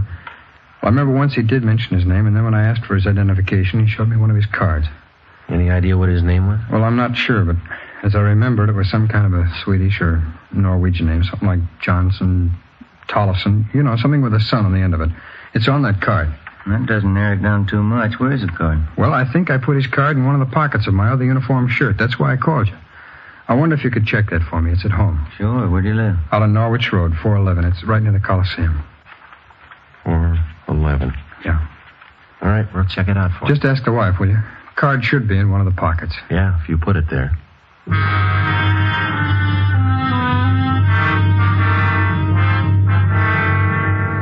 Ben and I left the interview room at the county jail and drove out to the home of Officer Clark on Norwich Road. We introduced ourselves to his wife and told her what we were after. Her eyes were red and looked like she'd been crying. She asked about her husband. We told her he was all right. They're making a terrible mistake, Sergeant. Russ never did anything crooked in his life. He didn't do it. I know he didn't. We'll do everything we can to straighten it out, Mrs. Lohr. The court will have the final say. I knew Russ shouldn't have left his insurance job. I just knew it, all this trouble. How about that shirt that your husband told us about, the one he wore that night at the auditorium? Oh, yes, his other uniform shirt. Mm-hmm. Can we see it, please? Oh, yes, certainly. It's right this way, back in bedroom. What's so important about the shirt, Sergeant? Your husband told us that there might be a card in one of the pockets. Might help clear up things. Well, it should be hanging up here in the closet. I always like to keep Russ's shirts on hangers. He keeps them much nicer looking. What's the matter? This morning I sent it to the cleaners.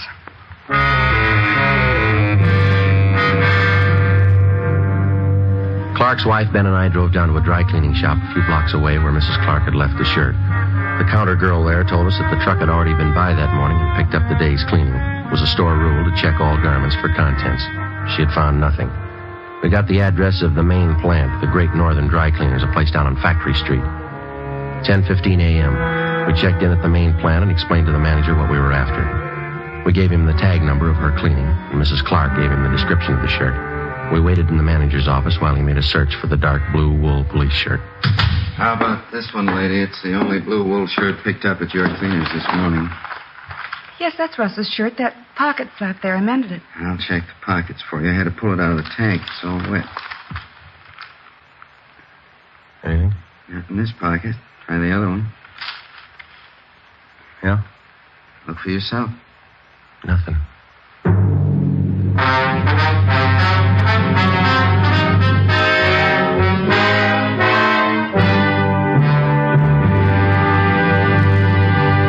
You are listening to Dragnet, the case history of a police investigation, presented in the public interest by Fatima Cigarettes. If you smoke a long cigarette, it will be in your interest to listen to a typical case history of a Fatima smoker. It's the case of Northwest Airlines stewardess Jean Madsen.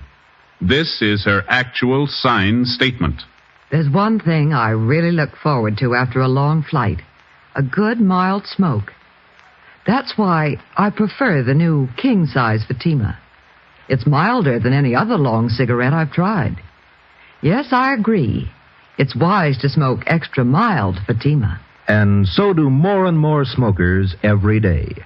Actual figures show extra mild Fatima has more than doubled its smokers coast to coast. So enjoy extra mild Fatima yourself. The king-size cigarette, which contains the finest Turkish and domestic tobaccos, superbly blended to make it extra mild. You will prefer Fatima's much different, much better flavor. You will agree. It's wise to smoke extra mild Fatima. It's wise to smoke extra mild Fatima. The best of all long cigarettes.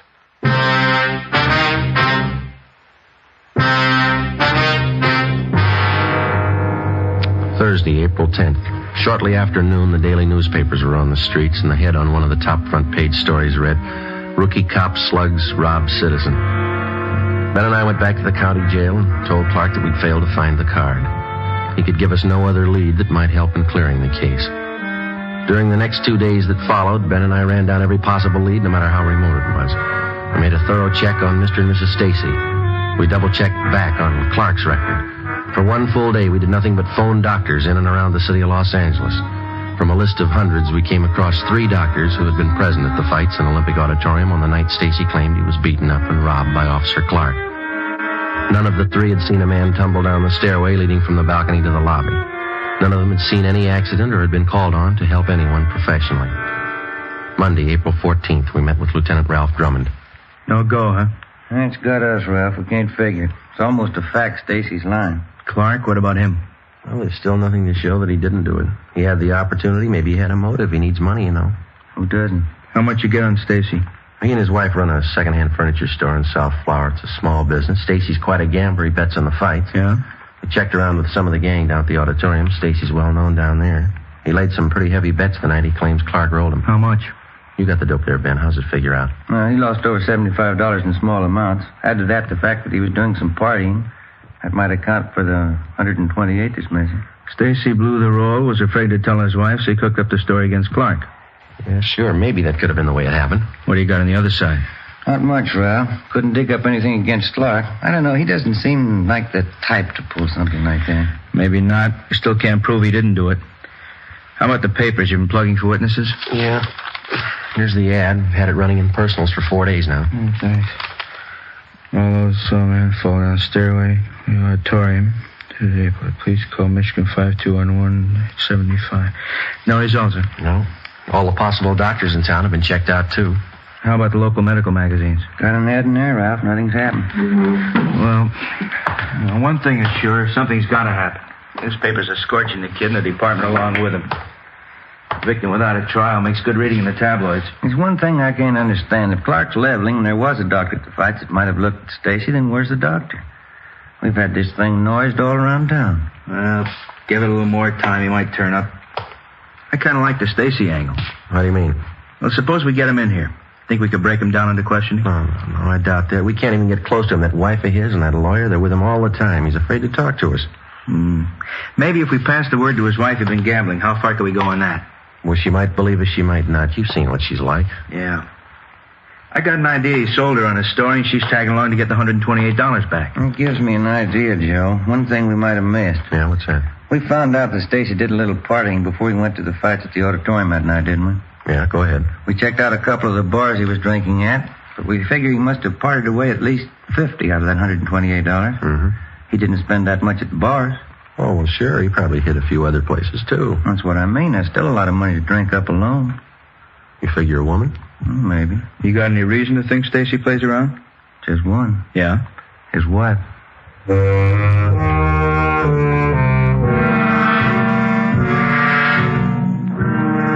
Monday, 1 p.m. Ben and I started a canvass of bars and small nightclubs in the general area around the Olympic Auditorium. We started with those where Stacy was a regular customer. We failed to turn up any leads. Either the bartenders refused to tell us or they had no knowledge of Stacy's running around with other women. We kept at it. Another day passed. 2 days. Nothing. One of the newspapers started a campaign against the brutality of police officers. On Thursday, we got a tip from a bartender at a place out on Washington Street, the Brown Cow. He told us that he thought he saw a man answering Stacy's description in his bar a few nights before with a flashy blonde in her late 20s. He said he didn't know Stacy too well, but he knew the girl, and he knew the hotel where she stayed. Her name was Sandra Gay, an acrobatic specialty dancer at a cheap nightclub. We checked out her hotel, but she wasn't in. We left word for her to get in touch with us, and then we picked up a hamburger and some potato salad for lunch and checked back in at the office. How you doing, Coleman? Not as good as you two. How do you mean? Can't you smell the perfume?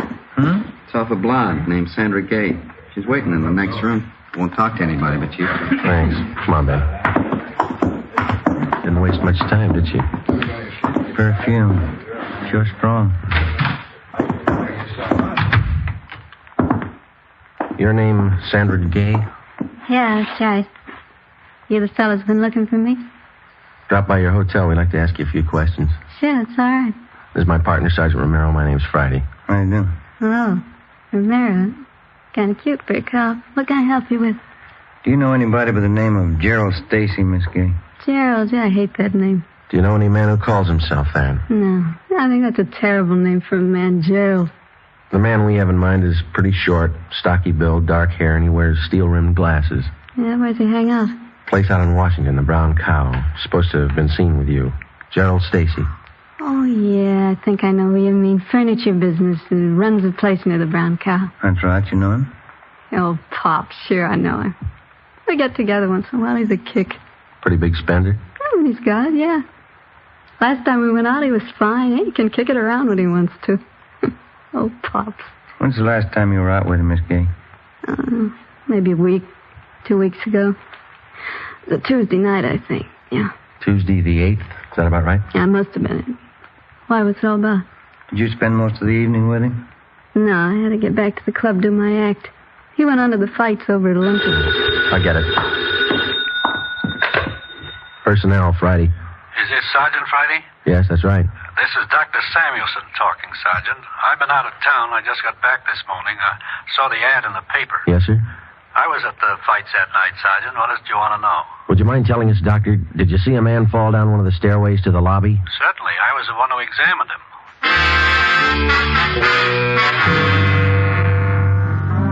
5 p.m. Mr. and Mrs. Stacy were called to Lieutenant Drummond's office. Arrangements were made to have Officer Russell Clark brought over from his cell in county jail. At 5:15, Ben and I checked into the lieutenant's office. Stacy and his wife were already there. Certainly proud of our police department, Chief. No whitewashing this time. You gave that fella exactly what he had coming. Thanks. You sure you didn't make a mistake? I'm sure, Chief. That's the right man. You got him. Jerry, don't make mistakes on things like this, Inspector. How about our money, the $128? He tell you where he hid it? No, he hasn't. We're bringing Officer Clark in from county jail. Figure we try to crack him. That's right. Make him tell what he did with our money. Joe, will you have Officer Clark brought in? By the way. All right. There he is. Where's our money? What have you done with it? Just a minute, please. Stacy, you sure Officer Clark here's the man who beat you up and robbed you? Of course he is. Dragged me behind the auditorium and almost beat me to death. Broke my arm, took all my money. $128. Where is it? I haven't got your money. Joe, bring the doctor in. All right, Lieutenant. In here, Doc. All right.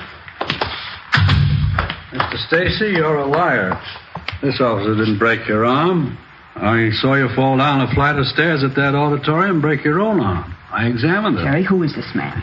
What about it, Stacy? He doesn't know what he's talking about. I never saw him before in my life. No, but I've seen you, Stacy. You were drunk. I saw you fall down those stairs. You're crazy. Joe, send Miss Gay in. All right. All right, Miss Gay. Okay, thanks. Sure is strong perfume. You recognize any of these people, Miss Gay? Hello, Pops. I don't know you. Don't you remember the perfume? You give it to me. Who is this woman? Just a friend, honey. All right, Stacy, now let's have it straight. It was all a mistake. I don't want to make trouble for anybody. It wasn't this cop's fault. I don't want to make any trouble. What about this woman? It was all a mistake, believe me. You took that money, Gerald. You spent it on her. Now, wait a minute. Causing all this trouble, squandering our money. After all I did for you, you're no good. This time I'm through. All right, Clark, let's go. Okay. Well, that's it.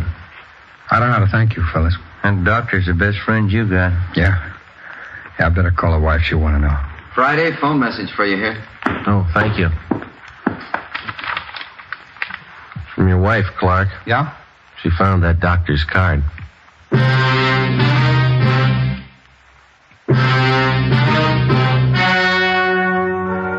story you have just heard was true. Only the names were changed to protect the innocent. On September 2nd, trial was held in Municipal Court, Division 7, City and County of Los Angeles, State of California. In a moment, the results of that trial. It's amazing how many long cigarette smokers are changing to extra mild Fatima. Here is the actual report.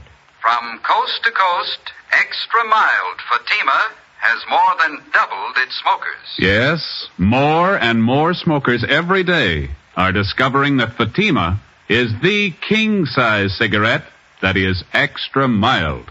Extra mild because it contains the finest Turkish and domestic tobaccos superbly blended to make it extra mild, to give it a much different, much better flavor and aroma. Enjoy extra mild Fatima yourself.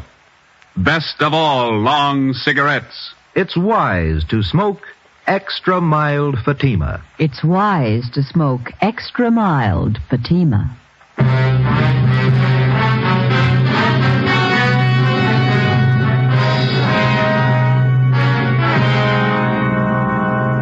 Gerald Stacy was tried on charges of filing a false crime report. He was convicted under Section 5250 LAMC and served his term as prescribed by law. Officer Russell Clark was returned to duty with full back pay. Ladies and gentlemen, in response to thousands of letters asking us to broadcast Dragnet at an earlier hour so that the entire family might hear it, we wish to announce that summer scheduling enables us to fulfill these requests. Beginning next Thursday, June 8th, Fatima Cigarettes will bring you Dragnet 1/2 hour earlier over most of these stations. Consult your local newspaper for exact time.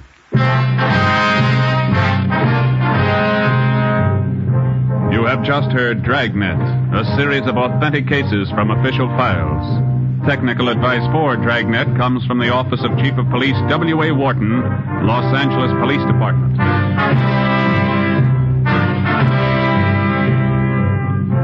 Fatima Cigarettes, best of all long cigarettes, has brought you Dragnet, transcribed from Los Angeles.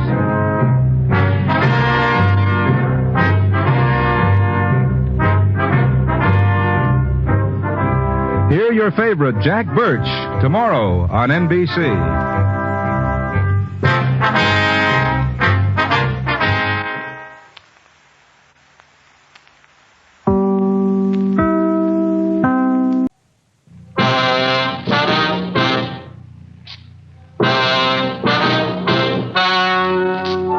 The story you are about to hear is true. The names have been changed to protect the innocent. Fatima Cigarettes, best of all king-size cigarettes, brings you Dragnet on both radio and television.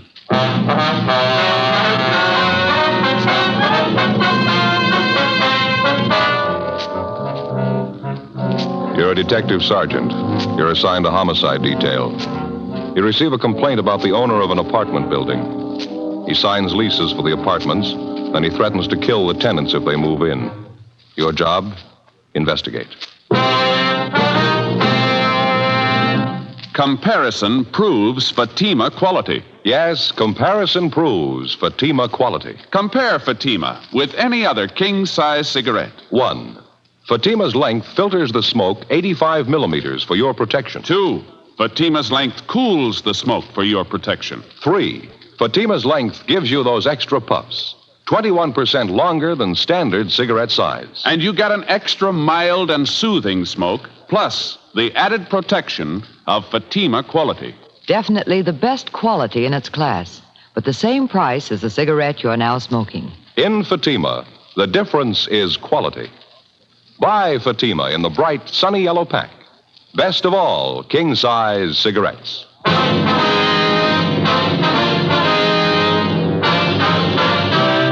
Dragnet, the documented drama of an actual crime. For the next 30 minutes, in cooperation with the Los Angeles Police Department, you will travel step by step on the side of the law through an actual case transcribed from official police files. From beginning to end, from crime to punishment, Dragnet is the story of your police force in action. It was Wednesday, May 9th. It was hot in Los Angeles. We were working the night watch out of homicide detail. My partner's Ed Jacobs. The boss is Captain Lorman. My name's Friday. It was 6:47 p.m. when I got back to the Capitol Avenue Auto Court. Cotty's number 11. No reason in the world for it. I tried to reason with him. He wouldn't even listen. It's the craziest thing I ever saw. Yes, ma'am. George, you find the phone all right? Yeah, I checked the office. Lopey says they picked up Daniels a few minutes ago. They're bringing him downtown now. Oh, they got him, did they? They're going to put him in jail? Well, it depends, ma'am. It's going to take a little more investigating first. I don't see what else you need. He threatened us with a gun, me and Doris Ashby. If that isn't a crime, I don't know what is. A few more questions we'd like to ask you, ma'am, if you don't mind. A couple of things we'd like to clear up. I told you just how it happened. Doris will tell you the same thing. He's just a crazy old man, if you ask me. Ought to be put away. Did you ever have any trouble with Mr. Daniels before this afternoon, Miss Cameron? Excuse me, the baby. Yes, ma'am. What is it now, honey? Can't you sleep? You try now, won't you? Daddy will be home pretty soon. That's a good boy. You try and sleep now. Miss Cameron? Yes. Oh, you be quiet now. I don't want any trouble from you. You heard me. Be quiet now. You got your hands full, ma'am. Don't I know it? A canary, a 4-month-old baby trying to keep house in an auto court. I knew it was going to be like this. I never would have left Paso Robles. You've only been in town a week or so, is that right? It's closer to 2 weeks. Seems more like 2 months trying to get along in a place like this. A room and a bath, no place to cook, rinse out diapers. It's terrible. I told my husband he should come down here alone, find us a place to live first, then we could move. No, he had to have it his way. Mm-hmm. You say your husband made the first contact with Daniels. He gave him a deposit on this apartment, is that right? Yeah, that's right. The same day he started work at the aircraft plant in the valley. We've been living in Paso Robles since we got married. A month ago, Pete, that's my husband, he got a lead on this aircraft job down here.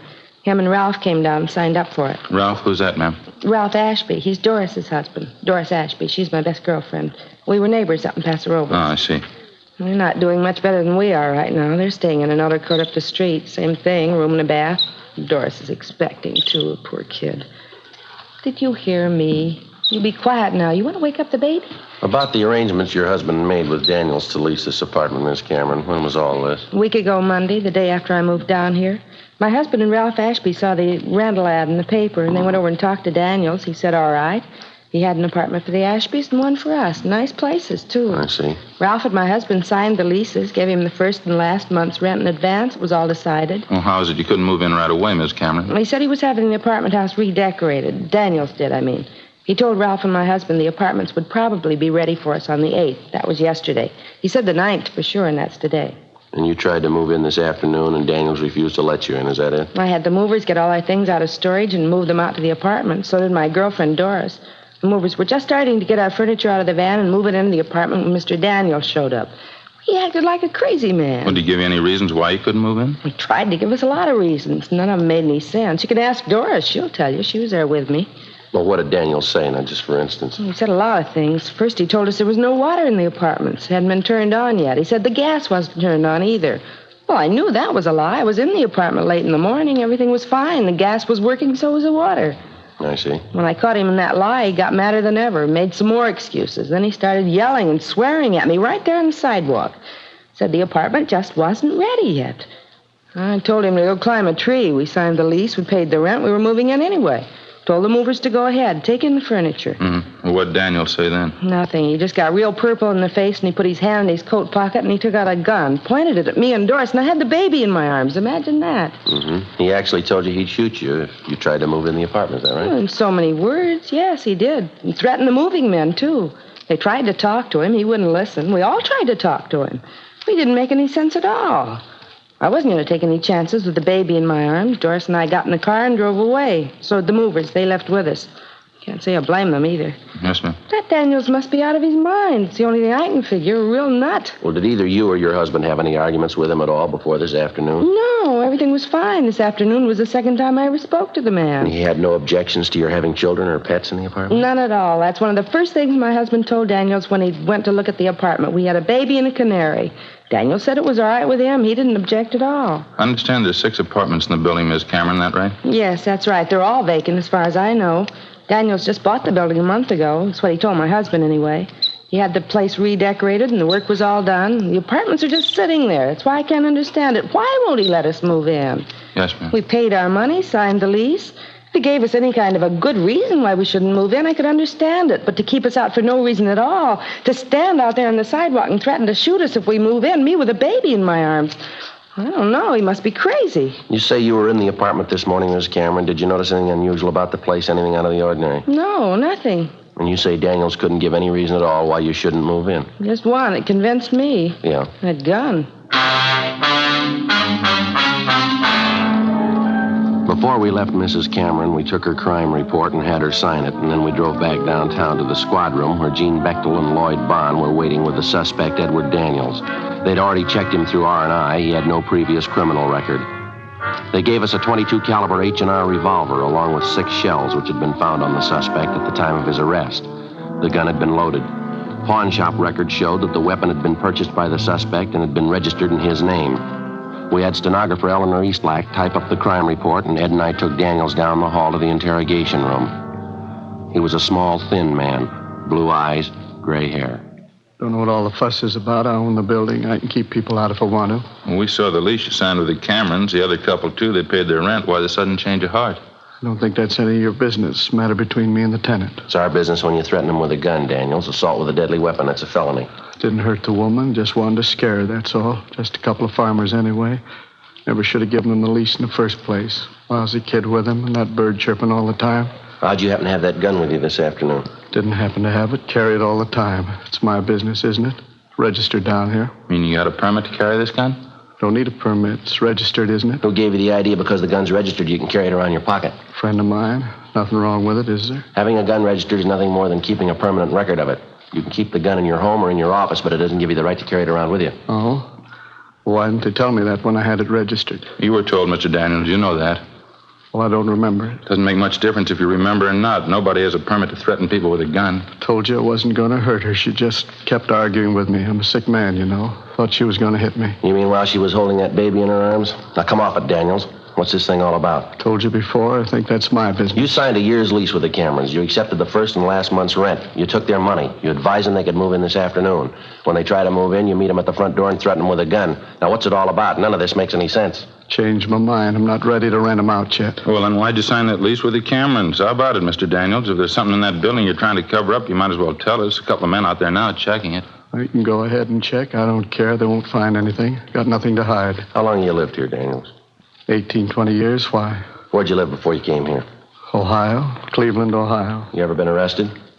Yeah, a couple of traffic tickets. Cop said I went through a stop signal. I wasn't guilty, though.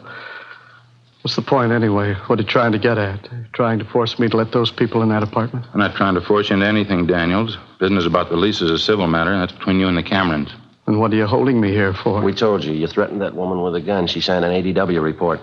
What do you mean, ADW? Assault with a deadly weapon. Now, that's a pretty serious charge, Daniels. Didn't hurt the woman. Didn't even touch her. Pointed the gun at her, didn't you? Yeah.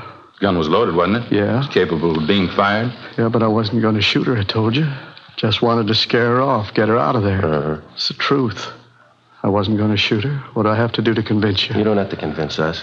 What do you mean? Who do I have to convince? You got your choice, a judge or a jury. Ed and I took the suspect, Edward Daniels, down to the main jail where we booked him in on suspicion of 467 PC ADW. Before he was locked up, Daniels asked us if we would take the keys to his car and the keys to his apartment house to an Oliver Randall, an employee of his who acted as a janitor and general handyman at two other apartment houses Daniels owned. We told him we would. After we left the main jail, we checked with the office, and then we drove out to the location of the apartment house to interview the neighbors and deliver the keys to Daniels' handyman, Oliver Randall. Other than telling us that they considered Mr. Daniels a little eccentric, the neighbors were unable to give us any additional information that might help us in the prosecution. After we finished talking to the neighbors, we went across the street to the apartment house. There were lights burning in the upper rear apartment. We tried the bell, but there was no answer. From the set of keys Daniels had given us, we found the one that fit the door and let ourselves in. We heard somebody moving around on the floor above us. We went up and found a man there who identified himself as Oliver Randall. He appeared nervous and upset. There were papers and rags scattered over the floor of the room. Oh, yeah, I was just cleaning up here. Mr. Daniels told me to be sure and clean this up, papers and junk. I see. Well, here's some keys for you, Randall. Daniels asked us to get them to you. Oh, yeah, apartment house keys. Mr. Daniels was supposed to meet me here. He said 8 o'clock. I think that's what he said. I wonder where he is. You know where he is? Yeah, he's in jail. Oh, what's he doing in jail? Did he do something wrong? He's had a complaint filed against him, assault with a deadly weapon. What happened? He got mad at somebody? Mr. Daniels got an awful bad temper. When he gets mad at somebody, he doesn't forget it. I know. I worked for him. How long have you worked for him, Randall? I don't know. A long time. Maybe 5 years. I forget. You say Daniels has a bad temper. Have you ever known him to be violent, Randall? How's that? Well, have you ever known him to be violent? I mean, have you ever known him to hurt anyone? Well, I don't know. I don't remember. A lot of times he says he's going to do things. I worked for him, you know. A lot of times he gets mad at me. He says I don't work fast enough or I don't do the right things. He always carries this gun, you know. Once he said he was going to shoot me, I was pretty scared. You live with Mr. Daniels, do you? No, I have a room downstairs in another apartment house he owns, a place over on South Hoover. It's a nice room. It's got a window in it. You're on a regular salary. Is that the way you work? Yeah, $15 a week. I get the room free, too. It's not bad. You ever been arrested, Randall? Me? No, I've never been arrested. You ever been in the state hospital, any kind of an institution? No, I was up at Camarillo for a couple of years. I didn't like it too much. I came down here to live with my sister. She's dead now. She died about 4 years ago. She's the one that got me this job, you know. That's so? Oh, yeah. This isn't a bad job at all. Jobs are pretty hard to get now. That's what Mr. Daniels says. Real tough to get a good job now. That's why I do what I'm told. I better get on fixing up this place. Well, how'd all these rags and papers get here, Randall? The painters leave them behind? I don't know. I guess so. I guess somebody left them here. We understood the apartments were already cleaned up. They were ready to move into. What's that? I say we understood the apartments were all fixed up, that they were ready for the tenants to move right into. Oh, I don't know. I wouldn't know about that. Mr. Daniels takes care of renting the places. I just help him. I do what he tells me. Joe? Yeah? You notice that smell? Seems to be stronger out in the hall. Yeah, I think I do. How long's it been since the painters were working here, Randall? Do you know that? Painters? I don't know. A couple days, I guess. What's the matter? That's a pretty strong smell. Might be paint thinner or something like that. Don't you notice it? Oh, yeah, I've been wondering about that. I noticed it when I came in. It might be from upstairs, the attic. Painters were working up there, too, I think. Don't you think you ought to check it, see what it is? Mr. Daniels didn't tell me to. I guess I better, though. Smells pretty strong. I guess I better see what it is. Well, how do you get to the attic from here? Down the end of the hall. There's a stairway there. It goes right up into the attic. I'll show you. All right, fine. Yeah, Smells like gasoline or something. All the apartments are vacant, that right? No one living in the building at all? Yeah, that's right. We go up the stairs here. Mr. Daniels had the whole place worked over. Nobody here at all right now. I guess they'll be moving in pretty soon. Going to be a lot of work. Got the other 2 apartment houses to take care of, and there's going to be this place. It's going to be a lot of work. Daniels hire anyone else besides yourself to help out with the work, I mean? No, I don't think so. Just me. I keep pretty busy. Here's the attic. Yeah, this must be where it's coming from. Yeah, it's strong enough to knock you over in it. The light switch is over here. Just a minute. Yeah, it's sure a mess. Papers, boxes, pile of old rags. That 5-gallon can there on the floor. Kerosene, huh? Yeah, it's just about empty, too. It's all spilled all over the floor. Mr. Daniels ain't gonna like that. He's gonna get mad. You usually keep this stuff up here, do you, Randall? No, I guess it was with the painter's stuff. Those cans and things on the table there, I guess it got knocked off and spilled. Spilled all over the place, didn't it? Well, how come the painting crew didn't take their stuff with them when they left? All this equipment here. They're all finished with the job, aren't they? I guess so. You'd have to ask Mr. Daniels about that. They're all finished on the inside. I know that. They have the outside to do, though. Maybe that's why they left their stuff. Well, it's not a very safe way to leave it. Rags, papers, look here, kerosene spilled all over. You better get this place cleaned up first, don't you think, Randall? Well, I don't know. I sure wish Mr. Daniels was here. You won't let him know, will you? What do you mean, let him know what? Don't tell him I'll let you see the attic, huh? 9:35 p.m. Ed and I left the handyman, Oliver Randall, at his apartment house, went outside and got in the car. Neither one of us could find any explanation for it, but we both had a hunch there was something wrong with the setup. We drove to a neighborhood service station, called the office, and told them that we were going to stake the apartment house. We drove back and found a place to park where we could keep the building under surveillance without being seen. We waited. 10 p.m., 10:30, 11 o'clock. At a few minutes past 11, we saw Randall come out of the front door of the apartment, get in a blue sedan, and drive off. We followed him to an apartment building on West Pico and saw him enter a rear door. We waited. At 12:15 a.m., Ed got to a phone, called Captain Bernard at the business office, and notified him of our location. At 12:45 a.m., 2 men arrived to relieve us, and we briefed them on the facts. We drove back to the office, made out a 15.7 to Captain Lorman, and signed out. At 4 o'clock the next afternoon, we reported back in for work. We checked the book and found a message that the suspect, Edward Daniels, had been released from jail that morning on a writ, bail $2,500. The writ was returnable Thursday, May 10th. There was also a message in the book for us to contact Daniels' attorney, Richard Tiernan. Ed put in the call. Yes, sir. I see. What's that? Yeah, I know. All right, Mr. Tiernan. Yeah, thank you. Goodbye. You were right, Joe. What do you mean? Daniels' lawyer wanted to know how serious the charges are. He says Daniels is pretty upset. Seems he had some trouble lately. His insurance company. What's the matter? You have an accident? The insurance company doesn't seem to think it was an accident. Happened 2 months ago at an apartment house over on South Union. Yeah. Burned down.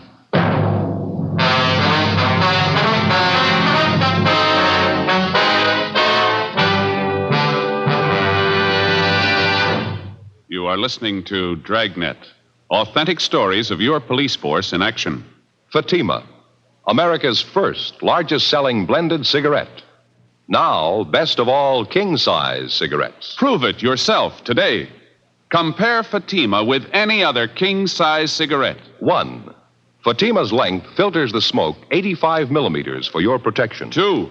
Fatima's length cools the smoke for your protection. 3.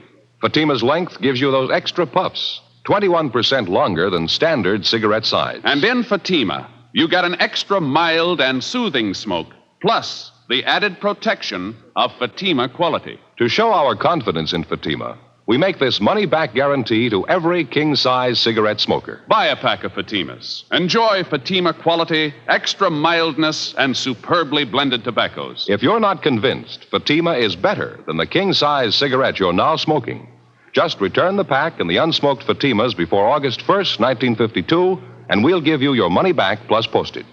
Fatima, Box 37, New York 1. Remember, because of its quality, its extra mildness, its better flavor and aroma, more smokers now insist on Fatima than ever before. Insist on the best. Fatima, extra mild and soothing, plus the added protection of Fatima quality. Smoke Fatima. Best of all, king-size cigarettes.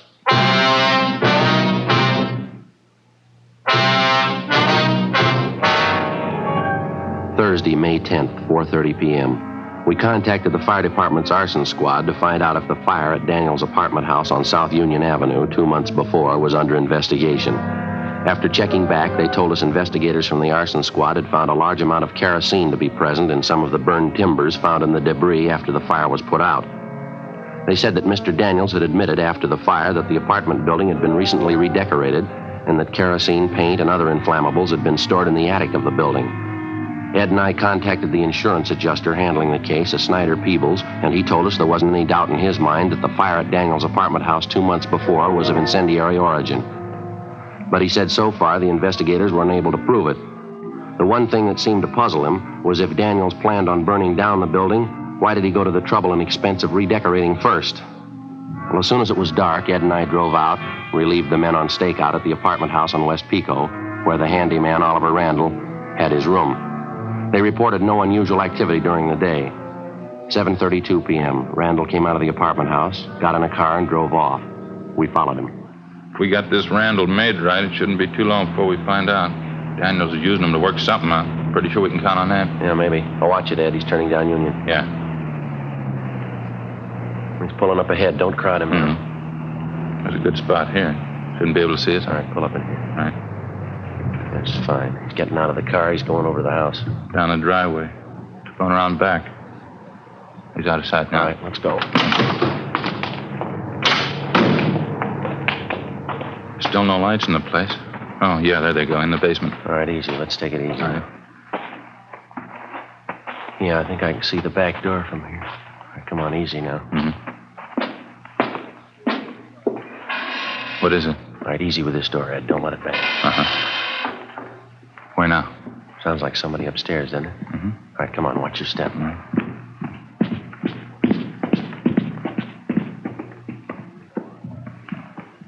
Come on, next floor up. Yeah.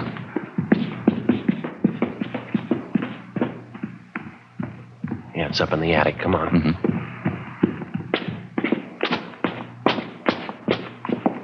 All right, come on. Uh-huh. Through this door. Back in the corner, Ed. I see him. All right, hold it, you. What's the matter? There's a fire, Ed, over in the corner. I'll get it. Hold on to him. Right. Well, don't put it out. You need any help, Joe? You getting it all right? No, I'm getting it all right. Just a minute. There, I got it. Okay. You want to get the lights? I got them. All right, Randall, what's the story? He told me to do it. He told me to come back tonight and burn the whole place down. Who told you? He said, Ollie, you go back to the place, to the attic, light a match, that's all, and then get out. Mr. Daniels, that's just what he said. Daniels told you to do this? He told me just light a fire and nobody'd know. He said there wasn't going to be any trouble. No trouble at all. Well, it gives you the edge, doesn't it? No trouble, he said. Yeah, well, next time you see him, you can call him a liar. 8:50 p.m. After making sure that the place was secure and that there was no danger of fire from the recent arson attempt, Ed and I took the suspect, Oliver Randall, outside and put him in the car where we questioned him.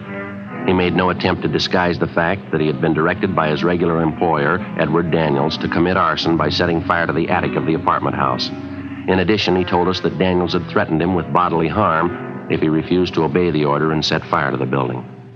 He had this gun, you know, Mr. Daniels did. He always had it with him. I was scared of it, I don't mind telling you. Uh-huh. Well, he threatened to kill you if you didn't do what he wanted, that it?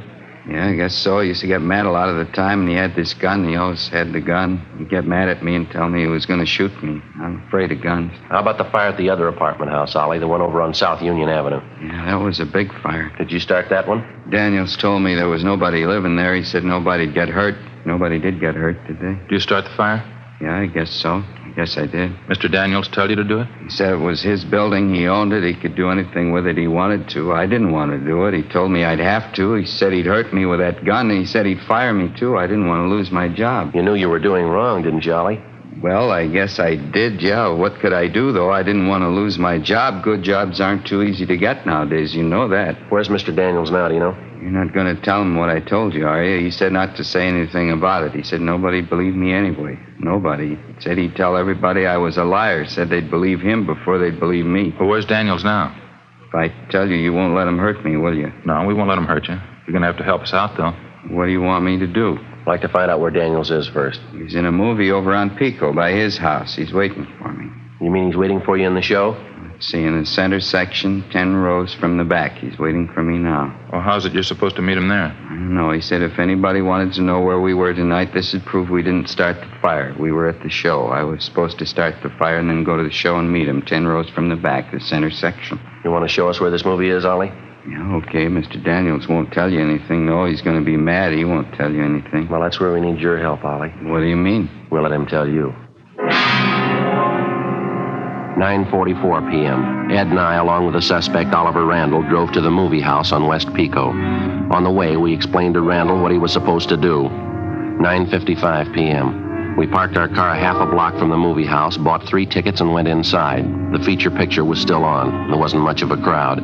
We sent Randall down the aisle ahead of us and watched him move into the 10th row and sit down next to somebody. Ed and I followed him down and found seats in the row directly behind him. We recognized the man sitting next to Randall as Edward Daniels. Hello, Mr. Daniels. I did it just the way you told me up in the attic. It was okay. Nobody saw you? You didn't have any trouble at all? No, it was okay. I don't feel so good about it, though. What do you mean? What are you talking about? I don't know. Maybe somebody might find out. Don't you think we'd get in trouble if they found out? You just keep your mouth shut. I'll attend to that. Nobody's going to find out. All right, Daniels, you mind coming outside? We'd like to talk to you. What are you doing here? Come on, we'll talk outside. What's this all about? We'll let you tell us. All right, what do you want? You arresting me? That's right, mister. Why? What's it supposed to be this time? Think you know, arson, conspiracy. Caught Randall here, caught him right in the act. He told us the whole story. What? Ollie? What story? What is this? I told you I didn't want to do it, Mr. Daniels. I told you we'd get in trouble. Fool, stupid fool. Should have known better. Yeah, you should have. Just 2 questions for you, Daniels. Why'd you burn down your own property? Why'd you redecorate the buildings first? I never forgot it. Told him when it happened, I wouldn't forget it as long as I lived. What do you mean, forget what? 24 years ago, I was just starting out. A small store back in Ohio burned down. Real fire. Lousy insurance company, they wouldn't believe me. Had to sue. Lost the whole thing. Had to start all over again. I told him I'd never forget it. Told him I'd make him pay. And you've been nursing this grudge for 24 years? Why not? Why shouldn't I? Lost everything I had. Well, why'd you redecorate the apartment houses if you planned to burn them down? Simple. Gave me a good excuse. I could have all those things stored in the buildings. Paint, kerosene. Besides, you'd think I'd burn down the building right after I got done redecorating. Not a bad idea. Worked pretty good, didn't it? Yeah, you're going to jail. You figured.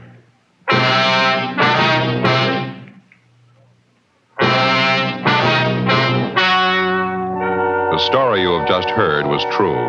The names were changed to protect the innocent. On August 18th, trial was held in Superior Court, Department 86, City and County of Los Angeles, State of California. In a moment, the results of that trial. And now, here is our star, Jack Webb. Thank you, George Fenneman.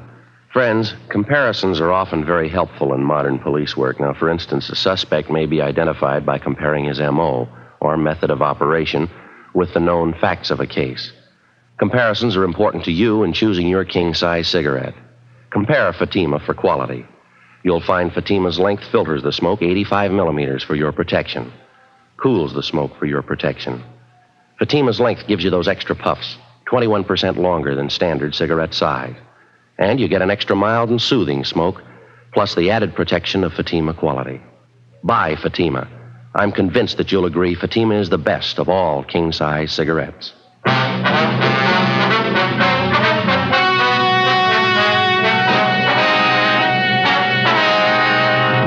Edward John Daniels was tried and convicted of 2 counts of conspiracy and 1 count of arson and received the sentence as prescribed by law. Conspiracy is punishable by imprisonment in the state penitentiary for not more than 2 years. Arson is punishable by a prison term of not less than 1 nor more than 5 years. Daniels' accomplice, Oliver Randall, was examined by 3 psychiatrists appointed by the court and was found to be mentally incompetent. He was placed in a state hospital for the mentally deficient.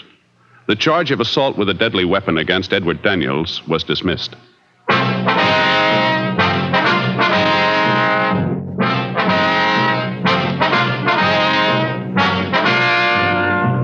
You have just heard Dragnet, a series of authentic cases from official files. Technical advice comes from the Office of Chief of Police W.H. Parker, Los Angeles Police Department. Technical advisors, Captain Jack Donahoe, Sergeant Marty Wynn, Sergeant Vance Brasher. Heard tonight were Barney Phillips and Vic Perrin. Script by Jim Moser. Music by Walter Schumann. Hal Gibney speaking. Fatima Cigarettes, best of all king-size cigarettes, has brought you Dragnet, transcribed from Los Angeles.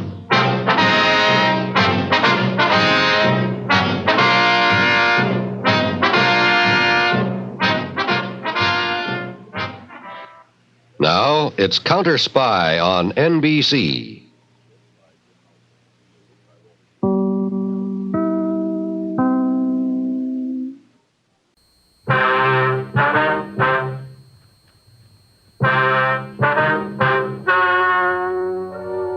Ladies and gentlemen, the story you are about to hear is true.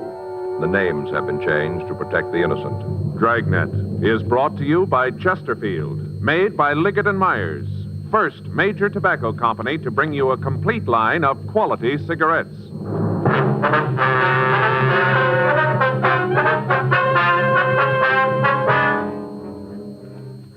You're a detective sergeant. You're assigned to Bunko Fugitive Detail.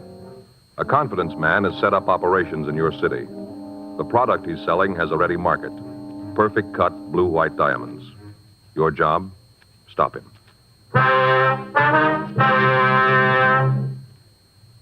Today, you'll hear these 3 words everywhere. Chesterfield's for me. The cigarette tested and approved by 30 years of scientific tobacco research. Chesterfield's for me.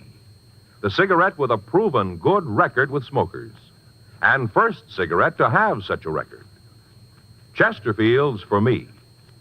Chesterfield gives you proof of highest quality, low nicotine. The taste you want, the mildness you want. The Chesterfield you smoke today is the best cigarette ever made. And best for you.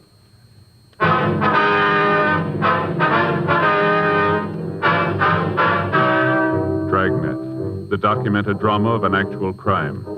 For the next 30 minutes, in cooperation with the Los Angeles Police Department, you will travel step by step on the side of the law through an actual case transcribed from official police files. From beginning to end, from crime to punishment, Dragnet is the story of your police force in action. It was Tuesday, November 9th. It was warm in Los Angeles. We were working the day watch out of Bunko Fugitive Detail. My partner's Frank Smith. The boss is Captain Didion. My name's Friday. I was on my way back from the record division, and it was 11:40 a.m. when I got to room 38. Bunko Detail. Did it check out? Yeah, there's 3 possibles. Descriptions don't match too well. We'll have to check them all out, I guess. Uh-huh. Zabetta was just in, said he'd give us a hand. That's good. Should we get on it? Yeah. Any calls? No, let's go. I got it. Bunko Fugitive, Friday. Yeah. Yes, ma'am. Well, I'm not sure. No, the officer that handled the case isn't here right now. I wonder if I could take a message. Yes, ma'am. He'll call you when he gets in. All right, uh-huh. Yes, all right. If you'll wait just a minute, I'll transfer it just a minute. Hold on, please. Would you give this call to 2949, please? Thank you. Oh, excuse me. Yes, sir. This the fraud department? Was a Bunko Fugitive? Yes, sir. Then I guess this is what I want. I'd like to report a swindle. All right, sir. I'll check with Zabetta, Joe. You can go to work on this list. Right. I'll be right back. Okay. You want to come in, sir? Sit down right here if you like. Okay. Well, where'd be the best place to start? Would you like to give us your name, sir? It's Harold Filson. That's with an F. F-I-L-S-O-N, Filson. Yes, sir. What I want to tell you about happened to a friend of mine. All right. He's a little too embarrassed to come in himself, so I said I'd tell you about it. It's a terrible thing. Should be stopped. All right, sir. We'll do what we can. You want to tell us what it's all about? Well, this friend of mine was in the bank one day. He'd gone in to make withdrawal, a couple of $100. I see. On the way out of the place, this kind of seedy-looking man came up to my friend and started to talk. Did your friend know the man? Never saw him before in his life. All right, sir. Go ahead. Well, this little guy said he had a business proposition to put to my friend. Said they could both make a lot of money out of it. Mm-hmm. The little guy suggested that the both of them walk down the street to a little coffee stand that's there and have a cup of coffee. My friend didn't see anything wrong with that, so they did. That's where the little guy told the story. What was that, sir? Oh, about how he was a DP, a displaced person. Mm-hmm. Said he'd come over from Belgium. Big story about how he just managed to get out of Germany with his life. Really laid it on thick, real thick. Uh-huh. That's when he pulled the snapper. Said that he'd gotten into the country illegally, but he didn't have any papers, and that's why he came to my friend. I see. Go ahead. And see, this little guy reached into his pocket, took out a couple of pieces of folded paper. He undid them, and there were 4 diamonds. Most beautiful things you ever saw. Mm-hmm. Fellow went on to say that since he was in the country without a passport, he couldn't take the chance of trying to sell the diamonds, said he might be picked up. So he wanted to sell the stones to my friend. Said he wouldn't have any trouble getting rid of them. Well, how much did he want for them, do you know? Said he'd sell the lot for $13,000. It's quite a bit, isn't it? Yeah, especially when this friend of mine doesn't know anything about diamonds. All right, sir. Do you want to go ahead? Well, the little guy said my friend to take the stones to any jeweler and have them appraised. Said he'd go along with whatever the jeweler said. And that's what your friend did, then? Yeah. Went to one of the best jewelry stores in the city. Took the stones with him and had the jeweler look at them. Now, this little man, did he go into the store with your friend? No, he said he'd wait outside. Uh-huh. The jeweler looked at the stones and said they were worth $15,000. That's wholesale. $15,000. So your friend bought the diamonds, did he? Yes. He offered the owner $10,000 cash for them. The little guy wouldn't go for the deal, so he took the diamonds back. They hemmed and hawed around for a couple of minutes, and then he said he'd sell. So the both of them went to my friend's bank, got the money, and the deal was set. The little man reached into his pocket, took out the package, handed over the diamonds for the $10,000. Mm-hmm. Then my friend tried to sell them. He went back to the same jeweler. And that's when he found out. Yeah? They weren't the same stones. My friend had gotten a different packet. Instead of diamonds, he bought 4 zircons, worth $25, $30 apiece. $10,000 for $120 worth of cut glass. Now, you've got to do something about it. You've got to figure some way to get that money back. All right. You want to give us a description of the man who sold you the phonies? How'd you know? Well, you aren't the only one who's been taken by this racket. There have been several cases the last few months. That's all the more reason you ought to get him. $10,000, that's what he took me for. That's real easy money. Well, the only difference is the amount, isn't it? What do you mean? You tried to take 5 the same way.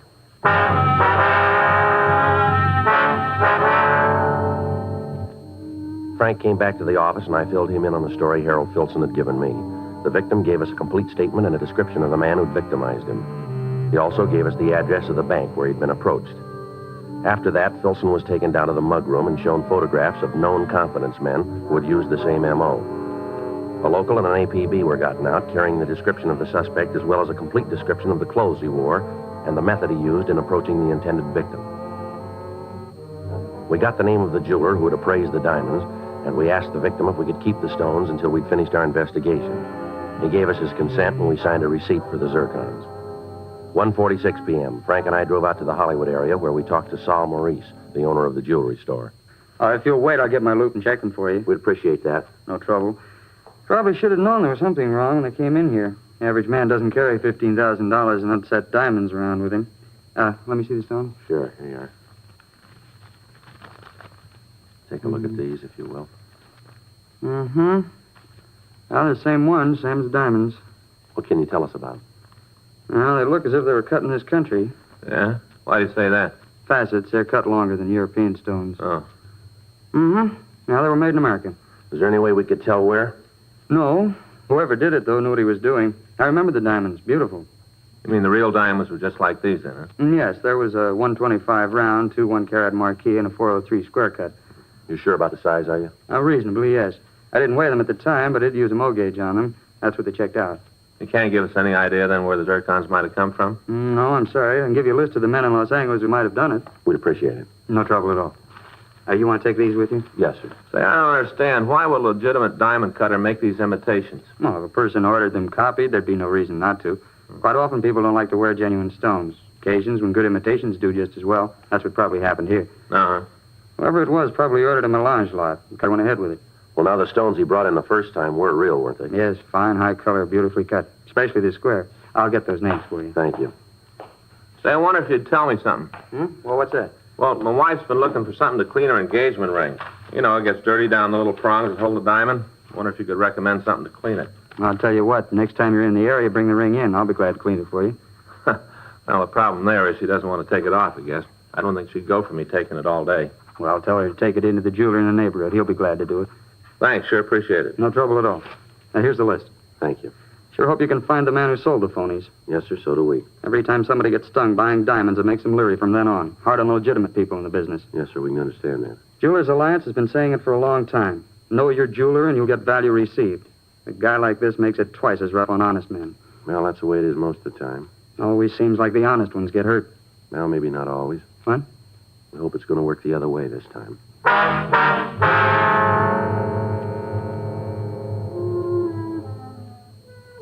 3:15 p.m. Frank and I returned to the office and got out a supplemental bulletin on the genuine diamonds that were being used. We checked with Captain Didion, and he assigned 2 more officers to help us in checking out the list of diamond cutters in the area. The questioning took the better part of the next day, and at 4:37 p.m., when we met in the bunco squad room, we were no further ahead with the apprehension of the suspect. During the week that followed, we continued to talk to the lapidaries in the Southland area, but they were unable to give us any leads as to who might have made the copies. On Monday, November 22nd, we received another complaint. An elderly woman who identified herself as Mrs. Myra Hacken told us that she'd been swindled out of $12,000. The story she gave us was almost identical with the one we'd gotten from Harold Filson. The description of the suspect was the same. Frank and I talked to the jeweler that had made the appraisal on the stones for her. He was unable to give us any concrete information. However, the zircons purchased by Mrs. Hacken were identical with those bought by the first victim, Filson. 2 more weeks passed, and in that time, the confidence man hit 2 more citizens. The method of approach was the same. The story he gave the victims was the same. Nothing in the story was new. The search for him went on. On Wednesday, December 1st, Captain Didion called a meeting in his office. Come in. Sit down. Right. Thanks. Now, what's it about, Skipper? You know what it is. Where are you on it? Oh, the diamond switch, huh? That's it. Going slow, Captain. Well, what's the score to date? About $45,000, isn't it? Yeah. You're no closer to the guy than when he started. Well, we got a description. We can't book that. We're doing everything we can, Captain. We talked to all the victims, all the people in town who might know who he is. There isn't a rumble. He must be playing it single. None of the usual sources know anything. How about the money? Anybody spending more than they can account for? No, not that we've been able to turn.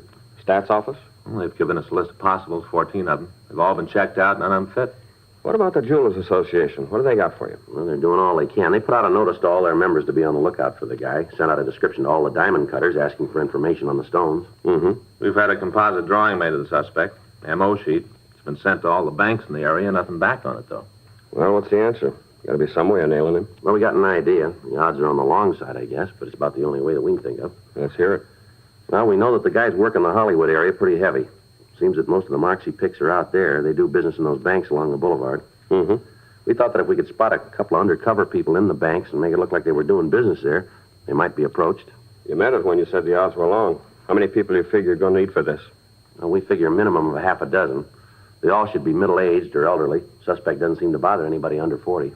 How about keeping in touch with the undercover people? How do you figure to work that? Well, we thought we could cruise the area, work out some kind of a check system so we'd know what was going on. Mm-hmm. Okay, I'll get in touch with Chief Brown. Ask him to line up some officers that'll work the banks. You better get in touch with Hollywood. Fill him in on what you're doing. Might ask for a couple of F-cars to give you a hand in the surveillance. Right, Skipper. We'll get together here in the morning. You can brief him on what you want, how you're going to work it out. Okay. Better notify the banks, too. Give them the setup so there won't be any slip. All right. Excuse me. Bunco fugitive, Captain Didion. Yeah? Mm-hmm. Okay, we'll send him right out. That's right. Do what you can. Here's one to move on. Bank on Hollywood Boulevard.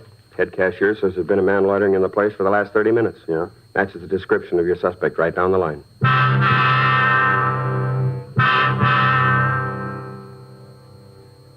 The man had been detained until we got there. We were told that the suspect had entered the bank at approximately 11:40 a.m. and that he'd been observed by the bank guard. When the man's movements had aroused the guard's suspicions, he'd notified the cashier, and he in turn had called us when he noticed the similarity between the suspect and our bulletin. We asked the suspect to step out to our car so we could question him. He appeared to have been drinking, but he was cooperative. He got into the back seat with Frank, and we asked him to show us his wallet. There you are. My wallet. Is there any money in it? Well, I don't know if that's any of your business. You got any money in the wallet?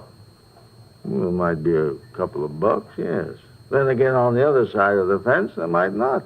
All right, mister. Take the money out and hand the wallet to me. Ain't none. I'm broke. All right, let's have it. Sure, I like to cooperate. Always like to cooperate. All right. Is your true name Samuel Gerald Pugh? That is correct. Ever been arrested? That, gentlemen, is my life story. Is that right? It certainly is.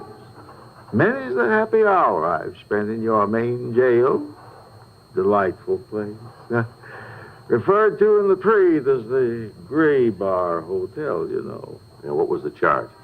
I believe that's referred to in the trade as a 4127 ALAMC. Drunk, huh? Oh, now, if you don't mind, officer, rather you wouldn't put it just that way. It sounds so completely undignified. Completely. What were you doing in that bank? Then I spent a short vacation with the sheriff out in Castaic. Ah, that was a charming resort. Look, what were you doing in the bank? Then I spent a short vacation with the sheriff out in Castaic. Ah, that's a charming Why were you in the resort. bank? I've also enjoyed the hospitality of the authorities in San Francisco, Oakland, and in Now, Beaumont, you look, mister, Texas. we're not playing a game with you here. You come up with some straight answers and come up with them fast. Sir? Yeah. Well, I'm trying to the best of my ability to answer your questions in the order that you present them. Now, I'm still working on the initial one, you understand? Would you like to know why I've spent so much time... Look, you know with what we people? want to know. We want to know why you're in that bank. Very well, then I shall tell you. I have spent all of this time in gathering material for a treatise on the penal colonies in All right, America. Frank, let's go. Yeah, come on, mister. Get on your feet. Oh, here now, listen, I resent this treatment. And furthermore, I intend to expose your methods in my forthcoming book. Yeah. Yes. Realize, officer, that I've given you fair warning. You going to book me again? That's right. Drunk? We'll figure that when we get you downtown. Well, that's all you've got. I didn't really do it. You can't book a man to just think about it. Is that right? I didn't really do it. I was just thinking about it. What are you talking about? What I was doing in the bank.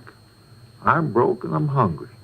I just got into town this morning. I arrived amid the sunshine of glorious California. Broke and hungry. So I ambled around a bit and went into the bank. Thought that maybe I'd write a little check. Just enough to tide me over until I decide to accept one of the many offers that have been offered me. You got any money in the bank? Oh, that's a trivial detail. However, inasmuch as you gentlemen are willing to accord me the hospitality of the Gray Bar Hotel, I shall accept with alacrity. Well, that's nice. I'm gratified that you appreciate my position. You got any way of proving you just got in town? Is that necessary? Might be for you. I shall have no trouble in supplying such verification. Yeah. I have been enjoying the hospitality of the largest state for the past 3 months. I severed my connection with them 2 days ago. Is that right? It certainly is. I, officer, have been in jail for the past 3 months. Yeah. In Beaumont, Texas.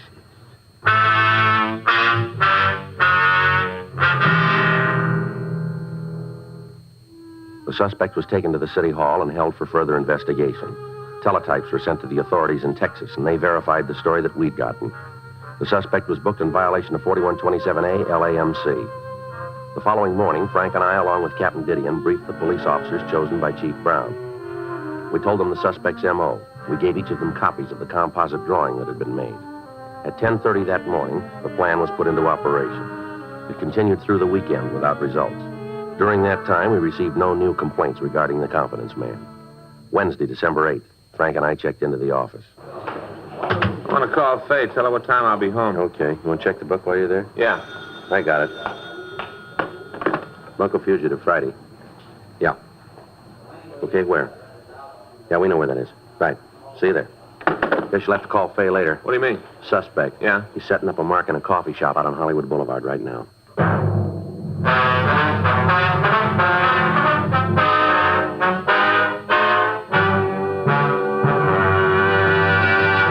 You are listening to Dragnet, the authentic story of your police force in action. Meet the Tom Harmons.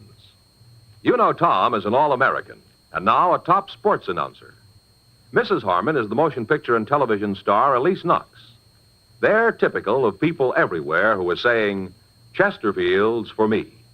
I like regular-sized Chesterfields. Have for years. They're best for me, at least I think so, because of that Chesterfield quality. That's the way I feel about them, too. I've always smoked Chesterfields. Now I go for the king size. Guess I like a longer smoke. So whether you smoke regular size like Elise Knox or king size like Tom Harmon, enjoy America's most popular two-way cigarette. Chesterfields for me. You'll hear it everywhere. The Chesterfield you smoke today is the best cigarette ever made. And best for you.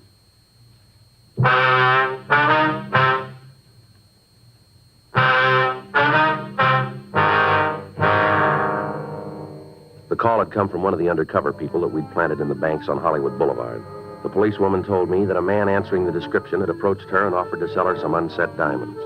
The suspect had suggested that they have a cup of coffee while he explained the deal to the victim. After they'd reached the coffee shop, the policewoman excused herself and put in the call to us. It took us 18 minutes to drive to Hollywood and Vine Streets and to get to the coffee shop. When we entered the place, we could see the policewoman at one of the rear tables. Frank and I walked back and sat down in the adjoining booth. They'd evidently been talking for several minutes before we got there. You can understand my position. I don't want to have to let them go, but I have no choice. I'm still not sure why you don't sell them yourself. There is some trouble about my passport. The authorities are checking it over. If I try to dispose of the diamonds in the usual channels, there are bound to be questions I can't answer. I'm not sure I want to be mixed up in a thing like this. I've never had any trouble with the law. My husband would be pretty angry if he knew about this. But there will be no trouble. None. The reason I decided to even bother you with this is that I have seen you several times in the bank. You look to me like a person who would understand and want to help. Oh, that's very kind. It is you who are being kind, to even let me talk to you. I wish I could tell you how much it means to me to be able to walk up to just anyone on the street and talk. To know that there is nothing to be afraid of. This business about the passport is annoying, but it will all be straightened out. After that, everything will be all right. Well, can't you wait until then to sell the diamonds? I'm afraid not. I have bills. I must pay my attorney, my family. They must be taken care of. I need the money now. I'm still not sure. Kind lady, let me show you the gems. Just let me show them to you and then decide. Yes, sir? Coffee, please. Yeah, coffee. 2 coffees right away. There. Just look at them. Have you ever seen anything so beautiful in your life? Oh, they are nice. These are all we were able to get out of the country. Weeks before we left, we sold everything we owned to buy them. You know, in Europe, diamonds are about the only thing that has a set value. If I were to tell you the trouble we had in getting them, but that would take too long, and I have already taken too much of your time. Not at all. How much are you asking for them? On the market, they are worth in American dollars at least $10,000. Oh, I could never pay that much for them. But you would not have to. I don't understand. It is simple. You take them to any jeweler in the city, anyone at all. You pick him up. Take the diamonds to him, ask him what they are worth. Then come back to me and we can make the transaction. You see what he will offer you for them. You will see that what I have said is the truth. You can buy them from me. I will get the money I need. Then you can sell them to the same jeweler and make a handsome profit. Go ahead, take them. I will wait for you here. You'll trust me with them? Certainly. I knew when I saw you in the bank I could depend on you. I trust you with my life savings. All right, let's go. Yeah. Something I can do for you, gentlemen? Police officers, you're under arrest. On what charge? Grand theft. You must be joking. Afraid not. Let's go. You get everything you needed, Sergeant Friday? Yeah, thanks, Margaret. You are in with them? I'm a police officer, too. How you gonna know? I'll take the diamonds. Want to give us the zircons, too? Yeah. Here you are.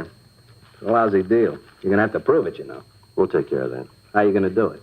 Well, it shouldn't be too tough. Have the victims take a look at you. They should give us a positive identification, shouldn't they? Yeah, I guess so. Where'd you get the stones? Picked them up in New York. They're real, worth easy $13,000, maybe $14,000. How about the imitations? What about? Well, where'd you get them?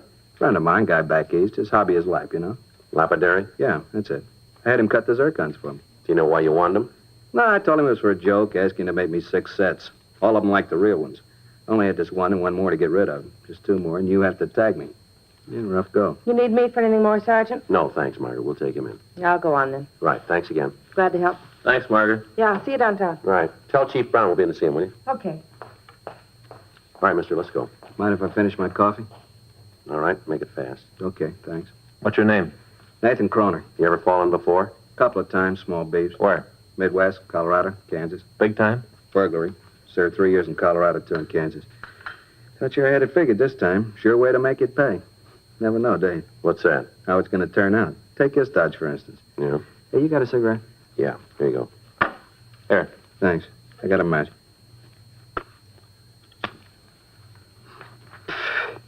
You know, this would never work if you tried it with honest people. Is that right? Sure.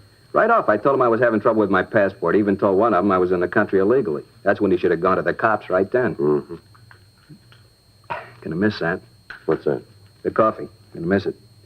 Anyway, if every one of them didn't have a little thievery in them, isn't a con game in the world it'd work. You ever think of that? Yeah, once in a while.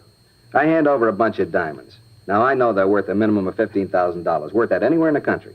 Mm-hmm. So what happens? The mark takes them into a jeweler and finds out they're worth that much, and right away he's out to try to make a fast buck for himself. He comes back, tells me they're only good for $10,000. You see? Thieves. Mm-hmm. You about finished with that coffee? Yeah. Now, the mark stands to make himself a couple of $1,000 going in, but that isn't enough. He's going to take me for more. It wouldn't work if they weren't thieves at heart. Well, that still doesn't give you the right to take them. I suppose not.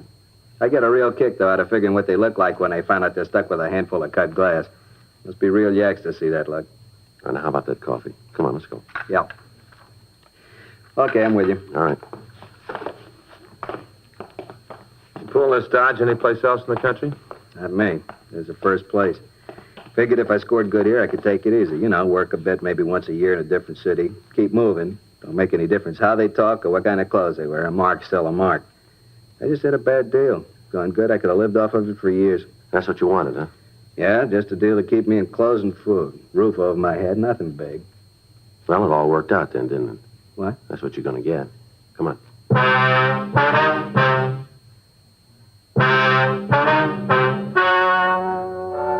The story you have just heard is true.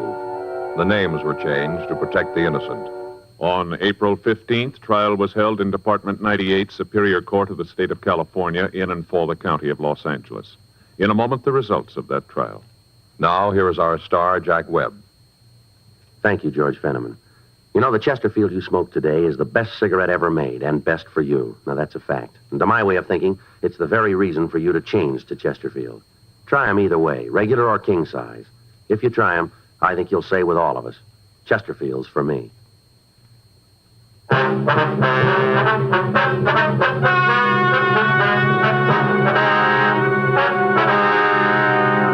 Nathan Austin Croner was tried and found guilty on 4 counts of grand theft and received punishment as prescribed by law. Grand theft is punishable by imprisonment for a period of not more than 1 year in the county jail, or for a period of not less than 1 nor more than 10 years in the state penitentiary. Ladies and gentlemen, crime has reached a new high. Over 2 million major crimes were committed last year in the United States. You and your loved ones, your lives and property are threatened. Now, during National Crime Prevention Week, the National Exchange Clubs urge you to act to protect yourself and your country.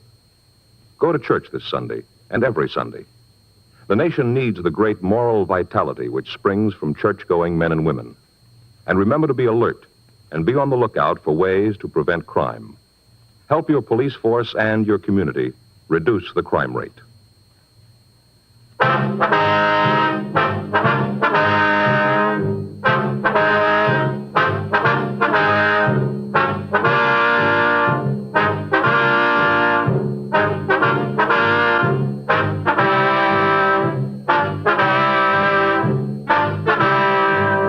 You have just heard Dragnet, a series of authentic cases from official files. Technical advice comes from the Office of Chief of Police W.H. Parker, Los Angeles Police Department. Technical advisors, Captain Jack Donahoe, Sergeant Marty Wynn, Sergeant Vance Brasher. Heard tonight were Ben Alexander, Harry Bartell, Virginia Gregg. Script by John Robinson. Music by Walter Schumann. Hal Gibney speaking. Watch an entirely different Dragnet case history each week on your local NBC television station. Please check your newspapers for the day and time.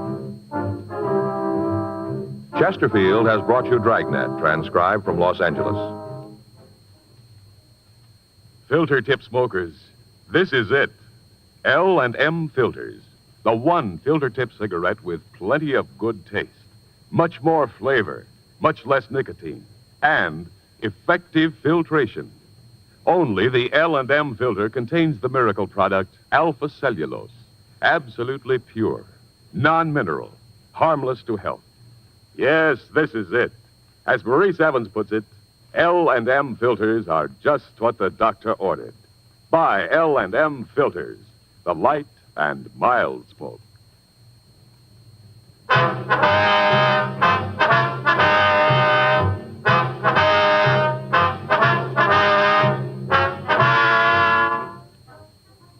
Hear Rocky Fortune following John Cameron Swayze and the news on the NBC Radio Network.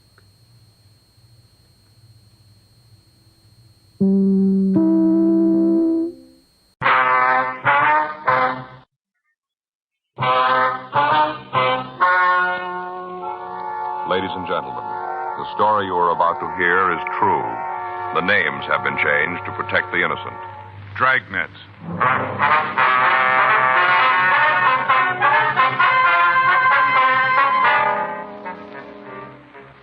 You're a detective sergeant. You're assigned to robbery detail. A hold-up man has been hitting the banks in your city. After 2 months of following down leads, you get a possible identification. Your job? Check it out. It was Thursday, July 25th. It was warm in Los Angeles. We were working the day watch out of robbery detail. My partner's Frank Smith. The boss is Chief of Detectives Thad Brown. My name's Friday. We were on our way out from the office, and it was 10:42 a.m. when we got to 896 Duane Street. Front door. I'll get it again. Guess there's nobody home. Huh? Yeah. You see in that window? No, can't see anybody moving around in there. Now let's try the back. Right. Around this way. Uh-huh. Hey, sure pretty, isn't it, Joe? What's that? Rose tree there. Bella Portugal. Sure pretty. What? Faye's got one started out by the back fence. Isn't that big, but we got roses on it already. What'd you call it? One of those Bella Portugal rose trees. Oh, I'll pick a couple for you. Bring them in the office. Thanks, Frank. I don't know what I'd do with them, do you? Well, you can give them to Ann. She'd like them. Yeah. I get it. See anybody? No, looks like there's someone on the lawn chair over there, doesn't it? Miss Clark? Yes, who is it? Yeah, come on. You Miss Viola Clark? That's right. Police officers, Miss Clark. This is Frank Smith. My name's Friday. Well, how do you do? How you do, ma'am? What can I do for you? We'd like to ask you a few questions. About Louis? Yes, ma'am. Well, would you mind talking inside? I'd rather the neighbors didn't know all my business. All right, fine. We can talk in there without anybody hearing. Yes, ma'am. Sure a beautiful morning. Hot. Mm-hmm. We're planning a little trip down to the desert this weekend. Get some rest and a little sun. Yes, ma'am. I was trying to get a tan before then. Mm-hmm. Look, come on in. Thank you. Just go on through the kitchen. We can talk in the dining room. All right, thank you. I just feel funny going to a place where there's a swimming pool and sitting there without a tan, don't you? Yes, ma'am. Well, I do anyway. It makes me feel self-conscious like. I see, ma'am. Well, just go on in and sit down. I'll get us something cold to drink. No, that's all right, Miss Clark. Thank you. Oh, how about you, Mr. Smith? No, ma'am. Well, I'm going to have something. Bill, that's my husband, brought me a case of that new kind of drink, you know, without any calories. Yes, ma'am. All kinds of flavors, supposed to be for people who are supposed to reduce. Of course, I don't really need it, just that Bill bought it and all. Mm-hmm. Sit down. Thank you. Now, what was it about Louis? He's your brother, is that right? Well, yes, actually, he's my half-brother. You see, his father died and our mother remarried. I see. He's my half-brother. When did you see him last? Oh, let's see. I guess it was before the trouble. I'd make it about 10 years ago. Mm-hmm. You heard anything from him since? Oh, a couple of times. Different people have told me they saw Louis. He always sent his best. But you haven't talked to him, huh? Well, no, not in 10 years. Would you excuse me a minute? I forgot the bottle opener. Yes, ma'am. When Louis got into trouble, we sort of stopped seeing each other. I tried to write to him when he was in prison, little talky-talk letter, but they just seemed to separate us more. What was that again, ma'am? I didn't hear you. I said that I tried to write to him when he was in prison. Sort of a talky-talk letter, but, well, they just seemed to separate us more. I see. Did you see him when he was in prison? Oh, no, it was during the war, and I was pretty busy with other things. Uh-huh. Bill, my husband, was overseas, and I was writing to him, sending him little things. Just never seemed to get around to seeing Louis. I thought about it, but just never quite seemed to get to it. It's a new flavor. Pineapple papaya. Kind of tangy. You sure you don't want any? No, thank you. Oh, that's good. I've got some little crackers, low calorie. Would you like some of them? No, ma'am, thank you. Well, when Louis got out of jail, I heard he went back east, Salt Lake, I think. Got a job with a paint store back there. Mm-hmm. Did pretty good. Something happened, though. He quit or got fired or something. Anyway, he came out here again. Do you have any idea where your brother might be staying? No, last I heard it was in some furnished room down on Pico. Would you have the address? I'm afraid not. Do you have any idea where we might be able to get it? Not the least. Uh-huh. What's he done this time? Well, it'll be better if we talk to him about it, ma'am. Well, it seems to me I'm his sister. You should be able to tell me. I'm certainly going to cooperate with you. I think it'd be better if we talk to him, though. If that's the way you're going to handle it, there's not much I can do. Did your brother have any hobbies? Anything that he might try to work at? No, not that I can remember. Well, when he was a kid, I think he used to collect stamps, but then I guess every boy does that. Mostly, though, he used to read a lot, always had his nose in a book. Mm-hmm. Had a big collection of those books you could buy in the 5 and dime. You know, the little thick ones. Yeah, I think I know what you mean. I guess he had just about every one that was ever published. There was a big thing with the kids in the neighborhood. Well, Louis had about 100, all different stories. He built a case for them out in the garage out of apple boxes. I remember that, out in the garage. Yes, ma'am. Had a library going, little cards and everything. Charged the kids 2 cents to read the book. Real going business. Mm-hmm. Oh, he was a funny kid. Always trying to figure out how to get somebody else to do the work for him. He'd say that if he had his way, he'd get what he wanted without really working for it. Wonder if being in jail made him change. If he still feels like that. What's that? That he can live the easy way. He's still trying.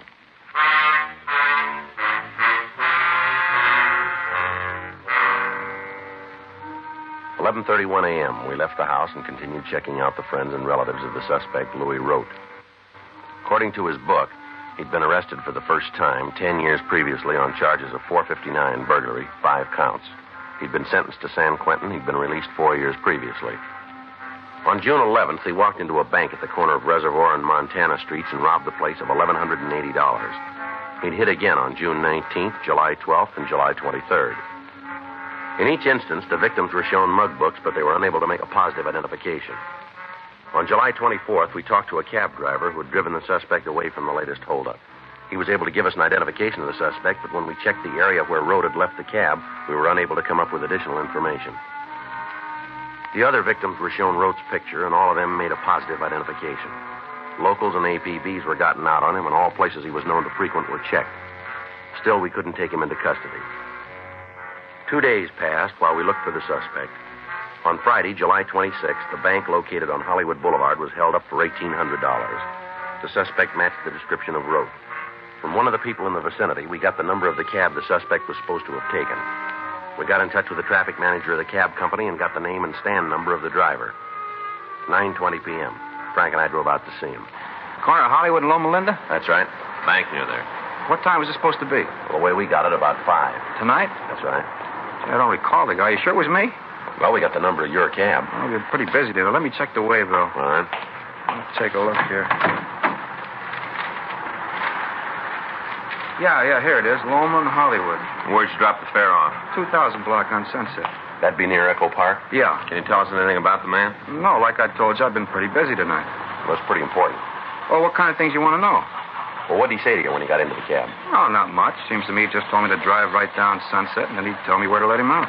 Was there anything about him that stood out? An accent, maybe? Scar, birthmark, anything like that? No, it doesn't seem to me that there was. I could only get a glimpse of him in the rearview mirror. He was kind of sitting off to one side. Kind of hard to see.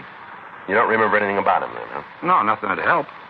Did you say where he was going? Well, not that I remember. Just told me to drive right down Sunset until he told me to stop. When he got out of the cab, did you see where he went? I didn't notice. He said something about getting a drink and asked me if I could name a good bar for him. Did you? I couldn't. I don't know the neighborhood very well. I told him they were all probably pretty good. Did he seem drunk to you? Well, he had more than a couple. I can't tell you how many. You know, some guys can hold more than others without showing it. Yeah. Well, he was like that. Hard to tell how many he'd lifted. Uh-huh. Say, something might help. I just thought of it. Yeah, what's that? He had a kind of a mole on his face right by his mouth. On which side, do you remember? Well, let me think now. I was looking at him in the mirror. It was on his left side. The mirror shows things on the side that... Yeah, it'd be on his left side. Mm-hmm. Yeah, I always get mixed up like that. You know, when you look in the mirror, if you got something on the right side of your face, it's on the left side of the mirror. Yeah. Well, I was looking at him, so it'd be on the same side as I saw it. Yes, sir, it was the left side. Where was the mole? Right here, right by the upper lip. Not real big, so you'd notice it right off. Yeah, I forgot about it until just now. And when he paid the cab bill, what did he use? You mean the size bill he gave me? Yeah. A 20. I think I got it right here. Real new. Yeah, here it is. He had a whole fistful of bills just like this, all brand new. Mm-hmm. I asked him if he was going on a trip. You know, people draw a lot of money out when they're going to take a trip. I figured maybe that's what he was going to do. What did he say? Well, he said he wasn't. He said he just made a withdrawal from the bank, but he said he wasn't going away. Well, he's wrong there. Huh? As soon as we find him, he is.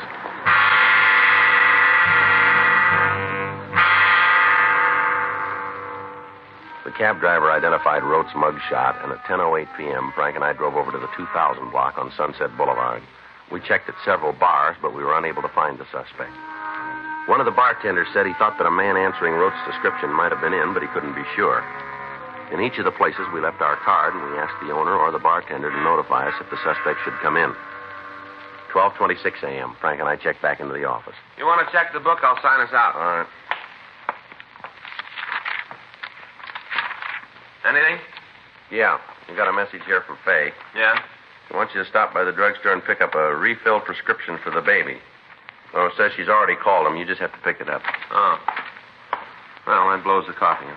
Well, I ought to get home anyway. I'd like to get a good night's sleep. All right. See you in the morning, old buddy. All right. You gonna have breakfast at home? I don't know if Faye was up half the night with the kids. Might be better if I'd let her sleep. Well, why don't you meet me at that dairy place? Good deal. About 7, huh? That'll be fine with me. All right. You go on ahead. I'll get the lights. Good. No, hold on. I'll get it. Robbery Friday. Yes, sir? No, sir. We're the ones. How long ago was that? I see. Right away. What do you got? Bar out on Sunset. Yeah. Suspect's there now, tearing the place up.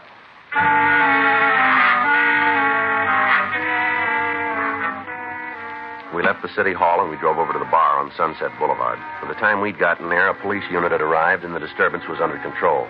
The suspect had left the scene and a broadcast was put out to all cars in the area carrying his description and the description of the clothing he was wearing. When we walked into the bar, the bartender was sitting at one of the tables in the back of the place holding a stake to his left eye. The place itself was a mess. Bar stools were scattered over the floor, tables were upended. The back bar was smashed and the mirror that ran along the length of the bar itself was broken. Frank and I checked with the officers from the unit, and then we went back to talk to the bartender. Why didn't you guys tell me about him? Sir? Why didn't you tell me who he was? I didn't know. Look at this place. Look what he did. What started the fight? I don't know. Did you recognize him when he came in? No, right off. He sat down, ordered a drink. Next thing I know, the place is coming down around me. And when did you know he was the man we were looking for? After he belted the fella next to him, that's when I knew. Called you right away. You should have told me he was rough. You should have told me. And we told you not to try to take him yourself. But you didn't make a point of it. I just thought it was something you told everybody. Can you tell us what he said when he came in? We were having a nice night. Pretty good business. Sitting there watching the fights on the television. Nice and quiet. Pouring good. Looked like a good night for the till. Yeah. Door swings open and in comes this guy. I didn't pay any attention to him. Walked over and sat at the bar. Right there in the middle. Sat at the bar. Mm-hmm. Ordered a highball. He had a couple. I should have known right then. I'd been in this business any time at all. You should be able to spot the ones that are likely to cause trouble. What did he ask for in the drink? Bourbon and ginger. I mixed it, collected for it, and then went back to watching the fight. I had a little bet on it. Always take the white corner with one of the regulars. You know, a couple of bucks. Mm-hmm. I'm standing there watching the fight. All of a sudden, there's one going on in the room. This new guy and the fella next to him. Going at it hot and heavy. All right, go on. This do any good, you know? What's that? Holding a stake on a black eye. Supposed to take swelling down. I wouldn't know, sir. Sure hope so. Guy laid a bottle on my cheek. Feels like he broke something. You want us to call a doctor for you? No, I'll check one later. Other cops asked me the same thing. I'm all right. Yes, sir. Would you like to go ahead with your story, please? Not much more to tell. The place just seemed to explode. I jumped over the bar. I got a billy club in the back. Grabbed that and jumped over the bar and tried to get the two guys apart. They were throwing everything they could lay their hands on at each other. Well, look at the place. You bet if I just put a lock on the door and open up someplace else, it'd be easier. Just to be sure, would you take a look at these? Just the man who caused the fight. Wait a minute. I can't see too good. Yeah, that's him. You're pretty sure, eh? Yeah, Louis Rote. That's the fella. Well, this afternoon when we talked to you, you said you didn't know him. It didn't make much of an impression then. When I saw him in person, I remembered. Well, he was in here earlier then. Yeah, same guy. Did you hear him say anything at all that might help us find him? No, but you ought to talk to the guy you had the fight with. Yeah? He went to school with Rote.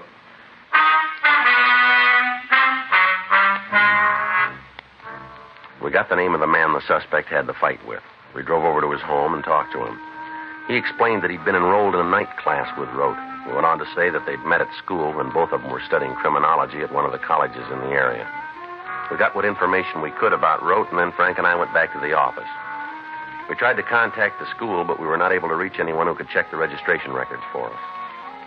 The next morning, we called the head registrar and asked her to check the records in the college night extension courses for a Louis Rote. 30 minutes later, she called back with the suspect's address. Frank and I left the office and drove out to the place, a 2-story boarding house out on Adams Boulevard. Rote had moved, but he'd left a forwarding address. We drove over there and found that he was still registered. We got the number of the room, we went upstairs. Frank stood on one side of the door while I took the other. Just a minute.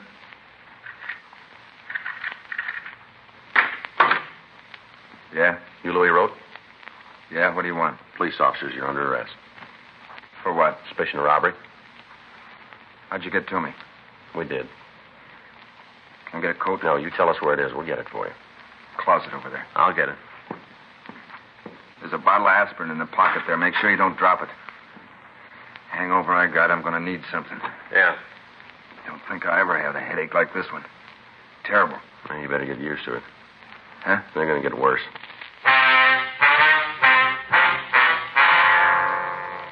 A show-up was arranged, and all of the victims of the holdups were present.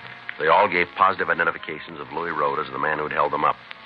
A complaint was issued by the district attorney's office, and on the following Friday, August 2nd, a preliminary hearing was held in Division 34 of Municipal Court. Rote was bound over for the charges filed against him. September 2nd at 10 a.m., the suspect pled guilty to robbery in the first degree, 2 counts.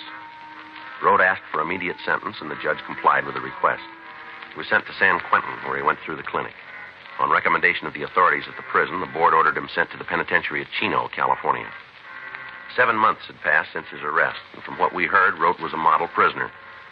During that time, we cleaned up a string of loan company holdups, and Frank's children had gone through the chicken pox and several types of virus. On Sunday, February 23rd, Frank and I were in the office trying to catch up on the detail work. You got the L.A. number on Lawrence Pachetti? Yeah, wait a minute. Here you are. 168947. 68947. You sure mean one. Yeah.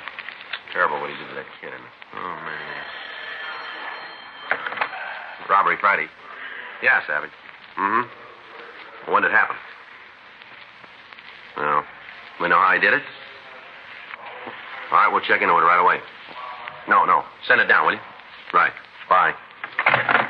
Teletype in from Chino. Yeah? Rote just broke out of jail.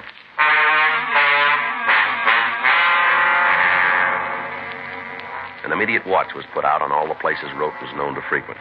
All officers in the field were supplied with descriptions and pictures of the suspect. From the story as we got it from the prison officials, we were able to piece together the method of Rote's escape. Several months before he'd started on the bank robberies, he'd gotten work as a day laborer up at Chino. He'd managed to bury a gun and several $100s in a watertight container in the prison grounds. On his arrival at the prison, he'd waited for the right moment, and then he dug up the weapon and the money and made a break. He'd picked Sunday, a day when the prison grounds were crowded with visitors. Fortunately, there'd been no one hurt when Rote had escaped. However, we knew he was armed and he was to be considered dangerous. 2 days after his escape, a man answering his description held up a grocery store.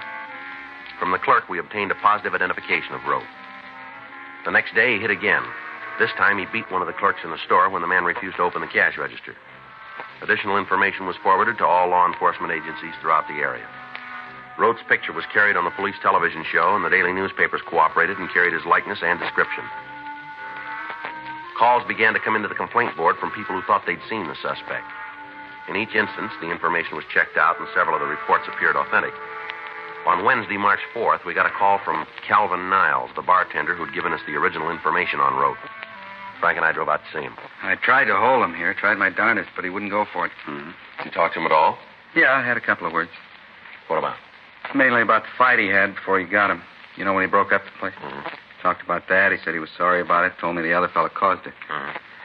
Said he'd like to be able to pay for it, but he didn't have the money. I thought he was going to hit me up for a loan. The way he acted and all. Thought sure he wanted to make a touch. Did he say anything at all about where he was staying? Not a word. Didn't give you any indication Nope. at all? Was he driving the car?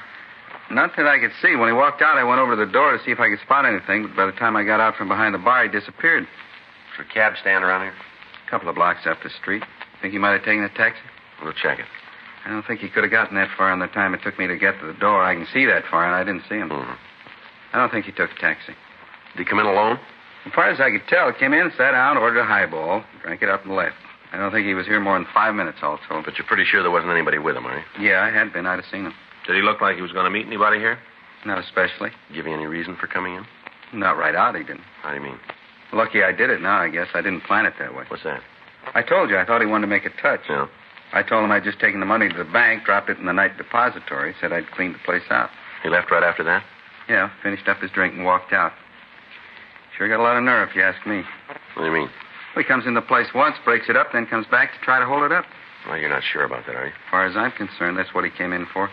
Can you give us a description of what he was wearing? Plain blue suit. Looked like it was gabardine, 2-button. How about a hat? No, he wasn't wearing one. He had on a white shirt, black knit tie, you know, the narrow kind.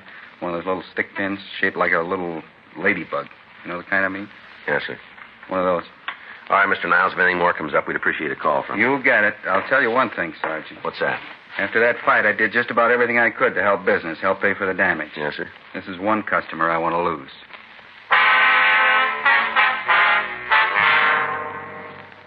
For the next 2 days, the search for the suspect went on. Roaming houses where he might have been staying were checked. Friends and relatives were interrogated. Al Gayton down in San Diego was notified, and he alerted the authorities at the border in the event Rote tried to escape into Mexico. In the meantime, a rolling stakeout was set up in the area where the thief had been hitting. 2 more days passed without activity. On Monday, March 9th, Frank and I were in Unit 1K80, cruising on West Pico. Sure is a quiet night. Yeah. Be glad when it's over. I'll get home and hit the sack. How you coming with the books? Huh? Oh, you mean for the sergeant exam? Yeah. Oh, pretty good. All units, attention, all units. A 211 has just occurred at the grocery store at the corner of Pico Boulevard and Ottawa Street. Unit 1R13, handle the call, code 3. Better hit it. Yeah. Attention, all units. A 211 has just occurred at the grocery store at the corner of Pico Boulevard and Ottawa Street. Unit 1R13, handle the call, code 3. 1K80 to Control 1.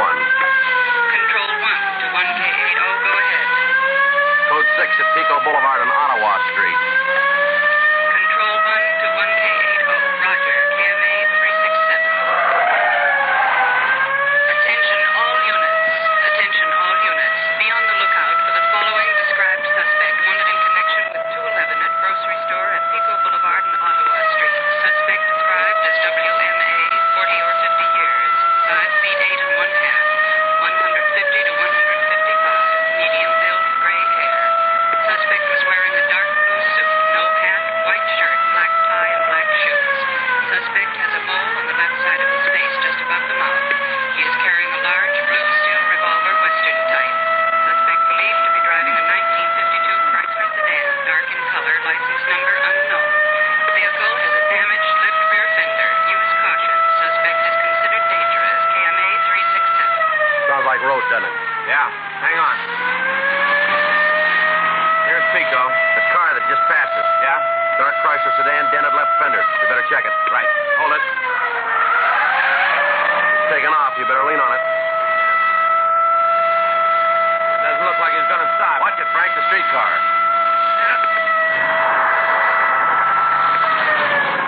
It's a close one. As long as they don't come any closer, huh? You see him?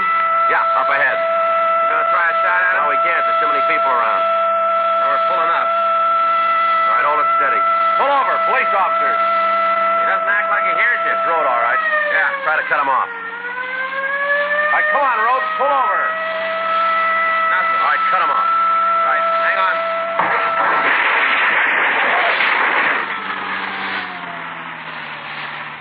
Come on, pull up. Let's go.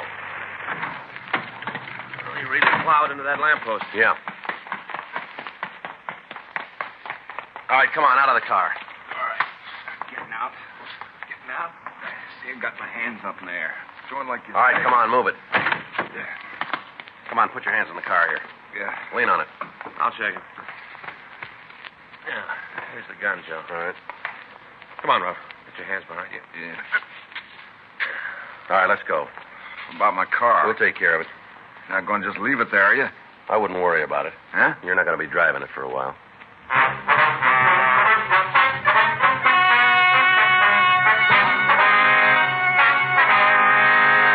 Louis Albert Rote was tried and convicted of robbery in the first degree, 4 counts, and violation of Section 4530 PC, escape. Robbery in the first degree is punishable by imprisonment in the state penitentiary for a period of not less than 5 years. Escape from a state prison is punishable by imprisonment for a period of not less than 1 year.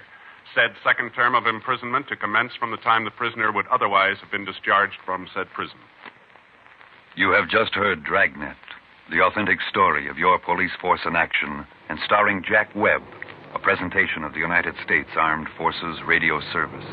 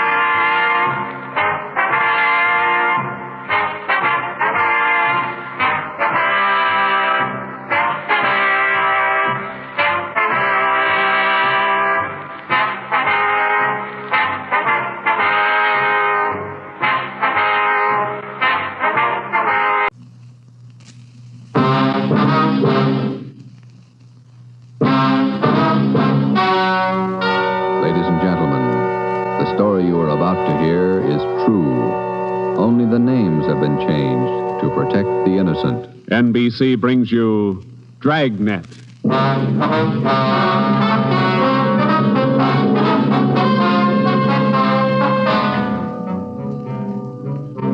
You're a detective sergeant. You're assigned to robbery detail. A ruthless fiend roams the streets of your city masquerading as a police officer. For months, helpless citizens have been robbed, beaten senseless, and kidnapped. The criminal is a twisted genius, vicious, cunning. Your job is to get him. Dragnet, the documented drama of an actual crime, investigated and solved by the men who unrelentingly stand watch on the security of your home, your family, and your life. For the next 30 minutes, in cooperation with the Los Angeles Police Department, you will travel step by step on the side of the law through an actual case from official police files, from beginning to end, from crime to punishment. Dragnet is the story of your police force in action. It was Wednesday, June 4th. It was warm in Los Angeles. We were working the night watch out of robbery detail. My partner's Ben Romero. The boss is Ed Backstrand, chief of detectives. My name's Friday. I was on my way back from communications, and it was 11:13 p.m. when I got to room 27A. Robbery detail. Oh, hi, Joe. Hi, Ben. Did you get that message to call home? Yeah, bad news. What's the matter? That doggone kid of mine, chicken pox. Oh, again? Last year it was the mumps. Year before that, the measles. Every time I get set for a vacation, he decides to catch something. Well, forget it, Ben. Think what a comfort he's going to be in your old age. Go ahead, lad. You'll find out. Yeah. How are you, Friday? Romero? Fine. What can we do for you? You don't look like you remember me. Oh, no, wait a minute. Name's Savage, isn't it? George? It's Johnny, Sergeant. Johnny Savage. You remember now? Oh, sure. Those liquor store robberies out in the Wilshire district. About 6-7 years ago, wasn't it? 10 years, Romero. You ought to remember that. You were at the trial. We testify in court every week. 10 years is a long time. It's longer in the state pen. It's a lot longer. Yeah, you cried a little at that trial, didn't you, Savage? You said we beat that confession out of you. Yeah, that's why I figured I'd drop in for a little visit. Kind of apologize to you fellas. You gave me a square deal. I guess I kind of lost my head. I figured I'd apologize. Oh, that's all right, Savage. When'd you get out? couple of weeks ago. I did it the hard way. Served 10 flat. I don't know my day. You find a job yet? Yeah, Friday. I'm working nights. What kind of a job? Laborer in a warehouse, south end of town. Good. You decided to level? 10 years in prison's a long time. You learn a lot of things. Nights are long, you think a lot. You get things straightened out. I hope you mean that. Sure, I mean it, Friday. I've got everything straightened out. I know who my friends are, and I know who to watch out for. You sound like maybe you're on the right track. I got it figured, Romero. And like you two fellas, you caught me red-handed and you sent me up for 10 years. Well, you did all right, Savage. 5 armed robberies. You got off pretty easy. You got a break, Savage. Make the best of it. Sure, I'm not kicking. 10 years, a real break. That's right. Well, just dropped in for a little visit. Maybe I'll see you fellas sometime. All right, Savage? Keep your nose clean? Sure. No hard feelings. No. You just took 10 years of my life, that's all. There's no such thing as a man going through prison without changing. And Ben and I have seen him switch in both directions. Some men learn their lesson after they land behind bars, and when they're released, they turn into good citizens. Johnny Savage was sour. We made a mental note to check him out later on, and then we went down to the record bureau and pulled his coming out mug. That's about all that we had time for, because about an hour later, we started to get busy. Hot shot, Joe. Grab it. On the corner of Selma and Naples, the drugstore, 211 and probable attack. On the corner of Selma and Naples, 211 and... What you got, Joe? Selma and Naples, 211 and attack. Come on.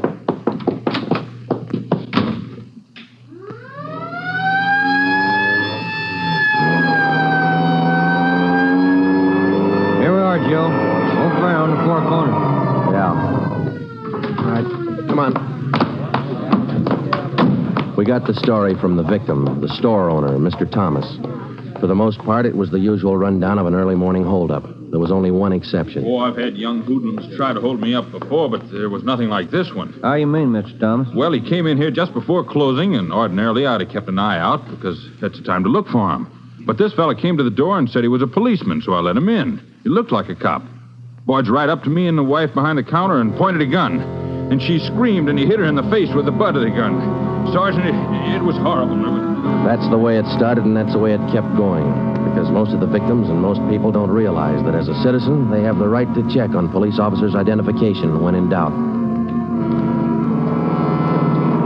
After we got the story from Mr. Thomas and checked the store in the neighborhood, Ben and I headed back for the office. Attention, all units. At the end of North Baxter Road near Hillcrest, victim of 211 and slugging. Cars 71, 72, take the call. Code 3. Attention, all That's units. 4 blocks away from the last one. Let's roll on it, huh, Ben? Right, I'll hit the siren. You get the light. By the time Ben and I got up to the end of North Baxter, the men from car 71 were already there. The victim was telling his story. His face looked like it had been through a meat grinder. We're just shifting the car into second to make the hill when I hear this siren behind me, and I see this red light flashing in the side view mirror. Well, naturally, I pulled over to the curb, and I was just reaching for my driver's license when the cop runs up, yanks me out of the car, and starts clubbing me in the face with the butt of his gun. Did you get a look at him? Think you can describe him? No, I'm afraid not. He swung me around and kept me staring into that red light on his car all the time he was beating me. After a while, everything just went black. When I woke up, my wallet was gone, all my money's... 45 minutes later, Ben and I were interviewing the third victim, a young housewife out in the Wilshire district. Same trademark. I tried to tell him, Sergeant. I tried to tell him I didn't have any money, but he wouldn't listen. He kept holding me by the throat, beating me with his fist like he enjoyed it. Beating me. Yeah, all right, Mrs. Jameson. Could you tell us how he got in the house? He came in the front door and rang the bell. I opened the door, but I left the burglar chain on. He said he was a policeman. So when he demanded I open the door all the way, I did. Then he grabbed me. And you can't describe the man for us, Miss Jameson? He was tall, and he had dark hair and big hands. That's all. It was like a nightmare. A horrible nightmare.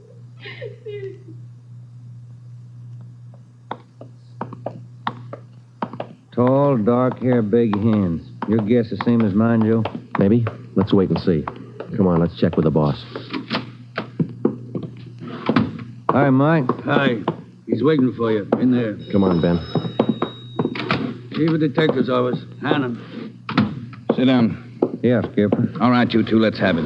The guy with the red light? Yes, the guy with the red light posing as a policeman. Why hasn't he been picked up? You know as much about it as we do, Ed. We got our first call around midnight. He knocked over a drugstore out on Selma. He hasn't stopped working since. Didn't you get any definite lead on him? No description, no license number? Nothing. He's tall, big hands, dark hair, that's all. Fine. Either of you got any ideas? Could be anybody, Skipper, with that description. You're sure it wasn't anybody on the force? We sent all the victims down to personnel. Lowry showed him the mug book of all police officers. Wasn't one of our men. Works fast. Drugstore, motorist, a pedestrian, a housewife out in the Wilshire district. Went right in the house after her. 4 of them, right in a row. 5. Huh? There's a 20-year-old kid in the next room. Came in just before you got here. A couple hours ago, he was sitting in a car with this girl up in Mulholland Drive. This Red Light Bandit comes along, slugs him, and kidnaps the girl. Kidnapped? She still missing? Not a trace. When did this happen? A couple of hours ago. They brought the kid over from Georgia Street Hospital. We can talk to him now. He's had a bad time. Right in here. Okay. Pete, we're going to have to ask you a few more questions. Oh, yeah. Okay. It feels a little better now. This is Sergeant Friday and Sergeant Romero. Hi, Pete. Hi. Can you tell us what time the trouble started? Oh, about 10:15, 10:30. Sally and I were sitting in the car talking about where we were going on our honeymoon. We're going to be married next month. And then this car pulls up behind us and starts flashing a red spotlight on us, and a guy runs over and pulls open the door. He said he was a cop. Did you get a good look at his car, Pete? I think it was a black sedan. Did you get a look at the man, Pete? No, I didn't. It was pretty dark, and he kept me staring into that red spotlight. It all happened so fast. Then he started slugging me, and I went down. What happened then? Well, the next thing I knew, Sally was screaming. He had one hand on her throat, and he had her backed up against the side of the car. He was beating her with the other hand. Some kind of a short billy club. I got up and I started for him, and he slugged me again. When I came to, Sally was gone. Anybody check the area up there, Ed? Yeah, Davis and Griffin. Didn't find a thing. Oh, Sergeant, you gotta find it. You got to. I wouldn't know what to tell her folks. I wouldn't know what to say. That's all right, Pete. We'll find her. You take it easy. Got a hot shot, Ed, up in Summit Road near Westmore. A woman, unconscious. Ambulance follow-up. Possible dead body. All right, Hannon. Look after Pete here. Friday, Romero, let's go. Up ahead, Romero, to the right. Okay, Skipper? Yeah, there's the ambulance and the cruiser car. Sure a lonely-looking spot. All right, come on. Hiya, Doc. What'd you find? Hiya, fellas. Right over here. Just gonna take her in. Where'd you find her? Over there, by the side of the road. Somebody driving by saw her. They called us. Any identification? This bracelet on her wrist. To my dearest Sally and Pete. December 25th, 1947. That's a girl, all right. What are the chances, Doc? I wouldn't bet on them. Pretty bad shape. Well, have you seen enough? Yeah. Friday, Romero, call the crime lab and check the area for footprints and tire tracks. I'll ride back in the ambulance with the girl. If she regains consciousness, I want to talk to her. All right? Okay, Ed. I'll meet you in the office by 8:30. We're working straight through till we get this guy. See you at the office, Skipper.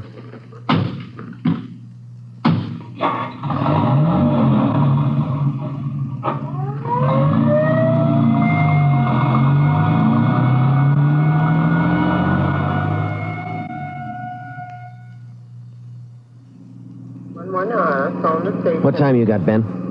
7 minutes to 4. Long night. Hey, that car up there ahead. Let's take a look at it, huh? Black sedan. Hey, look, he's flashing a red spot on that convertible. Come on.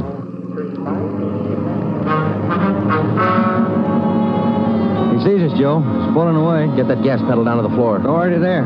He's turning off right. Hit the siren. I'll get the light. We're gaining a little, Ben. Next corner to the left. Joe, where'd he go? It's a fancy driver. Try the alley up ahead to the left here. Must have turned up that cross street. Get through the alley and double back on him. Right. There he is, Ben. Look out. Watch it, Joe. Watch it. He's going to ram us.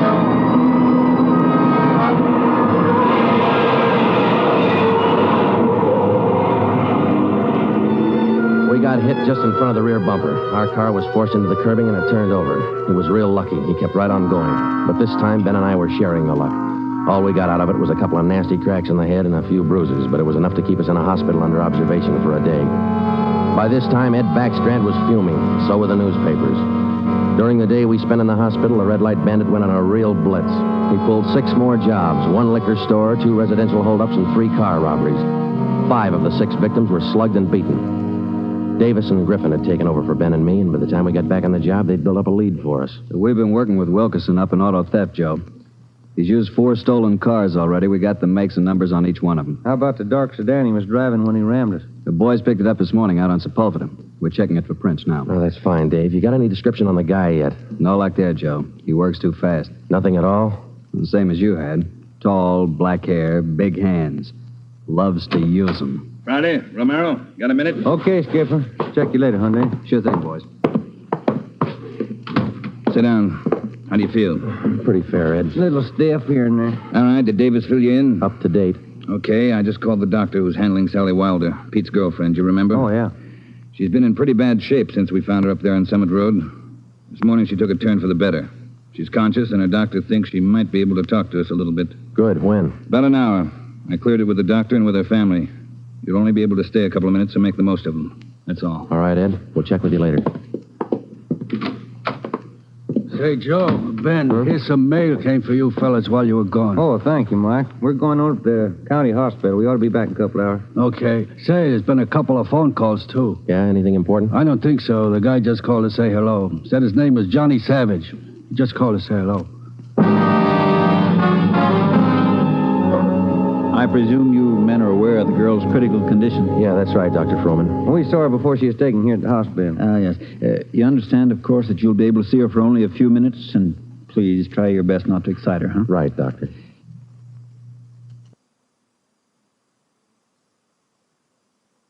Sally isn't able to talk. Bad mouth and face injuries, so your questions will have to be answered simply yes or no and nod of the head. Okay, we got you.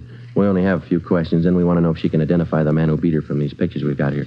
All right, Sergeant. This way, please. Thank you.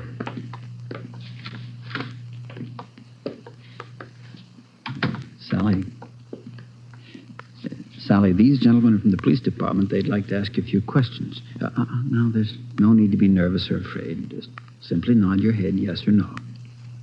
Oh, that's fine. All right, Sergeant. Sally, did you see the man who attacked you? Yes. She says yes. Did you get a good look at his face? You did. All right, Sally, now you can answer these 3 together, just yes or no. Was he tall? Did he have dark hair? Did he have large hands? He did. Ben. All right, yeah, Jim. Hand me the folder. Here you are. Thanks. Now, there's just one more thing, Sally. I'm going to show you some pictures now. Take all the time you want before you make up your mind about each one. If you recognize any one of these men as the person who attacked you, just nod your head, all right? Oh, that's fine. Good. Here's the first one. No? All right, here's the next one. No. How about this one? No? All right, here's another. Do you recognize him? This was the man? Are you sure, Sally? Thank you. That's all. Let's go. Did you find what you wanted, Sergeant? Yes, Doctor, we did. Here, it's this one. Nice-looking chap. Who is he, Sergeant? His name's Savage, Dr. Froman. Johnny Savage. When we got back to the office, we checked in with Ed Backstrand.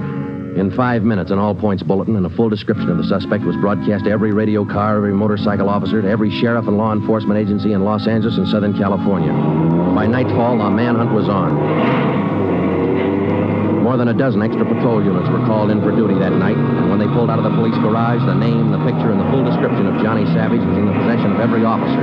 The same for the patrolmen, whether they walked a beat downtown or out in the residential areas. The picture of Johnny Savage went with them. Everything was done that could be done. On the second night of the manhunt, far out on the edge of town, Johnny Savage, the Red Light Bandit, got his 12th victim, a 63-year-old storekeeper. Attention, all units. 939 Markham Street, near Clark. 211 and slugging, code 3, ambulance dispatched. All units, 939 Markham Street, near Clark.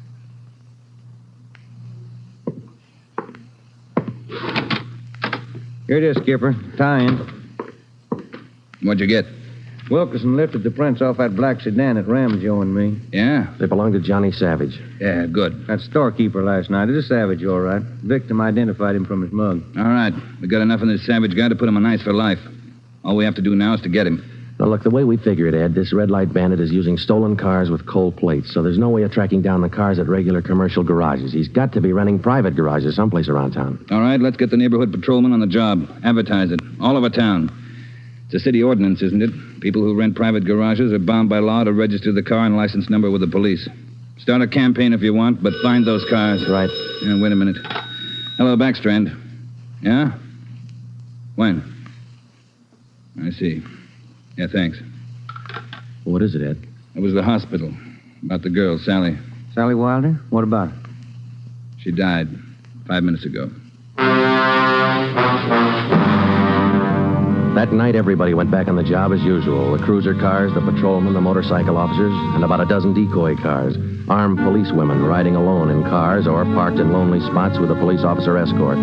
Our car, 80K, was still in the garage for repairs, so they assigned us another one. And we started to make the rounds. Everything was usual. Except one thing. We weren't tracking down just a thief anymore or a sadist who liked to beat people's faces in. We were out to get a murderer. It was a perfect night for the suspect. Dark, no moon. I gave Ben 2-to-1 odds, and I put up $5 that we'd get Savage that night.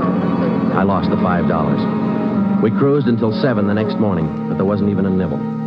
We had breakfast at the Federal Cafe, a little restaurant down the street from the city hall, and it was about 8:15 when we got back to the office. We were pretty tired. Robber detail, Romero. I would like to speak to Sergeant Friday. Just a minute. It's for you, Joe. Okay, thanks. Friday talking. Sergeant Friday, I want to talk to you. Well, I'm listening. Go ahead. I want to talk to you in person as soon as possible. Can't you tell me over the phone? What is it? I cannot tell you over the phone. It is very important. Can you come now? Well, now, look, mister, I'm awful sorry, but we're very busy down 554 Ramona Avenue. Can you come now? Well, what's this all about? Who is this speaking? My name is Carl Savage. My son's name is John.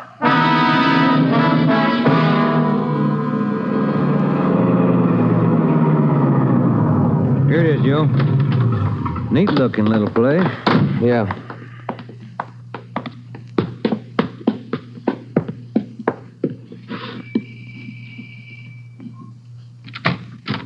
Yeah? I'm Sergeant Friday. You Mr. Savage? Yeah, come in. Okay.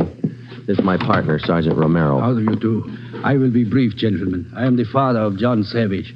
I wish for you to catch him. I will help you. I noticed the name on the mailbox outside, Mr. Savage. Changed your name lately? I changed my name 10 years ago when John first got into trouble. My own name I had to change. The shame. Always from him, my son. Shame. Mr. Savage, has your son been home since he got out of prison? Yeah, many times, to ask for money. I would not give him any, so he struck me. Last night I read in the newspaper the little girl he beat up. She is dead. Then I make up my mind. Do you know where your son is now, Mr. Savage? Not now, no. But our garage has a car in there. It is not his, I know. Also in the garage, I find many license plates. I find spotlights with red glass lens. But you don't have any idea where we could find him. No, but he will come back. He always comes back for money. We're going to station an officer here in the house, Mr. Savage. Anything you want, if it will catch him. He's bad, Sergeant. Like something poison. All through, he's bad. See a sewing basket over there, Mr. Savage. The wife live here with you? 10 days ago, before this starts, I bury Gertrude, my wife, his mother. Sergeant, for 10 years she is sick, but for 10 years she stays alive to see him from prison. 10 days ago, she died. He did not even come to the funeral. Does your son have any idea that you might call us? No, I don't think so. But when you catch him, give me a gun. With my own 2 hands, I will kill him. Johnny Savage. Before we left, we called Ed Backstrand and we brought him up to date. He sent 3 detectives out to relieve us, Davis, Griffin, and Marsh. We told them to keep an eye on the house and the stolen car in the garage. That night after dinner, Ed Backstrand, Ben, and I went out and relieved them. We parked the cruiser car in the garage next door, and then we took up our posts. Carl Savage had a light supper, and then he went to bed about 9. The 3 of us sat at the front windows in the darkened house, and we waited. Ben kept his eye on the garage. Outside, across the city, the manhunt continued as usual. 3 hours went by. The waiting got monotonous. Friday, Romero, look alive, will you? Oh, yeah, Skipper. I'm sorry. That clock's enough to put anybody to sleep. What time you got? 12:23 a.m. Thanks. The clock kept ticking. We were tired. We took turns keeping each other awake. At 10 minutes past 2, I looked at my watch, and then I settled back and tried to find some kind of a comfortable position. They started so faintly, it was just like the ticking of the clock. Same rhythm. And then they came closer, and the sounds got out of rhythm. Backstrand's head came up with a snap. Friday, Romero, you hear that? Yeah, Ed. Get up to the window, watch the curtains. You see anything? Yeah. Yeah, somebody's coming. Savage? Can't tell. Wait a minute, it's slowing down. It's going up the driveway to the garage. It's going inside. That's him. Come on. Watch it, he spotted us. He went over that fence into the yard. There he is, Friday. You hit him, Joe? Maybe. He's going for the street. He's headed for that car, Ed, that sedan up on the corner there. Yeah, Romero, go back and get the car. Right, Skipper.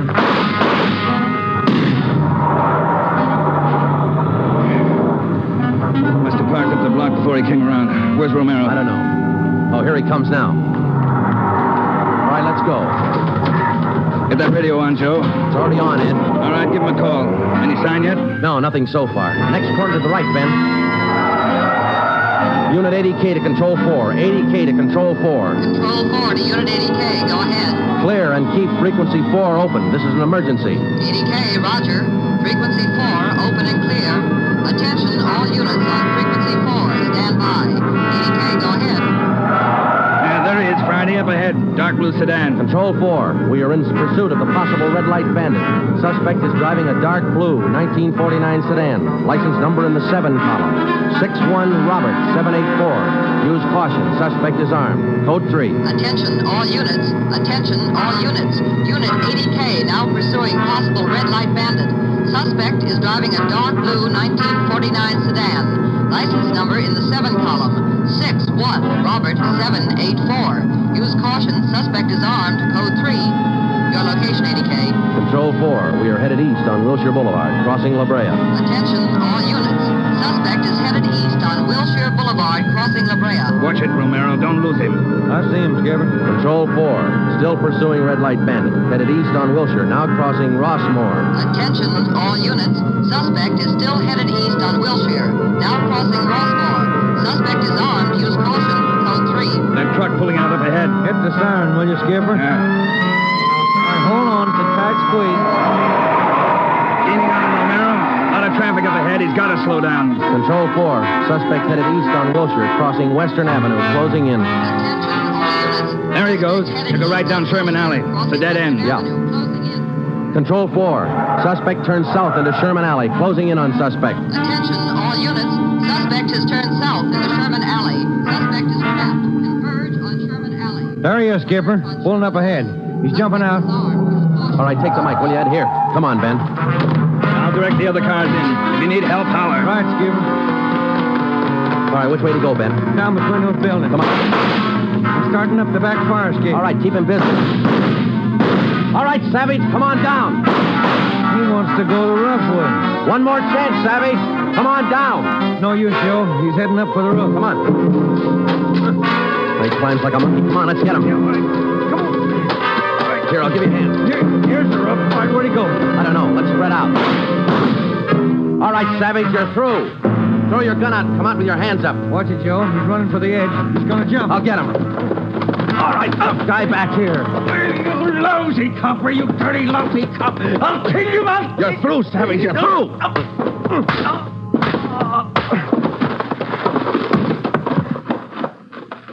Good, Joe.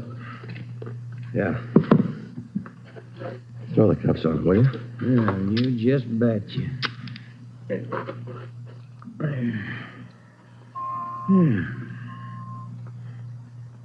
You want to smoke? Yeah, I can sure use one. Thanks. Quiet up here. Yeah. I was just thinking. Well? Carl Savage, this guy's father. Mm-hmm. What about him? Nothing. What would you do, Ben, if your son was a murderer?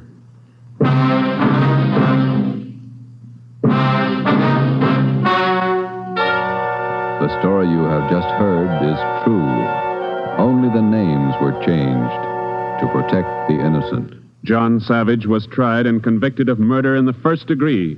He was executed in the lethal gas chamber at the state penitentiary.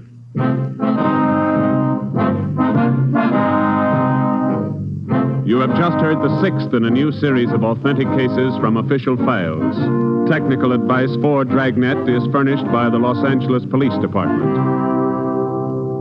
Tonight's program is dedicated to Patrol Officer Robert Steele of the Montana State Highway Patrol, who on the morning of November 2nd, 1947, gave his life so that yours might be more secure.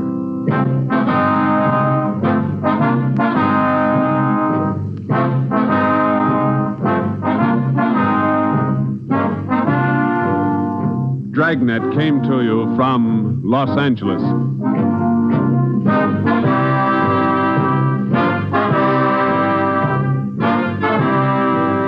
This is NBC, the national broadcasting company.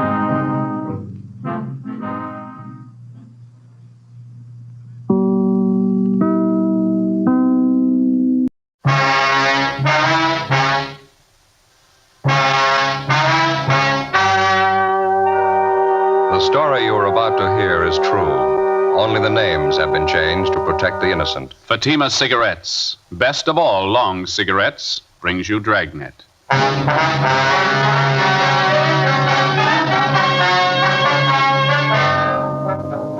You're a detective sergeant. You're assigned to a robbery detail. A doctor is severely beaten, robbed, and left in critical condition. Suspicion points to a narcotics addict. Your job? Get him. You will be amazed when you compare Fatima with other long cigarettes. You'll find they now cost the same. But in Fatima, the difference is quality.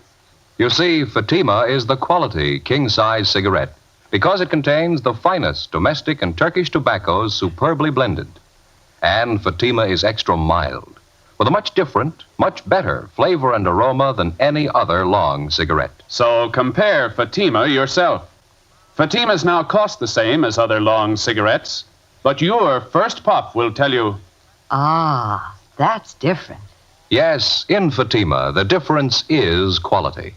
Ask your dealer for Fatima, the quality king-size cigarette. Best of all long cigarettes. Start enjoying Fatima tomorrow.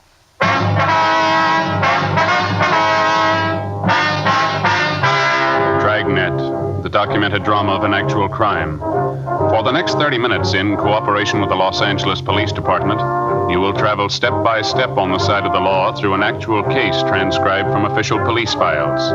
From beginning to end, from crime to punishment, Dragnet is the story of your police force in action.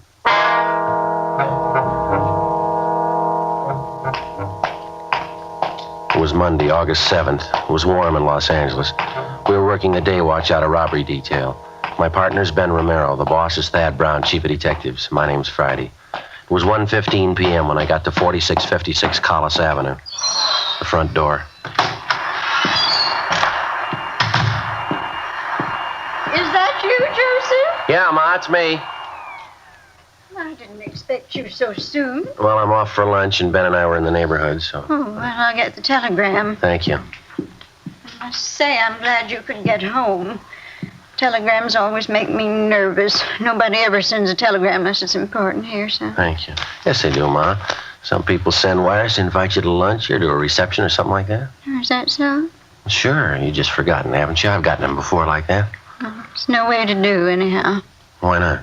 People always associate frightening things with telegrams. Well, aren't you going to open it? Oh, yeah, sure. You know, if you were worried, you could open it, Ma. It'd been all right. Well, you know I never open anything addressed to you, Joseph. Anything important?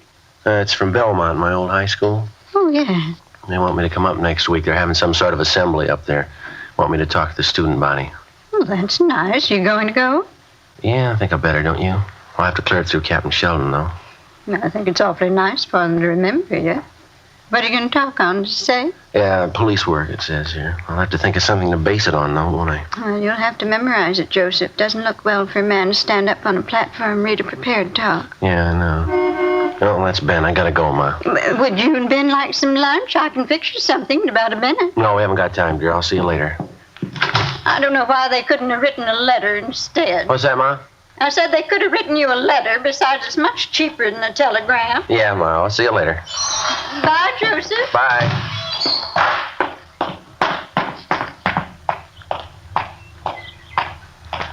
Just got a call, Joe. They want us to call the office. Oh, well, I might as well do it from the house, huh? Yeah. All right, I'll be right back. Right.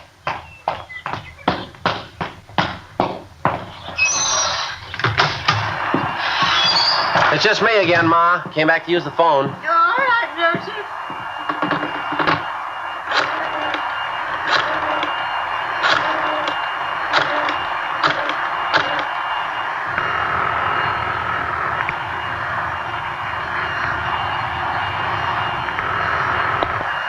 Yo. 2511, please. 2511? Robbery, Chandler. This is Friday, Glenn. Got one for you, Joe. What? I can't hear you, Glenn. Got one for you. Wait a minute, I can't hear you. Hey, Ma, would you hold that vacuum for a minute, please? I can't hear. Oh, all right, Joseph. Thank you. I'm sorry, Glenn. What'd you say again? That's right. That young kid hit again, doctor's office. Yeah? It's that same kid, only this time he got a little rough. Victim's at Georgia Street. He's still carrying that gun Did he use the gun? to beat the man with. Victim's a 55-year-old doctor. No reason for it, Joe. All right, we'll get right on it. Right, bye. Yeah, bye. Okay, Ma, I'm all through. All right, son.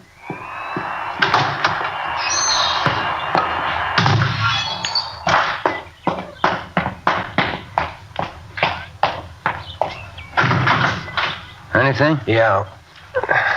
That young hype hit again. Doctor's office beat him up pretty bad. He's down at Georgia. Great combination, isn't it, Joe?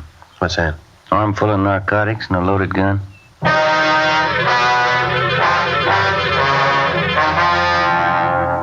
Monday, August 7th. Since June 27th, Ben and I had been assigned to a case involving a young narcotics thief. For 7 weeks now, he'd been robbing every possible source available to him of narcotics. Since the inception of the investigation, we'd seen this young criminal develop from a small-time sneak thief to a full-fledged armed and vicious thug. The descriptions of the young thief taken from his various victims tallied almost to the letter. Blonde, light complexion, small stature, 5'7" to 5'10", nervous and unusually juvenile in appearance. Everything possible was being done for his quick apprehension. Hundreds of mugshots were screened and shown to victims. No identification. 3:30 p.m. We checked back in at the office.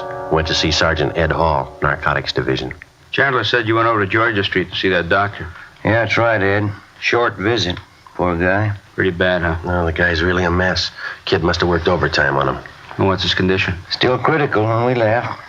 They wouldn't let us stay long. We got a description. It's the same kid. Doctor's name was Gannon, huh? 55 years old. Yeah. Pistol whipped him. Knocked out 7 of his teeth, fractured his jaw. Doctor was wearing glasses. They don't know if he'll see out of his right eye anymore. Well, this puts Junior in the big leagues now. Yeah, it sure does. We got out a supplementary all points on him. Here's a list of the junk that he got. It's quite a haul here. Yeah. Morphine quarter grain, 30 vials. 5 vials half grain codeine. Dolphine quarter grain, 6 vials. Yeah, you did all right. Long list here. We got that from the nurse. She was out to lunch when it happened. It's a small office out there, and the doctor closes up at noon. Nurse goes out to lunch, and he eats in the office. That's when the kid got to him. He knew when to hit, didn't he? Yeah. Our boys haven't been able to turn up a thing for you. Nobody seems to know the kid. Well, the amount of stuff he hauled out of that doctor's office, something ought to show, shouldn't it? Should, yeah, with a haul like that. You got anything at all to work on? Yeah, that car that was used on the job. Still got it staked out. Well, we just picked this up from the report counter. Yeah. Uh-huh. Car was reported stolen 2 hours after the robbery. It's a little bit of a break, huh? The report was taken out at the Wilshire station. Mrs. Irving Adams states that her husband had notified her that the car was stolen from him while he was at work today. Said he always parks it out in front on the street. We haven't checked it out yet, but we figured it was a good place to start, maybe. Wait a minute. What'd you say that name was? Irving Adams. No, let me see that report. Well, this Adams is a user. He's up in county now, waiting trial. Are you sure about that? Yeah, Walker and I picked him up. I just talked to Adams up in the county jail this morning. How long's he been in? Let's see. It was last Tuesday, July 30th. The car couldn't have been stolen from Adams today if he's been in jail for a week. Well, there's one guy can figure it out for you. Adams. 4:05 p.m. We went up to the 10th floor of the county jail, the interview room. We talked to Irving Adams for an hour. He said he wanted to cooperate, but he couldn't explain his wife's action in reporting the car stolen from him. He kept repeating that he knew his wife was not involved in anything, that she was innocent of any complicity in the case of the youthful gunman. He could give us no information on anyone fitting the gunman's description. He insisted that the entire matter was a mistake and that his wife could clear everything up if we just talked to her. 5:20 p.m. Ben and I drove out to 239 West 92nd Street, the Adams residence. It was a small white bungalow trimmed in red. The front lawn needed cutting and care. There were 4 bottles of soured milk on the front porch, along with several old newspapers. The front blinds were down, and although it was still early, the front porch light was burning. The other homes in the neighborhood appeared to be neat and well kept. The screen door was ajar and supported by one rusty hinge. 5:21 p.m. Looks like nobody's home. Well, let's give it a try, huh? Give me a minute, I'll cover the back. Right.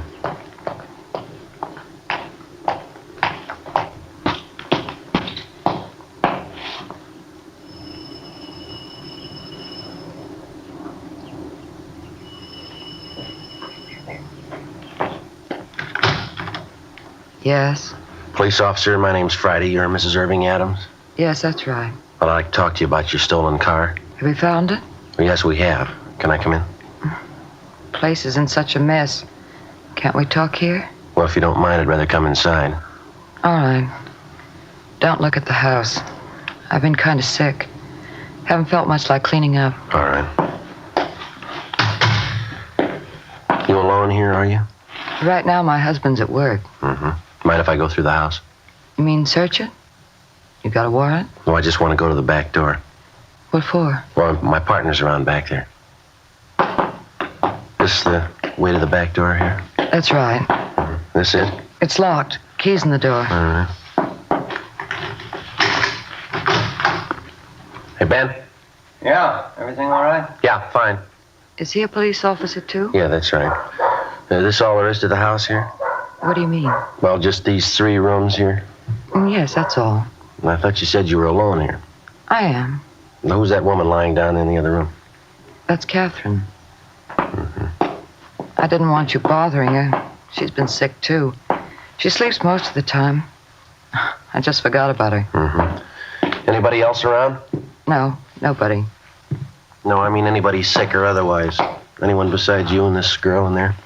Well, you've been in every room in the house except the bathroom. Mm-hmm. This it here? Yes.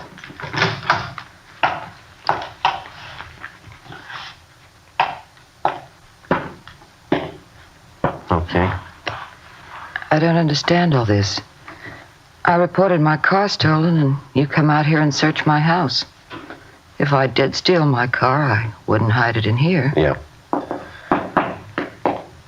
Ben, want to come in? Yeah.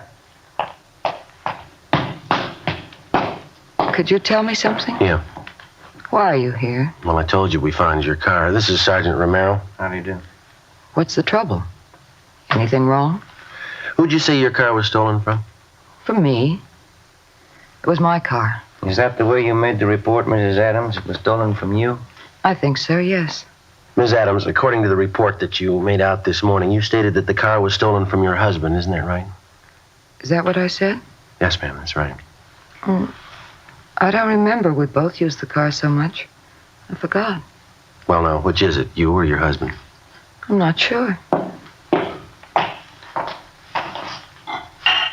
You been drinking, have you? A little bit, just to ease my nerves. I haven't been feeling well. Well, it's obvious you're not drunk, Mrs. Adams. Why don't you keep your story straight? Well, officers, I am telling the truth.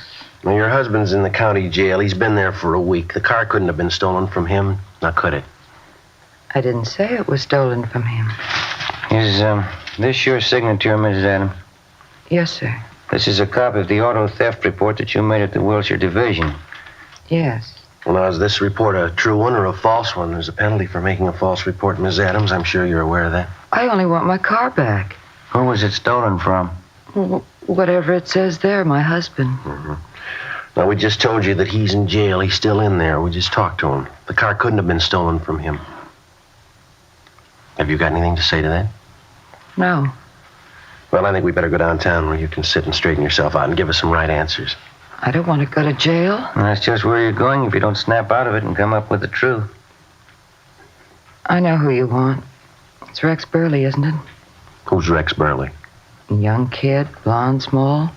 He told me he was in some kind of trouble with the car. Said if I'd tell the police it was stolen, it'd be all right that way. Mm-hmm. Do you know where he is now? No, I don't. You sure about that? That's the truth. Yeah, come on. Yeah. Catherine's awful sick. Mm-hmm. She always sleep this heavy? Only when she's sick. She's really out, isn't she? Yeah. Look at her leg. Yeah. She's a user. Say, this girl's on narcotics, Miss Adams. Are you a user? No, I'm not. I don't know where Catherine gets it. How about Rex Burley? He's on it, too. Maybe she gets it from him. Is there any stuff in the house now? Not that I know of. You want to tell us where Rex Burley is? I don't know. He called here about an hour ago. Catherine talked to him. Mm-hmm. Did he tell her where he was? Yes, he did. She wrote it down on a piece of paper. Where's that paper? Under her pillow.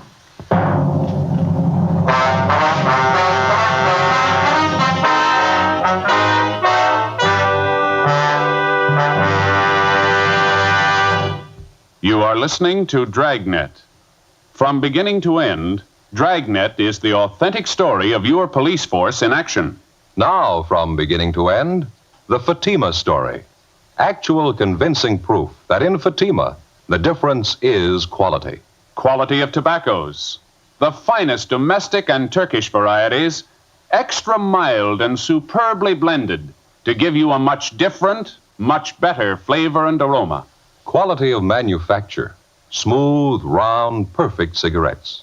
Rolled in the finest paper money can buy. Manufactured in the newest and most modern of all cigarette factories. Quality even to the appearance of the bright, clean, golden yellow package. Carefully wrapped and sealed to bring you Fatima's rich, fresh, extra mild flavor. Because of its quality, its extra mildness, its better flavor and aroma, more long cigarette smokers are now insisting on Fatima than ever before. So if you smoke a long cigarette, compare Fatima.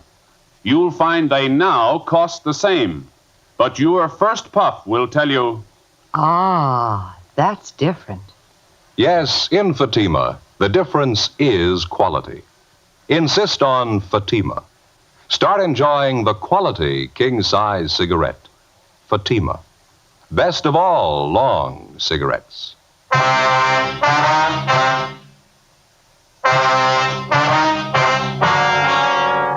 Monday, August 7th, 6:30 p.m.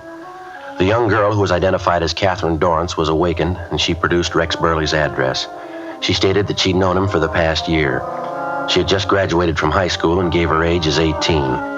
In talking further with both Iris Adams and Catherine Dorrance, we found that the description of Rex Burley checked out with that given us from the suspect's victims. They both stated that, as far as they knew, it was his true name, that he had no friends or associates known to them. A check with R&I showed no record on the name Rex Burley. At 6:37 p.m., Sergeants Hall and Walker from Narcotics Division arrived and continued the investigation of the two female suspects. A stakeout was placed on the house at 239 West 92nd Street. The address we got from Catherine Dorrance was a hotel on Washington Boulevard. We drove out and checked with the clerk. We asked if he had anyone registered under the name of Rex Burley, and he told us no. We gave him Burley's description, and he said that a young man similar to that had registered and was in room 210. We got a pass key from the clerk. We walked up to the second floor.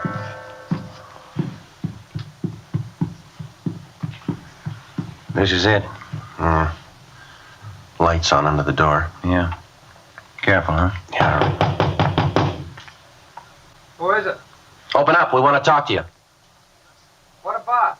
Is the key in the door? Yeah, pass key's no good. All right, come on. Open up. Police officers. Isn't gonna open. All right, let's hit it. Right again. Once more. Yep. Windows open. Up the fire escape, Joe. Police officers, hold it up! Watch it! You all right? Yeah. All right, come on, let's go. All right, hold it up there. He doesn't want to stop. He's over the side, under the roof. All right, come on. All right, easy. See him? No, it's pretty dark. All right, come on. Easy now. All right, easy. Over there on that side, can you see him? No, it's too dark. Watch that skyline. He's over there in that corner. See him? Yeah, now he's gone. Must have ducked back down. Well, he's in that corner. All right, let's take him. Now keep down. You circle around from that side. I'll go around this way. Right. Be careful. Keep down.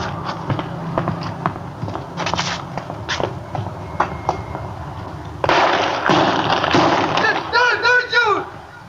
Don't shoot! I quit. Please don't shoot! All right, throw that gun out and get your hands in the air. Walk toward the middle of the roof. All right.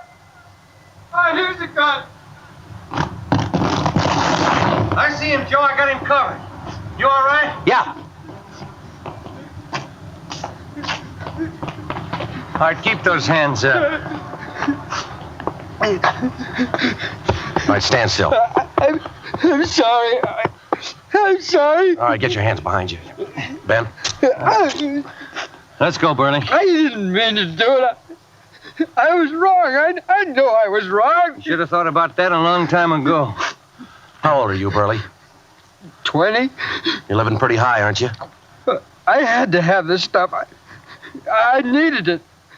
How else could I get it? I didn't have the money to buy it. You didn't have to get started on it. Come on, let's go. I didn't want to get started. All of a sudden, I was just on it. I couldn't do anything about it. You don't understand. There was just somebody else to explain it to. There is, but they won't understand it either.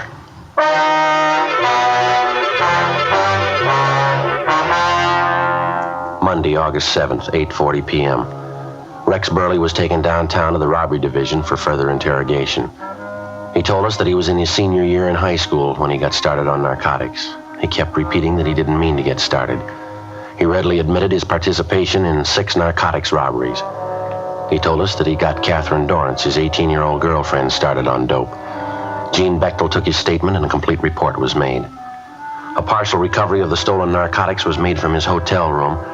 The remainder had been found at Irving Adams' residence on 92nd Street. Both female suspects, Iris Adams and Catherine Dorrance, were filed on for violation of the State Narcotics Act. A show-up was scheduled for August 8th to allow a positive identification from Rex Burley's victims. We received word from Georgia Street that Dr. Gannon's condition was improved. The suspect was transported to the main jail where he was booked. It was 10:38 p.m. when I got to 1456 Collis Avenue, the front door.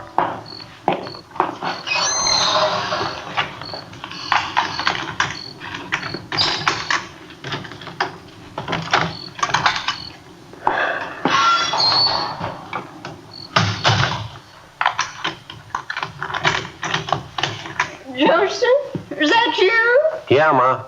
Oh, have you had your dinner? No, I'm not hungry. You'll have to eat. I'll fix you something.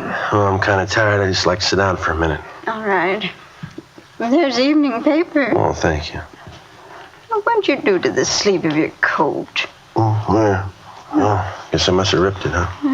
You slip it off, I'll mend it after I fix you some dinner. Well, why don't you sit down and work on it now if you want to? I've got something I'd kind of like to go over with you.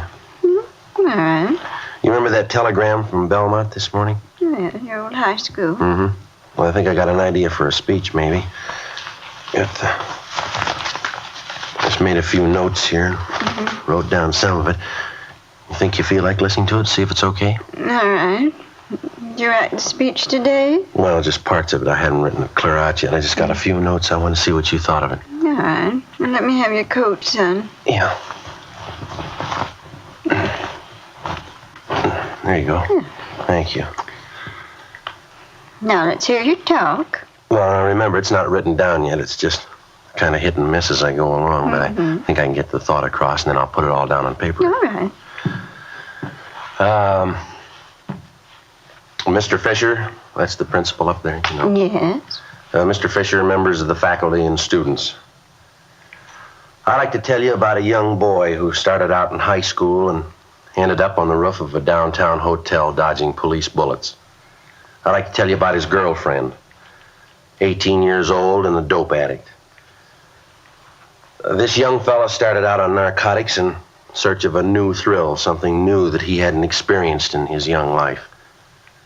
He was still in high school when a group of the more high-living youngsters used to congregate at the local malt shop. Well, that's not so good, is it? No. Well, maybe it sounds better this way. There was a malt shop on the corner where some of the youngsters used to get together after school. Kind of a place where, if you had the right connections, and our young boy and girl did, you could get a drink of liquor in the back room. Well, the high school faculty knows all about this local malt shop, and they inform the authorities, and pressure is brought to bear. But the man who operates the place is clever, if you can call the operations of a man like this clever. He knows how to cover up, how to keep the front room legitimate and the back room a spawning place for juvenile delinquency. And the students don't help much. There seems to be something during the formation of a juvenile mind that when his teachers or his parents catch him doing wrong, or they try to tell him it's bad, he prides himself in seeing how long he can get away with it under covers. Seems to be the stylish thing to do, to outwit your parents and teachers. As the youngsters grow older, they invariably find out how infantile and stupid this is, but sometimes it's too late. Does that sound kind of stuffy, Ma? What do you think? Sounds like the truth. Let me hear the rest of it. Well, you know how kids are. Sometimes they resent it if they think you're lecturing them. Maybe if they could have been with Ben and I tonight, it might make a difference. Well, I don't want to make this too long, Ma. I think maybe I ought to finish up something like this. From this malt shop on the corner and that back room, our young boy gets a good shove down the road of self-degradation. He has the right connections, and it isn't too long before he graduates the liquor in the back room for something he thinks it's far better, narcotics. He's heard that, unlike liquor, you can't smell it on his breath, and he's a real veteran now. He has hangovers. He's heard that narcotics doesn't leave you with a hangover. So it doesn't take too long before, in police parlance, he's hooked. Living in this day and age, he thought that they taught him well in his economics and civics classes. He thought he knew what post-war inflation was all about. He didn't have the vaguest notion of the cost of his daily supply of narcotics once he was hooked on it. He found that before long he had to have his daily dosage. In no time at all, he found that it was all he could do to get by on $30 a day. That's what it cost, Ma. $30 each and every day, or he became violently ill, so sick that he couldn't seem to function properly. Well, in order to maintain his daily needs, he got a gun, and he robbed, and he beat people, and he stole. He shared with his girlfriend, and he dragged her down with him. He ended up on the roof of a hotel trying to shoot his way out. Well, the boy was 20 years old. His girlfriend was 18. 2 years ago, they both sat out there in a high school auditorium during an assembly. He went a long way, didn't he, in his 2 years out of high school? He was taken into custody on the night of August 7th. He was crying when we put the handcuffs on him. He was crying when we left him in his cell at the county jail. I guess he's still crying. Now, what do you think, Ma? That's just rough. I haven't... Oh, will they believe it? You think it'll do any good? Well, I don't know, Ma. It's up to them.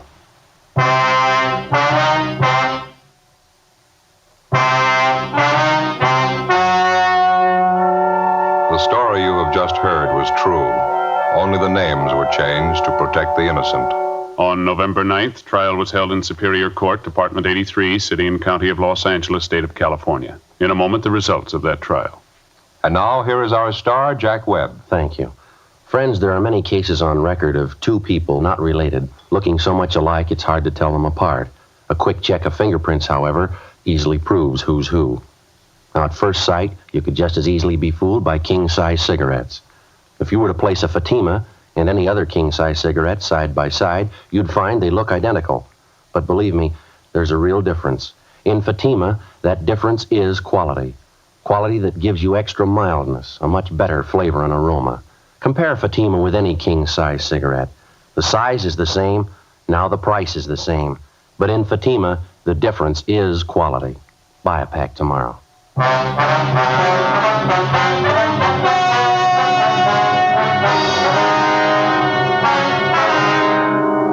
Rex Martin Burley was found guilty of 3 counts of robbery in the first degree and was sentenced to the state penitentiary where he is now serving his term. First-degree robbery is punishable by imprisonment from 5 years to life. The Federal Civil Defense Administration will send you an air raid instruction sheet if you will write the Superintendent of Documents, Washington, D.C., enclosing 5 cents in coin or stamps. You have just heard Dragnet, a series of authentic cases from official files. Technical advice comes from the Office of Chief of Police W.H. Parker, Los Angeles Police Department. Fatima Cigarettes, best of all long cigarettes, has brought you Dragnet, portions transcribed from Los Angeles. Stay tuned for Counter Spy, next over many NBC stations.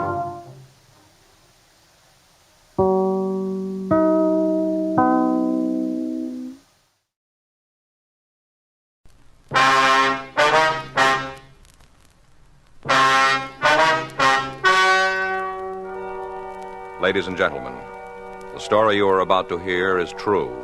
The names have been changed to protect the innocent.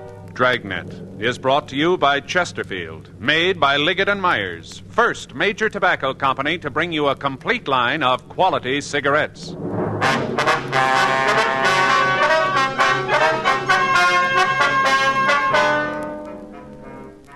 You're a detective sergeant. You're assigned to homicide detail. A howling dog causes a man to check his neighbor's house. He finds the brutally beaten body of an elderly woman. She's been killed by person or persons unknown. Your job, investigate. Today, friends, you hear these 3 words everywhere.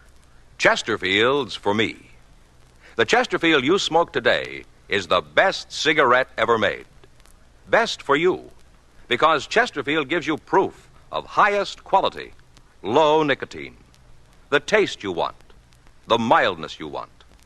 Chesterfield is best for you because it's tested and approved by 30 years of scientific tobacco research. Chesterfield is best for you because it has an established good record with smokers, proven by test after test. Yes, friends, the Chesterfield you smoke today is the best cigarette ever made for the taste you want, the mildness you want. Join the thousands now changing to Chesterfield. Always say, Chesterfield's for me.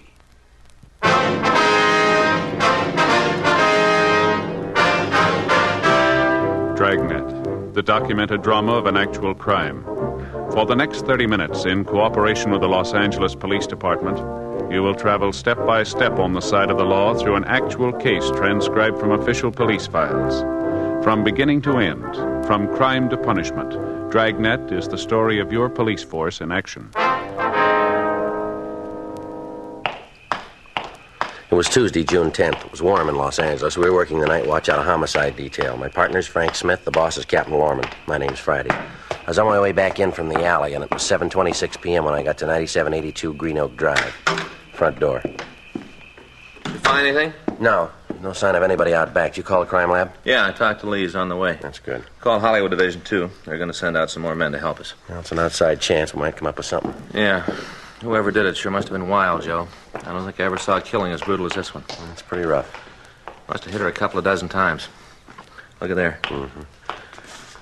See? Wristwatch is broken. Looks like she might have raised her arm to try and stop some of the blows. Yeah. Crystal smashed up pretty bad. It's hard to read. Yeah. Looks like 3:04, doesn't it? Uh-huh. Well, it must have been the time. From what the neighbor says, that'd have to be this afternoon. Yeah. Did you find anything that looks like the murder weapon? Nothing out in the open. Thought it'd be better if the crime lab checked the place first. How about the other rooms? They as bad as the one out front? Yeah, stuff's all scattered around, drawers pulled out, contents thrown all over. Whoever it was sure wanted us to think it was robbery. Well, let's check the neighbor. Yeah, he's cross street. Said he wanted to go home and take something to help quiet him down. Must have been quite a shock to the old guy. Yeah. You want to tell Brian and Phillips where we'll be? Yeah. Right. Phillips is out in back. I saw him when I came in. I'll talk to Brian. All right. Ask him to let us know when Lee gets here, will you? Yeah. All right.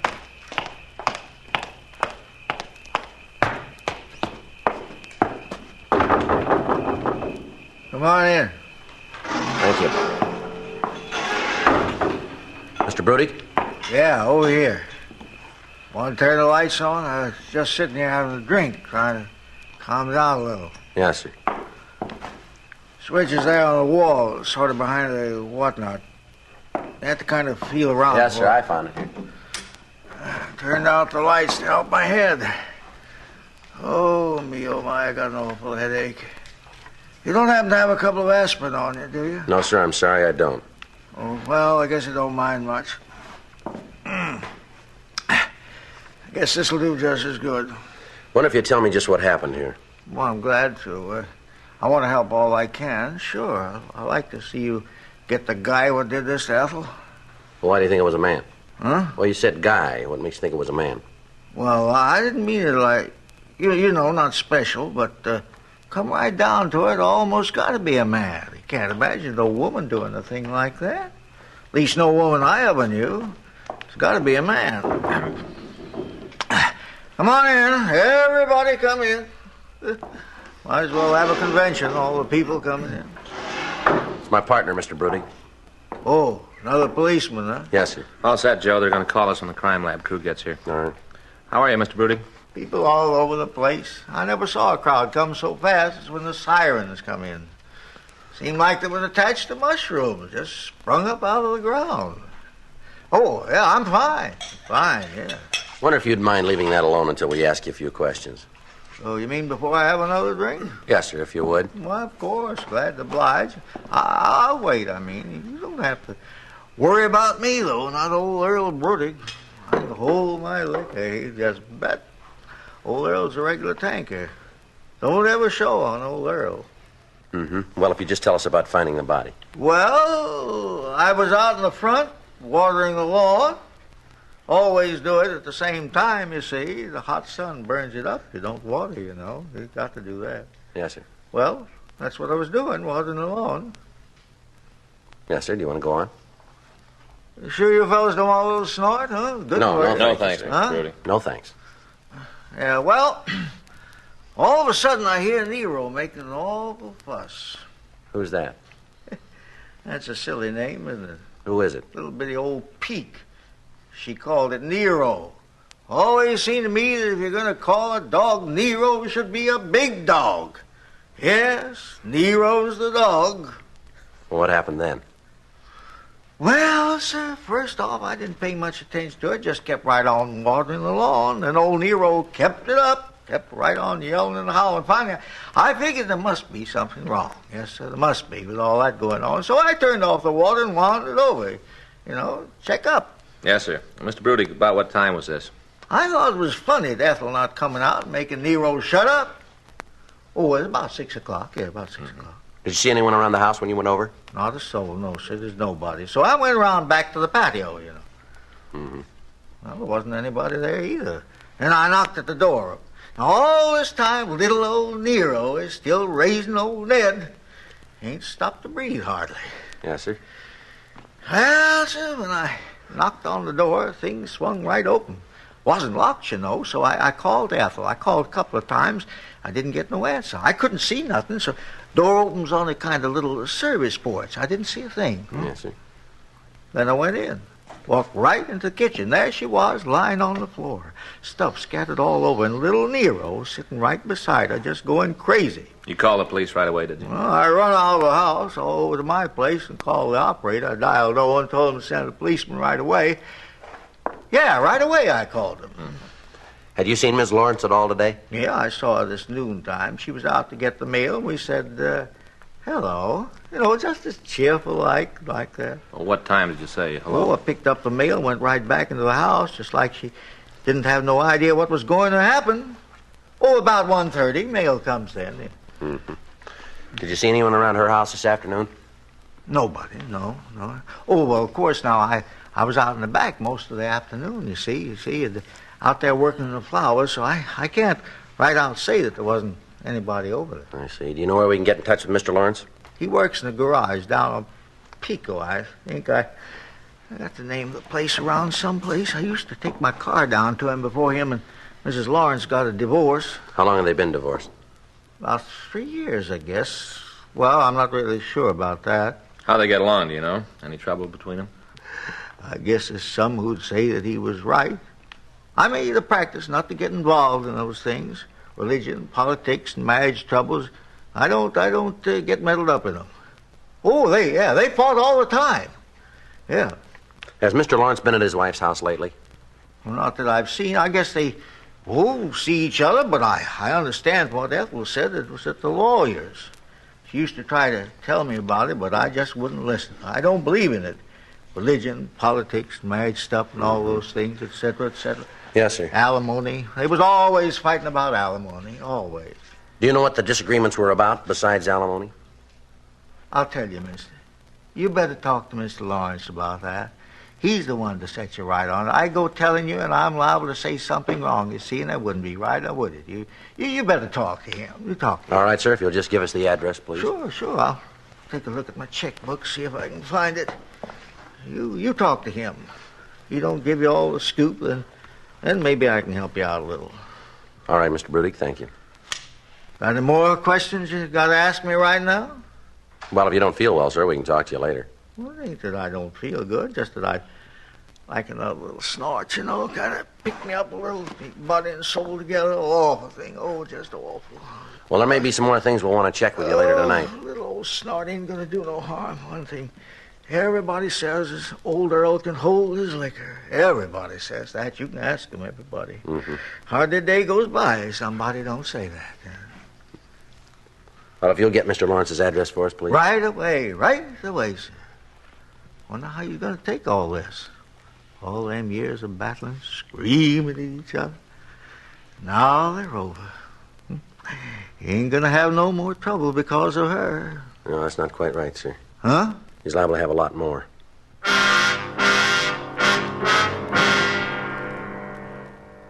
Earl Brudig looked through his desk and he found a canceled check bearing the address of the garage where the victim's husband was employed.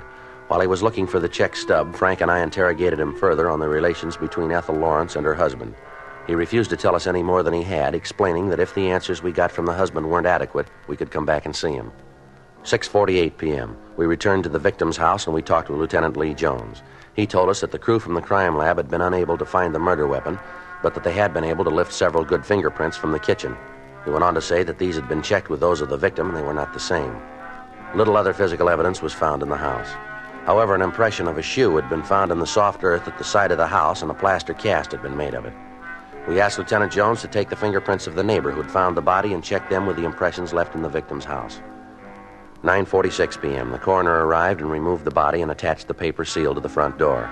Frank and I went back to the office and checked the name of the victim and her husband through the record bureau.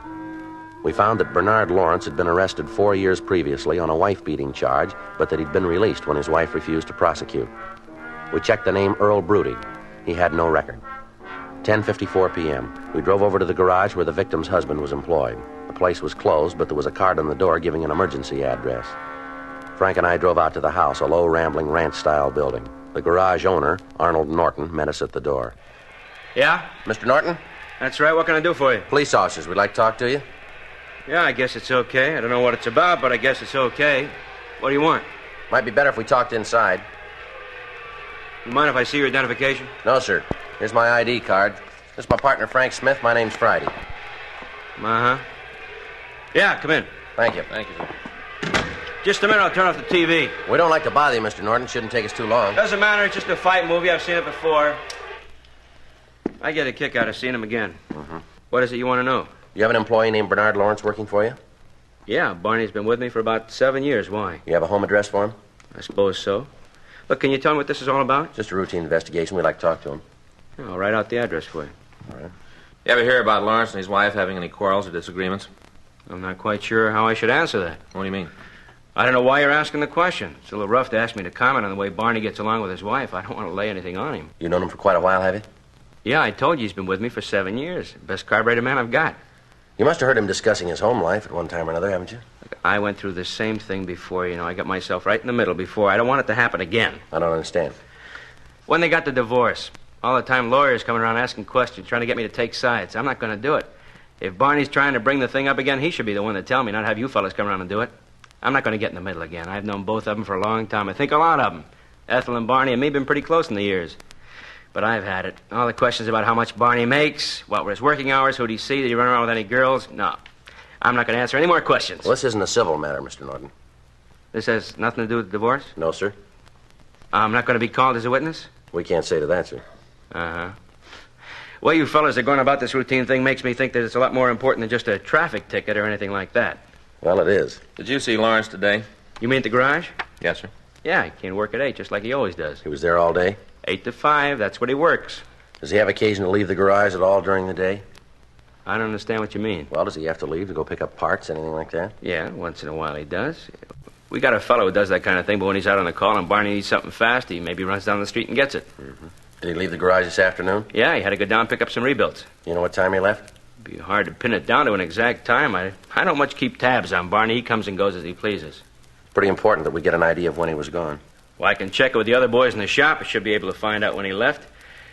I know he got back about 4:30, though. You're pretty sure about the time? Yeah, he came back and did a job on a rush one that we had, and then he took off at 5. How was he acting when he came back? What do you mean? Did he seem upset about anything? No, not particularly. He seemed pretty happy, though. Kept talking about what a beautiful day it was and how good he felt. Uh-huh. You know, come right down to it, Barney was happier than he's been in some time. Just seemed like all his troubles were gone. Well, we know how you feel about this, Mr. Norton, but it's pretty important. Did you ever hear Mr. Lawrence threaten his wife? I'm going to have to take your word for it being pretty important, Mr. Friday. I've got no way of knowing, but if you guys get me in the middle of anything, I'm going to be pretty sore about it. Well, don't worry about that. Well, and to answer your question, Barney and Ethel didn't get along very well. I guess you knew that. Divorce and all, Ethel accusing Barney of running around, they had some pretty big arguments. Mm-hmm. Barney was pretty mad at the judgment he got, the alimony. He had to pay Ethel $150 a month. Made him pretty sore. But the judge said to pay it or go to jail. Ethel would just as soon see him in jail. Mm-hmm. Barney used to talk to me about it. We'd stop down the street and have a beer when we closed up the shop. Barney would say there was only 2 ways he could get out of the alimony payments. Well? One was if Ethel got married again, and Barney always said she was so mean that no sane man would have her. What about the other way? That was for her to die. Mm. I guess that was about the only threat he ever made so I could hear it. What's that? That he wouldn't mind helping her out.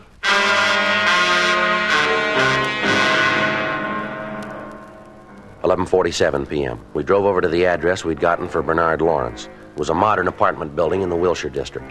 We rang the bell to his apartment, but we got no answer. Frank and I talked to the manager of the building, and he let us into the suspect's apartment. In a preliminary search of the place, we found nothing to tie the man in with his wife's death. However, from the clothes and the other personal effects in the place, we were reasonably sure that he'd returned to the apartment. The manager told us that Lawrence had come home after work, changed his clothes, and left, saying that he'd return later. We put in a call to the office, and we told them where we were, and we made arrangements to be relieved the next morning in the event the suspect hadn't returned. Frank and I settled down in our car, which was parked across the street from the apartment, to wait for Lawrence. At 1:30, Frank went down to the corner and called Fay to tell her he'd be a little late. He brought back a carton of hot coffee and some sandwiches. The stakeout continued. 2:30, still no sign of the suspect.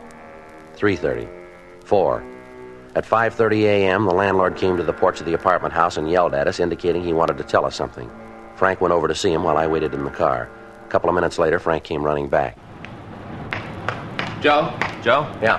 Manager just got a call from Lawrence. What about? Lawrence wanted to have his stuff packed and sent down to the depot. Yeah? Said he's leaving town.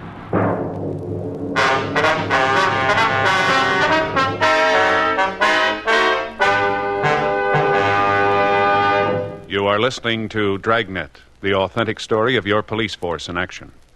Meet Peter Lind Hayes and Mary Healy, America's favorite husband and wife comedy team.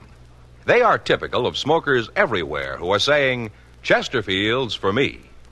Mary says, I've smoked regular-sized Chesterfields for about 7 years. Guess that ought to prove how I feel about Chesterfield's taste and mildness. Peter says, Chesterfields for me, too. Far as I'm concerned, King is the only size. And like Mary says, Chesterfield is the only cigarette. Either way you like them, I'll bet you'll find Chesterfield is best for you. Yes, smoke America's most popular two-way cigarette. Regular and king-size Chesterfield. The best cigarette ever made. And best for you.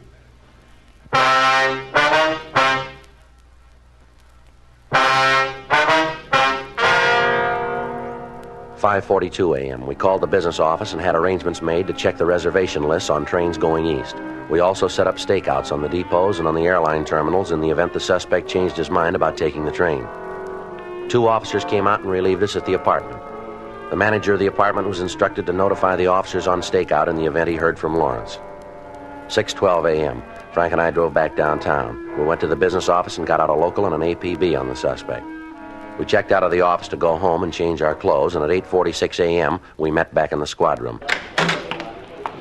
Well, you made it fast, huh, Joe? Yeah, carton of coffee there if you want some. No, thanks. I got something to eat on the way in. No. Any word? No, not yet. Lawrence still hasn't showed up at the apartment. There's nothing from the depot stakeouts. Oh, man, I'd sure like to get some sleep. Well, I'm with you there. You know, Faye's sure sore. What about last night? Yeah, had it all planned that we were going to a movie tonight. Always plans it on my day off. Well, you know, we have dinner and go down to the neighborhood. Kind of nice. She looks forward to it. What's that got to do with last night? Well, this is my day off, right? Yeah. Yeah, that's what it says in the schedule. And I'm working, right? Yeah. Well, I worked all last night, too. Huh? Yeah. Gonna be no movie tonight. I don't follow you. Well, I'm gonna sleep. As soon as I get home, I'm gonna climb right into the shower, dry off, into bed. Gonna sleep the clock around. Yeah. That's why. Mm-hmm. We got to talk to Skipper this morning. Is he in yet? Yeah, he's down at Chief Brown's office. Mm-hmm. You fill him in? Yeah, a little bit. He goes along with us. Mm-hmm. Well, let's check R&I. I want to look at that arrest report on Lawrence, see if any of his friends are listed. We might be able to get a lead on him. Better find out if he made that call he was supposed to have made when he was gone from work, huh? Yeah. The way it looks, he's still in town. Well, that doesn't do us a lot of good unless we know where. Well, we can go out and talk to the fellow that found the body. He might be able to come up with something. Better put a stakeout on the garage where Lawrence worked, too. He might show up there. Right. I'll get Norton on the phone. Tell him to let us know if he hears anything. Right.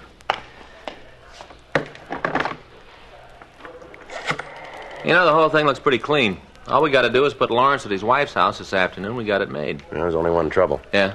We got to find him before we can put him there.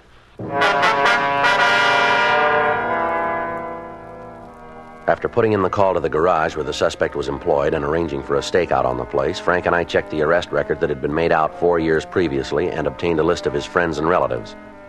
We contacted each one of them, but they could give us no information on Lawrence. That morning, we met with Captain Lorman, and we went over the evidence with him. The fingerprints found at the scene of the murder had been eliminated when they were compared with those of the neighbor, Earl Brudig. Other physical evidence netted us nothing. The murder weapon still had not been found. The only piece of evidence that we had to attempt to identify the killer was the plaster cast of the footprint found by the side of the house. However, Lee Jones said that it would be of little use other than to identify the size of the shoe. It was a size 10 with a leather sole and a leather heel. There were no distinguishing marks on the impression. 2 days went by and we still hadn't found Lawrence. We talked to the men he worked with, but none of them could supply us with any information as to his possible whereabouts. We checked the bars he was known to frequent without results. Apparently, the suspect had disappeared without a trace. On Saturday, June 14th, 3 days after the murder, Frank and I got back to the office after lunch. You want to check the book? Yeah. Where can I find Joe Friday? I'm him. I'm Barney Lawrence. Well, we've been looking for you. I want you to get off my back. Leave me alone. You mind telling us where you've been for the past 3 days? It's none of your business. The only reason I'm here now is I want to tell you to stop going around asking a lot of questions, causing me embarrassment. What do you mean by that? You know what I mean. I don't mind telling you I'm pretty sore about the things you said behind my back. You probably didn't think I'd find out about them. But I did, and I'm telling you to stop. You ought to take it easy, Lawrence. You keep your nose out of this, cop. I'm talking to him. I got a few things for you, too, before I leave. Yeah? I don't think you're going to leave. What's that supposed to mean? Just what it sounded like. You're under arrest. For what? Suspicion of murder. You figured I killed Ethel? You look good for it. Then you better get a pair of glasses, cop. I'm walking out of here, and if you're smart, you won't try to stop me. I wouldn't try it, Lawrence. Lawrence?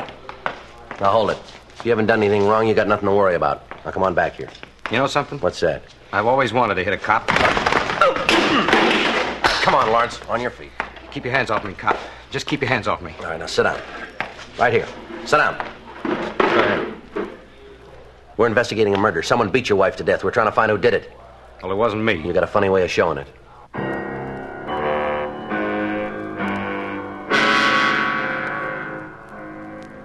The suspect was booked in at the main jail on suspicion of murder. Lawrence put in a call to his lawyer, and arrangements were made to have him released on bond. Frank and I attempted to interrogate him before he was booked, but he refused to answer any questions we put to him. The following morning, we met with he and his lawyer. Again, we ran into the same stubborn silence. At 11:30 a.m., we met with Captain Lorman and Chief of Detectives Thad Brown. We laid out the evidence we had. From all appearances, we had the guilty man in custody, but it might be difficult to prove in a court of law. The one thing we'd been unable to establish was Lawrence's presence in the house at the time of the murder. It was decided that without being able to prove this, we would have little chance of getting a complaint from the district attorney's office. Frank and I started re-questioning the neighbors. None of them could tell us any more than they already had. We re-questioned the man who'd found the body, Earl Brudig. He came up with the additional information that there had been a crew of carpenters working on a house the day of the killing. The building was located next door to him, directly across the street from the place where the murder had been committed. We questioned the carpenters. None of them could tell us anything. However, there was one man who had been working on the construction that we were unable to reach.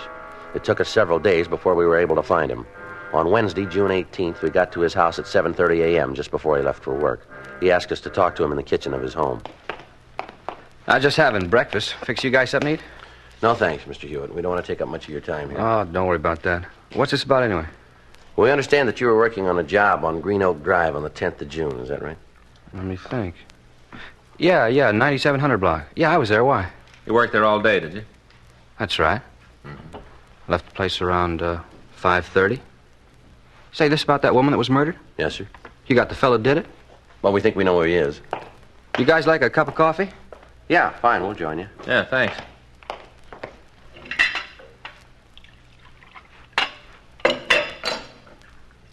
Either of you use sugar? No, thanks. No, thanks, sir. Don't see how you can drink coffee without it. Always use 2 spoons myself.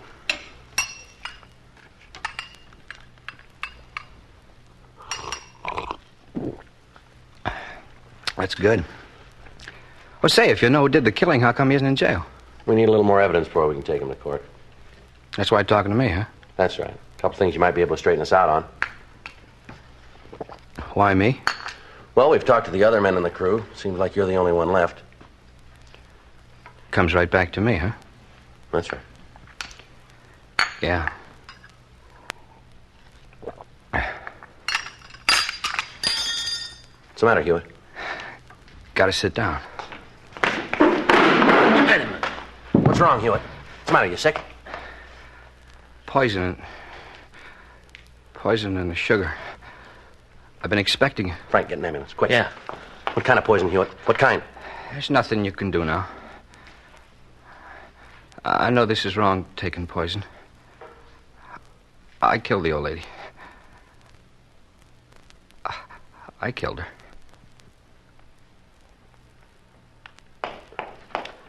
Ambulance on the way, Joe. No hurry. He's dead.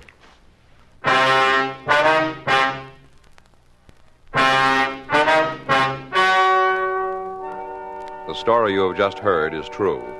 The names were changed to protect the innocent. On June 23rd, an inquest was held in offices of the coroner in and for the county of Los Angeles. In a moment, the results of that inquest.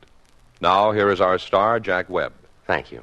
Earlier, George Fenneman told you exactly why the Chesterfield you smoke today is the best cigarette ever made. And best for you. Now, the rest is up to you. Get a carton or two for yourself. Smoke them and you'll say, as we do, it's Chesterfield's for me.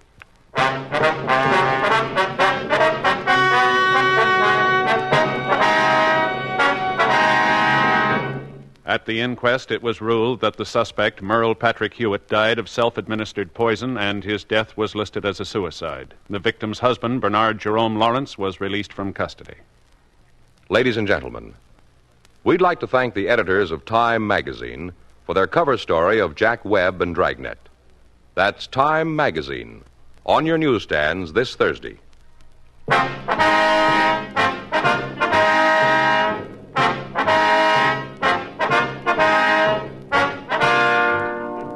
You have just heard Dragnet, a series of authentic cases from official files. Technical advice comes from the Office of Chief of Police W.H. Parker, Los Angeles Police Department. Technical advisors, Captain Jack Donahoe, Sergeant Marty Wynn, Sergeant Vance Brasher. Heard tonight were Ben Alexander, Vic Rodman, Jack Crucian. Script by John Robinson. Music by Walter Schumann. Hal Gibney speaking. Watch an entirely different Dragnet case history each week on your local NBC television station. Please check your newspapers for the day and time. Chesterfield has brought you Dragnet, transcribed from Los Angeles. Filter tip smokers, this is it. L&M Filters, the one filter tip cigarette with plenty of good taste. Much more flavor, much less nicotine. The right length for effective filtration. Only the L&M filter contains the miracle product alpha cellulose, the purest material for filtering cigarette smoke. Yes, this is it. As Ann Sheridan puts it, L&M filters are just what the doctor ordered. Buy L&M filters, the light and mild smoke.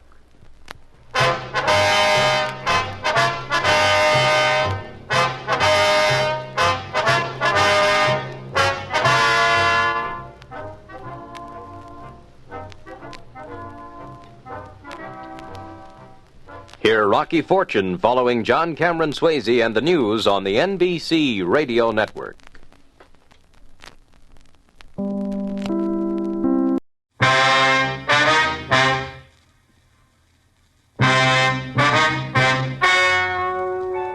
Ladies and gentlemen, the story you are about to hear is true.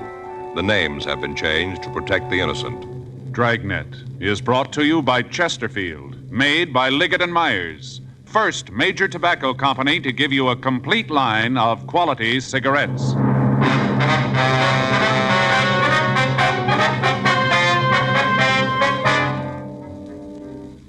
You're a detective sergeant. You're assigned to juvenile detail. For the past 2 weeks, there have been rumors of a teenage gang war taking place in your city. You don't know when it's going to start. You don't know where. Your job, stop it. Friends, stage and screen star Paul Douglas is featured on the Chesterfield Poster of the Month that's up all over town. Here's what Paul Douglas says about Chesterfields. Quote, "I've been smoking Chesterfield for 22 years. They're best for me. If you try them, you'll find they're best for you." Unquote. You know why Chesterfields are best for you. Because they're low in nicotine, highest in quality. And of course, Chesterfields are really mild, really satisfying. Try them yourself today. Regular or king size, Chesterfield.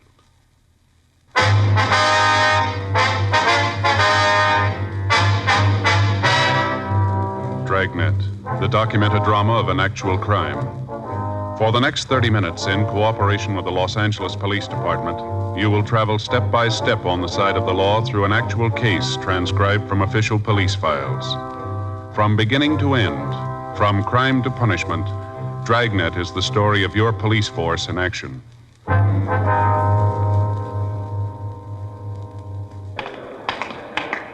It was Tuesday, September the 8th. It was warm in Los Angeles. We were working the night watch out of juvenile detail. My partner's Frank Smith. The boss is Captain Powers. My name's Friday.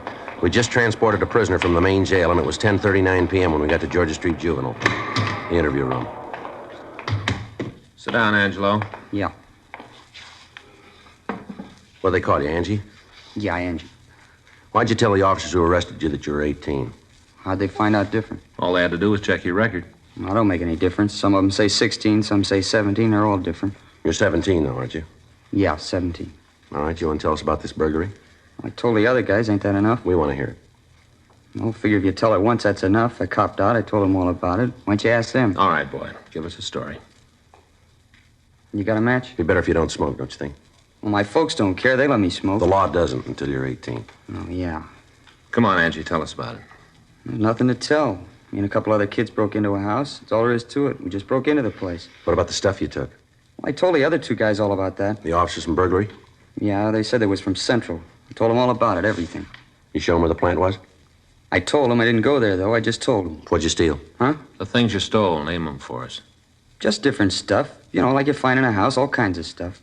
Was there an electric mixer? Yeah, good one. You know, with orange juice attachment, good. What else? Electric razor, some silverware. What kind of silverware? You know, like you eat with. Was there a silver tea service? A what? A tea service, you know what I mean? If I knew, I wouldn't ask you. Like a coffee pot with legs, a lot of scroll work on it, silver, you know. Oh, yeah, I know. Oh, was there one of those? No. How about a German Luger? You mean a pistol? That's right. No, there wasn't one of them. Hey, you guys gonna let me out tonight? No, you'll be held here. Well, I thought you was gonna let me go tonight. How about my folks? They know I'm here? We haven't had a chance to notify them yet. Where they live? Down on Wall. They have a phone? I thought you always told them when you picked up a kid. You were booked as an adult. Oh, yeah. You fenced any of this stolen merchandise yet? No, we just got it last night. We just broke into the house and haven't had a chance to fence it. The other officers say they're going to pick it up? Yeah. You got a job?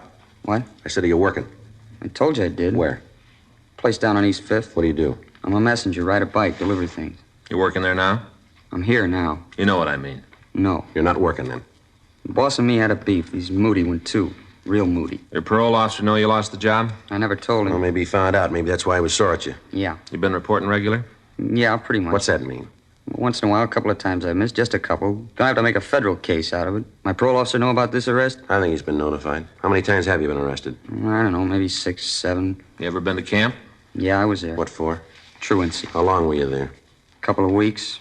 And I broke out, and they sent me to Preston. I'm on parole now. You can't let me out tonight, huh? We'll book you and notify your officer. What's his name? Lockridge. He's a moody old guy. Hope he ain't in a mood when he sees me. Rough if he's in a mood. All right? Yeah. Like he came down to see me one day and asked me how I was doing. I told him fine. I had a job. I was doing fine. He says, that's good, Angie, like that. That's good. Tells me how fine I'm doing. Yeah? Next day he comes to my house and reads me off. Says I'm a bum. I'm no good. All like that. Moody. Why'd he read you off? I don't know. Didn't he tell you? No, he just came in and yelled at me. I wasn't doing anything. He's moody. You belong to a gang, Angie? Huh? I said, do you belong to a gang? Yeah, we got a club. I belong to that. What's the name of the club? Little Wall Street Gang. You heard of it? No. Good club. You sure you ain't heard of us? No. How about you? No. Your gang fight much? What do you mean, fight? Well, do you ever get mixed up in gang wars, anything like that? No, not us. We've been in a couple of street fights, maybe. You know, some kids come over to where we are and start trouble, but we never been in no gang wars. We got a good gang. You know anybody that belongs to Pink Rats? A couple of guys. I don't know them real well. Who are they? I told you, I don't know them real well. Just to know them when I see them, you know, like that. You don't know any of the names, huh? I think one of them's called Pinky. That's all I know. Look, why are you asking me about them? Well, we got a rumble that they're cooking up a gang war. Wondered if you knew anything about it. Where'd you hear it? We did. You know anything on it? No. You sure? I told you, I wouldn't tell you if it wasn't right. Now, look, Angie, if this thing breaks loose, there's going to be a lot of kids hurt. If you got no part in it, why don't you give us a story? I'm giving it to you. Ain't nothing more I can tell you. I didn't hear nothing about no war. I told you, I belong to the Little Wall Street Gang. We don't get mixed up in no wars. A couple of street fights, maybe, but no wars. You gonna stand on that? I haven't got any other way. What did you hear? What? What did you hear about the rats? About the war, I mean. Who are they going to fight? Well, the way it comes to us, they're going to cut into the orchids. You mean from the south side? Yeah. They're rough guys. That's what we hear. How did it start? What do you mean? What's the beef? The orchids won't go that far away from home to stage something. Gotta be a reason. You guys know what it is? Well, the way we got it, a girlfriend of one of the orchid gang moved over into the Pink Rat territory. She started to go with one of the rats. The orchids didn't like it, so they drove over one night and beat up on one of the rats. The next night, the rats went over the south side and kicked around one of the orchids. That's the way it started. A couple of nights ago, one of the rat kids was riding down the street on a motorbike. A car full of orchids came up alongside the boy, and before he could do anything about it, they wrapped a piece of bicycle chain around his head. Kill him? No. He's still in the county hospital. He's not doing too well. We got word there's going to be a party this Saturday night at one of the rats' house. We figure maybe that's where the trouble's going to be. You're not throwing any coconuts at me? What? This is for real? It's the way we get it. Those kids get started, and somebody's going to get hurt real bad. Maybe a lot worse than you got it figured. What do you mean? I heard about the job the orchids did last week. Yeah? They broke into a place and cleaned it out. It must have been for Saturday night. How do you mean? They stole a couple of rifles. Something worse. Yeah? 12-gauge shotgun. 10:45 p.m. Angelo Marcal was rebooked at Georgia Street Juvenile on a charge of burglary. His shoes and his belt were taken from him, and he was held in detention. We put in a call to his parole officer and told him what had happened. After that, we drove by Marcal's home to inform his parents of the arrest, but we found nobody there. We left our card with a notation asking them to call us when they returned. Before the Marcal boy had been placed in a cell, we'd gotten a description of the boy he knew as Pinky. After trying to contact Marcal's parents, we went up to the second floor of the juvenile division and had the record bureau check the nickname and description. We came up with 3 possibles.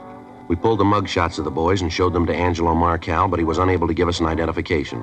It was difficult to tell if the boy was lying or telling us the truth to try to cover up for the members of the Pink Rat Gang. The following afternoon, Wednesday, September 9th, Frank and I checked into the office, and then we drove out to see the parents of the Marcal boy. They still hadn't returned, and the neighbors told us that they had seen the couple drive away early Monday morning without giving any indication as to when they might return. We asked the woman who lived next door to call us when they did come back. 4:40 p.m., we drove over to the east side of town to check on the 3 possibles named Pinky that we'd turned up the previous night. All of the boys were able to prove to our satisfaction that they were not the Pinky we were after. We talked to the youngsters in the neighborhood, asking them if they knew anything about an expected gang war. Either they didn't know anything about it or they wouldn't tell us. 6:15 p.m., we went back to the office and put in a call to Central Burglary. Yeah. We haven't got the exact date. The way we got it, there are a couple of rifles taken and a 12-gauge shotgun. No, and a 12-gauge shotgun. Yeah. Sure, I'll wait. They're checking the reports now. This is one tip I'd like to have turned bad, wouldn't you? Yeah, I'm with you. Yeah, Rex. Mm-hmm. That'd be the 30, huh? Yeah. What's that? Yeah, I guess it might be. Won't help if it is. Right. Let us know, huh? Right. They got the reports. Guns were stolen on Tuesday, August 30th. They still haven't been able to get anything on it. Rifles were 30-06s. Deer rifles, huh? Yeah. Olson says they got another report last night. Might mean something. Yeah. Hardware store broken into. What'd they take? 4 boxes of 30-06 ammo, 3 boxes of 12-gauge cartridges. It might have been a coincidence, but if it wasn't, the Orchid gang was armed with 3 guns and 225 rounds of ammunition, enough to start and sustain a small war. 6:35 p.m., we contacted Lieutenant Hartgrove, the night watch commander, and he assigned 2 other teams of officers to work with us.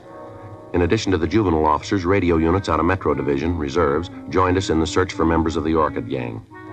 The streets in the area were combed. Citizens in the area were questioned, but they failed to supply any information on the boys who belonged to the gang. The satin-embroidered jackets the members of the Orchid gang wore had disappeared from the streets. At 12:01 a.m., the search was called off, and a broadcast was put out to the regular units in the area to be on the watch for any gang activities. 12:47 a.m., we got in touch with Rex Olson in Central Burglary. He told us that the crime lab had failed to come up with any physical evidence on the theft of ammunition from the hardware store. 1:20 a.m., Frank and I checked out of the office and we went home. The following morning at 8:30 a.m., we got in touch with a juvenile informant, and he was able to give us more information on the expected gang war. He told us that the fight was set for Saturday night. He was unable to give us the exact address of the party that was to be crashed, but he did give us a general idea of the location. He was also able to give us the name Pinky Eggers and his address. He told us that the Eggers boy was the leader of the Pink Rats and might be able to give us information on the membership of the Orchid gang. 12:40 p.m., Frank and I drove out to talk to the Eggers boy. We checked his school, but he wasn't there. We went to his home. It was a small one-story frame building with a weathered picket fence surrounding it. A 1947 hopped-up Ford was in the driveway. Frank and I went up on the porch and rang the bell. Yard could sure stand a cleaning up. Yeah, wonder who the car belongs to. I don't know. Sure looks fast. Yeah. Yeah? Like to see Pinky Eggers. Who are you? Police officers. Well, can't you lay off the kid? Why don't you quit rousting him? Is he here? No, he ain't here, and if he was, I don't think I'd let you see him. That his car? Yeah, it's his. Registered in his name? No, in mine. Now, what are you after the kid for? I want to talk to him. Well, talk to me. I'm his father. Anything you got to say to him, you can tell me. Your boy belonged to a club called the Pink Rat Gang? Why? Does he? I answer no questions till you tell me why you're asking. Now, look, mister, we're not out here to pass the time of day. Your boy's mixed up in something that can turn out to be pretty serious. That right? That's the way it is. Who says it's serious, and what are you talking about? We got word that your boy's mixed up in a gang war that's going to break out this weekend. And you 2 big cops are out here leaning on the kid because he's mixed up in a beef. Listen, there's a 5-year-old kid down the street skating on the sidewalk. Why don't you go put the arm on her? If this war breaks out and somebody's going to get hurt, maybe your boy. We're trying to stop it. Well, don't bother. Pinky can take care of himself. Any of the gangs cause trouble, the rats can swing their end. You want to stop the beef, go talk to the other kids. Tell them to lay off. My boy's gang is now looking for trouble. Any fighting going on, you can talk to the other kids. You check them. Leave my boy alone. We want to talk to him, Mr. Eggers. You going to make a pinch? No, we just want to talk to him. Should have known you were going to take him today. Only 2 of you. Well, I'm telling you ain't laying a hand on Pink. You try it, and I'll haul you in every court in the country. Now get out of here.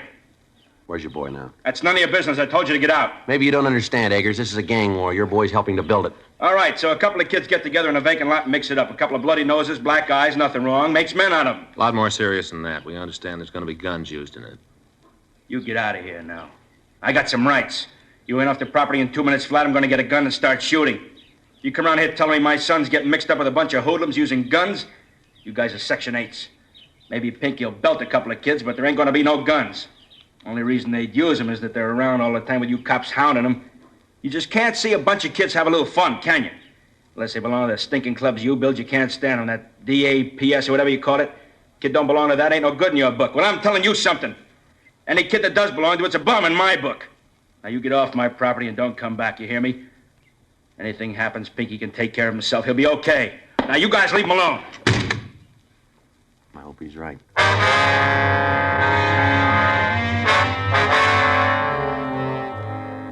3:15 p.m. Frank and I drove over to Pinky Eggers' school again. We spent the next 2 hours talking to the youngsters in the neighborhood. Those that would cooperate with us didn't have the information that we needed. The others refused to tell us anything. In the meantime, officers from 77th Street Division were checking on the activities of the Orchid Gang. They ran into the same evasive answers that we had. If the information we'd gotten was true, we had a little more than 48 hours to find the principals in the war before the shooting could start. Thursday night, 8:40 p.m., Frank and I met with Captain John Powers, Lieutenant Hartgrove, and the heads of the juvenile details throughout the city. From them, we learned that word of the impending war had spread through the gangs in the separate districts, and that the other gangs were taking sides in the argument and were ready to start their own battles with factions who opposed them. Captain Powers, along with the heads of the divisions, mapped a plan of action to be put into effect at the first sign of an outbreak. Additional cars from Metropolitan Division reserves were to be ready if they were needed. Days off for all juvenile officers were canceled. A three-way radio contact would be kept open between all divisions on Saturday night. The area where the main activity was expected would be heavily patrolled, both by beat men and by radio car officers. Once the operating plan was set up, there was little to do but wait. In the meantime, the search went on for members of the Orchid Gang and for Pinky Eggers, the leader of the Pink Rats. A watch had been placed on his home, but he'd failed to return. Friday, September 6th, 9:42 p.m., Frank and I checked with the burglary division on the stolen guns, then we went over to the New Yorker restaurant to get something to eat. Hi, Sal. Hey, Joe, call your office. I just called you. Yeah, thanks. Order me the fish and chips, will you, Frank? Sure. How's it going, Sal? Not bad. With you? Kind of rough. Where's Rosie? Her and the kids went to movies.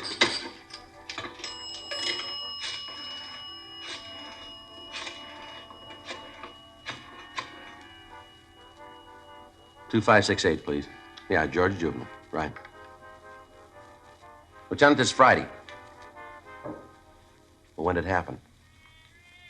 Well, wait till I get a pencil. Saul, hand me that menu, will you? Yeah. Here you are. All right, go ahead. Yeah, I got it. Yeah. Well, what do you want us to do? Yeah. They know yet? Yeah, all right. No, we'll get right over there. Bye. Never mind the food, Sal. What's the matter? Kids didn't wait until Saturday. They just shot up Highland Park. What's the score? Still coming in. A good start. Yeah. 11-year-old boy killed.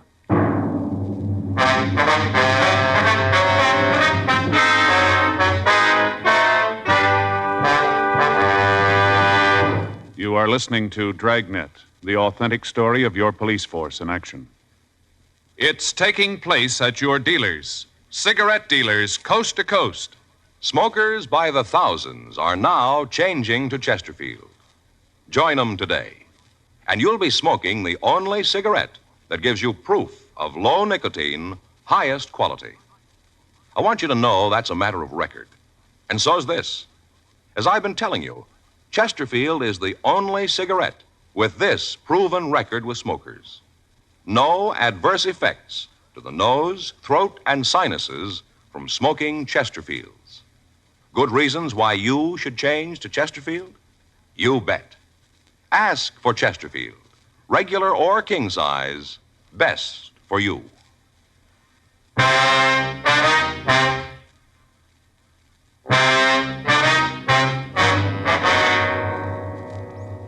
The first victim of the juvenile gang war was 11-year-old Tony Herman.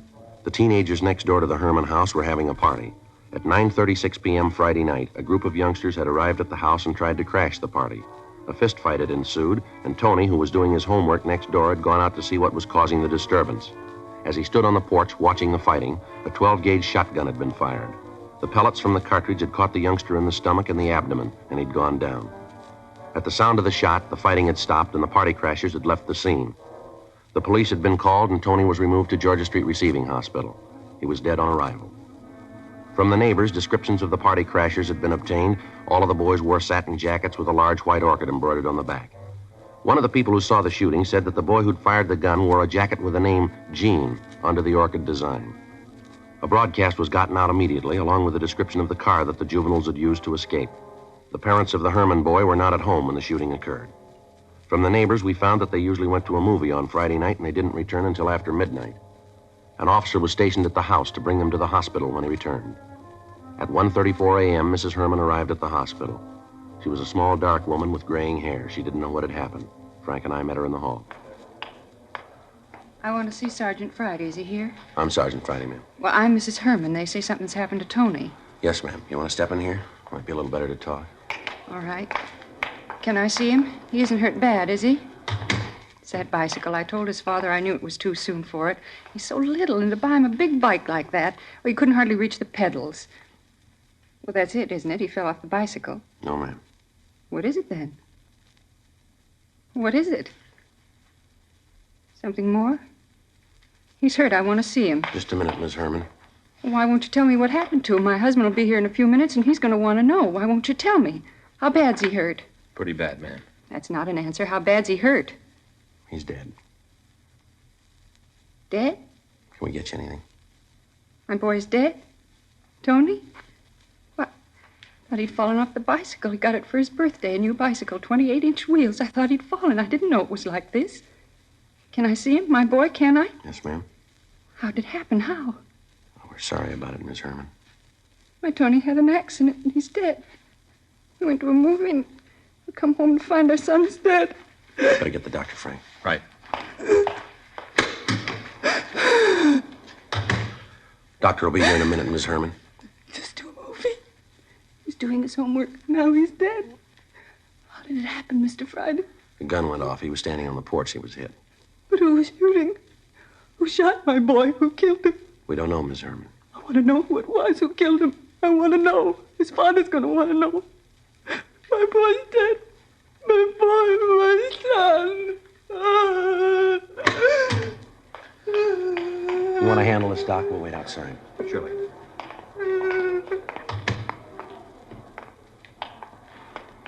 Kind of hard to do. You're going to make up for it. What? The kid that fired the gun? Yeah. They got him downstairs. A few minutes after the broadcast had gone out on the boy wearing the jacket with the name Gene on it, 2 officers on York Boulevard had picked up the speeding car. In shaking down the occupants and the car itself, they'd found the jacket hidden under the rear seat. In the trunk of the automobile, they'd found the stolen rifles and the shotgun with 1 discharged cartridge in it. The 3 boys in the car had been taken into custody and brought immediately to Georgia Street. 2 of the youngsters had been taken to the detention cells, and the third, who identified himself as Gene Graff, was brought to the office of the night watch commander.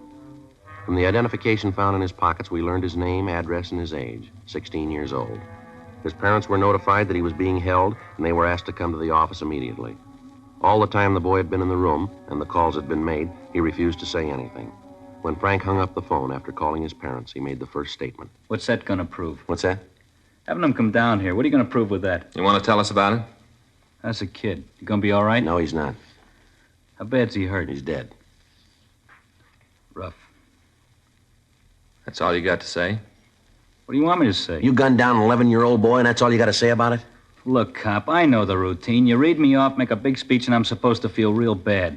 Well, I'd like to go along with you, but it won't work. Look, save the effort. Use the words in somebody else. Do what you're going to do, and let's get it over with. How old are you? You already saw it. How old? 16. Pretty heavy, aren't you? I've been around, yeah. Don't get smart, kid. Not my fault. I was born that way. How many times you been arrested? Couple. How many times? 4. For what? Suspicion 211, suspicion 245. You're 16. You've been picked up for robbery and assault. I didn't stand any of them. You ever been in camp? No. You ever served any time? Look, the taxpayers pay you a lot of money to keep records. Why don't you look all this up? It's there. Where'd you get the shotgun you used tonight? I won it in a raffle. I got a lot of luck. Yeah, well, it just ran out, kid. Now, I'm going to give you a piece of advice. If you're as smart as I think you are, you're going to take it. You start answering these questions, you start answering them right. You bought yourself a pile of trouble that you and that smart mouth of yours aren't going to talk your way out of. You killed somebody, an 11-year-old boy. You walked up that house with a gun you were ready to use. And you just answer the questions and never mind the sarcasm. Put the muscle away. You lean on me and I'll have every sister in this state on your neck. I'm a juvenile, don't you forget it. You just got out of that league. That's the way you see it. That's the way it is. From where you sit. But I'm telling you, you give me any muscle and I'll scream my head off to every sob sister club in the country. I want to ask you once more, young fella, where'd you get that gun? I bought a lucky ticket. Stick with it, kid. We're checking the numbers now. Those guns were taken on the burglary last week. You're dead on it. We got you going in. You try to make it stick. Don't worry, we will. Use narcotics? Do I look like a hype? I asked you a question. And I gave you an answer. Did you drink? Sure, I'm a real lush. I'm going to tell you something. We're running out of patience with you. Well, then you better go get pumped up. You're going to need a lot more. What were you doing out there tonight? Where? Come off it. You know what I mean. Gently, gently. What were you doing at that party? What do you usually do at a party? Was having a good time. Why'd you take that gun with you? It was in the car. I didn't take it. I went along for the ride. Well, who put it there? I don't know. Other boys say it was yours. That's a lie. Prove it. I don't have to. You got to prove I did know about it. We don't have to prove a thing. There are a couple of people who saw you shoot the kid. Guys you were with that copped out. You're nailed and you know it.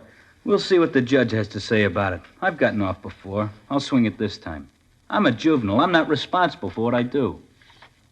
You really believe that, don't you? I said it. You know, I got 2 kids. What do you want, a medal? I got 2 kids. They're pretty good youngsters, too. They go to school, they study hard, and they're trying hard to grow up to be decent human beings. They'll get married and raise ordinary families.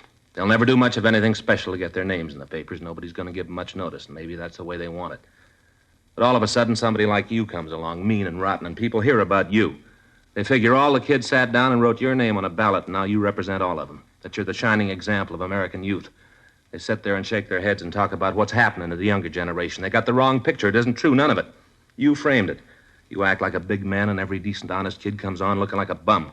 You sit there and blow off about being a juvenile. You like it because you think it'll buy you special privileges. Well, you're wrong, fella, not in my book. As far as I'm concerned, you're a rotten little killer, and you're going to be treated like one. Now you bring out the rubber hose? All right, come on, let's go. Take your coat, boy. You're not coming back this way. Yeah. Come in. Mr. Friday, Yes, Miss Herman. they told me I'd find you here. Is this the boy who did it? Yes, ma'am. What's your name? Answer. Gene Graff. Why'd you do it? Why'd you kill my boy? Did he do something to you? Is that it? Did Tony do something to you? Answer me. Say something. Just tell me one thing. What right do you have? What right does a young hoodlum like you have to stand there alive and breathing and my boy dead? What right? Do you hear me? What right? Miss Herman. Make him tell me what right. What right? What right does he have to do a horrible thing like this? What right? I don't know, but we're going to take it away from him.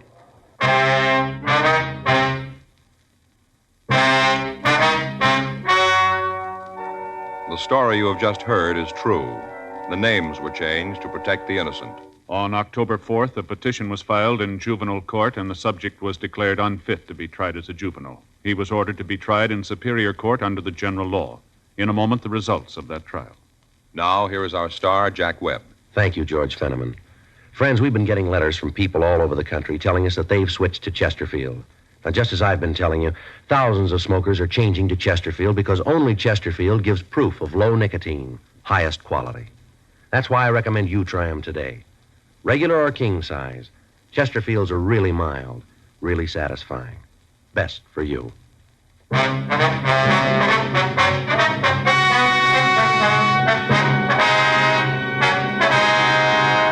Gene Norton Graff was tried and convicted of murder in the second degree. He was referred to the Youth Authority for punishment. Murder in the second degree is punishable by imprisonment in the state penitentiary for a period of from 5 years to life.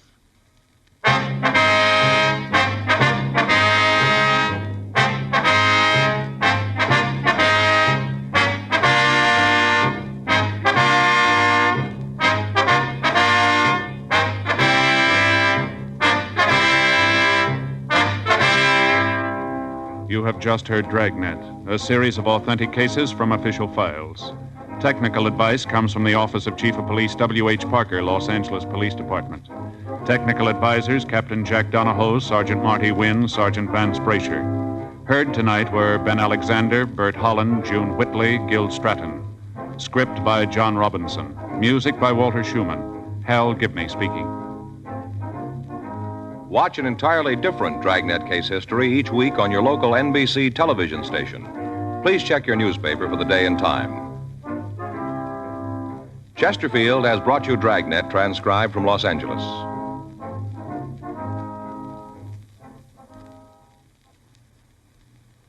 Have you tried new cork tip Fatima? It's the smooth smoke with Fatima tips of perfect cork, king size for longer filtering, and Fatima quality for a much better flavor and aroma. Fatima is made and guaranteed by Liggett & Myers Tobacco Company. Try Fatima today. Hear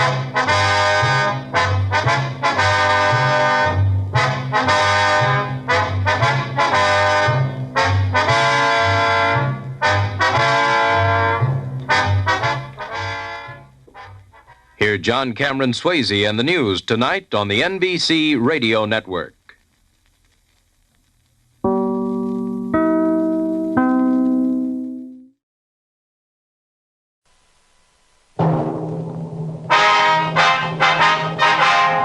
Sound off for Chesterfield. Chesterfield, the only cigarette in America to give you premium quality in both regular and king size, brings you Dragnet.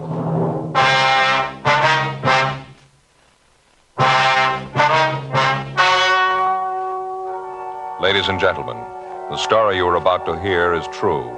The names have been changed to protect the innocent.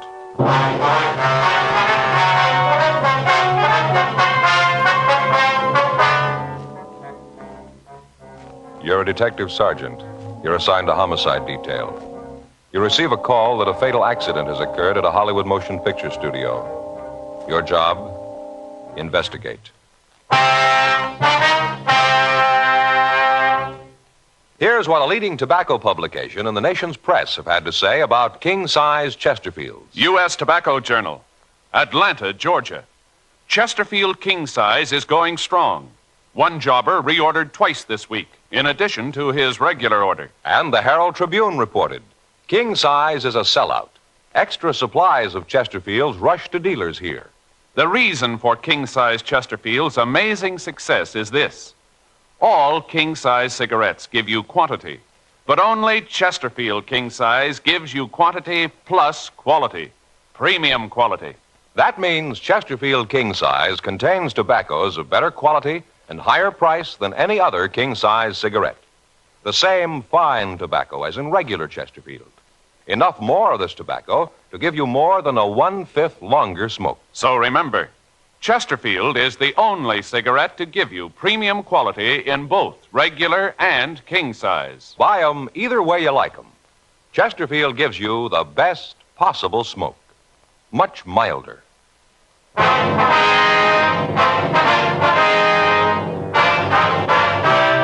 Dragnet, the documented drama of an actual crime.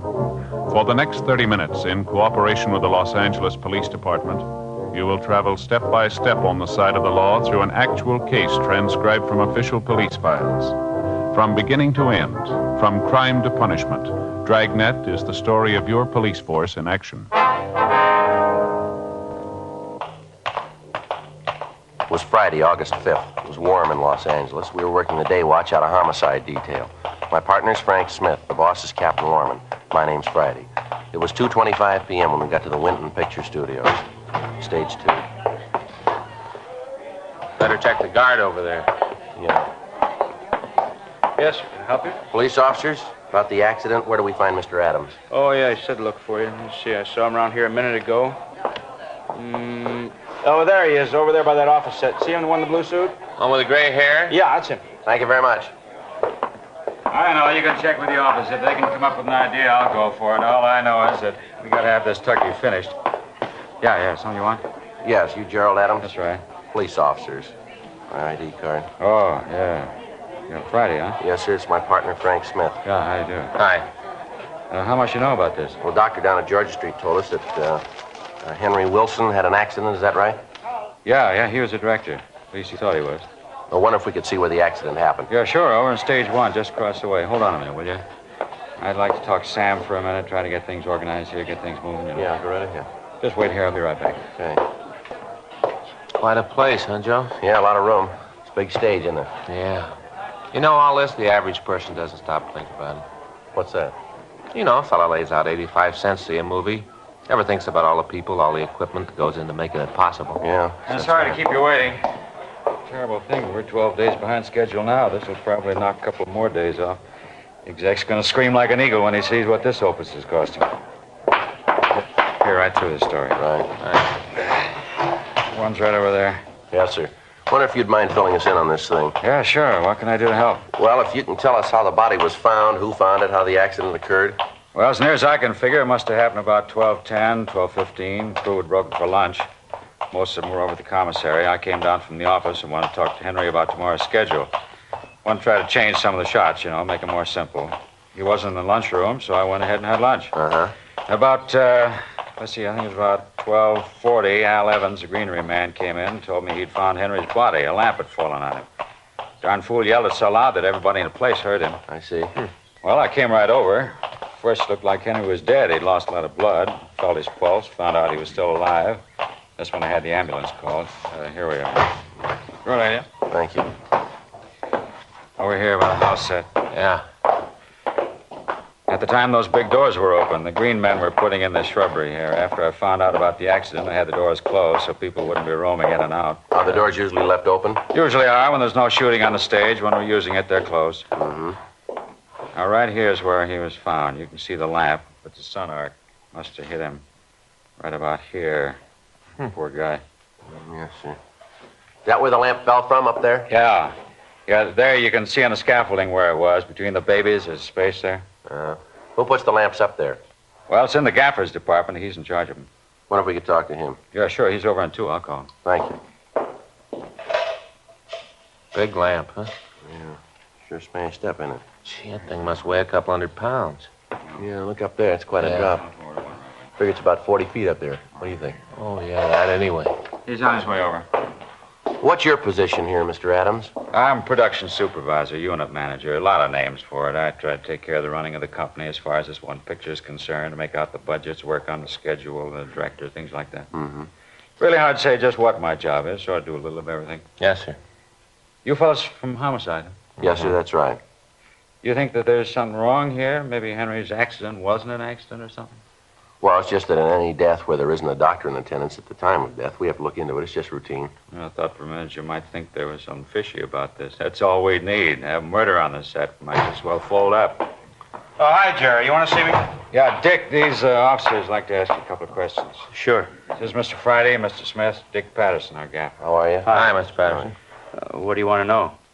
Well, Mr. Adams here tells us that you were in charge of installing those lamps. Is that right? Yeah, that's right. Are you trying to say I had anything to do with causing Henry's death? Oh, no, sir. We didn't say that.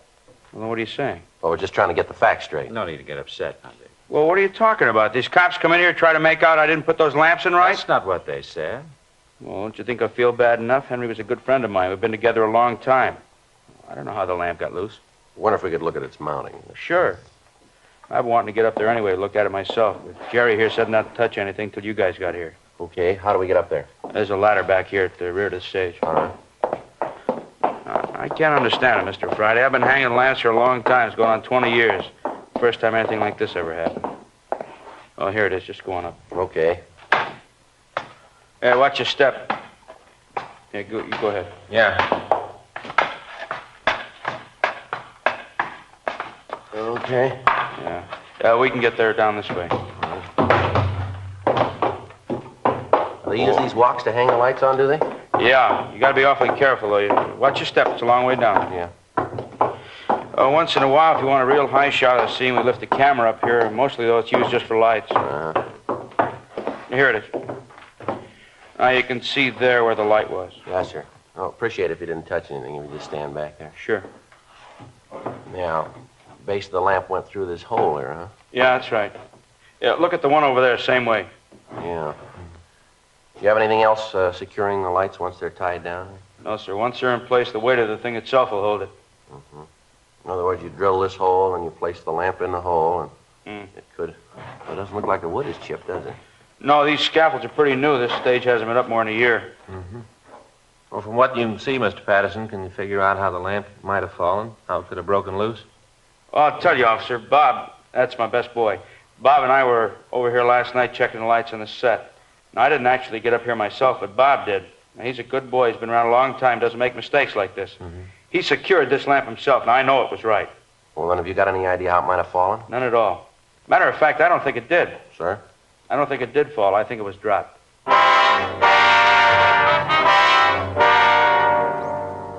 3:15 p.m. Frank and I went back to stage 2. We talked to Bob Murphy, the best boy, and got the same story from him. He said that he'd secured the lamp in position himself and that as far as he was concerned, it could not have fallen. He agreed with Dick Patterson that the lamp must have been removed from its place and either dropped or was thrown at Wilson. At this point, there was the possibility that the death was not an accident. We asked the unit manager to assign one of the studio police to guard the scene of the accident, and then we called the crime lab. Dean Bergman lifted several clean prints from the broken lens of the lamp. Bob Murphy's fingerprints were taken, and they matched those found on the lamp. There were no other prints on the glass. The men from the crime lab found a small piece of blue cloth on the mounting of the lamp. Lee Jones put it in an envelope and gave it to me. At 4:20 p.m., we talked to Gerald Adams in one of the portable dressing rooms. I just can't believe it. There were a lot of people in town that didn't like Henry, but I don't think there was anyone that'd kill him. Was there anyone in the company that he had any disagreements with, would you know? Well, what do you mean? Well, anyone he had quarrels with, arguments, would you know? Well, I guess Sam would be the most likely. They argued all the time. Sam? Yeah, Sam Phillips. He's the first assistant director. Real talented guy. Been at it a long time. He and Henry worked together for a long time. They're always arguing. I guess if you didn't know him, you might think they were serious, but here in the company, we all knew. We understood. Understood what? Well, Sam's been in Hollywood almost since it was. He began as a prop man, worked his way up to be a cutter. Then I guess about 15 years ago, he went into directing. Mm-hmm.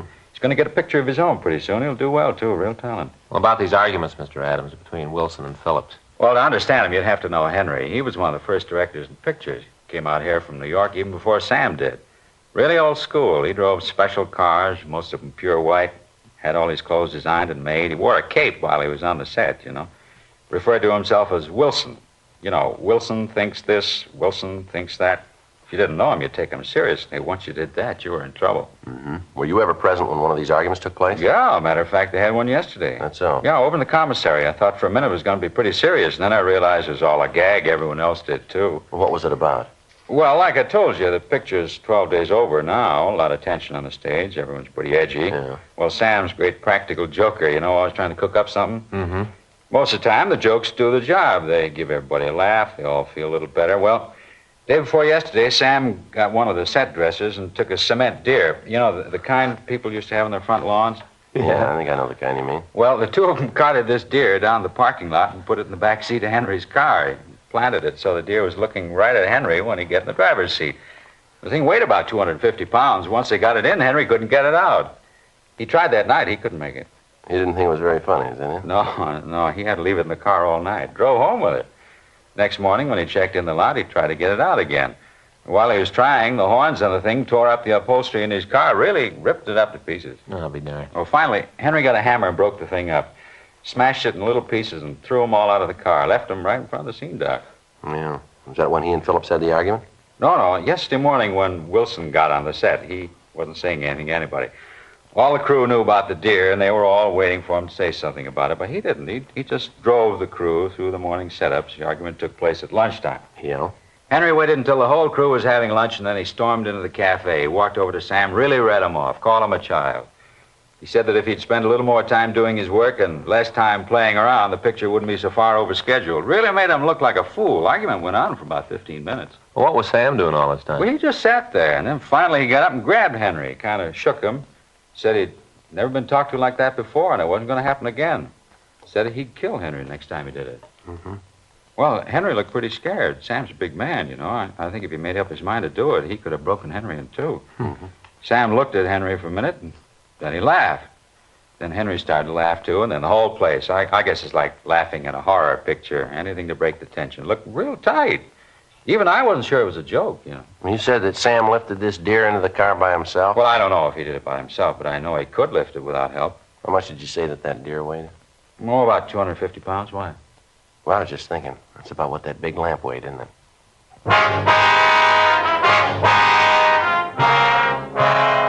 3:45 p.m. Frank called the office and had R&I run the names Sam Phillips and Henry Wilson. Sam Phillips had been arrested once for disturbing the peace. He'd gotten drunk in a nightclub out on Sunset Boulevard and gotten into a fight. The report said that it had taken both of the arresting officers to subdue him and take him into custody. There was no record on Henry Wilson. We continued to talk to the crew. Each one of them told us about the arguments between Phillips and Wilson, but most of the people we talked to didn't share Adams' idea that the arguments were just a joke. The script girl told us that on at least 3 occasions, members of the crew had to keep the men apart, and that Sam Phillips had said he'd kill Wilson. We asked each of them if they'd seen anyone enter or leave the stage at approximately the time of the accident. None of them had. They explained that Wilson had been trying to pick up time and that as soon as they'd finished one shot, he was yelling at them to get ready for the next one. 4:22 p.m. We talked to Sam Phillips. Sure, we had some beefs. None of them were serious, though. Well, how about this fight you had in the commissary yesterday? You mean the thing about the deer? Yeah? Well, that didn't mean anything. Oh, I admit I was pretty sore for a minute, but right away I knew Henry wasn't serious. Even if he was, I guess I can understand it. Must have made him pretty sore to see his car ripped up. Did you lift that deer into Wilson's car by yourself? Yeah, I had one of the set dressers with me. He kind of steered the thing in. Sure looked kind of funny. Mm-hmm. You sure you weren't over on stage 1 today? Positive. You got any idea of how that light got loose and fell? No, I've been in the business a long time. That's the first time I've ever known a lamp to fall. They've been tipped over when on a floor stand, and I've seen them broken when a set is moved. I've never seen one drop like that. Do you have any idea how this could have happened then? Not the slightest. You're a first assistant, is that right? Yeah. How long you been in this job? Oh, I guess about 15 years now. I was a cutter for a while. Took a big cut in salary to go into directing. Figured it'd be a way to get a picture of my own. A lot of directors come from the cutting department. That's so? Yeah, they do. I didn't care much for it, though. I like to be on the set. See things happen. I like the activity. Mm-hmm. Did Wilson know that you wanted to be a director? Yeah, he said that if I stayed with him, he'd try to get the producers to give me a picture. Matter of fact, I kind of thought I might get this one. Is that right? Yeah.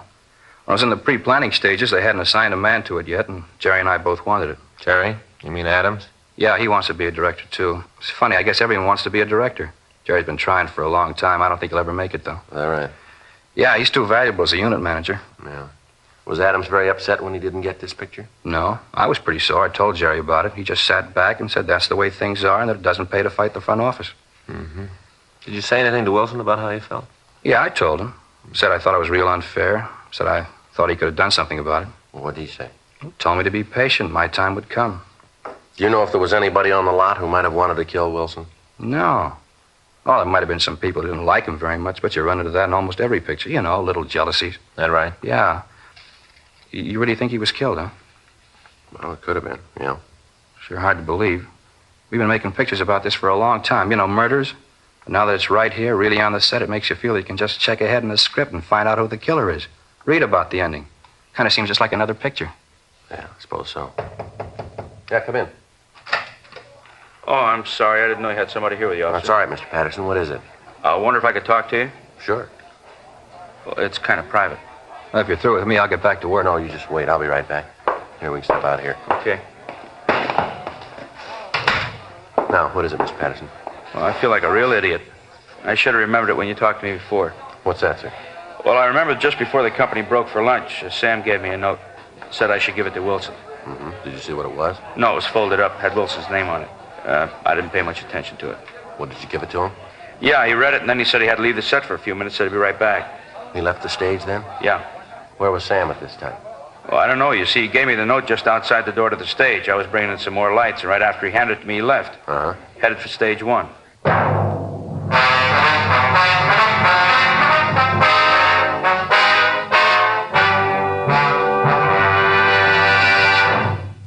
You are listening to Dragnet, the authentic story of your police force in action.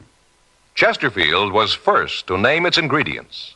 Ingredients that give you the best possible smoke.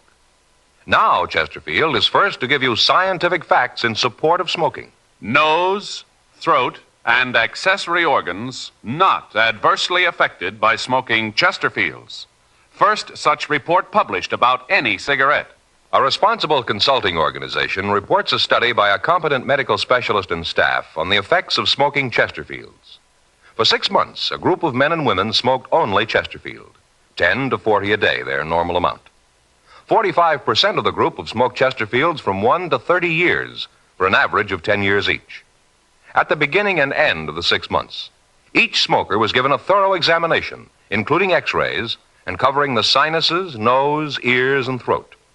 After these examinations, the medical specialist stated, "It is my opinion that the ears, nose, throat, and accessory organs of all participating subjects examined by me were not adversely affected in the 6 months period by smoking the cigarettes provided." Remember this report, and buy Chesterfields either way you like them, regular or king size. Premium quality Chesterfields, and much milder.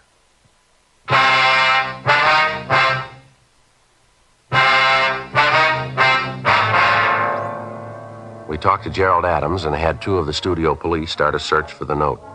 Frank called Georgia Street Receiving Hospital and asked if the note had been found on the body of Henry Wilson. The doctor told us that he didn't know and that the dead man's personal effects had been turned over to the coroner.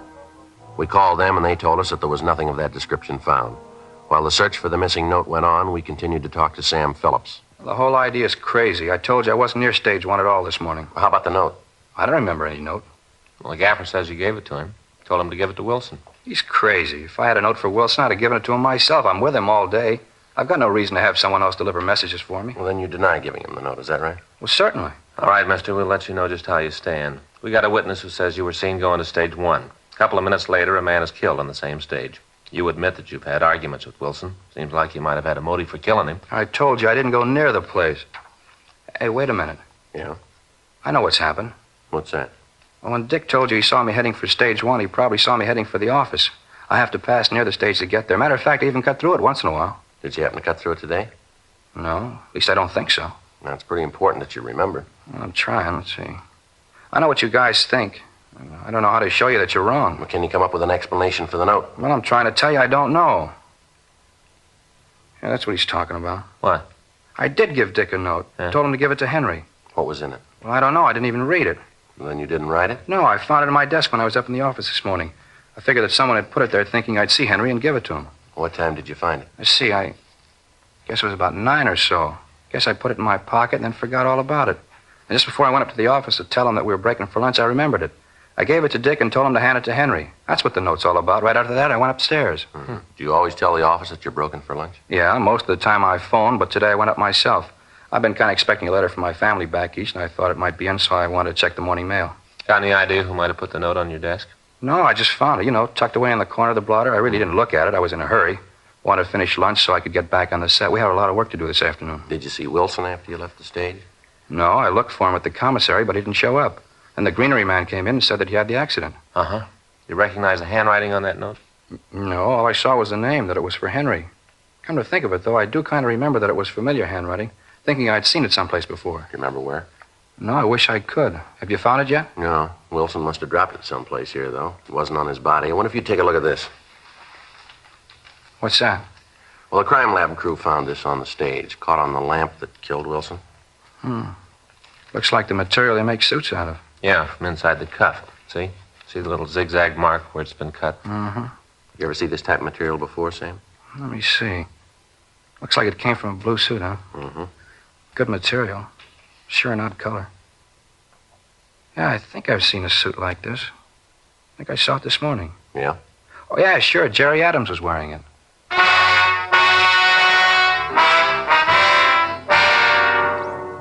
6:30 p.m. We called Gerald Adams into the dressing room. Were you on stage 1 at all before the body was found? No, sir. Why do you think I had something to do with this? Well, we're just trying to get the facts here. Well, I want to help, but it seems to me that you'd spend your time a little better if you talked to Sam, the note and all. Still deny giving it to Henry? No, he says that he gave it to him. Well, then there you are. I guess that argument was a lot more serious than we thought, huh? That's a nice-looking suit you got on, Mr. Adams. New? Yeah, this is the first day I've worn it. Present from my wife. Pretty blue. I don't usually care for blue, like brown, gray mostly. Wife's been trying to get me to wear blue, so she got this suit for me. Yeah, looks like it's made pretty well there. Yeah, it is. She had my tailors put it together. I didn't even go down for a fitting. Needs a few things done to it, like the shoulders pulled in a little. I don't much care for padding in the shoulders, you know. Mm-hmm. You mind if I look at the cuffs? I've always had trouble with the cuffs on my suits. You can see here how they've worn. It must be in the way they're made. No, I don't think so. That looks like it came from your shoes rubbing against it. You mind if I look? No, here. Yeah, it sure is beautiful material. Yeah, she sure got good taste. Of course, it should be. She paid $180 for it. Wow. Hey, you got a little tear here on the cuff. Inside, have you noticed that? No. Let's see. Right there. Oh, yeah. How about that? I gotta get that fixed. A little piece torn right out. Huh? Uh-huh. What did you do when you found Wilson's body? No, I mean. What were your movements? Well, it'll be kind of hard to explain. If you want to walk over there, I can show you. All right. Let's go. Company's broken. I told him wait up in the office. Figured you might want to talk to him some more. Fine. Here, I'll get the door. Sure a beautiful night, huh? Yeah, it is. Best time of the day in the valley. After the sun starts to go down, everybody's always kidding about the cool breeze that comes up, you know. Really does out here.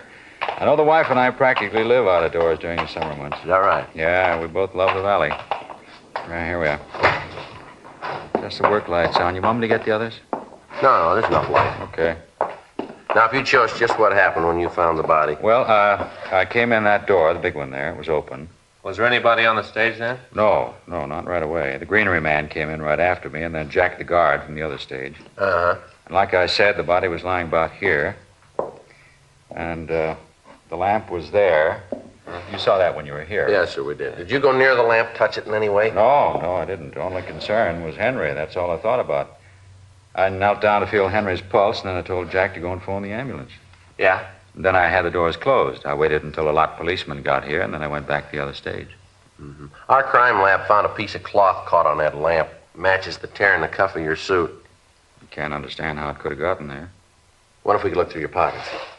Why? What's that going to prove? We just want to take a look. It won't hurt anything. Well, maybe it won't, but I don't see why you're asking me all these questions. Seems to me that Sam's your killer. Why don't you talk to him? Make him tell you why he did it. All right, come on. Let's see what you got in your pockets. Take everything out, put it on the table. All right. Here's my wallet. Well, you better take the money out of it. Okay. Now, let me see the wallet. All right, here. Just a second, Mr. Adams. What'd you drop over there? Right there. Hmm? Looks like the note we've been looking for, Joe. What's it say? Wilson, I have to see you. Something's come up. Meet me on 1 when you break for lunch.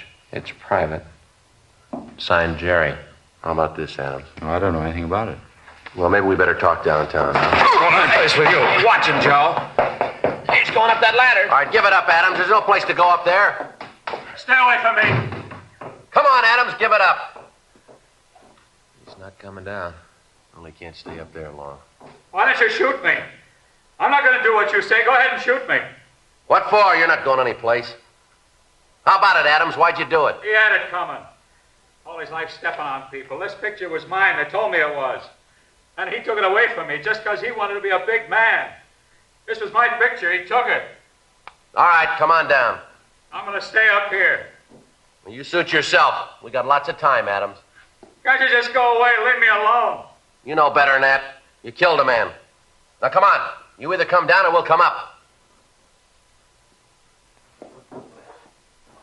What do you think, Joe? Yeah, give him a minute. He wants to be a director. Yeah. Let him figure out the ending.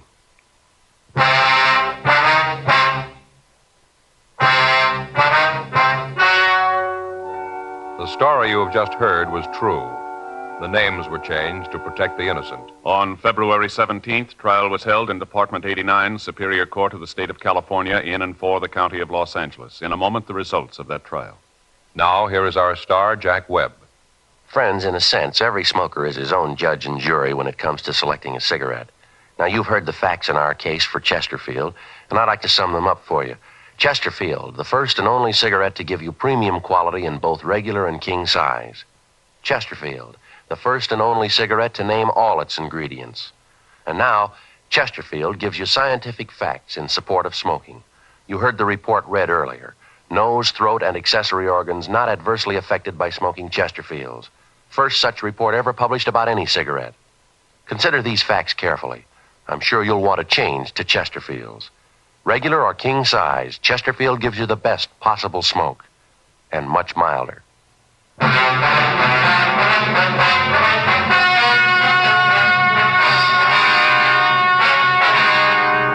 Gerald S. Adams was tried and convicted of murder in the first degree. He was sentenced to life imprisonment in the state penitentiary, San Quentin, California.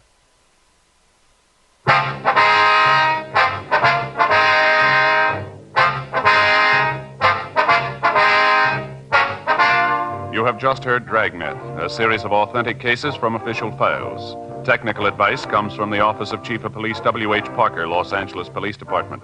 Technical advisors, Captain Jack Donahoe, Sergeant Marty Wynn, Sergeant Vance Brasher. Heard tonight were Ben Alexander, Whit Connor, Jack Crucian. Script by John Robinson. Music by Walter Schumann. Hal Gibney speaking. Sound off for Chesterfields. Either way you like them, regular or king size, Chesterfield gives you the best possible smoke. Much milder Chesterfield. Chesterfield has brought you Dragnet, transcribed from Los Angeles.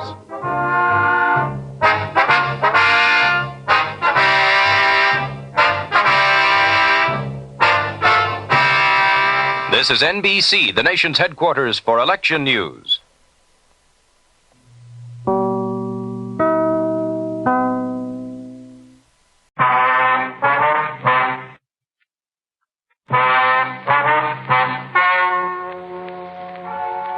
Ladies and gentlemen, the story you are about to hear is true. The names have been changed to protect the innocent. Dragnet.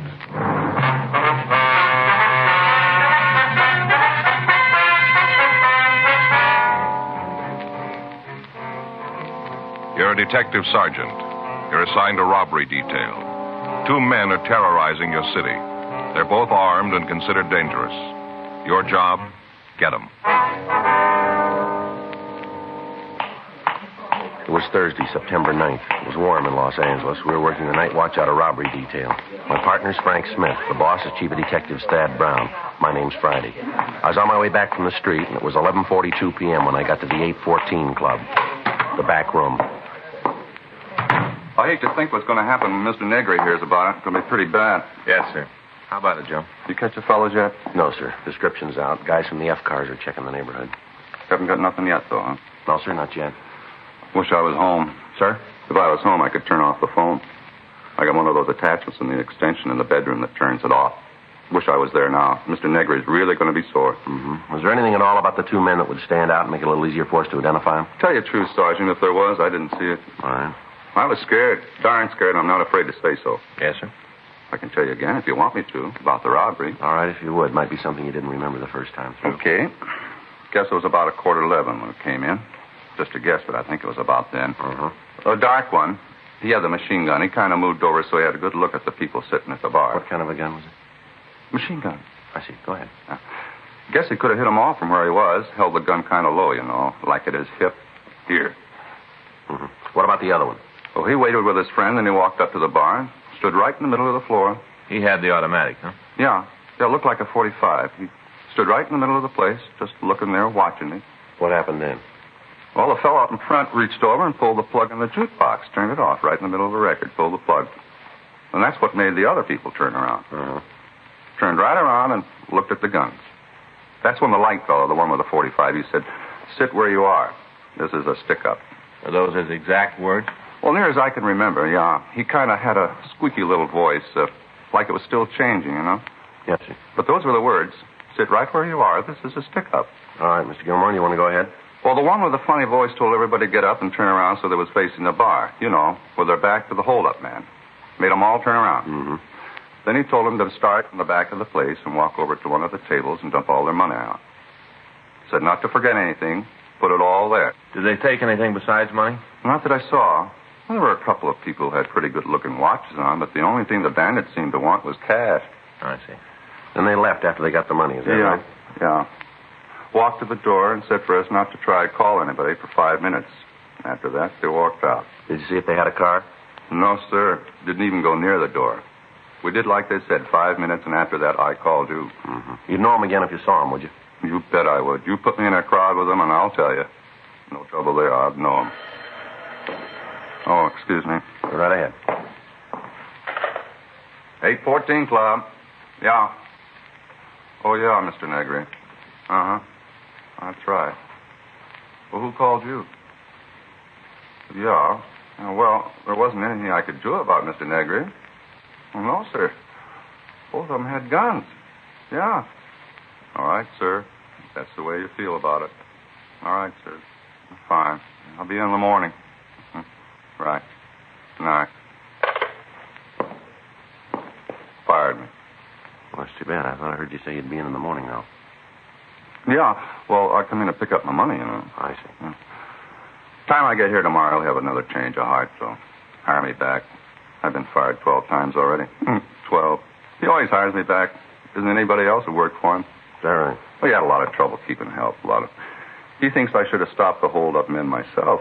Just walked in with my bare hands and stopped them. Pretty silly when you think of it. He says they're only kidding with the guns, that they wouldn't have really shot me. Pretty silly. Says he'd have bet on it. All right. Doesn't take too much to figure that out. Well. Either way, I'd have lost, wouldn't I?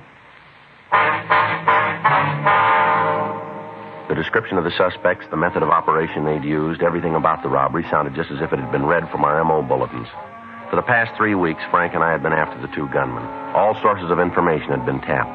Victims and witnesses had been questioned and re-questioned. People in the immediate vicinity had been talked to. Mug shots had been pulled and worn out by handling. To date, in concrete information, we had exactly what we'd started with. Two gunmen who were moving around at will and robbing citizens where and when they chose. The victims of the latest robbery were shown the mug books, but they were unable to make an identification. The canvass of the area turned up no usable information. Frank and I worked until 3:45 a.m., and then we filled out the log and left the office. The next morning, we checked with Captain Donahoe and Chief Brown. As a result of the meeting, we arrived at the only possible solution to apprehending the suspects. Legwork and a lot of it. We spent the rest of the afternoon rechecking informants. At 9:30 p.m., we stopped for dinner, and then we went back to the office. You got the address Sam gave you? Yeah, it's here somewhere. Yeah, here it is. Yeah. You think it's worth checking out? Well, we got nothing else to do. We might as well. As soon as I get these straightened up, we can take a ride out there and see him. Yeah. Robert Murphy. Yeah, he's here. Just a minute. Friday? Yeah, Murph. Take 3, will you, Joe? Thanks. 3? Yeah. This Friday. Yeah, boy. When was that? Well, it's possible. Do you see anybody else? All right, we'll come right over. Bye. It's Highland Park. They just picked up a guy for 459. Yeah? Matches the description of our blonde hold-up man. You think it'll check out? I don't know. They shook him down when he was picked up. They found a 45 with a full clip. It's pretty heavy for a burglar. Yeah, let's go over and talk to him. Sure be a break. We've been chasing luck long enough. Well, maybe we caught up. Frank and I signed out of the office immediately, and we started over to Highland Park. It wasn't the first time we'd gone out on a similar call. During the time we'd been after the hold-up men, there'd been several others. All of them had to be checked out. We never knew when an odd piece of information might turn the lead that we'd been looking for. Just before we turned off onto Avenue 64, a call came in over the radio. All units on frequency 1, stand by. You want to turn it up? All Yeah, units I got it. on frequency 1, stand by. Stand by 11J4. All units on frequency 1, please stand by. Sounds like a good one. Yeah, wait a All minute. units in the vicinity of Highland Park area. All units in the vicinity of 6045 York Boulevard, Highland Park Division. Units 11F2, 11F3, 11F5, and 11F7. And all traffic units, attention. It's a big one. At 10:47 p.m. this date, an armed man entered the Highland Park police station and forced an officer to release 2 prisoners. The man was armed with a submachine gun believed to be a .45 caliber. Suspect is described Sounds like our boy. as WMA.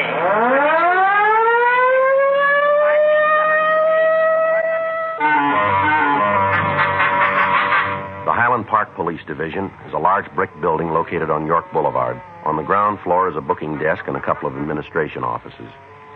Directly behind the booking counter across the hall is a cell block. Prisoners are held there pending further investigation or transfer to the main jail.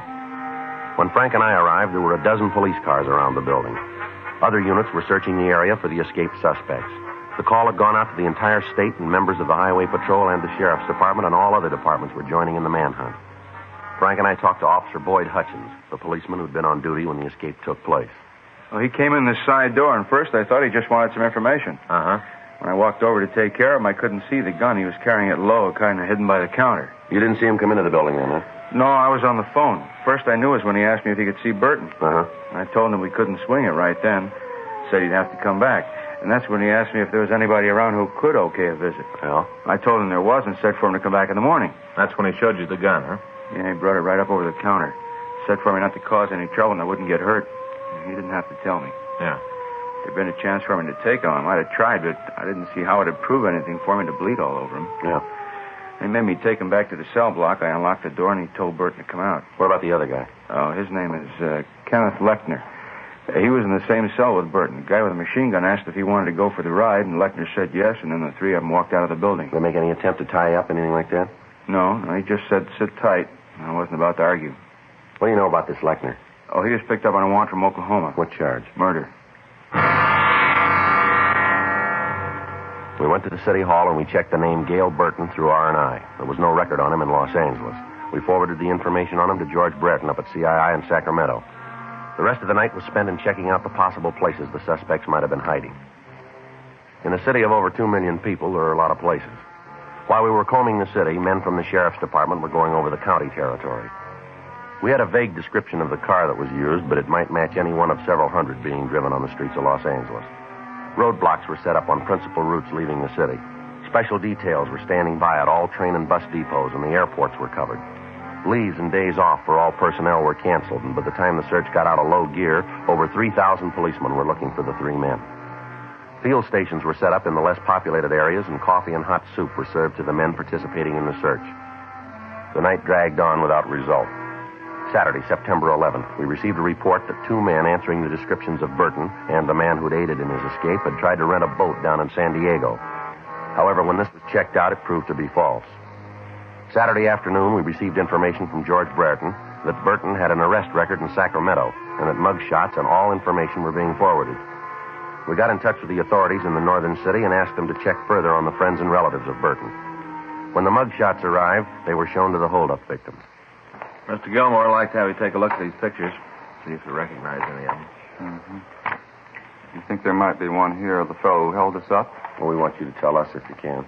Uh-huh. No. Not him. Uh-uh. No. Well, you remember how I told you Mr. Negri would give me my job back? Yeah, I remember that. He did, just like always. Oh, that's fine. As soon as he read in the papers how they broke out of jail, he said I was right not to cause trouble. As soon as he found out about the jailbreak. Well, we're not sure they're the same men yet, Mr. Gilmore. Don't know why. Sir? Don't know why, you ain't sure. Here's his picture. This is the man who held you up? Yep. One and the same. How about it, Joe? It's Burton. The other victims also identified Burton as one of the men who'd held them up. With the name of the man, we at least had some place to start. We put in a call to Sacramento, and we talked to the police department up there. We found that the suspect had been arrested on charges of suspicion of burglary, suspicion of robbery, ADW, and assault with intent to do great bodily harm. In spite of the numerous arrests, Burton had only served 1 term in the county jail. We got all available information on him, and the search was intensified. We'd gotten reports from informants that the 3 men might try to escape across the border into Mexico. San Diego was notified of this, and Al Gayton was dispatched to the international boundary of Tijuana to aid the Mexican police. 2 days passed without news of the suspects. Monday, September 13th, Frank and I got back into the office from chasing down a lead that went nowhere. Better check with the skipper. Yeah, I'll do it right away. I got it. Robbery Friday. Yeah, all right, I'll take it. It's long distance San Francisco. Might have gotten up there, huh? Hello. This Friday. Oh, yeah, Eddie. Mm-hmm. Yeah, well, we got the identification from Brereton. No, nothing yet. When was that? That could be. It'd give him time, wouldn't it? Just a minute, Frank. Yeah? It's Eddie Vandervert up there. When did these guys pull the first job? I think it was August 16th. Place over on Pico. That's the first one, isn't it? Yeah. August 16th, Ed. No, the other one doesn't show up on any of the sheets. Kenneth Lechner. No, we're expecting it from Oklahoma. You guys will check it out for us then, huh? All right. Let us know as soon as you got something definite, will you? Right. Okay, Ed. Thanks for calling. Right. Bye. What's he got? Well, I got a rumble that Burton was up there the first part of August. He stayed about a week, he said. Yeah. Ed says he's got an informant down in the Fillmore district used to run with Burton. Might give us a lead on the partner. How come? Well, according to the informant, Burton met a guy up north. They got real chummy. They left town together. Come up with a name? Yeah, he did. Kirby Monet, M-O-N-E-T. Been in trouble? A couple of times. Petty stuff. Rumble's got it that he was always talking about going big, forming his own gang, cutting into the heavy stuff.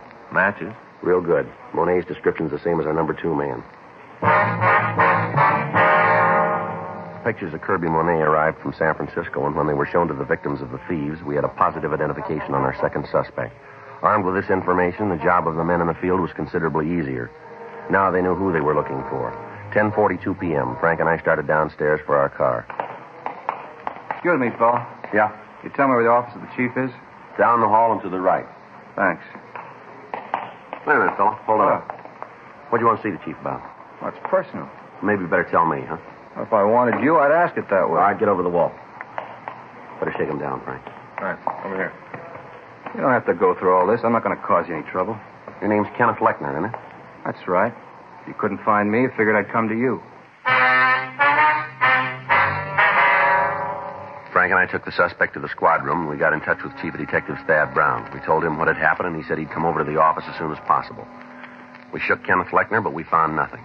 We asked him to tell us about the jailbreak. I didn't have nothing to do with it. You got to believe that. We'll let you tell us. I'm giving it to you the way it happened. Where are Monet and Burton?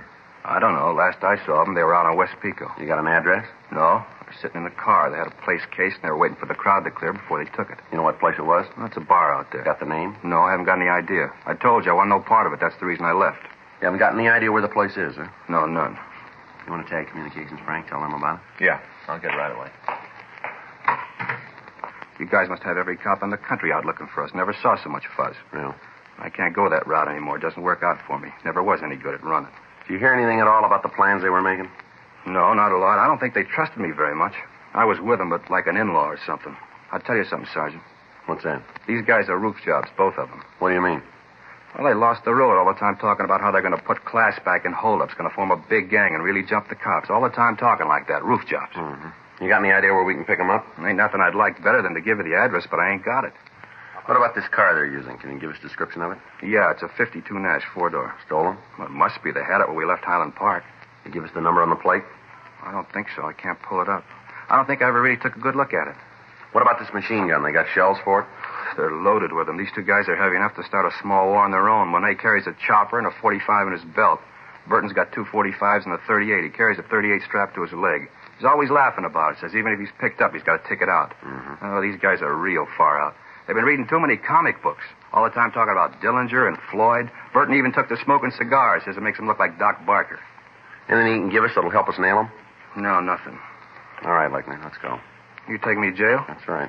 Hey, you do me a favor, huh, Sergeant? What's that? Give me a cell by myself. I hadn't much sleep in the last couple of days. I'd sure like to get some. We'll see what we can do. All right, sit still a minute. All right, let's go. You got to put these on again? That's right. All right, come on. Get the word out? Yeah, a little late. What do you mean? Burton and Monet have already hit the bar. Patrol car spotted them on the way out. Yeah. There was a beef, and the men in the car took Burton into custody. Mm-hmm. Dropped him in the car and started to bring him in. Hadn't gone more than a couple of blocks when Monet drove up, rammed the police car, and started shooting. Anybody hurt? Yeah. He took Burton away from the men in the unit and shot one of them. How bad? Well, he's at Georgia Street receiving now. They don't expect him to live. We had Count Fleckner held for the Oklahoma authorities. We contacted Captain Donahoe and told him what had happened. He'd taken over the search for the two suspects in the Pico area. A blockade had been set up on all streets leading into and out of the area. All vehicles were being stopped and searched. All pedestrians were being interrogated. Frank and I joined in the manhunt. By 6:30 the next morning, Wednesday, September 15th, the area had been covered without result. However, in checking all automobiles in the vicinity of the holdup, we'd come across a 1952 Nash, gray in color. The left front fender was damaged and it matched the description of the suspect's car very close. We put a stakeout on the vehicle and it was kept under watch for the next 24 hours. During that time, no one approached it. We checked the license number with Auto Theft Division and found the car to be stolen. It had been taken from the owner 5 days before on September 10th. We brought Kenneth Lechner from the main jail and he positively identified the car as the one driven by Monet and Burton. At the end of the surveillance, a crew from the crime lab came out and identified paint scrapings from the damaged fender as having come from the police car that had been rammed. The crew from Leighton Prince came out and went over the car. While they worked, Frank and I stood by. Looks like we got it turned. Well, it's not going to do us much good if we can't find the guy with the key. Well, he should be about finished now. I'll check with him. All right. I'll walk over with you. Excuse me. Yes, ma'am? Something we can do for you? You know what those men are doing to that car? Police business. You a cop? That's right. You tell me what's going on? Investigation. Of what, the car? That's right. What are you looking for? Information. Not going to tell me, huh? Well, it'd be a little better if we didn't, ma'am. Okay. But he's not going to like it, not a bit. Who's that? The fellow that owns the car. He's not going to like having all you guys roam around. You know the man that owns the car? Sure. I'm figuring to get married. I know him. What's his name? Monet's kind of French-like, romantic. How long you know him? Not long. Sort of a whirlwind courtship, you'd say. Just met each other and we knew. You know where this Monet is now? Not right off. I know where he'll be. Where's that? At his place. I'm supposed to meet him there at 7:30 tonight. We got a date. Why, you want to talk to him? That's right. He's a nice fellow. You'll like him. Almost everybody does. Is that right? Never knew anybody met Kirby didn't want to be around him all the time. Everybody wants to be around Kirby. You know him. You'll see. Well, I won't be too hard, ma'am. Huh? He's already convinced us. We had the girl, Drusilla Roth, show us where the suspect was living. The results of the investigation by latent prints brought out several partial fingerprints. These were identified as belonging to both suspects. We checked with the landlady at the apartment. She verified the fact that Monet and Burton had moved into the place 3 days before. She told us that neither man was at home. In our company, we checked the room. Under a pile of dirty clothes in one of the bureau drawers, we found several boxes of ammunition for the .45s and the .38. There were also several hundred rounds of cartridges for the machine gun. Because of the physical structure of the building, it was decided that the best way to keep the place under surveillance would be for one team to cover the front door, another to watch the rear entrance, and a third to wait in the room itself. Frank called the office, and Sergeants Murphy, Rafferty, and Benson, along with Lieutenant Stoner, came out to help us. We instructed the manager to stay in her room and not let on to either of the suspects that we were in the building. We waited. 6:45 p.m. Should be showing up pretty quick, huh? Yeah. Any word from Georgia Street? Well, I talked to Stoner when he got here. They've given Simon a couple of transfusions. Figure they're going to be able to transfer him to General the first thing in the morning. You going to make it then? Well, looks like it. They took a .38 out of his left lung, 2 more out of his hip. Pretty rough go. Yeah. What time he got? 6:47. Should be here by now if he's going to keep that date. Well, there's another one that comes first. At 7:06 p.m., there was a knock on the door. It was a signal that we'd arranged.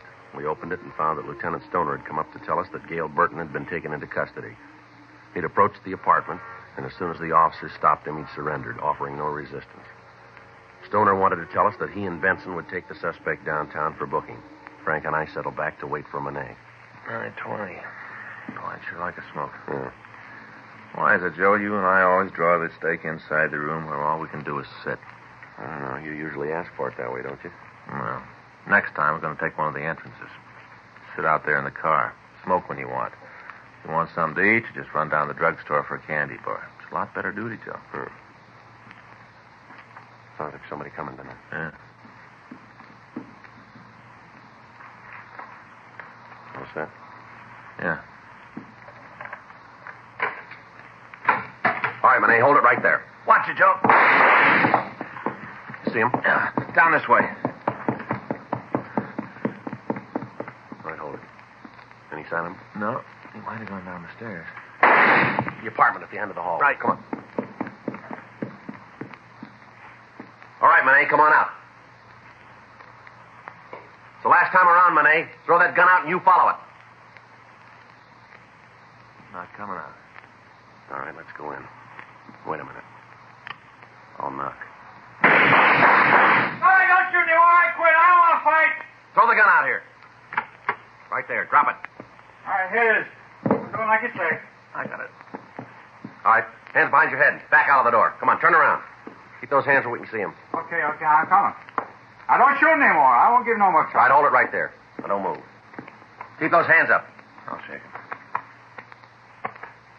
Yeah. Here's another one. 45. Had it in his belt. I'd have given it to you. I wasn't going to try anymore. Sure. All right, keep still. All right. Take your hands down. Back of it. One at a time. All right, now turn around. You going to take me in now? That's right. That cop I shot, he didn't die. No, you're pretty lucky. And all you got me for is robbery. That's all. Just robbery. That's how it looks from here, doesn't it? Robbery, that's all. Jail term doesn't make a lot of difference. Is that right? Sure. Isn't a jail built can hold me? Not one. I'll get out. I'll be running again. You'll see. I wouldn't give odds. Huh? Bigger men than you said they'd come back. Yeah, show me. I'd sure like to meet them. Don't worry, you will.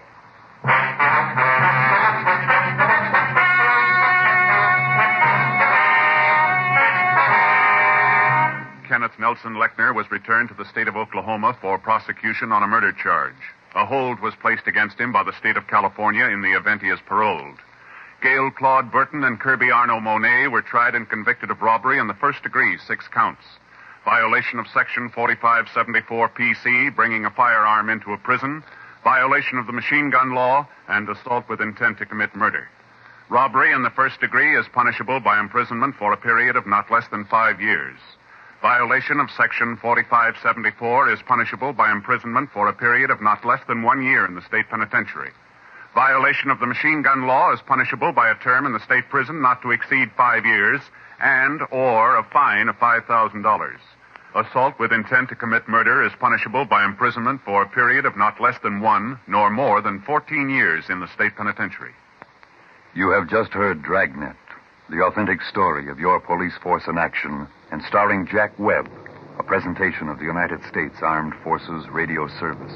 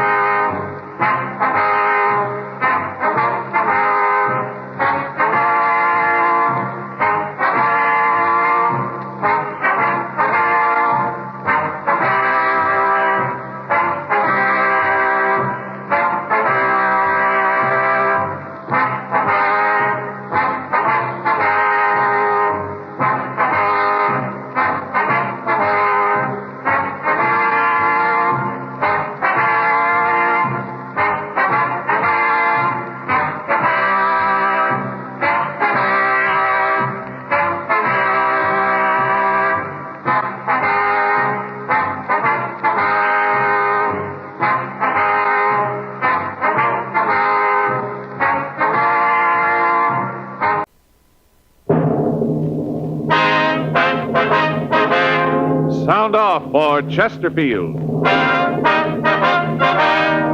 Chesterfield, first cigarette with premium quality throughout in both regular and king size, brings you Dragnet.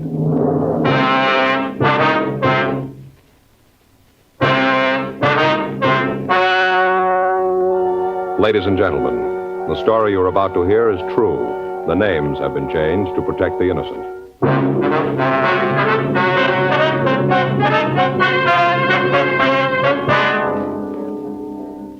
You're a detective sergeant. You're assigned to Bunko Fugitive Detail. You get a call from another city to pick up a burglary suspect. You know the name he's using. You know where he's living. Your job, pick him up. When you're asked to try a cigarette, you want to know, and you ought to know, what that cigarette is meant to people who smoke it and who smoke it all the time. For almost a year now, a medical specialist has given a group of Chesterfield smokers thorough examinations every 2 months. He reports no adverse effects to their noses, their throats, or sinuses from smoking Chesterfields. More and more men and women all over the country are finding out every day that Chesterfield is best for them.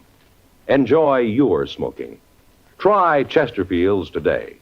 You'll find Chesterfield much milder, with an extraordinarily good taste.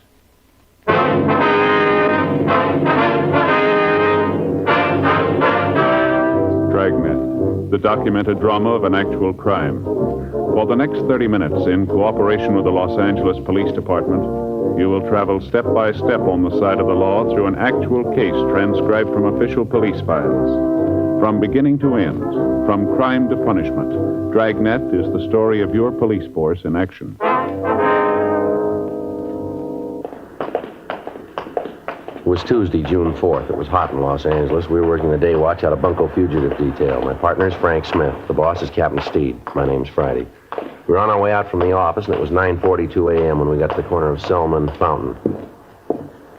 The Arizona Carlton Hotel. Guess we check over there, huh? Yeah. You got the mugs? Yeah, right here. I'm awfully sorry, Mrs. Hartfield. Yes, I know we say each room is air-conditioned. Well, yes, ma'am, but it is true. I know, ma'am, but the air conditioning is on full now. All right, ma'am. Yes, I'll send some right up. I'll be with you right away. Front, here, boy. Get some ice water up to Mrs. Hartfield in 502 right away. Now, sorry to keep you waiting. It's all right, sir. What is it you wanted? We're police officers, sir. Here's our identification. There's nothing wrong, is there? Don't know what I'd do if anything else went wrong. The air conditioning unit went out this morning, making excuses. I don't know how much longer the ice water's going to hold out. What is it? What's wrong now? Do you have a Mr. George Richmond registered here? Probably gives his home address as Modesto. Richmond, let's see here. Wait a minute. Sir? How do I know you're what you say? Police department's always sending out circulars saying to be careful about this sort of thing. It's a respectable hotel, you know. How do I know? Well, here's our identification again, sir. I showed it to you before. Oh, Friday. How about yours? Yeah, here you are, sir. Uh-huh. All right. Can't be too careful. Your own office says that, you know. Careful. Anybody can come in here with a badge. Yes, sir. Now, if you just check the register for us, please. Yeah, sure thing. Oh, yes, sir. Here he is. Richmond George, Modesto, California. Is he here now? No, checked out day before yesterday. Oh, excuse me. Yes, sir. Registration desk. Yes, Mrs. Hartfield. Yes, ma'am, I know that's what we advertised. Well, yes, ma'am, but it's on the way up. No, ma'am, I sent the boy myself. Yes, ma'am. I'm sure he'll be there. All right, Mrs. Hartfield. Yes, ma'am. I may quit. Now, what was it you wanted with Mr. Richmond? Well, you said that he moved out, huh? Yes, bag and baggage day before yesterday. You leave any forwarding address? No, I talked to him when he left. Didn't say a word about where he was going. Uh-huh. Was there anyone in the hotel he was especially friendly with? Anybody who might know where we can reach him? No, kind of kept to himself. Nice fella. Sure tipped good. Kept to himself, though. Uh-huh. Is there anyone around the place who might know where he was going? Bellboys, maybe the waitress in the coffee shop? Oh, no, I hardly think so. He didn't eat here. Don't blame him. Well, thank you very much, sir. Here's our card. If you hear anything from Mr. Richmond, we'd sure appreciate a call. You bet. I'll give you a ring. You get any mail while he was staying here? No, nothing. Not even a phone call. Didn't use the room for anything but to sleep. Real quiet. Good tipper, though. Did he drive a car, do you know? No, not that I know of. Say, come to think of it, you might check with Ernie. Ernie? Yeah, drives a cab, usually right out in front. He picked up Mr. Richmond one night. He might be able to tell you something. All right, sir. Thank you very much. If anything comes up, appreciate that call. Okay. Hope you get what you're looking for. Registration desk. Yes, Mrs. Hartfield. Let's go, Frank. Right. I know, ma'am, but the ice water's on the way up. I can't understand why it isn't there, but I am the manager, Mr. Fellow out there might be him. Yes. Yeah. Excuse me a minute. Yeah? Your name, Ernie? That's right. What can I do for you? Police officers. We'd like some information. I got a permit to park here. No, it's not that. We'd like to know if you remember picking up a George Richmond here. Oh. Richmond, huh? Yeah, that's right. Richmond. No, name doesn't make any bells ring. What's the guy look like? You got those mug shots, Frank? Oh, yeah. Here you go. You a cop, too? Yes, sir. I'm an officer. Yeah. You kind of look like one. Is this the guy? Yes, sir, that's him. You remember picking him up? Yeah, seems I've seen him before. Yeah, good tipper. Yeah, I picked him up, let's see, a couple days ago, drove him downtown. Sure, downtown. Remember where you took him? Gee, it was a couple days ago, like I said. Yes, sir. I haven't got the slightest idea.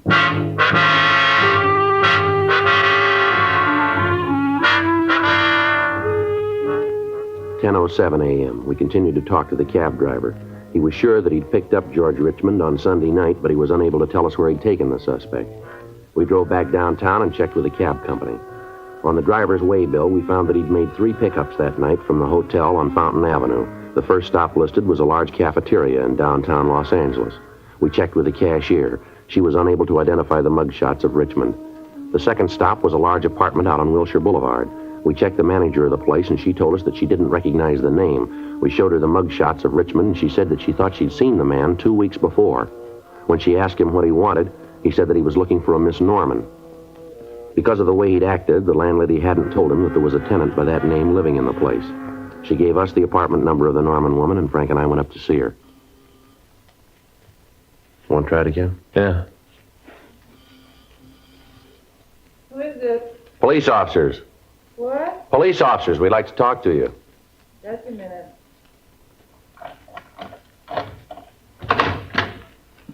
And what's this all about? Miss Margaret Norman? Yeah, that's right. What do you want with me? What if we could come in, please? Be a little better than talking out here in the hall. Yeah, I guess so. Come in. Thank you. My name's Friday. This is my partner, Frank Smith. Pleased to meet you, ma'am. Yeah. Hi. You alone here, Miss Norman? Yeah, I just got up. Have to excuse the way the place looks, kind of messy. Yes, ma'am. Mind if I put on some coffee? I'm not going to be able to answer any questions before I have a cup of coffee. You go right ahead, ma'am. What is it you want to see me about? You know a man named Richmond? Richmond? Yes, ma'am. George Richmond. Why'd you ask that? What's he done? We'd just like to know if you know him, do you? Yeah, I know him. What do you guys want him for? We'd like to talk to him, Miss Norman. Uh-huh. Don't want to tell me what it's about, huh? Well, it'll be better if we talk to him. Yeah. Either one of you got a cigarette? Yes, ma'am. Here you go. Match? Thanks. Thanks. You know, there's no love lost between me and George. Is that right? You bet there isn't, lousy bum. Regular drugstore cowboy. Takes a girl out for dinner one lousy night and a cheap dinner. Figures he owns her. You know where he is now? No, I haven't got the slightest idea. If I did know, I'd sure tell you. Bet I would. I'd like to see him get his way he treated me. You know any of his friends? Anyone who might know where he is? I don't think he's got a friend. At least I never met any of them. Does he drive a car, do you know? No, not him. Always took a cab. Used to kill me. Anywhere we went, he'd take a cab. One lousy block and he took a cab. Liked to be a sport. Always tipping big. Regular drugstore cowboy. Mm-hmm. When'd you see him last? That must have been a couple of weeks ago. That much, anyway. Last time I saw him. Don't care if I never see him again where he acted. I thought he was going to kill me. Ma'am? Went out to dinner and we got back here. He'd been drinking a lot. Got real nasty. I told him he better be going. You know, it was late and all. Yes, ma'am. Well, like I said, it was late and he got real nasty. Started yelling at me. Called me all sorts of things. I'm not going to let any man say things like that to me, so I told him to get out. I never want to see him again. One lousy dinner and he thought he owned me. Mm-hmm. Will you go ahead, Miss Norman? He hauled off and hit me. Right there in the hall. Hit me as hard as he could. Almost broke my jaw. Well, you know, I let out a scream and he beat it. Caused such a commotion I had to move. Then this didn't happen here, isn't it? No, a place over on Vermont. I moved the next day. Mm-hmm. Where'd you meet Richmond? At the club. Say, you got another cigarette? Yeah. Here you are. Match? Thanks. What club's that, ma'am? Where I work. Green Lantern downtown. I'm the cigarette girl. I met him there. He came in one night. Acted real big. Asked me if I'd have dinner with him. As it happened, I didn't have an engagement that night, so I said yes. Well, we kind of went together for a while. I see. Sure hope you get him. A real bad guy. The way he treats women. Terrible. He say, wait a minute. Yes, ma'am. I know someone who might be able to tell you where he is. Who's that, ma'am? A fellow named Hank. Used to hang around the club. I saw George talk to him at the bar once in a while. Well, do you know where we can find this fella, Hank? No, but I can tell you where his girlfriend lives. That help? Yes, ma'am, it will. Place over on 3rd out near Fairfax. Do you know his full name, ma'am? Gee, I gotta think about that. Let's see. Jeanette, that's the girl. Jeanette introduced him as Palmer. That's it, Hank Palmer. I don't know about him, though. What's that, Miss Norman? He's a real mean one. Kind of quiet, not like George. George likes to shoot his mouth off, but Hank is quiet. He's trouble, though. Ma'am? Oh, one night we went up to Jeanette's for a couple of drinks. Hank took off his coat. That's why I say he's rough. Yeah. Sure. Carries a gun.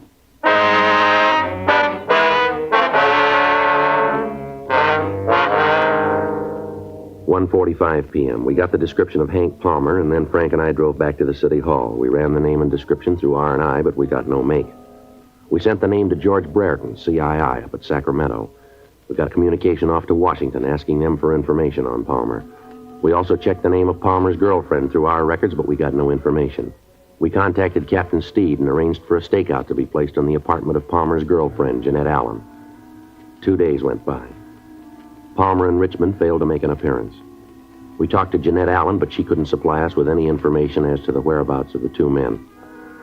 Descriptions of the men were broadcast. Informants were questioned. We contacted the Modesto Police Department, and they sent us all information on the places Richmond was known to frequent while he was in Los Angeles. The kickback from Sacramento and Washington gave us no new information on Richmond, but Washington had him listed as having 2 arrests for armed robbery and ADW in the East. Another week passed. The stakeouts on Jeanette Allen's apartment continued. No sign of either of the men. Sergeant Al Panoges of the Bunko Fugitive Detail worked with us in trying to trace their movements. On Saturday, June 15th, we got word from an informant that Richmond and Palmer had been seen in town. We checked with the stakeout at the apartment, but they'd seen nothing of the two men. Frank, Al Panoges, and I drove out to relieve the stakeout. Hey, Panoge. Yeah, Frank. Sure hot in this room, isn't it? Air just laying there. Yeah. Paper says it's the hottest June 15th on record. Say, Miss Allen. Yes, Sergeant? Now, you haven't heard from Palmer at all since he got back, is that it? No, not a word.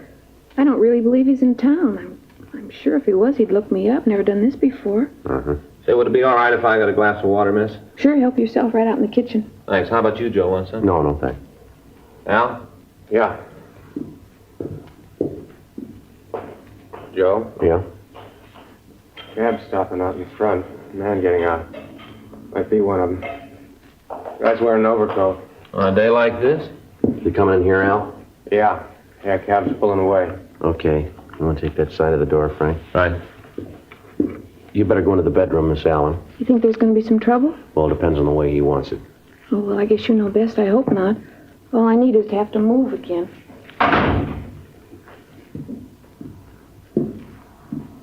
Somebody in the hall. He's stopping. All set? Right. Who are you? You Hank Palmer? Yeah, so what? Police officers. Lousy cop! Watch the Joe, he's got a gun. I'll get him. All right, hold it up, Palmer. Stop or I'll fire. Get away from me, cop! Hold it up, Palmer. All right, mister. Come on, pull out of here. Come on, go!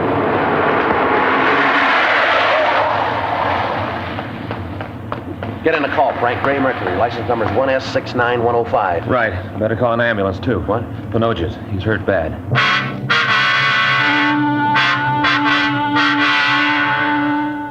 June 15th, 8:40 p.m. Sergeant Al Panogies was removed to Georgia Street Receiving Hospital. His condition was listed as critical.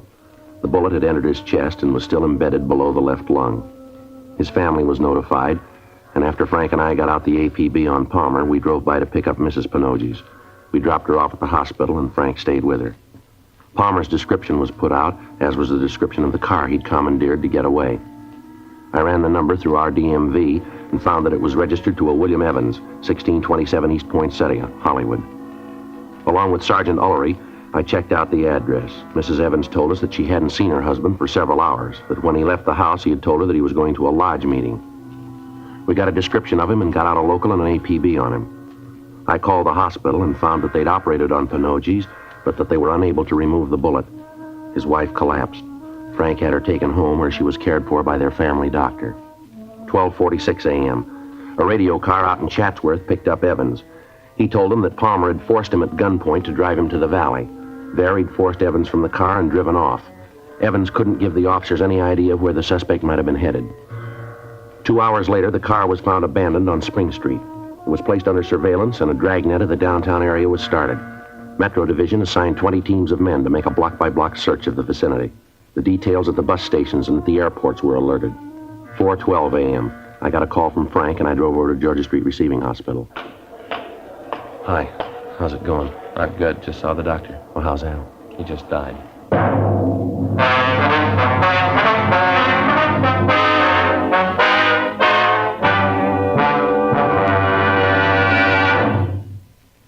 You are listening to Dragnet, the authentic story of your police force in action. Chesterfield is the first cigarette to offer smokers premium quality in both regular and king size. King size Chesterfield contains tobaccos of better quality and higher price than any other king size cigarette. Chesterfield is first to name all its ingredients that make the best possible smoke. And Chesterfield gives you this scientific report. No adverse effects to the nose and throat of a group smoking only Chesterfields. So enjoy your smoking. Change to Chesterfield today. Much milder, with an extraordinarily good taste.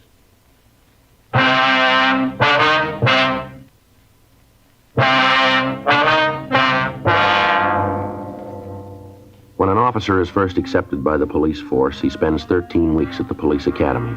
In that period, he learns the basic fundamentals of being a peace officer. On graduation from the academy, he is assigned either to traffic or to a tour of duty in one of the city jails. Then, depending on his aptitude and the way he conducts himself in the field, he's checked on for possible transfer to one of the detective divisions as an investigator. By the time a police officer gets his assignment to the detective bureau, he's become a professional troubleshooter. He knows how to handle himself, and he knows how to treat the lawbreaker. He's on call 24 hours a day, 7 days a week, and he wears a gun. When a hoodlum shoots a police officer, he's showing society that he has no regard for the law, and at the same time, he is announcing that he will not hesitate to kill an unarmed citizen. Sergeant Alfred Panogies had been a policeman 14 years. He'd begun in traffic and then had been transferred to the juvenile division. From there, he went to homicide detail and then to bunco fugitive division. He was a professional peace officer, and he'd been murdered. He gave his life to protect the people who paid his salary, the taxpayers. His killer was still at large, and we had to find him. The search of the downtown area was intensified, but it netted us nothing. Frank and I checked the immediate area around the abandoned car. In talking to the people in the vicinity, we found a newsboy who had seen Palmer park the car. He said he was unable to tell us where the man had gone, but he said that he thought he might have gone into a bar near the corner. We checked the place, but the bartender was unable to give us any information. 2 days passed. We rechecked the known hangouts of the two men. Neither of them had been seen. Tuesday, June 18th, we got word that Palmer had been seen entering an apartment house on South Alvarado. 10:14 a.m. Frank and I drove over to talk to the landlady. Palmer and Richmond. No, I don't think I know them. Why don't you take a look at these pictures, Mrs. Holbrook, see if you recognize them? Sure. There you are. He's a mean one. Haven't seen him, though. This one. Ma'am? This one. I know him. Which one's he? Well, that's Richmond. No, that's not his name. Told me it was Reichman. Said it was John Reichman. Lives up in 206. That's in front. Is he in now, ma'am? No, he went out this morning early. First time in a couple of days he went out early. You expect him back soon?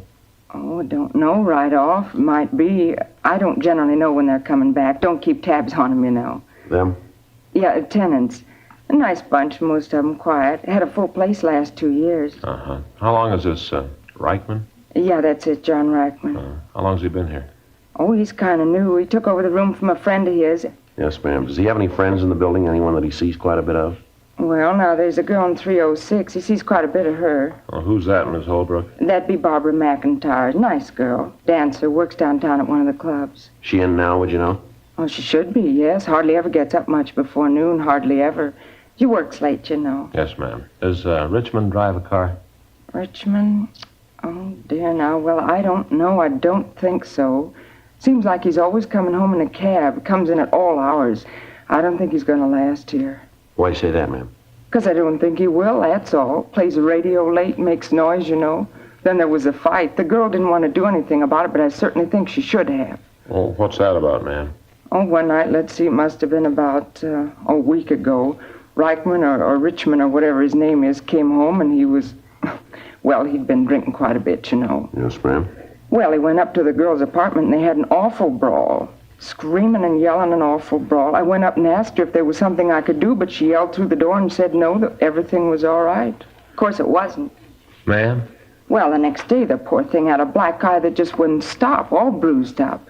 Had a bandage right here on her forehead. Must have hit her awful hard. No, sir, I don't think he's going to last. Mm-hmm. And you're pretty sure that you haven't seen this other man, though, are you? Well, let me see that picture again. Mm-hmm. This one? No, I'm positive I never saw him. Of course, that don't mean he wasn't here. Ma'am? Well, like I said, I don't pay much attention to them. They pay their rent, and I don't bother them.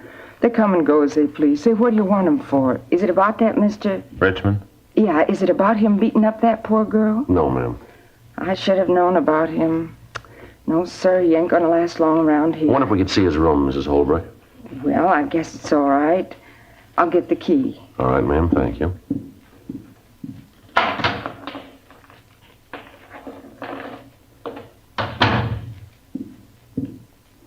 Here you are. It's right up the stairs and then to the front of the hall. It's on the right at the far end of the hall. Well, we'd rather you'd come up with us, ma'am. Oh, well, all right. Glad to help. The way he must have beat that girl, a fiend, that's what he is. Sure isn't going to last long around here. No, ma'am, he sure isn't.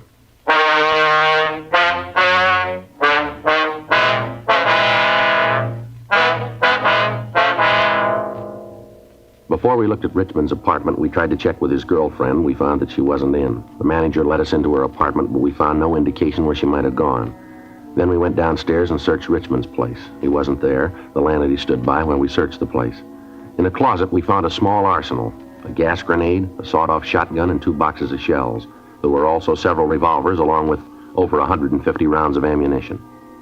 We called the office and arranged for a stakeout on the building. Sergeants Ullery, Gerard, Gilmore, and Miller came out. Gerard and Gilmore covered the front entrance. Ullery and Miller were stationed at the back of the building, and Frank and I covered Richmond's room. The residents of the apartment were warned to stay inside their rooms and to keep their doors locked. 10:30 p.m. There was still no sign of the suspects. We waited. 11 o'clock, 11:15, midnight. Joe? Yeah? Looks like it might be them. Cab pulling up in front. How about Gerard and Gilmore? No, can't see him from here. Yeah. Looks like Palmer and Richmond. They got the girl with him. Where is she? She's walking between them. Makes it tough, huh? Yeah. Well, I won't try to take him on the street this way. They're coming in the building. Uh-huh.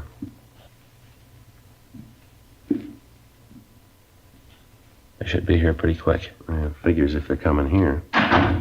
Upstairs. Girl's apartment, huh? Sounds like it. What if they went in with her? We'll just have to wait. Wait a minute. Somebody outside there in the hall. Yeah. Hold it.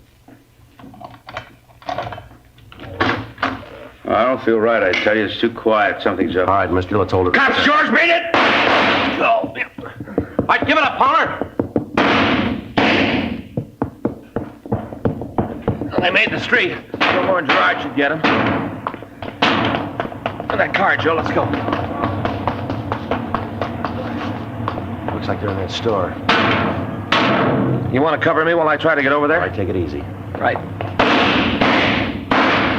You all right, Frank? Right. All right, I'm coming over. I'll cover you. You see Gilmore and Gerard? Yeah, they're behind the Buick over there. Come on out of there. Richmond, Palmer, come on. Throw the guns out. You come in and take us, cop! Give it up, Richmond. You're at a dead end. There's no way out of there. And we'll make one! They're coming out, Joe. Okay, I quit! You got Richmond, I quit! Now don't shoot anymore! Please don't shoot anymore! You won't shoot anymore, will you please? Throw that gun out here. Come on. All right. Here it is. I'm throwing it out. Now don't shoot anymore, please! Got it.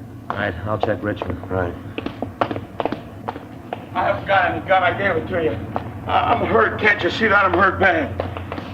I told Gilmore to call the ambulance. Richmond's dead. How about this one? Well, he's hit. I don't know how bad. I should have known not to kill a cop. I would have been like this if I hadn't killed that cop. I didn't mean to. I got scared. That's all, scared. You can understand that, can't you? Yeah, you want to shake him, Frank? Yeah. Watch it, Frank. He's got another gun.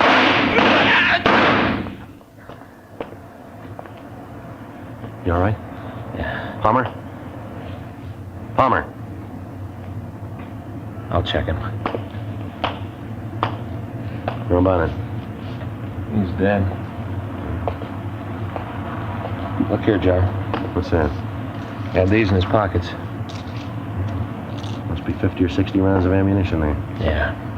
Doesn't look like he was ready to quit. He was ready.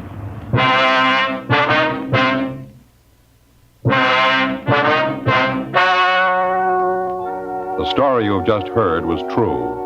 The names were changed to protect the innocent. On July 26th, an inquest was held in the coroner's office in and for the county of Los Angeles. In a moment, the results of that inquest.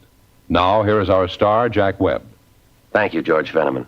Friends, every day, more and more people are changing to Chesterfield and finding Chesterfield is best for them. One reason for this is premium quality. Chesterfield is first to give you premium quality in both regular and king size.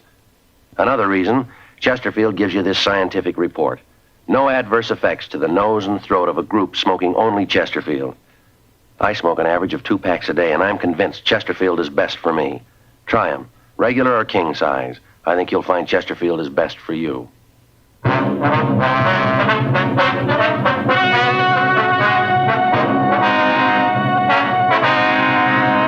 At the coroner's inquest, it was found that the deaths of George Thomas Richmond and Henry Donald Palmer were justifiable homicide. It was found that they were armed and were killed while resisting arrest. You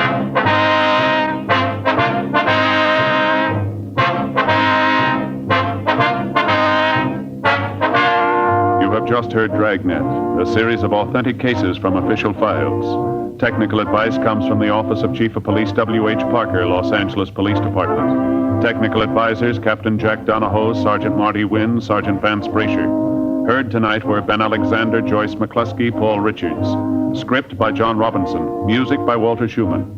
Hal Gibney speaking. For a million laughs, tune in Chesterfield's Martin and Lewis show Tuesday on this same NBC station. And sound off for Chesterfield's, either regular or king size. You'll find premium quality Chesterfield much milder. Chesterfield is best for you. Chesterfield has brought you Dragnet, transcribed from Los Angeles. Ladies and gentlemen, wherever and whenever people need help, the Red Cross answers the call. When a flood-stricken family needs shelter, when a crippled child must learn to walk and play, and when a wounded soldier needs blood, the Red Cross is always there. Now, the Red Cross needs your help. To keep up their many services this year, $93 million is needed. So, when the Red Cross volunteer calls on you, please answer the call and give generously.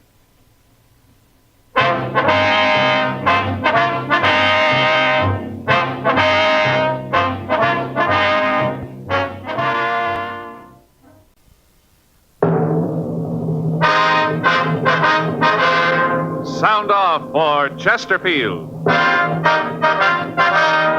Chesterfield is best for you. First cigarette with premium quality in both regular and king size. Chesterfield brings you Dragnet.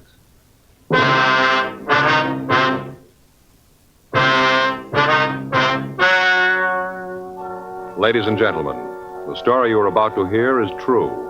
The names have been changed to protect the innocent.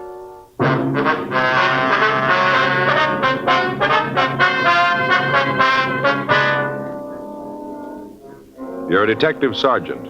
You're assigned to robbery detail. A hold-up man has been hitting large supermarkets in your city. He's fast and is experienced. Your job? Get him.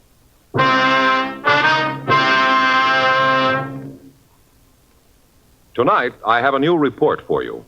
A most important one, too. Because when you're asked to try a cigarette, you want to know, and you ought to know, what that cigarette has meant to people who smoke it all the time.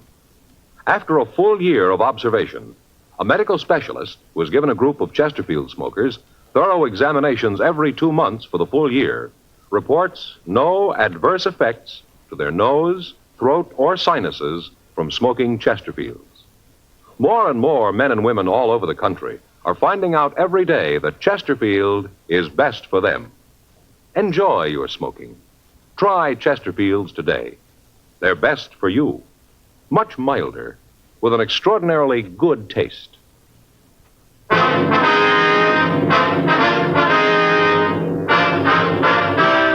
Dragnet, the documented drama of an actual crime. For the next 30 minutes, in cooperation with the Los Angeles Police Department, you will travel step by step on the side of the law through an actual case transcribed from official police files. From beginning to end, from crime to punishment, Dragnet is the story of your police force in action. It was Monday, July 7th. It was warm in Los Angeles. We were working the day watch out of robbery detail. My partner's Frank Smith. The boss is Captain Didion. My name's Friday. We were on the way out from the office, and it was 10:22 a.m. when we got to the corner of 67th Street and Jefferson Boulevard, the Lamont Brothers Market. Oh, I guess I should have been scared the way they came in with those guns, but I wasn't.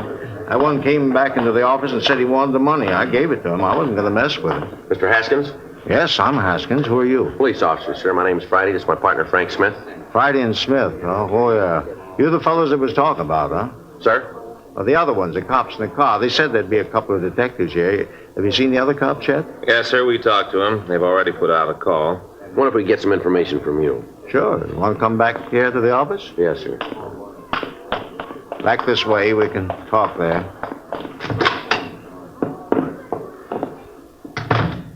Just sit down. Mr. Haskins, if you'd just tell us what happened, please. Well, it's pretty simple. I was sitting here getting the money ready for the bank, and this guy came in. He said he wanted the money. Had a gun, so I gave it to him. That's it. Nothing more. He just took the money and left. Mm-hmm. What time was it, sir? Oh, around 8:30, 8:45. How many men were there, sir? Well, there was two. Two is all I saw. I don't think there was any more of them. All right, sir. If you could just tell us exactly what happened. Well, I told you they came in. They took the money. I know, sir, but if you'd go into more detail. Well, I came in about 7:30 this morning, like always. Checked things over the store to make sure that everything was okay. Then I started checking out the week's receipts. Uh-huh. Well, then, like I said, it must have been 8:45 or so, and heard this knock on the door. Thought there must be something wrong. The employees know not to bother me when I'm making up the deposit slips. Yes, sir. That's when I knew that something was wrong. Right away, I said to myself, Larry, there's something up. Something that isn't good. Yes, sir. Well, it was right. Went over to the door and unlocked it. There he was, this big fellow, stood there with a gun. Way his eyes lit up when he saw all that money laying on the desk. You got any idea of how much money was taken, sir? Well, it was about 6,000 cash. I guess another 1,500 in checks, more or less. Uh-huh. I wonder if you'd give us a description of this man, could you? Well, like I said, he was a big one, real mountain of a man, well over 6 feet. Had this gun, you know. Uh-huh. He stood there and said, "This is stick-up. I want that money." And he pointed at the money with his gun. Oh, what kind of a gun was it? Could you tell? That's a great question. Of course I could tell. He had right under my nose. Shotgun, sawed off. Had the stock cut down, too. Looked like a horse pistol. The way he handles that thing, I wasn't going to mess with him. Uh-huh. I told him, take the money. Take it and get out. Not to shoot that thing off. He did. Walked right over to the desk and scooped up the money. He had a paper bag. He put it down by the table and he scooped the money into it. Then he said to me to stay put. Not to try to yell or be brave. Didn't have to tell me that. I wouldn't have tried anything. He said there was another man, is that right? Yes, I saw him when they left. He was a little fellow. Mm-hmm. About how tall, would you say? Well, it'd be kind of hard to tell. I didn't get very close to him. Well, was he armed, too? Yeah, he was carrying a revolver. They drive a car, would you know? Well, if they did, I didn't see it. You went out after them, then? I should say not. The way that one fellow waved that gun around, I stayed right here. He said to stay put, and that's just what I did. What'd this big man look like? Oh, a real mountain. He was 6'2" anyway. He must have weighed in at about 215. Mm-hmm. How about his coloring? It was dark. He had black hair. His eyes were dark. Not a brown. It was almost black. Real dark. Mm-hmm. And when he spoke, did he have an accent, anything like that you might have noticed? No, I don't think so. At least there was one. I didn't notice it. Mm-mm. Did he have any scars or marks? What? Any scars or marks? Anything that might make it easier for us to identify him? Yes, there was a little scar right here. Right over the bridge of his nose. Across here. How about his clothes? What was he wearing? Had a brown hat on, a brown jacket. Short kind of what you'd call that the real slick material, you know. Satin, like bowling teams wear. Yes, sir. Had on a pair of brown pants, brown shoes. How was the other one dressed? I couldn't tell you for sure. Like I said, I only saw him for a minute when I opened the door.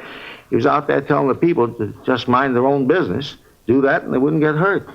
I didn't get a good look at him, but that big one, he was a real mountain. Do you usually have this much money around in the store? No, not usually. See, this was a long weekend.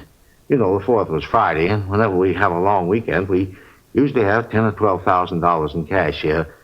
That's where the guys really goof. Sir?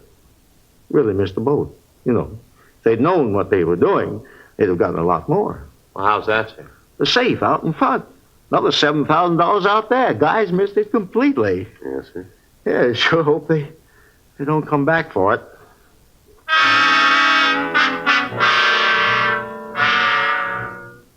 "11:05 a.m. Frank and I checked with the officers in the radio unit that had answered the call. They'd gotten out a broadcast on the bandits and then started a canvass of the neighborhood, but they didn't find anyone who could give them any information. One of the clerks was able to describe the smaller of the two suspects, and we got out a local and an APB on them. Then we took the market manager downtown to look at the mug books. He told us that the larger man had worn gloves all the time he was in the store, so there was no need to look for fingerprints. The market bandits had been operating for the past 8 months. In that time, they'd held up 17 stores. Their method of operation was always the same. They'd hit only after a weekend or on the Monday following a holiday weekend. They'd hit only the larger supermarkets of the ranch type. Their operations had taken them all over the Southland. We'd tried to stake the markets that might be hit, but their field of operations had been so wide that it was impossible. 2:15 p.m. The market manager, Larry Haskins, started on the 6th mug book.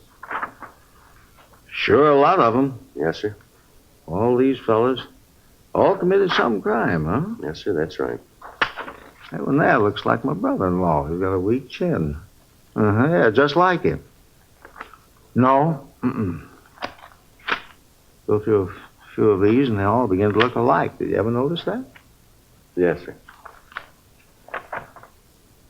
Hey, wait a minute. Yes, sir? This fella here. This one right here, you see? Mm-hmm. That's the fella, no doubt about it. That's the one.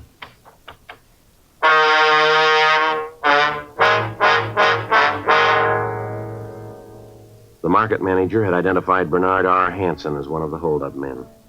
The other employees of the store were called in, and they identified the same picture as being the man who'd held them up. We checked on his record and found that he'd been convicted for armed robbery and had been sentenced to the state penitentiary. He'd also served 6.5 years and had been released. We got the last known address of the suspect. Frank and I checked it out and found that Hanson had moved some months before, but had left a phone number where he might be contacted. 6:30 p.m. Frank put in the call. Yes, sir. That's right, sir. You're sure about that, are you? I see. Well, if there's anything more you can think of, I'd appreciate a call. That's right, Michigan 5211. Extension 2511. Smith, that's right.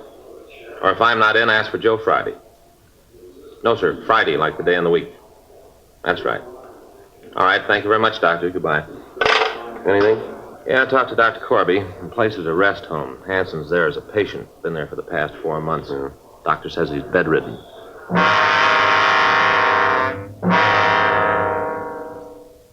We checked on the rest home. It was a private sanitarium in the valley. We got in touch with the medical authorities and found that the head of the hospital was listed as Dr. James Corby. Frank and I drove out and talked to Dr. Corby and the rest of the staff. From them, we got the story that Hanson had been a resident of the home for the past 4 months. We found that he had a lung ailment and was confined to his bed 24 hours a day. The doctor showed us his records and charts, and from what we could tell, it would have been impossible for Hanson to have been the bandit. 3 weeks passed. On August 4th, the market thieves hit again, this time out in East Los Angeles. They got away with a little over $9,000. The manager of the market came downtown and checked the mug books. They again identified Hanson as the thief. We had the stats office make another run on the MO used.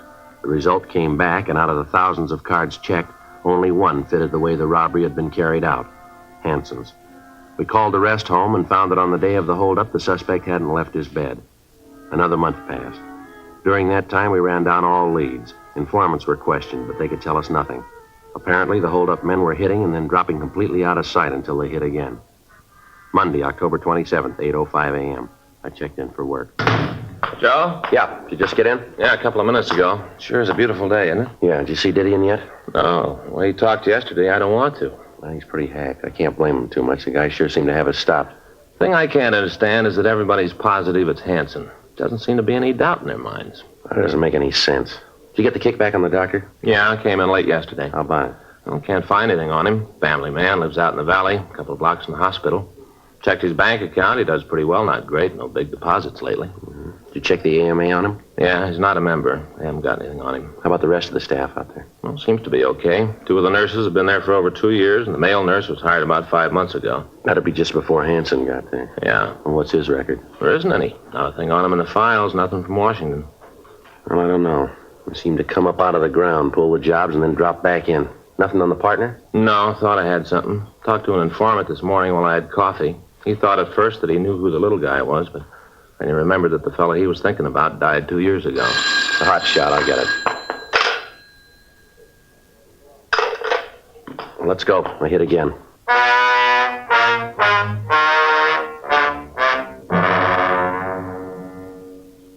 At 8:01 a.m. that morning, a pair of hold-up men had walked into a market out on Adams Boulevard and robbed the place of a little under $11,000. The manager gave us a description of the hold-up men. One was large, dark, and had a small scar over the bridge of his nose. The other was small, sandy-haired, and had no visible marks or scars. We showed the manager mugshots of Hanson, and he positively identified him as the larger of the 2 men. A local and an APB was gotten out on the pair, and then Frank and I drove out to the hospital to see Hanson. 8:46 a.m. We talked with Dr. Corby. I know you men are trying to do your duty, but I've told you before, it couldn't possibly be Mr. Hanson. I know for a fact that he hasn't been out of his bed this morning. Was it possible for him to get out of his room without you knowing it? No. Wonder if we could see him, Doctor. No, I don't think that'd be possible. He's still asleep, and I can't have him disturbed. Now, you're sure, though, that he couldn't have left the hospital without you knowing it? Absolutely, no chance of it. What time does Hanson generally wake up, Doctor? Depends. Usually, though, I'd say he's awake by 9:30 or so. Wonder if we could wait and talk to him. If you like. I'll tell one of the nurses to call you when he's awake. All right, sir, that'd be fine. One thing, though, I must insist on. What's that, Doctor? He mustn't be excited. I don't think you gentlemen really know how ill Mr. Hanson is. If you had any idea, you wouldn't be out here with this ridiculous questioning. Yes, sir, we understand. We're just trying to get this thing straightened out as soon as we can. Fine. I'll go along with you part of the way, but I'll not have my patient disturbed. Any excitement would be very bad for him. Well, don't worry, Doctor. We'll be as brief as possible. Fine. If you'll excuse me now, I've got some things to do. I'll tell the nurse to call you when he wakes up. And remember, no excitement. What do you figure, Joe? Well, it's got me. The way he talks, every one of those witnesses are wrong. Yeah, it's happened before. Get a positive identification and end up with the wrong guy. Yeah, but all of them are so positive, it just doesn't make any sense. Yeah. You're the police officer? Yeah, that's right. Why? I'm Bob Jameson. I work here. Oh, yeah, you're the male nurse, that right? Yeah. You're out here about Barney Hanson, aren't you? We want to see him, yeah. What can we do for you? It's about Barney. What about him? I don't think things are the way they look. What do you mean by that? Well, I wouldn't want the doctor to know I've been talking to you. He'd raise the roof, probably fire me. Well, what's it about, Jameson? Like I said, it's about Barney. Yeah? Well, when I came here, they told me that Barney was pretty sick. Said they didn't expect him to live. Yeah. One day the buzzer rang in his room. You know he wanted something? Uh-huh. Well, the doctor was on the phone. The other nurses were busy. So I started down the hall to see what Barney wanted. Got to the door of the room, and the doctor stopped me. Uh-huh. Really read me off. Said that I wasn't to go into the room at all. That he was taking care of Barney personally. That he'd see what he wanted. Yeah? Well, that was just the first time. Same things happened a couple more times. And he told us about you. Told us what to say if you asked any questions. Well, what did he tell you? Said that we wasn't to tell you anything. That we didn't know anything. Well, why didn't you tell us all this before? Well, you see, this isn't a regular hospital. I don't think that he's even a regular doctor. I've worked around hospitals for a long time, and I never saw no doctor act like he does. He doesn't even know how to write out a diet, feed some of the people here all the wrong things. That right? Yeah, and I'll tell you something else, too. What's that? I don't think there's anything wrong with Barney. I think the whole reason for him being here is phony. Bob? Oh, yes, Doctor. What are you doing here? Came to see if these gentlemen needed anything. Oh. Mm-hmm. Well, I'll take care of it now. Will you check on Mr. Hardy, please? See if he's awake yet. Yeah, sure. Just a minute. What? I'd like you to stay here for a minute. I'm afraid we're going to have to see Mr. Hanson right now, Doctor.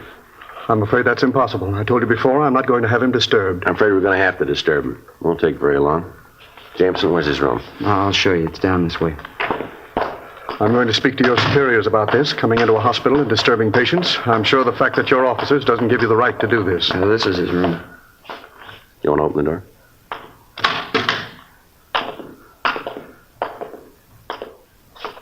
Well, how about it, Doctor? Well, I don't understand it. He's got to be here. He can't get out of bed. I'm sure there's some explanation for his disappearance. Yeah, maybe you can explain this, too. This stuff here in his bed. What is it, Joe? A gun and some money.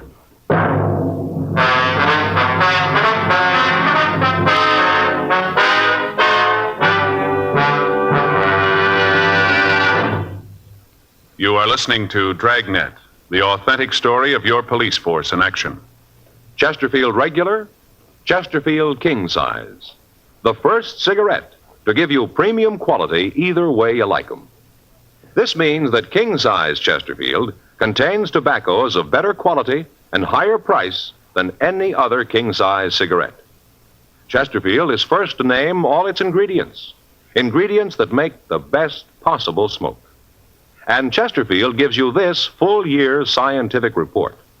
No adverse effects to the nose and throat of a group smoking only Chesterfields. So enjoy your smoking. Change to Chesterfield today. Much milder, with an extraordinarily good taste.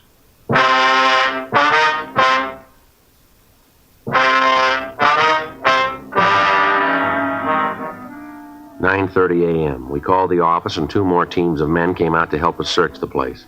Hanson was not on the grounds of the hospital. In his room, we found several floor plan drawings of markets that had been robbed. The drawings showed the location of the manager's office and of the safe.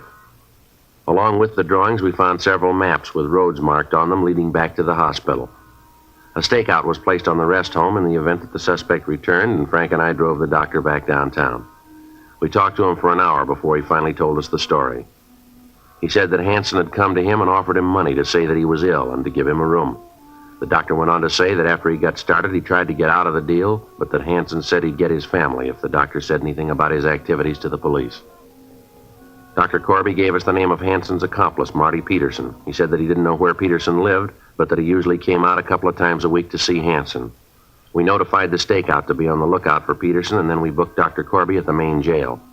We ran the name Marty Peterson through R&I, but we got no make. We sent the name to George Brereton up at CII in Sacramento, and also to Washington. The kickback gave Peterson a record of 2 arrests of robbery and 1 for ADW in the East. It also gave the name of a sister who lived in Los Angeles. We checked with her, and she was able to tell us where Peterson lived.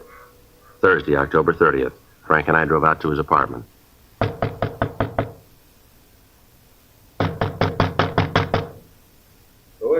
The manager.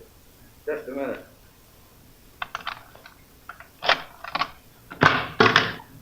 Yeah, what is it? You Marty Peterson? Yeah, what do you want? Police officers, you're under arrest. Come on, come on up. Get out of here, you lousy fun. All right, come on, get up. You got no right to come in here and bother me. What's all this about? Want to shake him? Yeah, come on, get your hands up on that wall. And he's carrying a gun, Joe. Here. I got it. What are you guys trying to prove? I didn't do nothing. You guys lean on everybody like this. Fella's got a record, and right away he's fair game for every crummy cop in the country. Yeah, you bet. Come on, let's go. Well, you still haven't told me what this is all about. What are you putting the pinch on me for? Robbery. Robbery? You're off your rocker. I'm out here on a vacation. I haven't done anything. You're an ex-con with a gun. That's a felony. And where's Barney Hansen? Who? Barney Hansen. Where is he? I don't know no Barney Hansen. Don't know what you're talking about. All right, let's come off it, Peterson.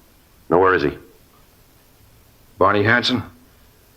Well, I might know who you're talking about. I know a fella by that name, but he's out in the hospital in the valley. Haven't seen him for a long time in a hospital out in the valley. Nice try, Peterson. Hansen checked out of the hospital. We got the doctor. He told us all about it. Now, where's Hansen? I don't know. Last I heard of him, he's out at that hospital. If he ain't there now, I don't know where he is. All right, let's go downtown. That doctor copped out, huh? Yeah. Filled us in on the whole setup. How about the money? You find the money? No, we didn't find anything. You didn't find any dough at all? Not a bit. The crumb, the lousy crumb. He told me to be safe out there. They'd never shake a hospital. Not a dime, huh? No. Looks like he left you to stand for this. He probably took off with all the money. Probably never see him again. Yeah, we ain't gonna get away with it. No, sir, he ain't. Looks like he will. Oh, yeah, I'll tell you where he is.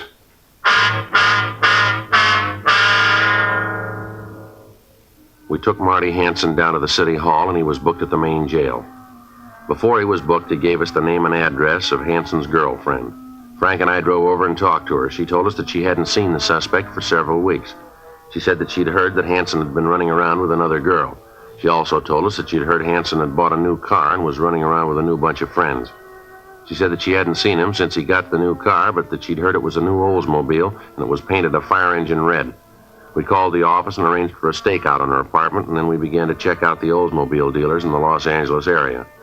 2 teams of men were assigned to help us in running down the list. It took us 2 days to talk to the dealers in town. Each of the dealers was shown a mugshot of Hansen. 2 days went by. Finally, we got an identification. A dealer out on Franklin in Hollywood reported that he'd sold a car to Hansen. However, when we checked the address he gave us, we found that Hansen had moved a week before and left no forwarding address. We got in touch with the Department of Motor Vehicles, and from them we got the address where they'd sent the pink slip. It was an apartment house out on Highland Avenue. Frank and I went out to check it out. Yes? Bernard Hansen in? No, he isn't. Something you wanted? You expecting him? I don't know. I haven't seen him this morning. I just got here myself. What if we could talk to you? Who are you? Police officers. My name's Friday. This is my partner, Frank Smith. How do you do? I'm Lily Edwards. Come on in. Thank you. Thank you, ma'am. Get you anything? Cup of coffee? Anything? No, thanks. When'd you last see Hansen? Last night. We got a date at 2:30 this afternoon. What time is it now? Well, it's 2:37, ma'am. Late. He'll be along in a minute. What do you want to see him about? Done something? Better if we could talk to him. Personal, huh? Yes, ma'am. He's a wild one, old Barney. Him and that red car. Real wild. Ma'am? That car he drives. You know, it's a red Olds. He's like a kid with it, always wiping it off, taking care of it. I think he'd bring it up here at night if he could. Never seen anything like it. Mm-hmm. How long you known Hansen, Miss Edwards? Not long. Couple of weeks, I guess. Not much more than that. Where'd you meet him? Well, I hope you won't get the wrong idea, but... Ma'am? Well, I live down on Vine Street, below Fountain, you know? Yeah. Well, I usually have morning coffee at the drugstore, the big one on Vine. Well, one morning Barney comes in. I guess it's about 9, somewhere around there. He plunks down on a stool next to mine. Then he takes out a package of cigarettes and starts to light one. He's shaking so much he can hardly hold the match up to the cigarette. Well, I got to laughing because I thought he was hung over. Anyways, we got to talking, and the next thing I knew, he asked me out to lunch. Uh-huh. Well, I knew it wasn't proper, but I figured, well, he seemed like a nice guy, so I told him that I'd meet him. We had lunch that day, and we sort of been going together since. I see. Hansen ever told you what he did for a living? No. I asked him a couple of times, but he wouldn't say anything right to the point. He'd, kind of hedge around the bush. So I figured that he didn't want to tell me, and I stopped asking. He was always nice to me. No need for me to pry into his personal affairs. What time you got now? It's 2:40, ma'am. Can't understand it. He's usually so prompt. I hope nothing happened to him. He said sure to meet him at 2:30. Or was it 3:30? I don't remember too well. Never sure about times or dates, things like that, you know. Yes, ma'am. You ever met a man named Peterson, Marty Peterson? Marty Peterson? Yeah, I've met him, little guy. Yes, ma'am. Yeah, he's a friend of Barney's. They're in some sort of business together. I don't know just what it is, but I know that they're associated in some way. Hanson's never said anything about this business to you, has he? No. Like I said, he's very close-mouthed about what he does. You ever mention a Dr. Corby to you? Corby? No, I don't think I've ever heard that name before. Would you know how long Hanson's lived here? No, I think he moved in just before I met him. I don't think he's been here very long. Say, what are all these questions about? I hope I haven't said anything to get Barney in trouble. He's such a nice guy. I sure wouldn't want to do that. No, ma'am, you haven't done that. Hi, Lily. Who are you? What are you doing here? Police officers, you're under arrest, Hanson. For what? Suspicion of robbery. I'll shake him, Joe. Now, wait a minute. What is this, a shakedown? What are you guys trying to prove? You got nothing on me. I fell once. I did my time. I owe you nothing. He's clean, Joe. Why'd you do that? I'm not giving you any trouble. I got no reason. You got nothing on me. I got nothing to worry about. I'll go with you. There's no reason not to. You mean what these guys say is true? You've been mixed up in some robberies? Oh, knock it off. What do you mean, knock it off? Don't you talk to me like that. I'm not going to take talk like that from you. Like I said, knock it off. All right, come on, let's go. You really figure you got me for a 211, huh? Yeah, we got the rest of them, too. Peterson and the doc? That's right. I suppose they talked, huh? Yeah, they told us all about it. Sweet racket. Should have known it could only last so long. Should have figured that the longer I played against the house, the shorter my chances were. It is true, and you never told me. All this time, and you never told me you were a crook. Of all the rotten deals... Oh, shut up, will you? Always shooting off your big mouth. Listen, Barney Hanson, I told you before, don't you talk to me like that. I won't take it. You haven't got much choice now, have you, Lily? You know something, cop? What's that? Might be kind of pleasure to get into a nice, quiet jail. Get away from this dumb broad. She's the dumbest broad in the entire United States and Canada. Real pretty, but boy, she's stupid. Now, I told you, Barney Hanson, I'm not going to have you talk to me like that. Kid's a real shrew. Young, and she's a real shrew. Let's go. Glad to get away from her. All right, Barney Hanson, that does it. I'm through with you. I've had it. It's going to be a long time before I even talk to you. A long time. Yeah, well, you're right about that. Let's go.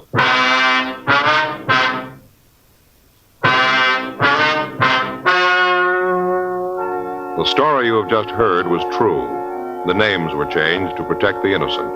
On February 4th, trial was held in Department 89, Superior Court of the State of California, in and for the County of Los Angeles. In a moment, the results of that trial. Now, here is our star, Jack Webb. Thank you, George Fenneman.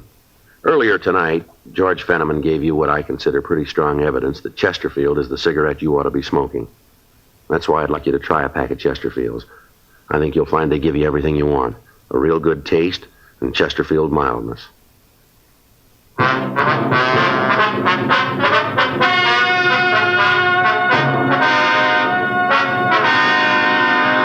Bernard R. Hanson and Martin S. Peterson were tried and convicted of robbery in the first degree. They were filed on for 10 counts and received sentences as prescribed by law.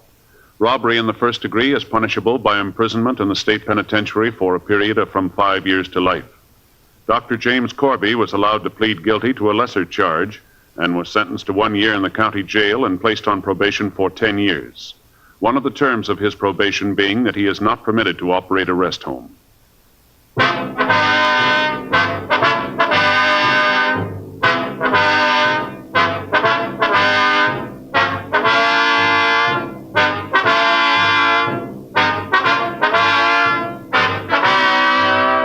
You have just heard Dragnet, a series of authentic cases from official files.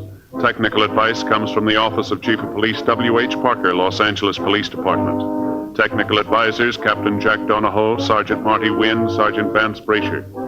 Heard tonight were Ben Alexander, Vic Rodman, Herb Ellis. Script by John Robinson. Music by Walter Schumann. Hal Gibney speaking. For a million laughs, tune in Chesterfield's Martin and Lewis Show, Tuesday on this same NBC station. And sound off for Chesterfields. Either regular or king size, you'll find premium quality Chesterfields much milder. Chesterfield is best for you. Chesterfield has brought you Dragnet, transcribed from Los Angeles. Ladies and gentlemen, in the fight against an old enemy, polio, medical research has armed us with a powerful new weapon, gamma globulin. Used soon enough, it can prevent the paralyzing effects of polio. But first, you must furnish the raw material, blood. Doctors urgently need your donation of blood to make gamma globulin. So call the Red Cross. Please don't put it off. It's too important. Call the Red Cross tomorrow and make an appointment to give blood.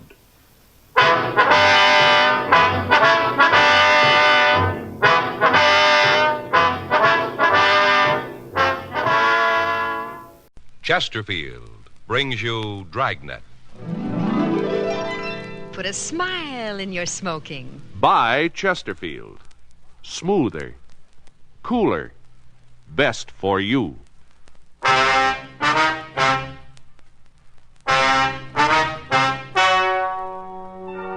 Ladies and gentlemen, the story you are about to hear is true. The names have been changed to protect the innocent.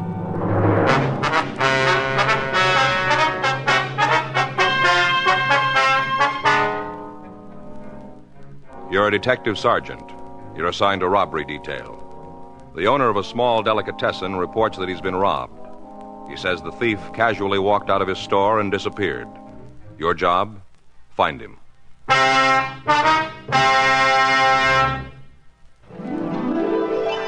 Put a smile in your smoking. Next time you buy cigarettes, stop. Remember this. In the whole wide world, no cigarette satisfies like Chesterfield. Put a smile in your smoking. Instantly, you'll smile your approval of Chesterfield's smoothness. So smooth, so satisfying. You want them mild. We make them mild. Mild and mellow, with the smooth and refreshing taste of the right combination of the world's best tobaccos. So next time you buy cigarettes, Stop. Start smoking with a smile with Chesterfield. Smiling all the while with Chesterfield. Put a smile in your smoking, just give them a try. Light up a Chesterfield, they satisfy.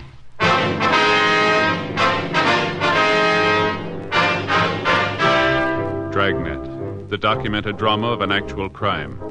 For the next 30 minutes, in cooperation with the Los Angeles Police Department, you will travel step by step on the side of the law through an actual case transcribed from official police files.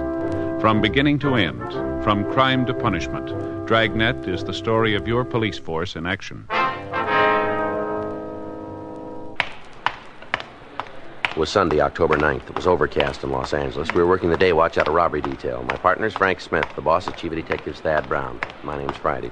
I was on my way back from communications. It was 3:48 p.m. when I got to room 27A. Robbery. I got it. Robbery, Friday. Yeah, just a second. Give me that pad, man. Yeah. All right, go ahead, please. All right, I have it. What happened? How long ago? All right. Right away. Thank you. Guy came into a delicatessen over on Sunset. Took out a pretty big order. Yeah? Sack full of money. 4:15 p.m. Frank and I drove out to a small combination delicatessen and grocery on the corner of Sunset and 3rd. The owner of the store, Mr. Paul Claypool, told us that the robbery had taken place approximately 20 minutes earlier. He said that the patrol car officer who had answered his call had left to make an immediate search for the suspect. Gave a real good description, I did. Yes, sir, you said that. Kept my wits about me. All the time that young hoodlum was in the store, I was studying him. Didn't let him catch on, of course, but I was making mental notes. I wonder if you'd tell us just what happened, Mr. Claypool. How's that? Well, we'd like to hear about the robbery right from the beginning. Oh, checking up on me, huh? Sir? Making sure I give you the same story I gave that other cop. Oh, no, sir, that's not the idea. I told him everything there was to tell. Well, we'd like to hear it, too, that's all. You ain't going to hear nothing different from what he did. Well, would you tell us anyway? Well, if that's how you want it. This here crook fella came walking into my store, big as life. That's how it begun. Mm-hmm. That was about 20 minutes ago, was it? Oh, might be 21 or 2, but now depends on how long you've been talking to me. Yes, sir. What'd he say when he came in? Bandit fella? That's right. Nothing. What? Nothing. That's what he said. Not a single solitary word. I see. Didn't even open his mouth. Just handed me an envelope. Yeah? Sealed it was. Sealed up shut. Mm-hmm. Go ahead. Struck me as being kind of peculiar. What do you mean? Well, lots of my customers bring in lists of things they're supposed to buy. They don't seal them in no envelope, though. I see. My instinct sure was right. It wasn't no grocery list. It was far from it. Is that so? Note inside. Hand-printed it was. I see. Want to know what it said? Well, that would be nice, yes, sir. Take all of the money out of the cash register, put it in a paper bag, and hand it over. That wasn't all. You want to hear the rest? If you would, please. Don't do any talking. Don't try to stop me. If you do, I'll kill you. That was the end of it. Do you still have this note, Mr. Claypool? Right over there. It's laying on the register. Wonder if we could see it, please. Well, that's up to you, I guess. Other cops said I wasn't to handle it on account of fingerprints. Well, we'll try to be careful with it. Help yourself. Ain't my place to take no chances on destroying valuable evidence. Yes, sir. Well, had it right, didn't it? Word for word? Yes, sir, you sure did. After you read this note, what'd you do, Mr. Claypool? I done just what it said. You gave him the money from the register? That's right. Put it in a paper bag in number 8. What's that, sir? 8. That was the size of the bag. Oh. How much money did you give him? All there was, a neighborhood of $50. Most of it in bills? Most, I'd say. A couple of 10s, 3 or 4 5s, some 1s. Rest was change. All right. What happened next? Fella took the bag, kind of grinned, and walked out. Looked real pleased with himself. Did you see where he went? Left the store. Yes, sir. I mean, after that. Turned down the street. Did you get into a car? I didn't see none. You didn't try to follow him? Nope. I didn't aim to stick out my neck none. Figured that was up to you fellas. That's right. Now, Mr. Claypool, do you know if the robber had a gun? Must have. Did you see it? Nope. But that there note said he'd kill me if I gave him any trouble. Yes, sir. Must have had a gun if he aimed to kill me. Well, stands to reason. Yes, sir. Was there anybody else in here when he came in? Just me. I don't do much business this time of the afternoon, and not on Sunday. I don't. Had you ever seen this man before? Nope, not that I recollect. I wonder if you could describe him for us. Oh, sure. I told you I gave him a real good once-over. Yes, sir. First off, he was a young fella, right around 20, I'd say. Mm-hmm. Husky, about 5'10", maybe weighs 170. Not fat, you understand. He's just husky. Mm-hmm. Well, what about his coloring? Well, I'm coming to that. Yes, sir. Brown hair, medium brown. Kind of gray eyes, medium complexion. Any marks or scars? No. How was he dressed? Pants, dark-colored, serge, more than likely. Blue serge. They looked like they was part of a suit. Mm-hmm. Couldn't see his shirt. He had on a sweater, yellowish, with one of them collars that chokes you. What's that? Fits all around your neck, you see, like so. See? Turtleneck sweater? Oh, is that what you call it? Yes, sir. Turtleneck, huh? Well, that's a right good name. That's just what it looks like. Turtle poking out his neck. Yes, sir. Is there anything else you can tell us about this man? What have you got in mind? Well, Mr. Claypool, anything that would help us identify him. Well, sir, he acted real funny, almost like he didn't know what he was doing. Oh? Kind of looked at me funny, too. Don't know how to put it into words exactly. Yes, sir. Wonder if you'd come down to City Hall for a few minutes, Mr. Claypool. City Hall? Yes, sir. We'd like to show you some mugshots, see if you can make an identification for us. Well, that'd mean closing up the store. Well, it won't take very long. Well, I guess it'll help catch this fellow. We'd appreciate it. Oh, excuse me. Yes, sir. Claypool's Delicatessen. How's that? Who? Friday? That's for us, sir. Oh. Huh. Here you are. Thank you. This Friday. Yeah, that's right. How long ago? Fountain? Yeah, I got it. Thank you. Well, we won't need you downtown just yet, Mr. Claypool. Change your mind, huh? Yes, sir. What's that? Flower shop over on Fountain. Yeah. Sounds like the same guy.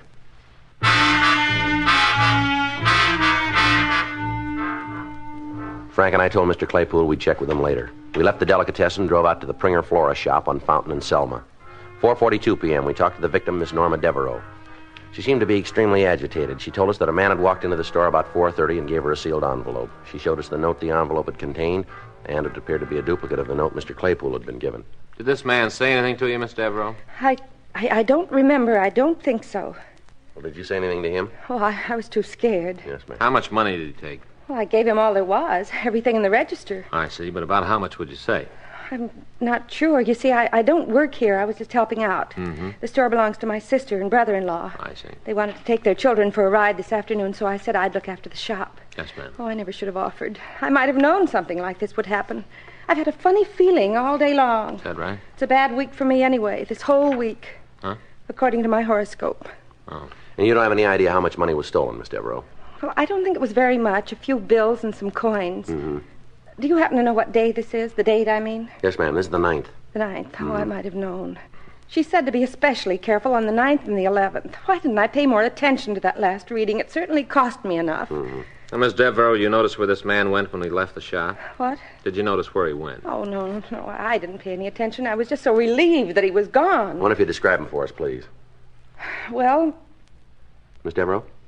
I'm trying to think. Yes, ma'am. It just comes up a blank. His face, everything about him. Well, how's he dressed? I'm terribly sorry. I just can't remember. Well, maybe we can help you. Was he wearing a coat or a sweater? That's right. A sweater. I remember the sweater. Mm-hmm. What color was it? Lightish, I think. I'm not sure. What kind of a sweater? Would you recall that? Just a sweater, I guess. How about his hair? Eyes? Anything at all, Miss Devereaux? Well, there's one thing. I don't know whether it would do any good or not. Yes, ma'am. I feel like such a fool not being able to remember where it was or when, but I'm almost certain about it. What's that? That I've seen him before. Frank and I continued to question the victim. She insisted that she had met or seen the suspect sometime before the crime, but she was unable to recall the circumstances. 5:38 p.m., we drove both victims down to the city hall and asked them to go through the mug books for the purpose of identifying the suspect. We finished another book, Sergeant. Yes, ma'am. Seems like you sure have enough of them. Yes, sir. If I could only think where it was. Ma'am? That I saw him before. Yes. Did I get you folks some coffee? That sounds like a right good idea. How about you, miss? What? Would you like some coffee, too? Miss Devereaux. That's it. That's it. I remember now. His face, everything about him. It's the same man. I'm positive it is. Oh? It was when you mentioned coffee. That's what brought it back to me. Yes, ma'am. Now, just when was it you saw this man? Oh, let's see. It was last week when I went shopping for a new coat. Tuesday. Yes, that's when it was. Tuesday. Mm-hmm. I was having lunch. The Fairway Cafeteria in Hollywood. Yes, ma'am. Well, it was crowded, and I was sitting alone. He came by and asked if he could use the same table. All right, go ahead. I nodded, and he sat down. I didn't pay any attention to him. Not really. I just went on and finished my lunch. He was still eating when I left. Mm-hmm. Anything else you can tell us about him? I think he had on the same clothes he was wearing today, the sweater anyway. I remember the sweater, real plain now. I see. Now, you're sure this was the same man who robbed you? Oh, yes, I know it was. Mm-hmm. That'll help, won't it? My remembering where I saw him? Well, it might. I'll bet he eats there all the time, at that same cafeteria. Yes, ma'am. We'll check on that. Oh, he does. I just feel certain of it. You'll see, Sergeant. It was fate that made me go into that restaurant, and it was fate that made him sit at my table. Yes, ma'am. It was all part of a big plan. Our meeting like that, and then him robbing me today. It was all part of a big plan so that you could catch him. Yes, that's right. And you will catch him. Don't you worry about that. You'll catch him. Fate's against him. Well, that makes us even then, doesn't it? What? So are we. Now that she remembered seeing the suspect before, Miss Devereaux confirmed Paul Claypool's description. We asked the victims to continue going through the mug books. They were unable to come up with an identification. 6:31 p.m., Frank and I drove them home, and we went off duty. The next day, October 10th, 10:05 a.m., we interviewed the day cashiers at the Fairway Cafeteria. They couldn't recall any specific customer who answered the suspect's description. 11:46 a.m., we went back to the office. Robbery Friday. Yeah, Larry. Mm-hmm. Well, thanks anyway. Sloan. Yeah? Says he can't give us a lead from the way those notes were printed. Oh? Well, how about an early lunch today, huh? It's all right with me. Where do you want to go? Well, I don't care. How about you? Doesn't make any difference to me. Well, suggest someplace. No, I told you it doesn't make a difference. Well, I don't know why it always has to be up to me, Joe. Hmm? Where we eat. Why don't you decide once in a while? All right, fine. Let's go to that new Chinese place on Broadway. For lunch? Well, why not? Well, you don't want Chinese food for lunch, Joe. I don't. Of course not. Well, what do you got in mind? I might have known. Hmm? I'd end up making the choice. Sure is a problem, isn't it? Well, it gets kind of monotonous, that's all, buddy. Well, it's tough. Say, Yeah, something we can do for you? is this here where you the guys that handle robberies? Yeah, that's right. Like them two yesterday? Which two? Grocery store and flower shop. You know something about them, do you? Yeah, I know something. Well, just what is it? Who robbed them? I know who it was. Yeah. Well, I guess it was me.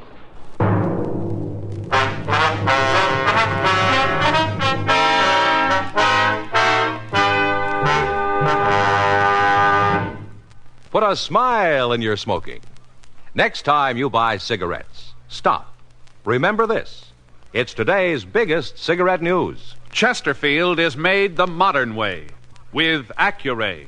The Accuray controller is the greatest improvement in cigarette making in years, and it's a Chesterfield exclusive. This amazing quality detective electronically checks and controls the making of your Chesterfield, giving a uniformity in smoking quality never possible before. So buy Chesterfield today. For the first time, you get a perfect smoke column from end to end. A perfect smoke column from end to end. From the first puff to the last puff, your Chesterfield smokes smoother.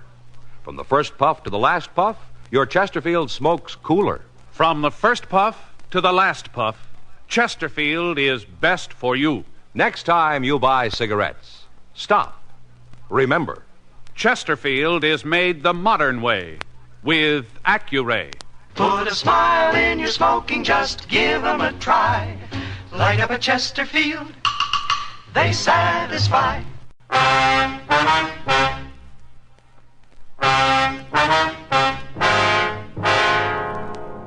The man who had come into the office answered the description we'd received from the victims. He was in his early 20s, stocky build, about 5'10", brown hair and gray eyes. He was wearing dark blue trousers and a yellow turtleneck sweater. He told us that his name was Harvey Tilden and that he lived in a rooming house on West Ivar. He readily admitted the 2 robberies, but he insisted that he had not meant to commit the crimes. I didn't know what I was doing, that's all. I just didn't know. Well, what are you trying to sell us? Were you drunk? Of course not. I hadn't had a drink, not even a beer. Well? Well, he told me it was money they owed, that I was collecting it for him. Who told you that? Stoney. Who's Stoney? Well, that's all I know him by, Stoney. And you were collecting money for him, is that it? Uh-huh. And you expect us to buy that, too, don't you? No, I guess not. Well, then why don't you try giving us the truth? Well, look, now, may I'm not the brightest guy in the world. If I was, I wouldn't be in this mess. Yeah. I come to you of my own accord, didn't I? Well, maybe you got scared. Maybe you figured it'd go easier with you if you gave yourself up. Isn't that it? Yeah, I guess I can't blame you for thinking that. Sure was a dumb trick. Well, why'd you do it then? Because I didn't know, because he told me it was just a job I was doing. Mm-hmm. Stoney told you. Yeah, that's right. Mm-hmm. All right, now let's hear it your way. Yeah, well, he said he worked for a kind of collection agency, you know, where they go after them deadbeats, you know? Yeah. Well, he said he had to have somebody to help him, only part-time, but the pay would be good. Yeah. Offered me the work. Mm-hmm. I ain't had a steady job lately. Sound kind of good to me. Yeah, go ahead. Yeah, well, I was supposed to meet him yesterday afternoon, 3 o'clock. He picked me up in front of the place where I live. Yeah? Drove me past that grocery store, and parked around the corner, gave me an envelope, and he told me to take it inside, hand it to a fellow who worked there. He said I was to make sure nobody else was in the store on account of he didn't want to make the old guy feel bad by collecting the debt in front of somebody else, you know? Yeah. So I done what he told me. I give the old guy the note, he give me the money, and I took it back to Stoney. Well, where was he while you were in the store? Well, around the corner, like I said. Why didn't he go in with you? He wanted to see if I could handle it myself, on my own, you know. That's what he told me. Mm-hmm. Well, then we drove over to that there flower place. Same routine. Yeah, only this time I got kind of suspicious, you know. Yeah. She acted so scared, the lady there. It didn't seem to me that having to pay up a debt would make somebody so scared. I told Stoney afterwards, he said it was just an act that they all put on like that. Mm-hmm. Yeah, well, I didn't exactly believe him, so next place we stopped, I opened up the envelope before I went inside, and I read that there note. Yeah, well? Well, I didn't know what to do. Finally, I went back to the car, and I really told him off, Stoney. I told him I wasn't no thief. I told him he had to return all that money. What did he say? He just laughed at me. He said I was the biggest pigeon he ever met.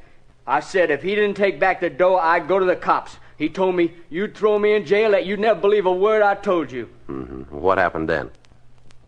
I got out of the car. I said I wasn't no crook and nobody was going to make me be one. Mm-hmm. I was heading right for the police station. Then I got to thinking. I seemed like maybe he was right, that nobody would believe a story like this. Yeah. So I went home. All right, why'd you come in today? Well, I didn't sleep none too good last night. It was kind of worrying me what I'd done. I figured maybe he'd find some other sucker like me and pull that same stunt over again. I didn't want him to get away with it, so I decided to take my chances on you guys. I ain't going to get a short count now, am I? You know where the Stoney lives? No, he never said, not to me. And you don't know his last name either? Uh-uh. Well, where'd you meet him? Hentley's gym. Over on Olympic, I hang out there sometimes. You a fighter?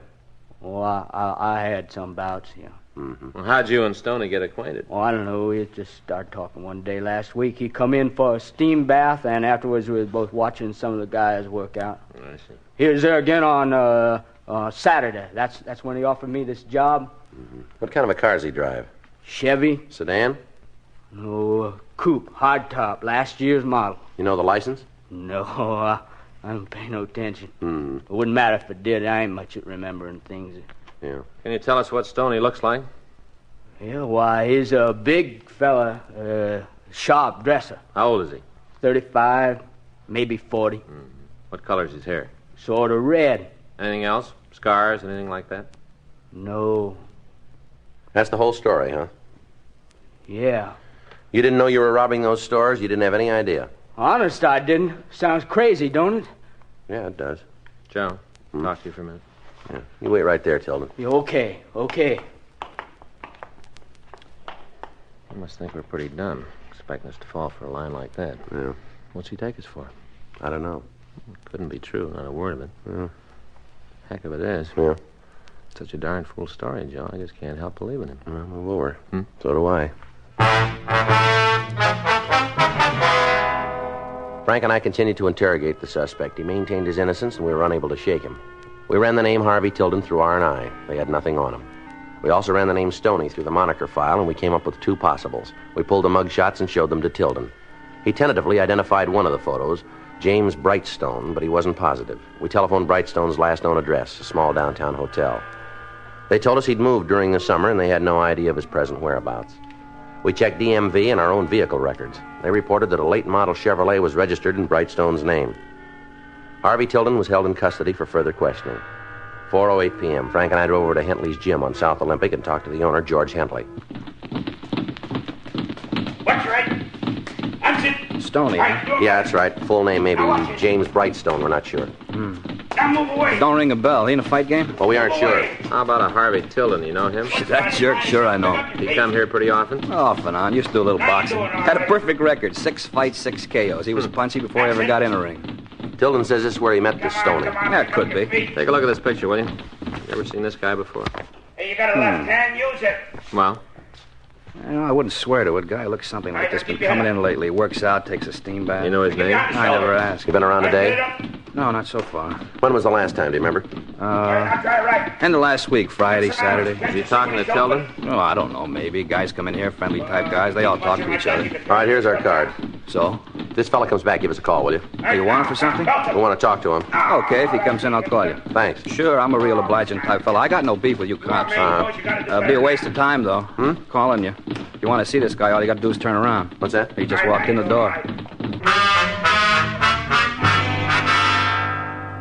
Frank and I talked to the man George Hentley had pointed out. He readily admitted that he was James Brightstone. He also admitted knowing Harvey Tilden. He said he had spent the previous afternoon in his room at the Jackman Hotel. We telephoned the hotel, but the clerk was unable to confirm Brightstone's alibi.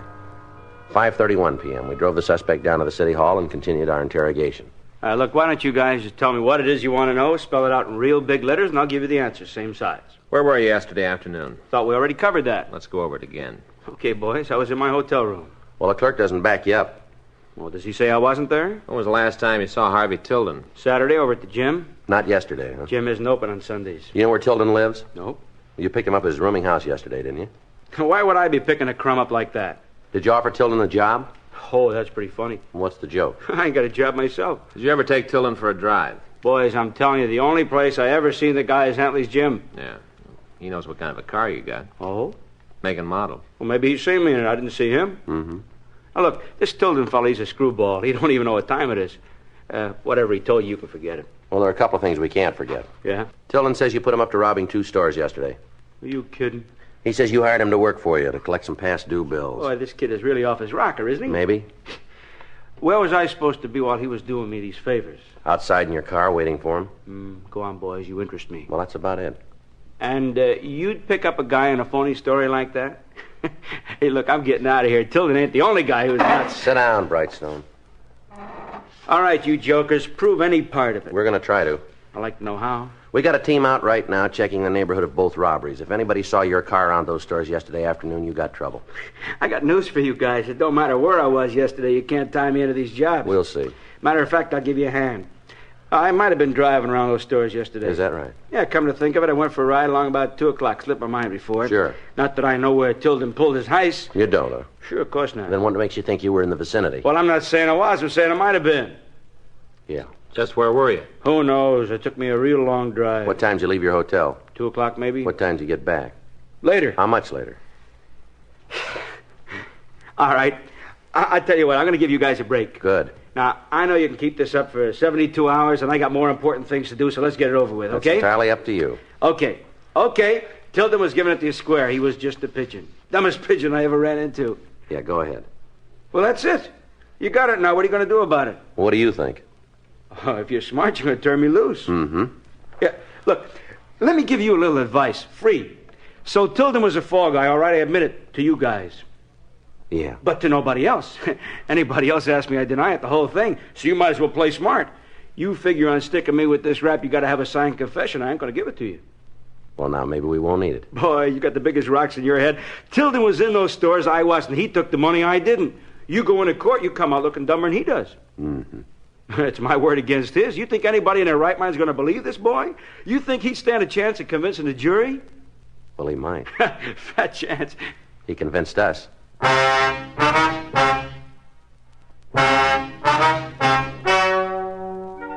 The story you have just heard is true. The names were changed to protect the innocent. On January 8th, trial was held in Department 98, Superior Court of the State of California, in and for the County of Los Angeles. In a moment, the results of that trial. Now, here is our star, Jack Webb. The date, June 19th. The man in question, father. The gift for Father's Day, Chesterfield. Make it a point to pick up a couple of cartons, first chance you get. It's the easiest way I know to put a smile in Dad's smoking, and a nice way to remember a great guy.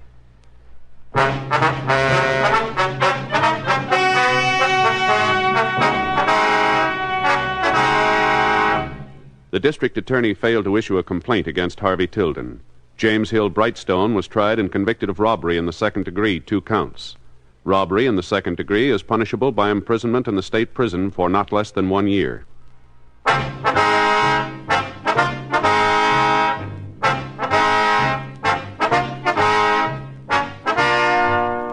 You have just heard Dragnet, a series of authentic cases from official files.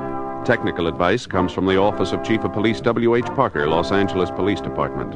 Technical advisors Captain Jack Donahoe, Sergeant Marty Wynn, Sergeant Vance Brasher. Heard tonight were Ben Alexander, Vic Rodman, Virginia Gregg, Eddie Firestone. Script by Frank Burt. Music by Walter Schumann. Hal Gibney speaking. Watch an entirely different Dragnet case history each week on your local NBC television station. Please check your newspapers for the day and time. Chesterfield has brought you Dragnet, transcribed from Los Angeles. This is it, L&M Filters. It stands out from all the rest. Miracle tip, much more flavor. L&M's got everything. It's the best. Notice the color of L&M's Miracle Tip. It's white, pure white, to give you the purest and best filter. And L&M gives you a rich, good-tasting, fully satisfying smoke, the kind you can get only from highest quality tobaccos. Buy L&M. It's got everything: flavor, taste, mildness, and the best filter. L&M. A courageous chaplain, honored as Mr. Citizen, thwarts a prison break and converts a juvenile delinquent to a new way of life. Don't miss Mr. Citizen this week. Check your local TV listings for time and station. Hear Dragnet next week, same time, same station.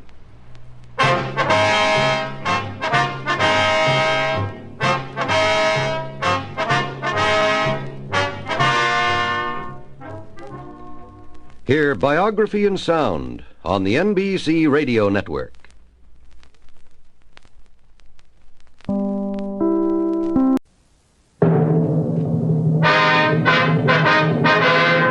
Sound off for Chesterfield. Chesterfield is best for you. First cigarette with premium quality in both regular and king size. Chesterfield brings you Dragnet.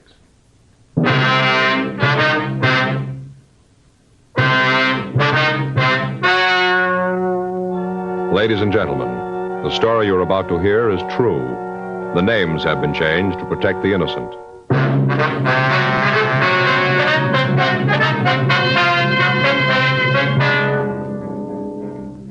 You're a detective sergeant.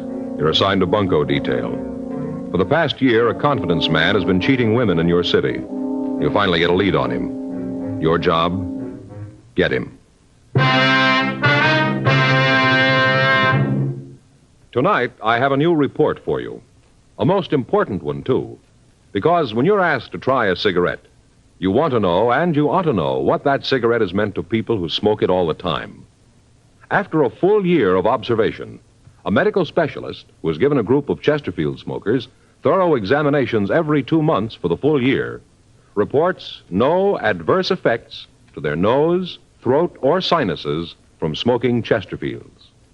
More and more men and women all over the country are finding out every day that Chesterfield is best for them. Enjoy your smoking. Try Chesterfields today. They're best for you. Much milder, with an extraordinarily good taste.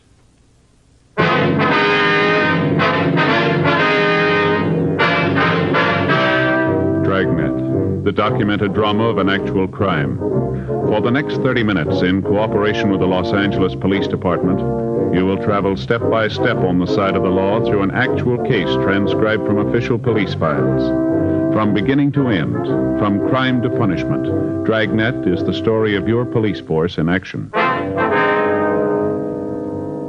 It was Wednesday, February 12th. It was cold in Los Angeles. We were working the day watch out of bunco detail. My partner's Frank Smith. The boss is Captain Steed. My name's Friday. We were at the Armstrong Thomas department store cafeteria, and it was 3:14 p.m. when I got back to the table. Here, Joe. Let me give you a hand. Oh, thanks. Here you are, Miss Terrence. Thank you. I wonder if you'd tell us what this is all about now, ma'am. Surely. Sorry you had to wait, but I thought it might be better if we talked up here. Yes, ma'am. Would you pass the sugar, please? Oh, yes, ma'am. Here you are. Well, it's not a pretty thing. I don't know how I could have been so foolish.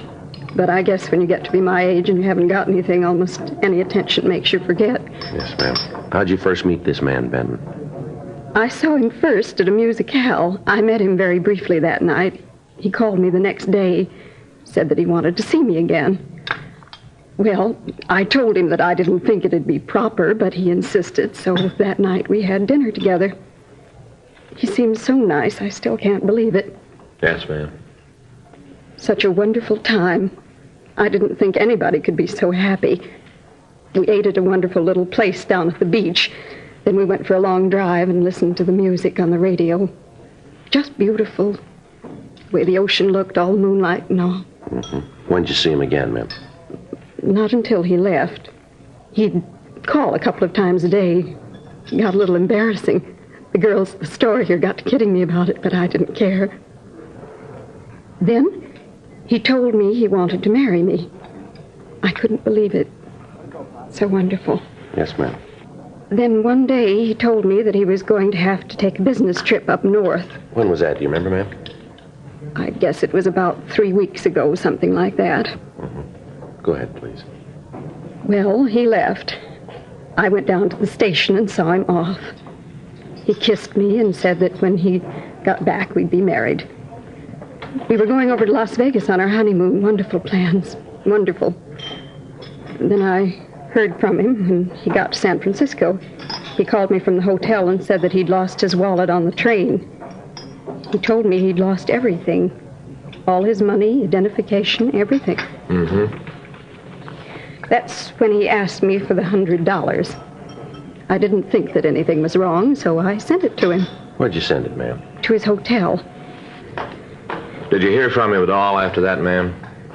Not a word. At first, I thought that maybe he was just busy. I did think it was kind of funny that he wouldn't say something about getting the money I sent, but not a word. Then I got worried. Yes, ma'am, I understand. Finally, I called the hotel, and they told me that he'd checked out. I figured that maybe he was back in town and wanted to surprise me. So I called his apartment. The landlady told me that he had left a couple of weeks before, that he didn't leave any forwarding address. Yes, ma'am. I didn't know what to think. I didn't want to believe that he just used me, but there didn't seem to be anything else to think. Yes, ma'am. Then, of course, it was only $100. Seems that if he'd wanted to rob me, he could have asked for more. I still don't believe it, even when I know it's true. Yes, ma'am. Now, I wonder if you could give us a description of the man. Yes, I can do that. Let's see. He was tall. About how tall, ma'am? Over 6 feet, maybe 6 feet 2. He had blonde hair, kind of wavy. About how much would you say he weighed, Miss Terrace? I'd just be guessing, but I'd say about 190 or so. I see. I wonder if you'd be kind enough to come down to the city hall and look at some pictures for us. You think you might have one of him? It's possible, ma'am. Maybe it'd make you feel a little better to know that you're not the only woman that this Benton has taken. There have been quite a few. I guess I knew that. Even if I didn't want to believe it, I guess I knew it was just a confidence game. Such a cruel thing, though, to use a person's loneliness to rob them. Yes, ma'am, it is. When you get along in years and you haven't got anything to hold on to, little attention and affection makes you forget everything else. Nothing else seems to matter. Yes, ma'am. I guess that's the way they figure it.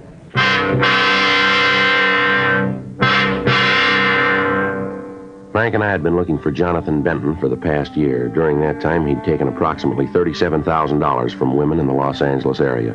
His method of operation was to answer the ads in the personal columns of the daily papers.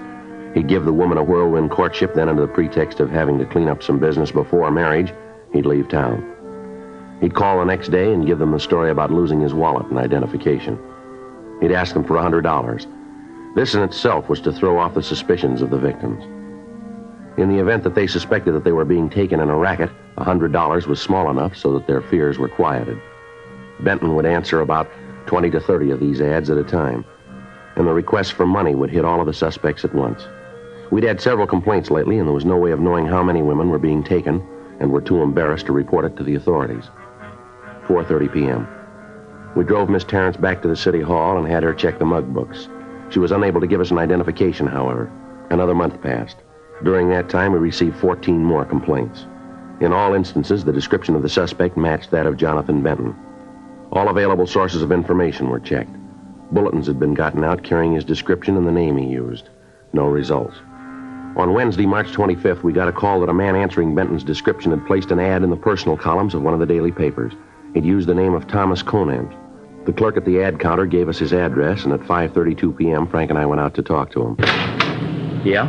You Thomas Conant? Yeah, that's right. What can I do for you? Police officers would like to talk to you. Sure, come on in. Always glad to talk to the law. This is my partner, Frank Smith. How do you do, Mr. Smith? How you do, sir? If you boys will come on in, I'll shut the door.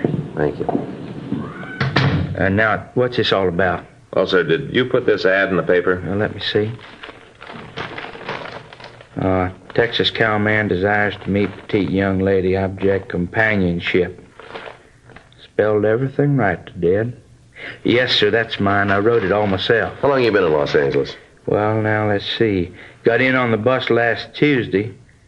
That'd make a week and a day. Uh-huh. What brings you out here? Well, guess you could say it's kind of a business trip. Got a little tired of the same faces back home, so I thought I'd just see what the rest of the country looked like. What little there is of it. I'm from Texas, you know. Amarillo. What's all this about, anyway? Some law I broke? No, it's about that ad.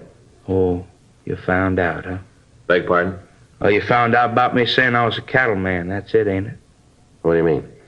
Well, now, I didn't mean no harm. I do have a couple milk cows on the place. A Holstein and a Guernsey. They're real nice, too. It's just that I was so darn lonesome, I kind of thought this might be a way to meet some nice gal. I didn't mean no harm. You can see that, can't you? Yes, sir, I guess so. Wonder if you'd mind taking a ride with us, sir? Well, I should say not. Always happy to go along with the law. Where you figure to go to? We'd like you to meet somebody.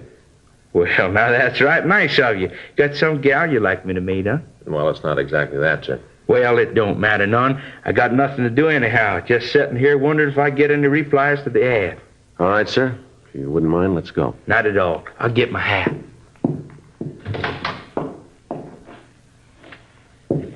Don't hardly feel conspicuous in this hat at all. Is that right? Yep. Kind of thought people might make something of it, but hardly even notice it. Had two little kids come up today ask for my autograph. Guess they figured I was a movie star. Made me feel real good, too. Then I wrote my name for them. They didn't know who I was. But that didn't make no mind to them. They just thanked me and went on about the business. Right nice little folks they was. Yeah, well, let's go. Sure. Real nice people here in L.A. Real nice. Haven't met a bad one yet. Well, you haven't been here long. We got 'em.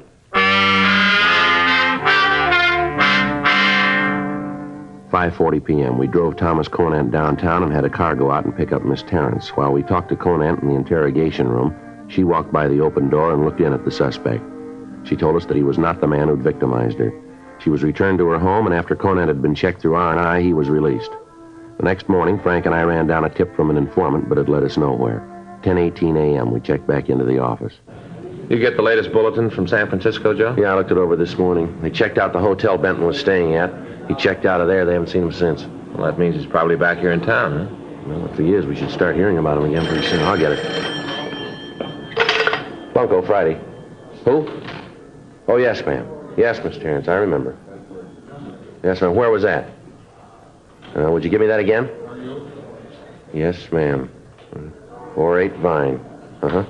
Yes, that's right, ma'am. We'll get in touch with you. Right. Thank you very much. Bye. Grace Terrence? Yeah, she just saw Benton. Where? Went into an apartment out on Vine Street.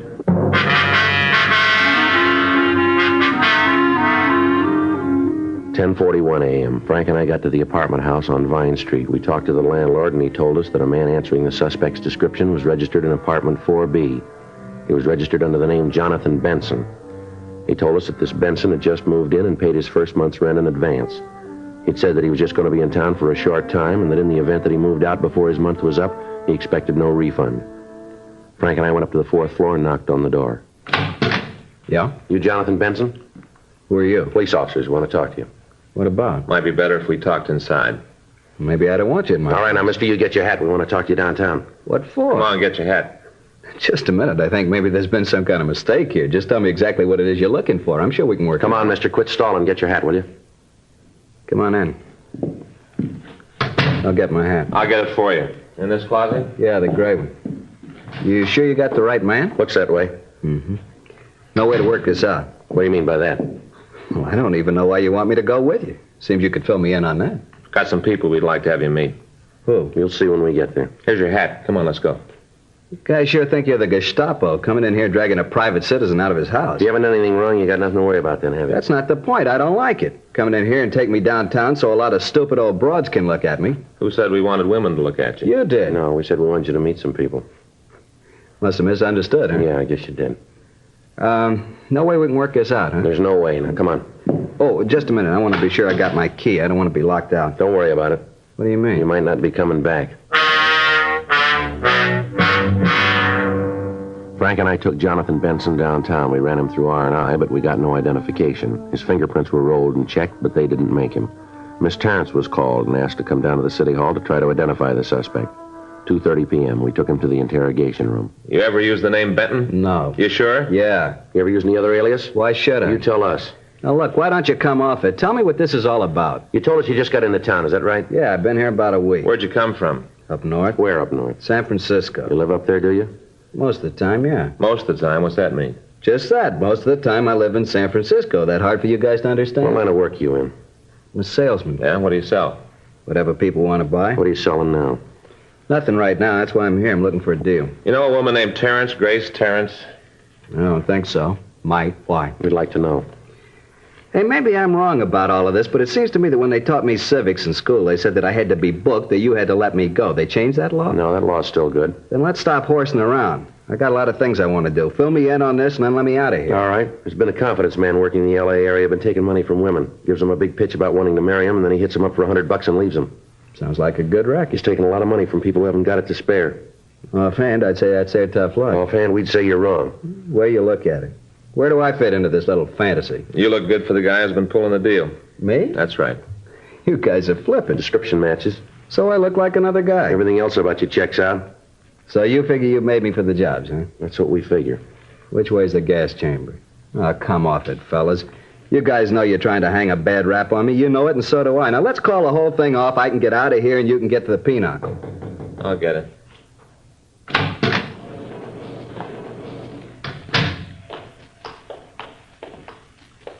Hello, Jonathan. What? Why'd you do it, Jonathan? Why? If you wanted the money, you could have asked for it. I'd have given it to you. You didn't have to lie about what you thought. Place is full of them loonies. Is this the man, Miss Terrence? Yes, Sergeant, that's him. All right, how about it, Benson? I don't know what she's talking about. What's this bit with that's him? Loonies jumping with. All right, now, Benson, I've had enough of that. Now, come off it. You've just been identified. We got a lot more of them that we can have here. I think they'll identify you, too. Why, John? Why? Oh, get her out of here. One thing I can't stand is a woman bawling. Something comes along, I can't figure out right away they got a bawl. Anything comes along, they got to cry. I'm sick of it. All right, ma'am, maybe it'd be better if you waited in our office. Yes, Sergeant. Still don't know why he did it. Why he took this way to get the money. I took this way because it was the easy way. You broads are all alike, every last one of you. Let me get a few things straight first. You say I took $100 from you, is that right? Yeah. All right.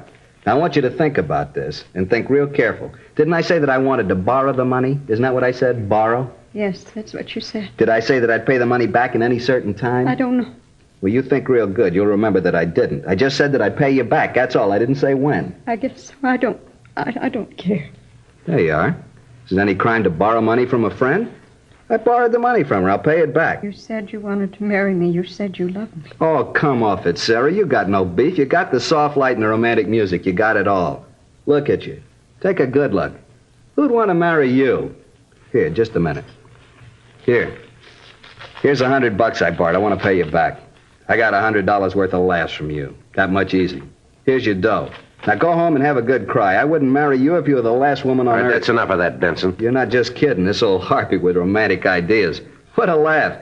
She thinks anybody want to marry her, and she's a loony, too. I didn't think anybody could be this mean. I didn't think anyone could be this cruel. I don't believe it. You got no choice. You knew it all along. Thanks for the laughs. Come on, Miss Terrence, please.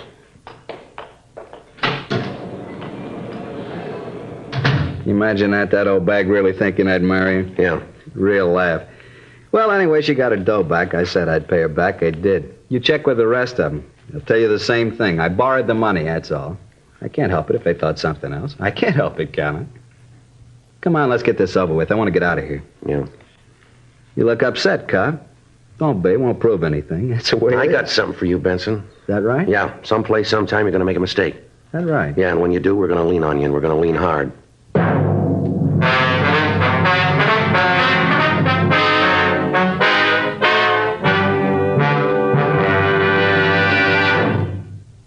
You are listening to Dragnet, the authentic story of your police force in action.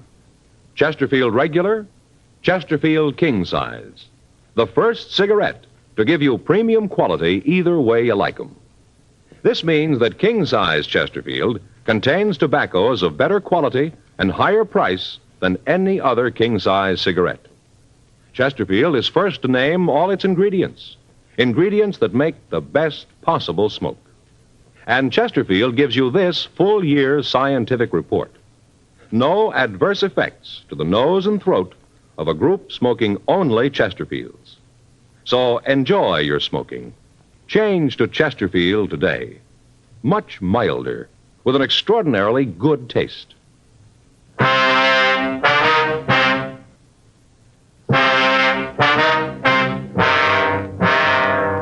We had 12 of the victims of the confidence man look at Benson. All of them gave a positive identification, but verified his story that he'd borrowed the money from them. 4:25 p.m., Frank and I got in touch with the district attorney's office and talked with them. What Benson had said was true. In borrowing the money, or in saying he was borrowing it, he'd committed no violation of the law. We had to release him from custody. A month passed. During that time, we'd heard nothing more from the suspect. He'd stopped working the Dodge in the Los Angeles area. We contacted the San Francisco authorities and informed them of what had happened. They said that they'd be on the lookout for Benson. During the next 2 weeks, Frank and I worked on a ring of bunco artists that were working the obituary columns. On June 16th, we got a call from Burglary Division that they'd gotten a report of a theft, and talking to the victim, they'd gotten the name Jack Bentley. They checked the files on him and found that it could be Jonathan Benson. The victim, a Miss Betty Lindsay, came to our office to talk to us. I don't know why they thought that I should see you. It's just a plain theft. The officers in burglary said that they thought we might be interested in the thief, Miss Lindsay. I wonder if you'd tell us about him. Lousy crumb. This guy's a real schnook. Schnook of the first water. Yes, ma'am. What's his name, please? Called himself Bentley, Jack Bentley. What a bum. What do you look like, Miss Lindsay? Tall and blonde. Kind of nice-looking guy if you went for the type. I did. Now I got troubles. Oh, what a no-good bum. Wonder if you'd take a look at some of the pictures we've got here and see if he's in these. Sure. I'd like to see you get him. Where are the pictures? Frank, would you get him, please? Yeah. Where'd you meet this Bentley? Do you remember? Well, I'm sort of the hostess at a place downtown over on 5th. Anyway, about 2 or 3 weeks ago, this schnook comes in, orders a couple of drinks, and he leaves. Next night, he's back again. Ooh, he was a cagey one. Didn't work too fast. Took about a week to make the pitch, then he asked me out to dinner. Well, he always seemed kind of nice, so I told him I'd go. Mm-hmm. Here are the pictures, ma'am. If you just take a look through them and see if there's one of Bentley in there. Sure. Let me see. No. It's not. Hey, this one's kind of cute. What's he wanted for? Oh, he works the casualty racket. What's that? Gets the names of people that have died, tells their families that they ordered some stuff. What kind of stuff? Oh, pen and pencil sets, watches, cheap things. Charges a lot of money for them. Most of the people figure that it's one of the last things their loved ones wanted, so they pay the prices. The stuff's worthless. Lousy racket.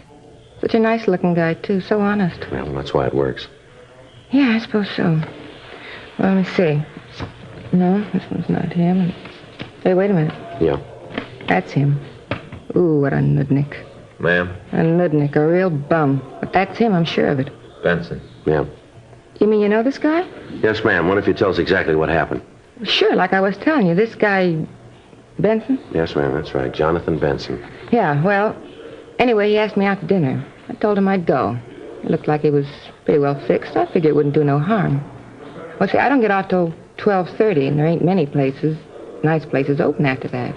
But I said yeah, so he told me he'd pick me up. He got to the club about 10 o'clock. Said that he'd gotten through with whatever it was he was doing, that he came by to see if he could use my apartment to freshen up a bit. Freshen up a bit.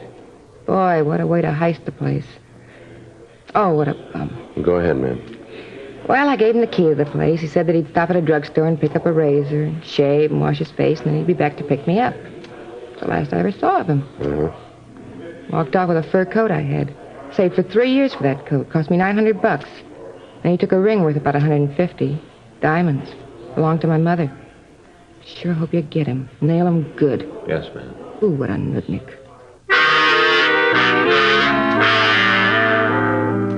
We continued to question Betty Lindsay. She gave us the name of one of Benson's friends. We checked on him, and he gave us the name of a girl who knew the suspect. We talked to her, and she was able to give us Benson's address. It was a rooming house on Franklin Avenue in the Hollywood area. 6:47 p.m. Frank and I went up to his room. Yeah, come on in. Should have kept my mouth shut. What do you guys want? We want to talk to you downtown, Benson. We aren't going to get on that merry-go-round again, are we? I'm getting tired of this whole deal. What are you guys trying to tell me this time? We didn't have to do it, Benson. You took care of that yourself. Is that right? Yep, you made a mistake. What is it this time? You figure I took some candy away from a blind All newsboy? right, come on, Benson. Let's go. You going to arrest me this time, or am I going as a favor? This time it's on us. You mean we're playing for keeps now? Yeah. What's the charge? Grand theft. You're kidding. No. I really believe you're serious. That's right. You called it. Well, this is going to be interesting. If you can't prove this, I'm going to own City Hall, and the first thing I'm going to do is fire you two. You know that, don't you? Well, we'll take that chance. All right, but don't say I didn't warn you. You know, someday I'm going to write a book. Call it Some of My Best Friends Are Cops. Yeah, you do that. I will. You'll have the time.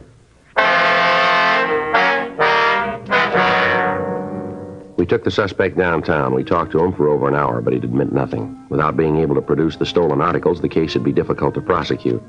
We had Benson take everything out of his pockets. Among his personal effects, we found a key to a locker in the subway terminal. 2 men from Bunco Division took the key and went down to the terminal. They recovered a locked suitcase and brought it back to the squad room where we were questioning Benson. How about it, Benson? This yours? Never saw it before in my life. It's locked. You got a key to this, Benson? I told you it wasn't mine. What more can I say? See those keys there, huh, Frank? Yeah. Here. All right. I don't know what this is all going to prove. I told you the suitcase isn't mine. Yeah, that figures. That's how come the keys fit, huh? Cheap suitcase. A lot of the keys double. Is that right? Sure, lots of times I lost a key for one suitcase, used the key from another one to open it. You ever find one of these in the case? I never saw that fur coat in my life. Haven't got the slightest idea how it got there. I want to talk to a lawyer. You're getting kind of jumpy, aren't you, Benson? Sure, I don't mind admitting it.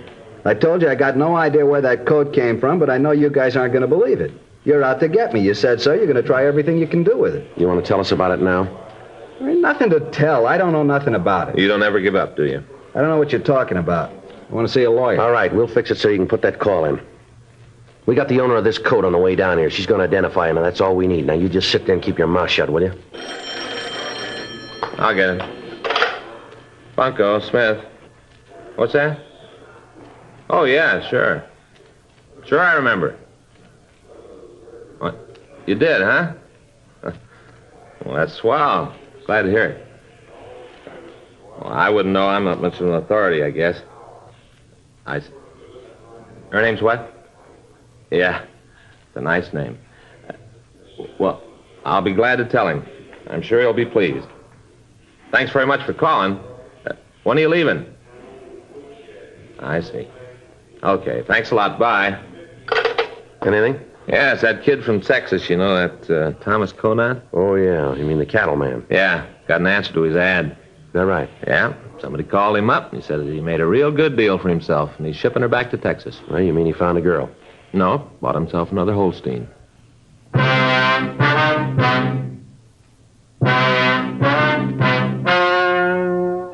The story you've just heard was true. The names were changed to protect the innocent. On October 17th, trial was held in Department 87, Superior Court of the State of California, in and for the County of Los Angeles. In a moment, the results of that trial. Now, here is our star, Jack Webb. Thank you, George Fenneman. Quality throughout is what we try to put in every Dragnet show, and it's what Chesterfield gives you in every cigarette. It's the first premium quality cigarette in both regular and king size. And smoking 2 packs a day myself, I can tell you that they're milder with a real good taste. Chesterfield.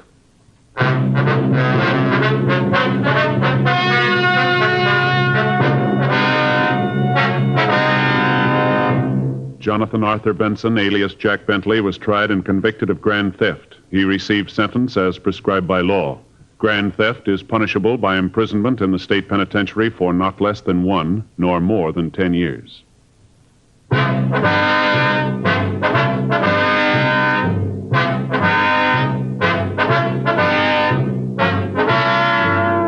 You have just heard Dragnet, a series of authentic cases from official files. Technical advice comes from the Office of Chief of Police W.H. Parker, Los Angeles Police Department. Technical advisors Captain Jack Donahoe, Sergeant Marty Wynn, Sergeant Vance Brasher. Heard tonight were Ben Alexander, Peggy Weber, Harry Bartell. Script by John Robinson. Music by Walter Schumann. Hal Gibney speaking. For a million laughs, tune in Chesterfield's Martin and Lewis Show Tuesday on this same NBC station. And sound off for Chesterfield. Either regular or king size, you'll find premium quality Chesterfield much milder. Chesterfield is best for you. Chesterfield has brought you Dragnet, transcribed from Los Angeles.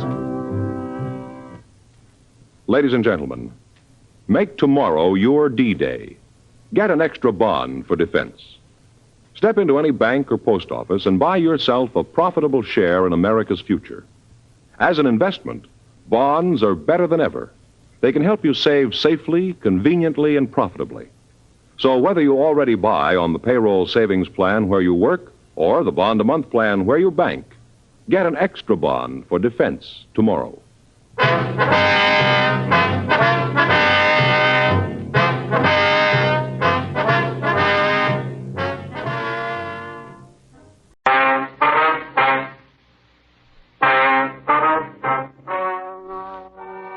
Ladies and gentlemen, the story you are about to hear is true.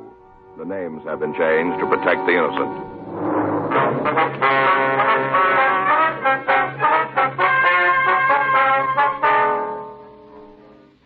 You're a detective sergeant. You're assigned to burglary detail. You get a call from a citizen that a burglary is in progress. You know the exact location. Your job, stop it.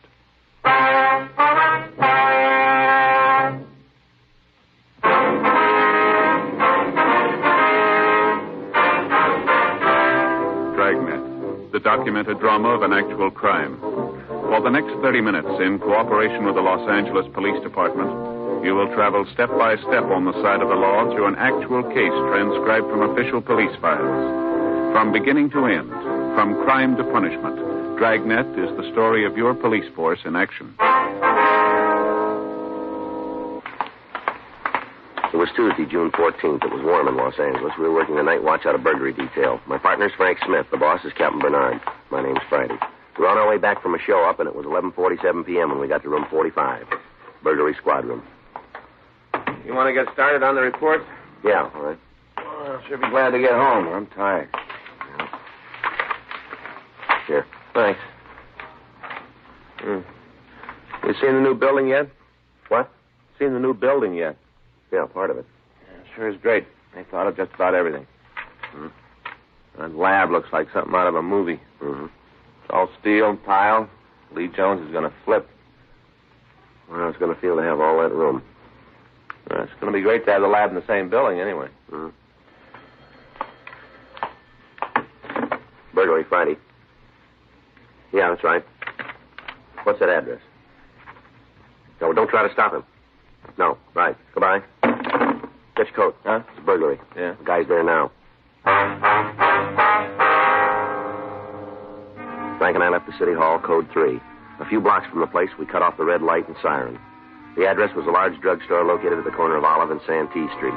We parked the car in the middle of the block and walked the rest of the way. The store was dark when we arrived, but the front window had been smashed and the sidewalk was covered with broken glass. Stay away from here. Don't go messing things up. We're police officers. Oh, I've been expecting you. I'm the one that telephoned you. I'm Arthur Muncie. All right, sir. This is Frank Smith. My name's Friday. Hello. How you doing? Hello. Took you long enough to get here. The thief's gone. Where'd he go? He just took off, that's all. Took off. Which way? Down there. There, right down the street. Do you have a car? I don't know. I didn't see one. Well, if he did, he didn't drive it. He ran away down the street, you see? See? That way. Now, how long ago did he leave? Right after I called you. I come back here to keep an eye on him. He crashed through the window and took off. Running just as fast as he could down that way, the street. What did he look like? Can you tell us? Sure. I got a good look at him. Real good when he come out through the window. He kind of laid on the sidewalk for a minute, like it was hurt. Right after that, he ran off. All right, sir. Now, if you give us a description. Oh, you want it just the same as I give it to the other fellows? Who's that? The other cops. I give them a good one. I told them all about the thief. Where are they now? Do you know? They took out after him. They got in the car and drove off looking for him. How long ago was that? Right away. They drove away right behind the man. It wouldn't surprise me a bit, but what they caught him, they was right behind him. Now then, you want to know what happened? That's right. I thought you would. Well, I was on the way home from the movie down the street. I go there every Tuesday night. They got dishes, you know. What's that? Giving away dishes. I didn't go in since they started. Tonight was soup bowl night. Already got 5 of them. Tonight fills out my set. Yes, sir. Now about the burglary. The burglary. Would you tell us about it? Oh, yes. Well, oh, good. I get to talk and the back gets loose. Stay on the track. Yes, sir. Well, then. Now, where was I? You were on the way home from the movie. Oh, yeah. Well, I was just walking along. I got here by the drugstore and I heard this noise. First off, it kind of scared me. I didn't expect it, you know. Yes, sir. What was it? The noise? That's right. Glass. A whole lot of glass being broke. I turned around and right away I knew it come from the drugstore. So I went over to take a look. Yeah. What do you think I saw? I wouldn't know, sir. Would you like to take a guess? Look, mister, why don't you just tell us? This fella was laying right on the floor, right in the middle of the floor, the glass all over. I guess he'd fell on one of the showcases. He sure broke it all up. Just laying there, not moving at all. Then, all of a sudden, quick like, he jumped up, and that's when he saw me, standing there looking right at him. He saw me. Yes, sir. Right off. I knew he didn't have no right in the store. I knew it right away. You know how I knew? Yes, sir, I have an idea. You? No, I don't have an idea. Well, then, the light wasn't on. No, sir, there wasn't any light on. So I knew he was a thief. That's when I went to call you. Use the phone booth there, see? Right across the street. Able to keep my eye on the place all the time. Yeah. Come back here to make sure he didn't get out. And first, I thought the guy was gone. You see, I couldn't see him at all. Yeah, then he came out from behind the counter back in the back of the place. And I could see he was hurt. Something was wrong with his arm. He held it kind of like this. See? Like there was something wrong? Yes, sir. He was trapped. No way to get out. With his arm hurt, he couldn't climb out. So what do you think he did? Well, I wouldn't know. Your turn. Go ahead, will you, please? Started running, come right at the window, running as fast as he could. Crash right through it. Broke clean through it. Landed here on the sidewalk. There, see? Right on the sidewalk. Glass all around him. Mm-hmm. Laid there for a minute, and then he got up and took off down the street. He was hurt, though, bad. I could see where he'd hit his head on the window, all cut up. Would you know the man if you saw him? Oh, you bet I would. I'd know him any place. We'd like to have you come downtown, look at some pictures. Sure. Anything I can do, you just name it. All right. I'd have scored a settle with that guy myself. I want to see you get it. Yes, sir, we understand. Ought to be ashamed of himself. Whole thing's his fault. Never would have happened if it hadn't come crashing out that window. What's that? My personal reason for wanting to see you get him. He made me drop my soup bowl.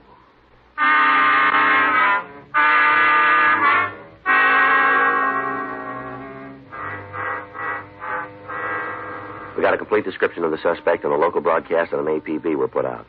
Arrangements were made for the witness to be taken to the city hall to check through the mug books, and then Frank and I started to canvass the area. 12:20 a.m. Think you made it? I don't know. The way Arthur Muncie put it, he was hurt pretty bad. Couldn't get too far. Yeah. Want to pull up? Let's check that alley. All right. No, it doesn't go all the way through. Mm-hmm. Let's get out.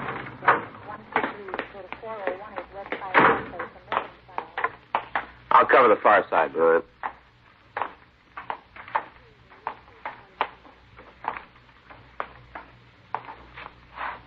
How about it? All right, come on out. Come on, we can see you. All right. I give up. Don't shoot. Just Don't shoot. stand there where we can see you. I got my hands up. I'm not going to cause any trouble. I give up. Now, please don't. All right, shoot, walk please. out here. Keep your hands where we can see him. I'll check him, Joe. All right, turn around. Put your hands against the wall. All right, I'm doing just what you say. Just like you tell me now. All right, he's clean. All right, turn around. Come on, put your hands back. No, look, please, don't put any handcuffs on me. Please don't. My wrist is broken. I can't do it. I can't All right, stand it. stand still. Put your hands behind your head and walk out toward the street. All right. Get me a doctor, will you? I don't feel good. I think I hurt my head. No, I'm telling you the truth. You can see yourself. I think I hurt it. Come on, keep walking. I don't feel good. I got awful pain in my head. Yeah, well, it's going to get worse. The suspect was taken to Georgia Street Emergency Hospital for treatment. We identified him as Leroy Ernest Finch, 27 years old. He had a record listing 2 convictions of burglary along with several misdemeanor arrests. His mugshot was shown to the witness, and we got a positive identification. After emergency treatment, Frank and I were able to talk to him. How about it, Finch? Make a statement? About what? The burglary. You guys are forgetting something. What's that? I'm the one who's sick. I don't know what you're talking about. I don't think about any burglary. That's a nice try, Finch, but it's not going to work. You better tell me what you're talking about. We got a witness who saw you break into a drugstore tonight. He's willing to go to court with it. Well, then you better get a new witness, because the one you got is all worn out. Yeah? Yeah, that's right. How'd you get cut up? A couple of guys tried to rob me. I didn't like the idea, and they put the screws to me. You expect that story to stand up? You got to prove it didn't happen. We can. Well, then be my guest. Why don't you save us all a lot of time and cop out here? Well, that'd make things real easy on you, wouldn't it? That'd help. Well, it's too bad I can't go along with you boys, but I'm not going to carry a beef I didn't build. You want us to believe that, don't you? I don't care what you believe. I'm telling you the truth. I was mugged tonight. A couple of guys took my wallet, beat me up, and that's the way it is. There's nothing you can do to change it. Yeah, we'll see. Now, if I knew about any burglaries, I'd tell you there's no reason not to. I can think of a couple. Spell them. You've fallen twice before. I thought we'd get around to that. Well, you guys better take another look. You can't bring up my record in court. You're going to have to make this on your own, and I'm giving you nothing. It's a little late, isn't it? Huh? You already have. That morning, the suspect was removed to the prison ward at General Hospital. He was reported in good condition and was expected to recover in time to stand trial. Frank and I worked with the district attorney's office in preparation of the case. A check of the drugstore by Harlan Stahl of latent print detail had turned a complete set of usable prints. Bloodstains found on the floor of the place were of the same type as Finch's. Particles of cloth on the transom where entry had been made matched the suit the suspect was wearing. According to the district attorney's office, the case was complete and the conviction was assured. Thursday, June 16th, we attempted to re-question the suspect, but he was sullen and uncooperative. 6:47 p.m., Frank and I got back to the office. How about something to eat? All right, where do you want to go? How about that taco place on Broadway? We were there yesterday. Good food. Prices are in line. I don't know. I think you could live on beans and tacos, couldn't you? Sometime I'd like to try. Yeah. I get it.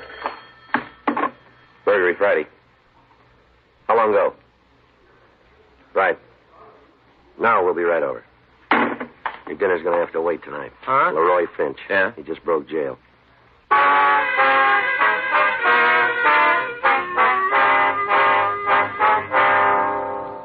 We left the office and drove over to General Hospital. An immediate warning had gone out to all officers in the city carrying Finch's description. As far as we knew, he was still wearing hospital clothes and wouldn't be too difficult to spot. We went up to the 13th floor and met with a guard who'd been on duty. I see you went out this way. 13 floors to the street. Not easy to believe. How do you make it? Well, near as we can figure, he tore the bed sheets into strips, braided them together, worked at one of the bars until he could slip through. Must have looped the sheets around the other bars and lowered himself. How far could he go that way? 2 stories. After that, he must have rested on the ledge while he pulled the sheets down after him. Kept going until he got to the street. Anybody see him on the way down, do you know? We're checking now. Not likely. If there had been anyone, they'd let us know. Yeah. Sure hate to see that guy on the loose. The way he talked, he's going to cause a lot of trouble. Any chance he had help getting out? No, he's the only one in the room. Didn't have any visitors. Door was locked. You mention any friends in town? Anybody you might go to? No, about the only thing he talked about was the beef against him. All the time saying that he was going to beat it. How he was going to blow your case sky high. Yeah. And he was sure of himself. Said you'd never get him into court. He didn't have a chance. Yeah. It looks like he might have been right. It isn't going to change. He hasn't beat it. Yeah? He just postponed it. For the rest of the night, the area was subjected to an intense search. All people in the vicinity were questioned. Cars going into and out of the blockaded section were checked. At 7:30 the next morning, a search was called off. Apparently, Leroy Finch had made good his escape before the warning had been sounded. For the next 2 days, Frank and I checked everybody listed in his package. Friends and relatives were placed under surveillance. All known associates and places he was known to frequent were checked. Word went out to informants for possible leads. Every step was being taken to bring Leroy Finch back into custody. Sunday, June 19th, we got word that Finch had been seeing a woman just before his arrest. Her name didn't appear in any of the reports. Frank and I drove out to see her. I guess this is it. Well, what about the back? Oh, this is the only entrance. All right. I'll get the door. Okay.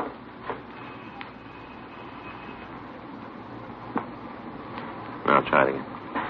Yeah, who is it? Like to see Miss Wall, please. Who is it? Like to talk to you. It's important. All right, just a minute. You think he's here? I don't know. Better be ready for him. Yeah. Come on up. What do you want to see me about? You alone here? No, why? You mind if we check? No, go ahead. Come on in the living room. What you looking for? We're police officers. You know a man named Leroy Finch? Yeah, Okay, Joe. I could have told you that going in. All right. Sit down, I'll just have some coffee. Looking at the Sunday funnies. Yeah, You gotta excuse the way the place looks. I wasn't expecting company. it's all right. Want you a cup of coffee? No, thanks. How about you? All right. What do you want to know about Roy? When'd you see him last? Oh, let me think. This is a week, 10 days ago. Not since, huh? Uh-uh. You heard from him at all? No. What's this all about? What's Roy done? It's all been in the papers. Outside of the funnies, they could print it blank. What's he done? We want to talk to him. Oh, like that, huh? That's right. What do you know about him? Nice guy. Good spender. We've been out a couple of times. Dinner, dancing, nothing special. Mm-hmm. Dresses good. Looks nice. Wears too much padding in his coat. Outside of that, he looks like something in a magazine. Yeah. Where'd you meet him? Cafeteria downtown. Mm-hmm. I was in there eating one night. Place was pretty crowded. And he came over and asked if it'd be okay if he sat at my table. I told him, yeah. Mm-hmm. Finished eating, and we went out and had a couple of drinks. How long ago was that? Oh, let me see here. Just a couple of months. You ever talk about any of his friends? You know where he lived? I don't think he had one place. Kept moving around. You know, one hotel this week, some other place the next. Just kept moving. Where was he staying the last time you saw him? I don't know. Some place down on Pico, I think. You can't give us an address, huh? No. All right, Miss Wool. We'll leave you one of our cards. We'd appreciate it if you could call us in the event Finch gets in touch with you. Well, sure. I hear anything, I'll call you right away. Oh, excuse me a minute, huh? Go ahead, we can find the door. Thanks. Hello? Uh-huh. Oh, yeah, just a minute. Mr. Friday? Yeah, Your office. They want to talk to you. thank you. It's Friday. When? I'll be right over. Thank you very much, Miss Wall. Don't mention it. Let's go. Yeah. What do you got? They found Finch. Yeah. He's been hiding in a house in Highland Park. You there now? No, he left about an hour ago. Whose place belong to? I don't know. If we want to talk to him, we better step on it. Yeah. He shot them both.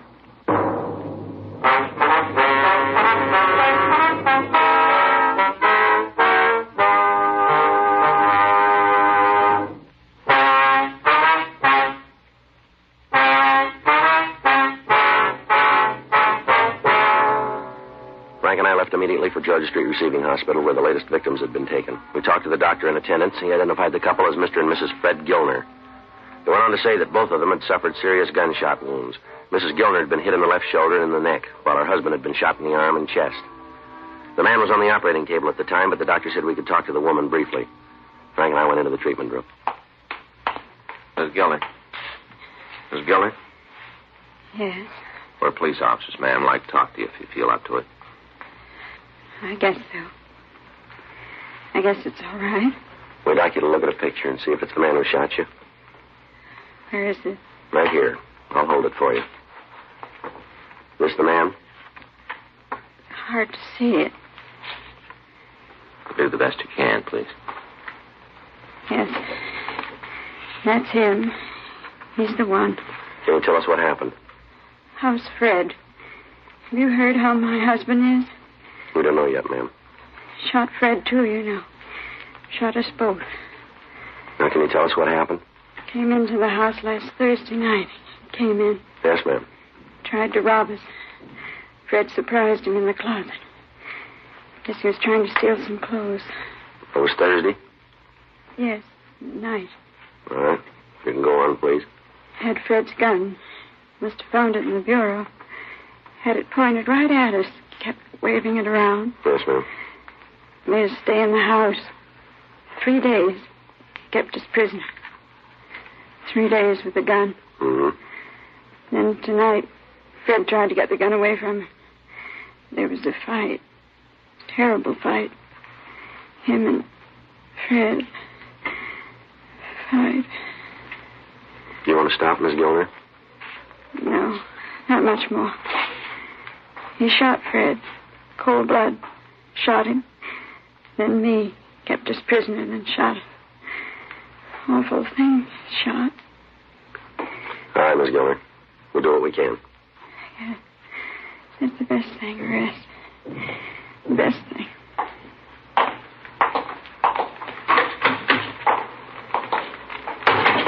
You want to check the doctor? Yeah. Excuse me? Yes? Where can we find Dr. Savern? I think I saw him a couple of minutes ago. He went into treatment room number 3. All right, if we go in? Yes, he's alone. Thank you. Doc? Oh, yeah, Joe. Frank, come on in. Thank you. How'd it go? Tough one. I think he's going to live. That's good. Hope he feels the same way. What do you mean? Bullet severed the spinal cord. Yeah. He'll never walk again. A check was made at the Gilner house, and their automobile was found to be missing. From papers in the house, we got a make and license number. A supplemental broadcast was gotten out carrying the information. The description of Leroy Finch was broadcast to all policemen in Southern California every 30 minutes. At the end of each transmission, the officers were warned that the suspect was armed and was to be considered extremely dangerous. Border stations were notified, and the checkpoints into Nevada were alerted. Bus and railroad stations were covered, and airline terminals were placed under surveillance. Roadblocks were set up on highways into and out of Los Angeles. If Leroy Finch was still in the city, every precaution was taken to prevent his escape. 36 hours went by without word. Tuesday, June 21st, Frank and I checked into the office. I'll check the book. Well, Friday. Yeah, been trying to reach you guys. Where you been? We just got back from 77. What's the matter? We better check with the skipper. Huh? That car Finch was driving? Yeah. They just found it.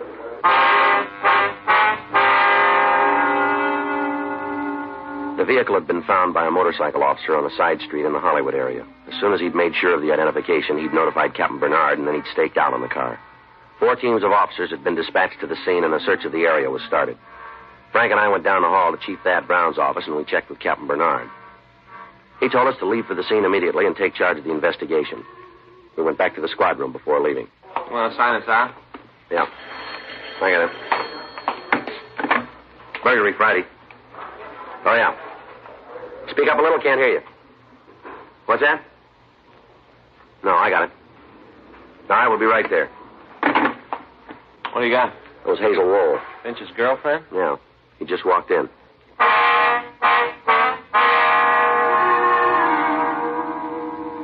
We notified Captain Bernard what happened, and along with him and 2 teams of men from robbery detail, we left for the woman's address.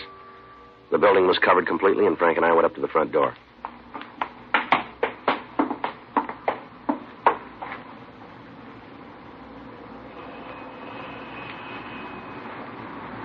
Who is it? It's Joe, honey.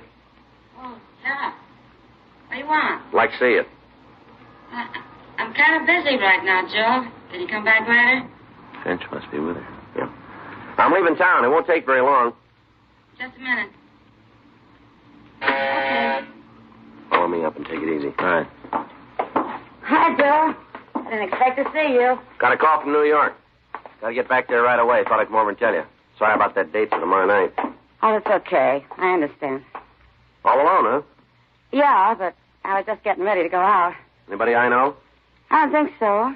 Friends out in the valley asked me over for dinner.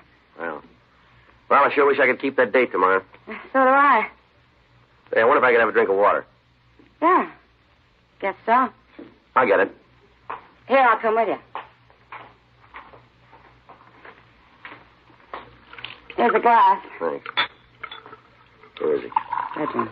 You alone? Yeah. He's got a gun. All right, you stay here. All right, be careful. Thanks a lot. Well, I'll be running along. Okay. All right, Finch, we know you're in the bedroom. Throw that gun out and you follow it. Come on, Finch, throw out the gun. You come and get me, cop. We can wait a lot longer than you can, Finch. Well, let's see. We'll take the building apart if we have to. Go ahead. I'm not going to walk out of here. All right, you called it. Frank? Yeah. Get downstairs, ask him to bring up the gas equipment. Okay. Watch your face coming out. All right, come on, Finch, get up. Now, leave me alone, cop. Leave me alone. Come on your feet. I can't. I'm hurt. I can't get up. You're not hurt that bad. It's just a shoulder wound. I am, too. You don't. I'm going to die. I know it. Come on, Jack. I'm going to die. You're pretty sure of that, aren't you? Yeah. I can feel it. You got it wrong, Finch. Huh? It won't be that easy.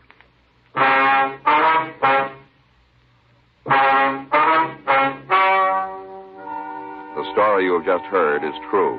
The names were changed to protect the innocent. On October 4th, trial was held in Department 97, Superior Court of the State of California, in and for the County of Los Angeles. In a moment, the results of that trial.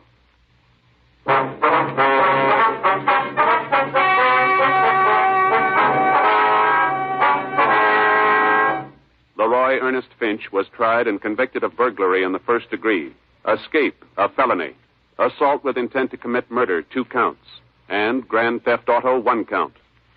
In view of his past record, and because of the viciousness of his crimes, he was sentenced to life imprisonment in the state penitentiary without possibility of parole.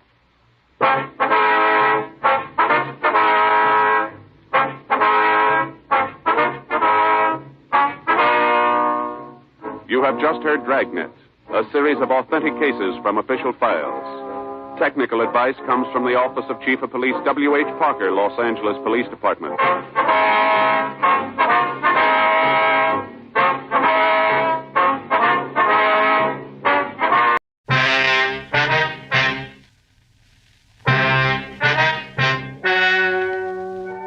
Ladies and gentlemen, the story you are about to hear is true. The names have been changed to protect the innocent. Dragnet is brought to you by Chesterfield, made by Liggett & Myers, first major tobacco company to give you a complete line of quality cigarettes.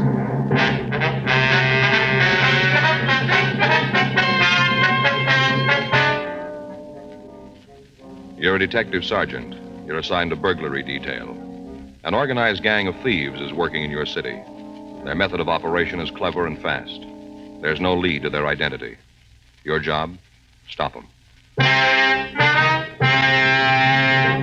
To sell a product, you have to make it good and keep it good. What do the latest reports show about Chesterfield? Well, our research laboratory has compared it with the leading cigarettes in the country. Chesterfield is highest in quality, low in nicotine. Another good reason why thousands of people are changing to Chesterfield every day. Smoke America's most popular two-way cigarette. Regular or king size, you'll find Chesterfield really mild, really satisfying.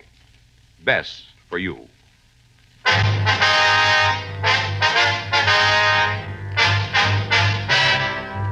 Dragnet, the documented drama of an actual crime. For the next 30 minutes, in cooperation with the Los Angeles Police Department, you will travel step by step on the side of the law through an actual case transcribed from official police files. From beginning to end, from crime to punishment, Dragnet is the story of your police force in action.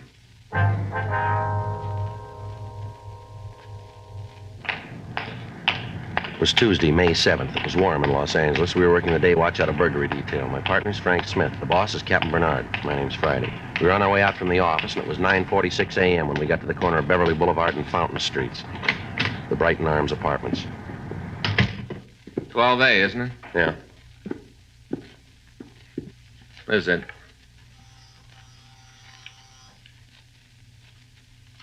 Want to try it again? Yeah. Just a minute. Yeah? Miss Anderson? Yeah, that's right. Police officers. This is my partner, Frank Smith. My name's Friday. Oh, yeah, come on in. Thank you. Thank you very much, ma'am. Sit down, I'll put some coffee on. All right.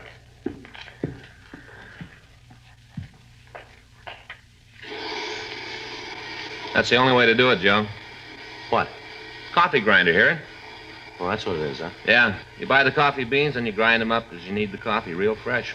I'm going to get Fay one of them. Great gadgets. Yeah, guess so. You never tasted coffee that fresh, Joe. Whole different flavor. Well, if you say so. Yeah. Wait till I get Fay one. You'll be asked over for the first pot of coffee. That's nice.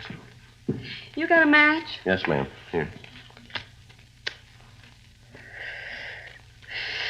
It's about the burglary, isn't it? Yes, ma'am. A couple of questions we'd like to ask. Go ahead. We've got the report you gave the officers last night. Now, this list of stolen property, I wonder if you'd look at it and see if it's right. Here you are. Diamond watch. Yeah. The mink. Yeah, that's it. It's the mink that's important. Took me 3 years working to get that. Sure hope you bring it back. Yes, ma'am. We'll try. Have you got any ideas as to what time the theft might have occurred? Well, near as I can figure, it must have been around midnight. Why do you say that? Well, I got home from work about 11:30. I'm a hostess in a restaurant downtown. Go on, please. Got home, the coat was still here. I hardly ever come into the house without checking on it. You know, it's the only real thing of value I got. Yes, ma'am. Well, there it was, hanging in the closet. I went out to have a cup of coffee and pick up the papers before I went to bed.